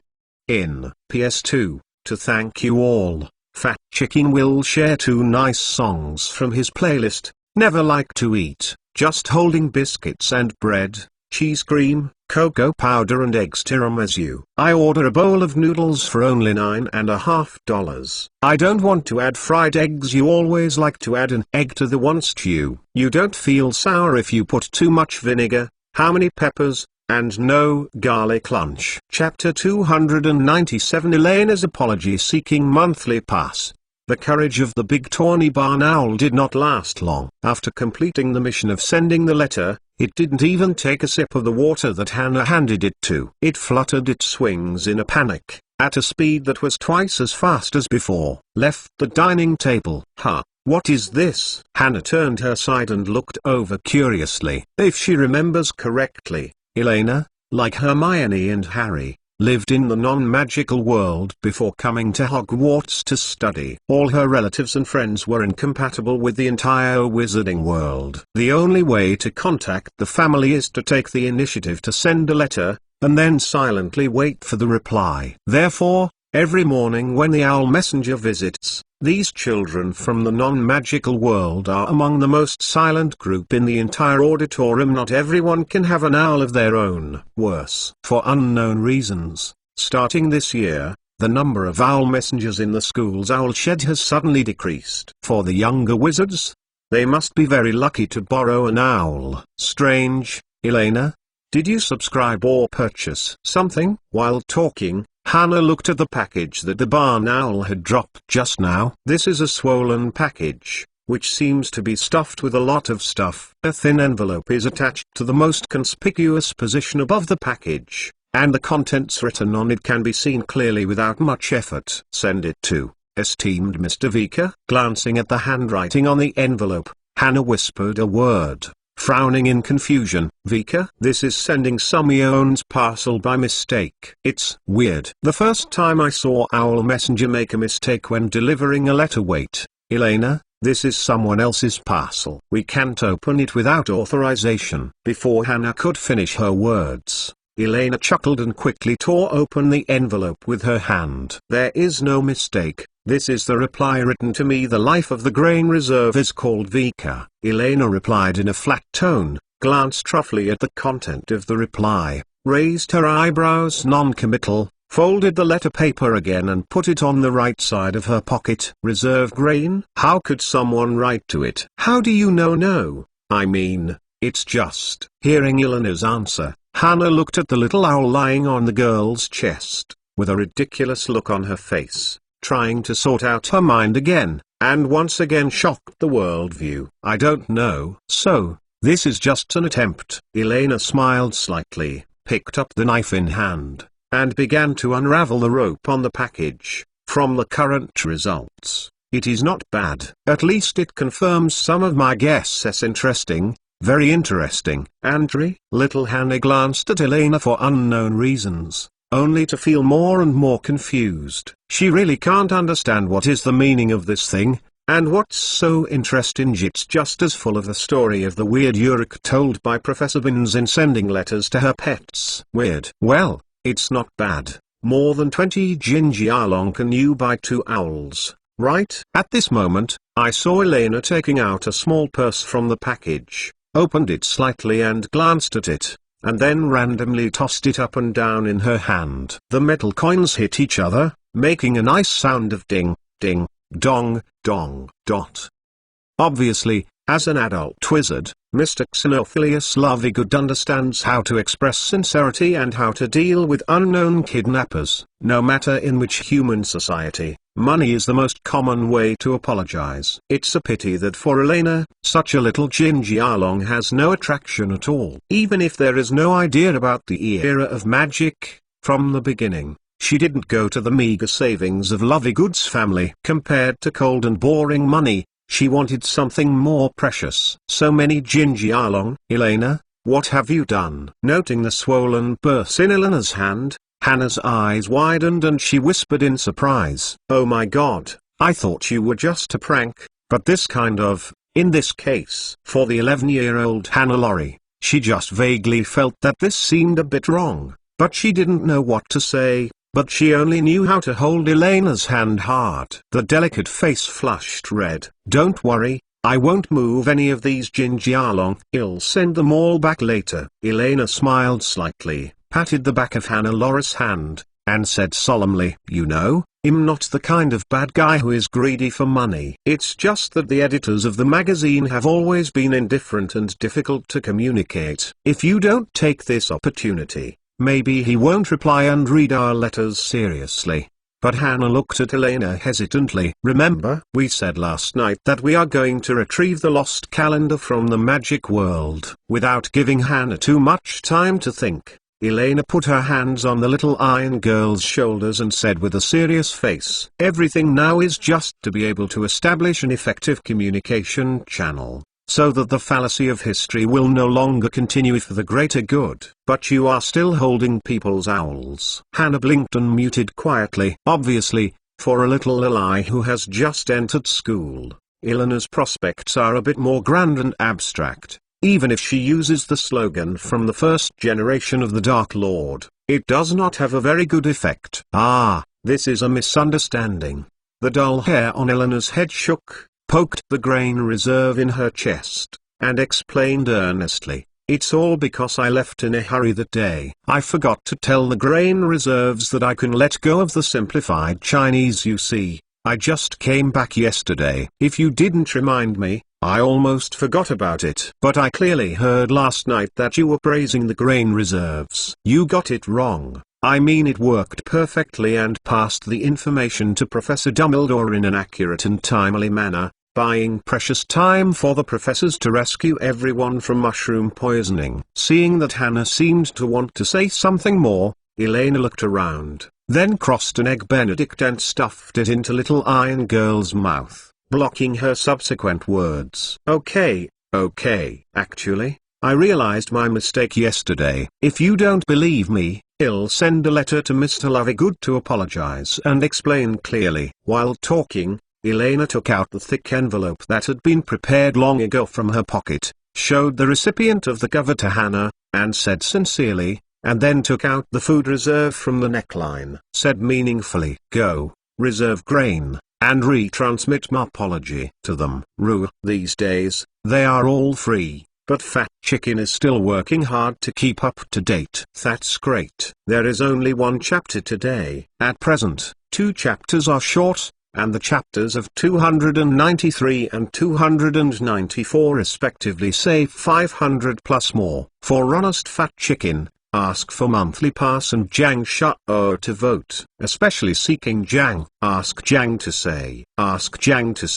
Chapter 298 Inventory of Ingredients Seeking Monthly Pass. With the visit of the Owl Messenger, it also means that the morning meal time is coming to an end. After all, not everyone can continue to eat without any influence in the flying feathers. Not to mention, there are few little wizards who can control their pet owls like Elena. There are at least a dozen chubby owls walking around between public dinner plates on every table, twisting his head left and right looking for food. Of course, within 3 meters of the white hair dumpling as the center, it still belongs to the restricted area. Let's go. While it's still early, accompany me to see the vegetable field outside the herbal medicine greenhouse. Watching the food reserve leave with the purse and envelope, Elena looked at the messy school auditorium, turned her head and said to Hannah beside her, "Now it's just flying feathers in the sky. Wait for these owls to be full in a while."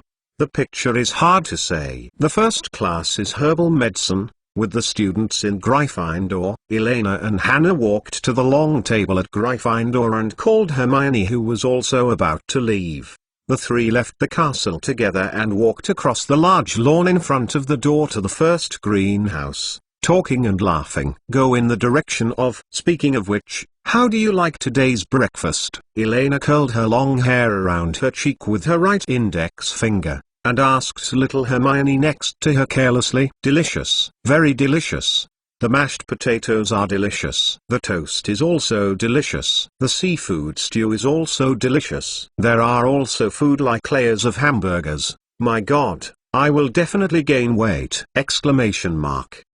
Hermione said with a look of excitement, and touched her slightly bulging belly in distress. Hearing Hermione's complaint, Hannah also nodded in anguish. Yes, I ate at least 2 or 3 times the usual amount of food today. This won't work. Tomorrow I must restrain my appetite. I don't want to go home on holiday and find that I have gained more than 10 catties. Had it not been for Elena to pull her away at the end, Hannah felt that she should still be able to put a little more in her belly. Oh no, Hannah, don't talk about such terrible things. Maybe I should go to the library to see if there is a spell that can lose weight with a single wave of the wand. Hermione imagined the picture of herself gaining more than a dozen kilograms of fat. She couldn't help but shudder. She shook her head vigorously and threw the terrible picture away from her mind, turning her face and said with some confusion, "But speaking of it, do you think that the difference between today's breakfast and the previous few days is too big? Even with the personal sponsorship of Mr. Apocalypse,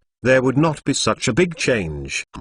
The little dull hair on Elena's head bounced with a whistle, and swayed proudly from side to side. Of course, I don't look at whose direction the breakfast was done. I'm Elena Caslana. You know, I'm the strongest generation in our family in terms of talent for cooking. A triumphant look appeared on the girl's face, as if it was overwritten with the words "Come and compliment me, come and compliment me." Yes, Sister Elena is the best. Not bad, worthy of praise. Continue tomorrow. Taking a look at the white-haired dumpling with a sullen face, Hermione and Hannah also held the field very cooperatively. Regarding Elena's talent in cooking, They had already seen it once when they were grilling fish by the lake last week. Although they complained about getting fat, who can really hate and refuse delicious food?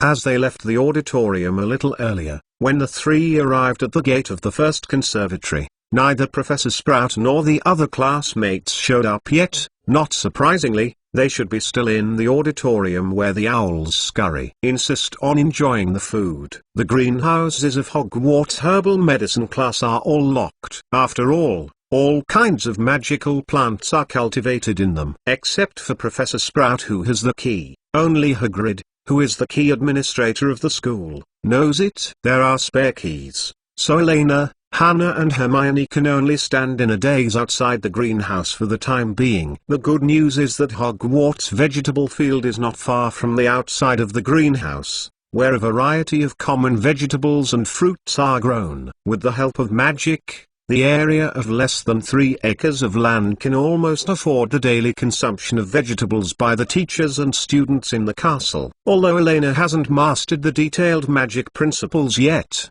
only need to look at the whole vegetable field that is full of mature plants, no one knows that this is definitely opened by magic. Of course, it is only limited to vegetable plants. Regarding how to carry out large-scale livestock breeding and aquaculture, the magical world is still in a blank for the time being, and it can only purchase in bulk from the surrounding mole market through the relevant procurement department of the Ministry of Magic. Well, Hermione, you can write it down for me. Elena stood at the entrance of the vegetable field, looked at the land divided into small and organized areas, and nodded with satisfaction. Since she wants to change Hogwarts habits from food, she must first know herself the raw material situation. If it is said that the magical plants cultivated in the greenhouse of the herbal medicine class, Elena may not be so sure now that it can be distinguished one by one in the wild. But if it is just normal crops, she is not one of those Western theoretical chefs who are indifferent and do not distinguish between grains. Since ancient times, the land of the East pays attention to going deep into nature, searching for the original appearance of food between mountains and seas. Potatoes, cabbage, tomatoes, wheat, beets, cauliflower, pumpkin, parsley, carrots, artichokes, parsnips, lentils, of course. These are the most basic and can be eaten every day. Elena walked in the middle of the wide vegetable field, as if walking on her own farm. Although theoretically there was no problem carefully distinguishing all kinds of plants. The plants in the Hogwarts vegetable field are quite traditional European style, almost covering most of the common vegetable varieties in Western food. But for Elena, who is demanding more, it is obviously far from enough. There is an extreme lack of peppers. There are no Chinese peppers, green peppers, sweet peppers and Cajun peppers. There is only ginger, but no ginger. If you want old ginger, you may need to think of a way. Hybrid rice, well, this is still too much. It will come out in the next year. Fortunately, there is garlic, but no shallots and green onions. You also need cherry tomatoes, avocados, soybeans, and broad beans, but the butter is a bit monotonous. You need rapeseed oil or corn oil. Olive oil is also acceptable. Elena was talking to herself, and at the same time, she took out the notebook originally used for herbal medicine class and began to sketch on it. Regarding the purchase of ingredients and the daily care of the vegetable garden, the house elves are mainly responsible for it. As a chef, she only needs to accurately give out her needs. My dear, what are you doing? At this time, a gentle voice sounded not far behind Elena. What else can be done, of course, is to count the ingredients. Elena replied subconsciously, and suddenly realized that it was wrong. She was taken aback for a moment, and suddenly turned her head to look behind her. I don't know when. A short and fat witch appeared behind her. The witch was wearing an old patched hat on her head, and there was a lot of dirt on her clothes. She was watching with a smile on her face. Elena and Hermione and Hannah, the two unsuccessful little Mrs., had already followed the witch obediently, and looked at Elena blinking. Professor Sprout, these days, they are all free, but Fat Chicken is still working hard to keep up to date. That's great. There is only one chapter today. At present, 2 chapters are short, and the chapters of 293 and 294 respectively save 500 plus more. For honest Fat Chicken, ask for monthly pass and Jiang Shao to vote. Especially seeking Jiang, ask Jiang to say. Ask Jiang to say. Chapter 299 The Attributes of Hufflepuff. Please ask for monthly pass. Pomona Sprout is a professor of herbal medicine at Hogwarts School of Witchcraft and Wizardry and the Dean of Hufflepuff College. Compared to other professors, this short, fat witch, who always has a gentle smile on her face and a little dirt on her body, may be one of the most introverted professors in the school. Except for the mealtime, most of the teachers and students can only see her in the greenhouse and vegetable field outside the castle. Undoubtedly, just as the infirmary belongs to Madame Pomfrey's territory, in addition to the greenhouse as a classroom, Professor Spreet, an expert in herbal medicine, is also responsible for the management of the Hogwarts vegetable field. For Elena, this is like when she was stealing vegetables in someone else's virtual vegetable garden in her previous life. She suddenly received a pop-up message from the owner of the vegetable garden. The most important thing is that she just accidentally leaked it. Count the ingredients. Professor Sprout raised his eyebrows and repeated with interest. This. Elena blinked her eyes and showed an awkward but polite smile. Her brain quickly started to revolve, and at the same time she stared at the 2 little wings without loyalty, hoping to get some useful off-court hints. Hufflepuff College is recognized as the most easygoing and friendly college, and no one will deny this. But, on the other hand, Hufflepuff is also the most persistent academy in Hogwarts, just like Newt Scamander, Hanno Abbey, and Cedric Diggory. When one thing is clear, it is easy to show a kind of stubbornness that makes people almost desperate or stupid, but the most difficult Hufflepuff spirit. As the Dean of Hufflepuff College, Pomona Sprout undoubtedly inherited the spirit of Hufflepuff. In the plot of the original book, when Dumbledore died unexpectedly and other professors in the school were hesitating whether to shut down Hogwarts, the friendly and easygoing witch exploded with the firmest stand. As long as there is a student who wants to come when you go to school, the school should continue to operate. This also means that once the seemingly easygoing Dean of Hufflepuff has a bad feeling, it will be a very bad thing, not to say that Professor Sprout will make any targeted behavior.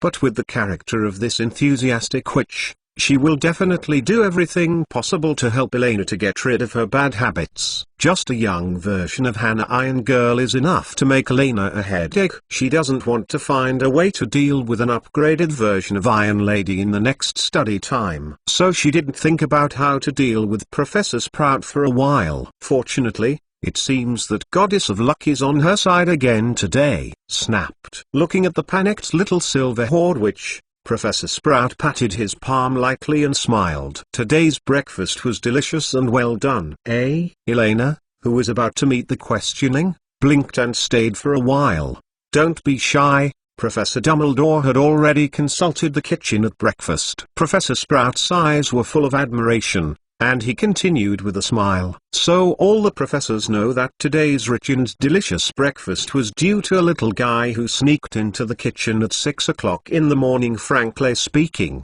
this was the best I've had at Hogwarts. Breakfast. Hufflepuff College is an existence that is so ordinary that it is easy to ignore. Whether it is from the dean to the students, it seems to always serve as a kind of tepid mediocre backdrop. Wisdom is crowned on Ravenclaw, courage is placed on Gryffindor, even ambition and nobility are taken away by Slytherin, and Hufflepuff seems more like a shelter. Kindly take in the little wizards who weren't seen by the other 3 houses. Thrice bucket.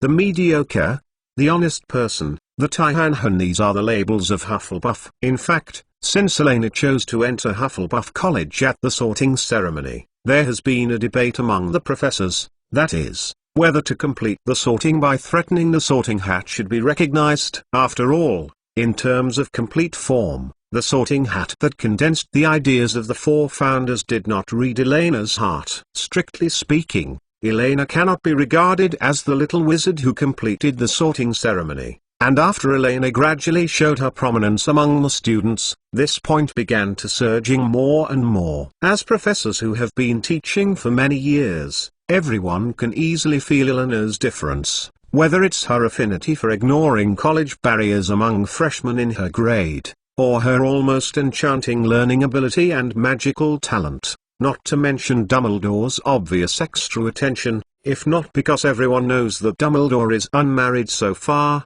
and everyone even suspects that this is not the illegitimate granddaughter of the principal. In this case, Elena, who has flaws in the attribution of the branch, makes everything more subtle. At least from the perspective of Professor Sprout, she can clearly feel that more than one dean of the academy is peeping and coveting her own moonlight, and even many old friends have begun to dig into the wall. Gryffindor College, naturally, is the most obvious. Professor Sprout never expected that since Elena slept in Gryffindor's dormitory by mistake. Elena, who appeared in front of her the next day, put on More hospital uniforms. Ms. Caslana has the qualities of Gryffindor, brave and full of adventurous spirit. We should make some attempts. Dumbledore, who was born in Gryffindor College, explained in this way, and then agreed to Elena to retain the Gryffindor uniform and the qualifications to enter and exit the Gryffindor common room normally. Then,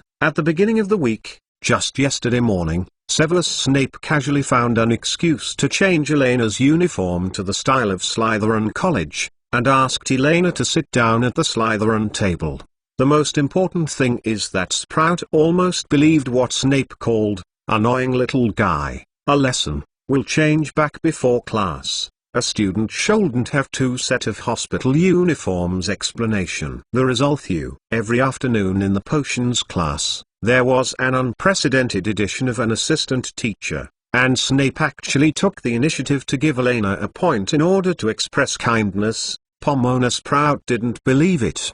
What kind of help a first-grade little witch can play in the upper-grade potions class is clearly stealing students. The most troublesome thing for Sprout is that the qualities that Elena demonstrated during this period, whether it is courage and adventurous spirit, or near substantial ambition and cohesion, seem to be in line with the spirit advocated by Hufflepuff. It doesn't matter much, so that sometimes she wonders whether this dazzling little witch is a qualified Hufflepuff. However, starting from this morning, she can finally be confirmed 100% Elena Caslana, a natural Hufflepuff student. No college can take her away, even if the Sorting Hat will definitely make such a decision. Enthusiasm, kindness, diligence, integrity, honesty, these may be the world's first impression of Hufflepuff, but these traits do not actually have a particularly strong marking and distinction. In fact, all good students will have these most basic personality traits. There is only one special mark that truly belongs to Hufflepuff: good food.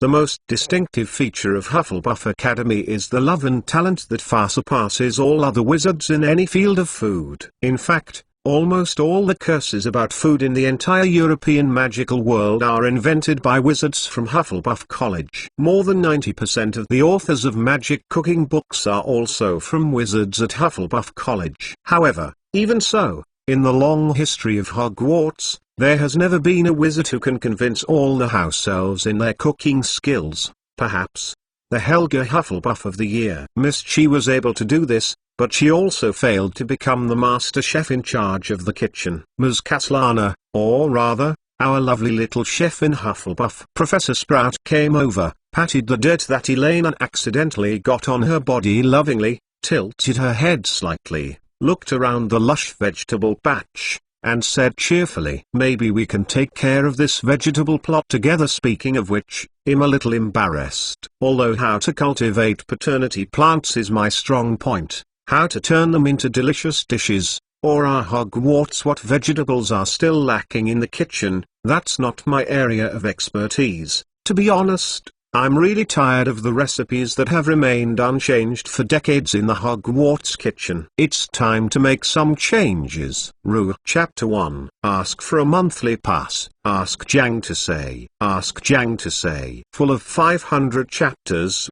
The plan to continue to open. Chapter 293. Chapter 294 is more memorable. Can't grumble, never forget. Currently owes more than 2. Fat chicken will work hard to make up. P.S. If you have any dishes that you like to eat, it doesn't need to be a particularly complicated meal. Mom and Dad's homemade dishes can also be cooked. Send it to the book review section. Fat Chicken will try to write what you like to eat in the book depending on the situation.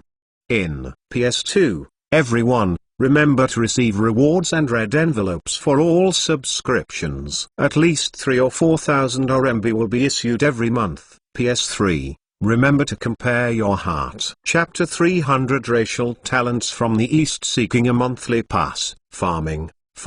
This may be the racial talent engraved in the soul of every Chinese. As long as there is soil, there will be an idea of wanting to grow something. In fact, every time I saw the piece of land outside the Hogwarts Castle Forest Farm, Elena seemed to have a small voice in her mind constantly muttering, "Such a good site," without planting something to waste. It's a pity. As an expert in herbal medicine and Dean of Hufflepuff, Professor Sprout has a purer love and obsession with plant cultivation than Elena, if not for Dumbledore she even thought of turning Hogwarts Castle into a plant kingdom for reasons of opposition from other professors. Therefore, after a few short conversations, the two witches, one big and one small, in the vegetable field talked more and more vigorously, unanimously producing a feeling of meeting each other late. In addition to the existing vegetable plot, open up an orchard, a brilliant idea. Pomona Sprout's eyes lit up,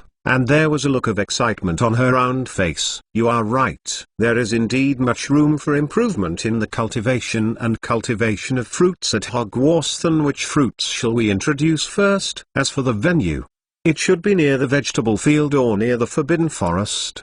Hogwarts is more than just the main part of the castle. Strictly speaking, even according to the land lease records of Salazar Slytherin thousands of years ago, the Black Lake, Forbidden Forest, and Hogsmeade Village are actually within the scope of Hogwarts. And with the passage of time, the mysterious space magic has long allowed the actual size of the entire Hogwarts to far exceed the scope of visual observation. With a valid reason, Professor Sprout is naturally confident that he can apply for the right to use additional land resources. After all, compared to greenhouses, the consumer groups of these vegetable fields and orchards are all teachers and students. I think about it, it's summer. The first choice is of course watermelon, mango, lemon, white peach, grape, pineapple of course. Apple is also essential. Elena squeezed her finger and counted carefully one by one. She really can't stand the traditional Hogwarts pumpkin juice. Although it has been carefully prepared by the house elves, it does have a special flavor, but if you can choose, Elena still prefers some regular drinks, such as watermelon juice, mango juice, lemon juice and the like. And it's not just fruits and drinks after meals. Many desserts and staples are also delicious when they are added to them. Elena thought for a while, looked at the fat witch in front of her, and added seriously, "Professor Sprout, I don't know if you have been to India. If there is a chance in the future, I can ask Hogwarts Kitchen to try to make a classic Indian snack called gabbardi with various fruits. There can even be dozens of different flavors." Gabbardi is the kind of big pie flying in the air in the non-magical world of India, right? To Elena's expectation, Professor Sprout thought for a while, nodded and replied, "When I went to India to look for a rare magical plant a few years ago, I saw it in a non-magic world market, a very interesting and beautiful food, thin as a cicada's wings, crispy on the outside and tender on the inside. It was soft and delicious. And it was really delicious. It was a pity that the schedule was relatively rushed and there was not much time to taste other local delicacies. It has always been a pity." While talking, Professor Sprout gently licked his lower lip with nostalgia, as if he was still reminiscing the original delicacy. Compared to other unwary professors, it is actually quite difficult for Pomona Sprout to leave the castle for a trip. After all, she still needs to take care of the magic plants in the school's several greenhouses at any time, and she is almost in a hurry every time she goes out. and she dare not delay too long. "It's okay, Professor." Elena looked at the expression on the fat witch's face, and her heart relaxed completely. It often only takes a look between foodies to determine each other's identity since they are allies. The next thing is too simple. Not to mention Indian cuisine, even French cuisine, Italian cuisine, or even mysterious Eastern cuisine. As long as the ingredients are prepared, I can find a way to present it to you and everyone at Hogwarts. Today's breakfast is nothing more than it's just the most basic simple meal. It's a good thing to have confidence, but don't be too proud. Don't learn. Looking at the confident silver-haired little witch, Professor Sprout smiled and shook his head, because there was still a little lion at the scene and did not finish the follow-up words. "Maybe I need to find a way to get Elena later. Make more friends in the college. Don't worry, I never make jokes about cooking. But if you can you keep me a secret for the time being, about the Hogwarts kitchen and the vegetable garden? Maybe this afternoon I can't come. I still need to be an assistant in the potions classroom." Elena nodded seriously, hesitated for a while, and said frankly, "Hogwarts kitchen has not yet opened the ordering function at this stage. Elena is not interested in dealing with a bunch of weird menus every day. She can decide what to eat at school every day." In the same way, compared to a vegetable garden that can't get off the ground, Professor Snape's pressure, the strategy plan cannot be interrupted. Professor Sprout has admitted that he does not have the potential of a top chef, so his hopes still fell on the half-blood prince. "Of course, I know. But rest assured, there will be no less rewards." Professor Sprout smiled slightly, and after adjusting her mentality, she became more admired when she looked at Elena. "Anyway, don't rush for now. When the weekend comes, we will discuss it carefully." Professor Sprout paused for a while, turned his head and looked at the little wizards who came out of the castle one after another, clapped their hands happily, and said kindly to the three of Elena, "Okay, kids, go to the greenhouse with me now. We are about to get ready to start class." Facts have proved that integrity and preference do not conflict. Even Dean Hufflepuff is no exception. In the next herbal medicine class, Elena finally felt for the first time what a pleasant class experience would be if she could get the favor of a professor. "Elena, tell me, what is this?" Professor Sprout raised the tool in his hand and called directly. "This is a collection tool formed after antlers cast magic, Professor. The shedding and regeneration of antlers gives them the same magical powers, so they are very suitable for touching and digging magic plants." Elena replied without hesitation. "The answer is correct." Hufflepuff adds 5 points. "Oh no!" Hermione dropped her arms in despair, her cute face bulging slightly. This is the third time. Compared to yesterday's match, it has become Elena's personal stage today. Professor Sprout gave almost all the questions to Elena to answer, even if Elena did not raise her hand. In most cases, Professor Sprout would subconsciously name the little witch. Let her answer. In contrast, Elena naturally did not live up to Professor Sprout's expectations, answered all the answers perfectly, and successfully got every bonus point. After a short herbal medicine class, Elena won 30 points for Hufflepuff Academy, while Hermione only got 5 points for Gryffindor. This obvious difference is even a lot of points. The little wizards in Gryffindor felt it. It's too much. I'm not saying bad things about Big Sister. While Elena walked to the front of the greenhouse and cooperated with Professor Sprout for the final teaching demonstration, Ron lowered his voice and turned to Hermione on the front right, and said angrily, "Obviously you were the only one raising your hand later, and Professor Sprout always asked the older sister to answer questions. In this way, our score was overtaken by Hufflepuff, even if Professor Dumbledore was included." 50 points for you. Yeah, there are too many extra points for Hufflepuff today, right? Harry on the side also echoed. "Stop talking, Ron." "Harry, you don't understand at all." Hermione bit her lip, raised her head. Elena's figure was reflected in her brown eyes, and she shook her head and said softly, "This was originally the score Elena deserved, but Professor Sprout changed her way to reward her. In fact, I think she deserves more points, after all." Before the words were finished, A deep bell sounded across the wet ground and came from the direction of the castle. A get out of class was over. Elena smiled sweetly at Professor Sprout, hurriedly walked over, and took her a little unhappy little lorry to comfort her. Hannah also leaned over to calm the atmosphere. Ron and Harry looked at each other helplessly and shrugged. Since Elena returned to the castle, they knew that it would be a matter of time before Hufflepuff's score surpassed Gryffindor, but they were overtaken just one day later, and they were somewhat disappointed. The rest of the students also moved their shoulders, left the greenhouse, and walked towards the castle in twos and threes, planning to take a shower and bring textbooks to the next class. The next class of Gryffindor College students is the Curse class. Together with the Little Wizards of Ravenclaw, the Little Wizards of Hufflepuff College went to the transformation classroom on the second floor of the castle to face Professor McGonagall together with the Little Wizards of Slytherin. Older Catgirl Flew the Grilled Fish, Deadwater, standing at the door of the transformation classroom. Elena snorted softly. Elena Caslana Owl, Round-Faced Fat Chicken, Professor McGonagall, who turned into a cat, squatted on the podium in the classroom, had a chill in his eyes. This lesson is destined to not be such an easy and pleasant lesson.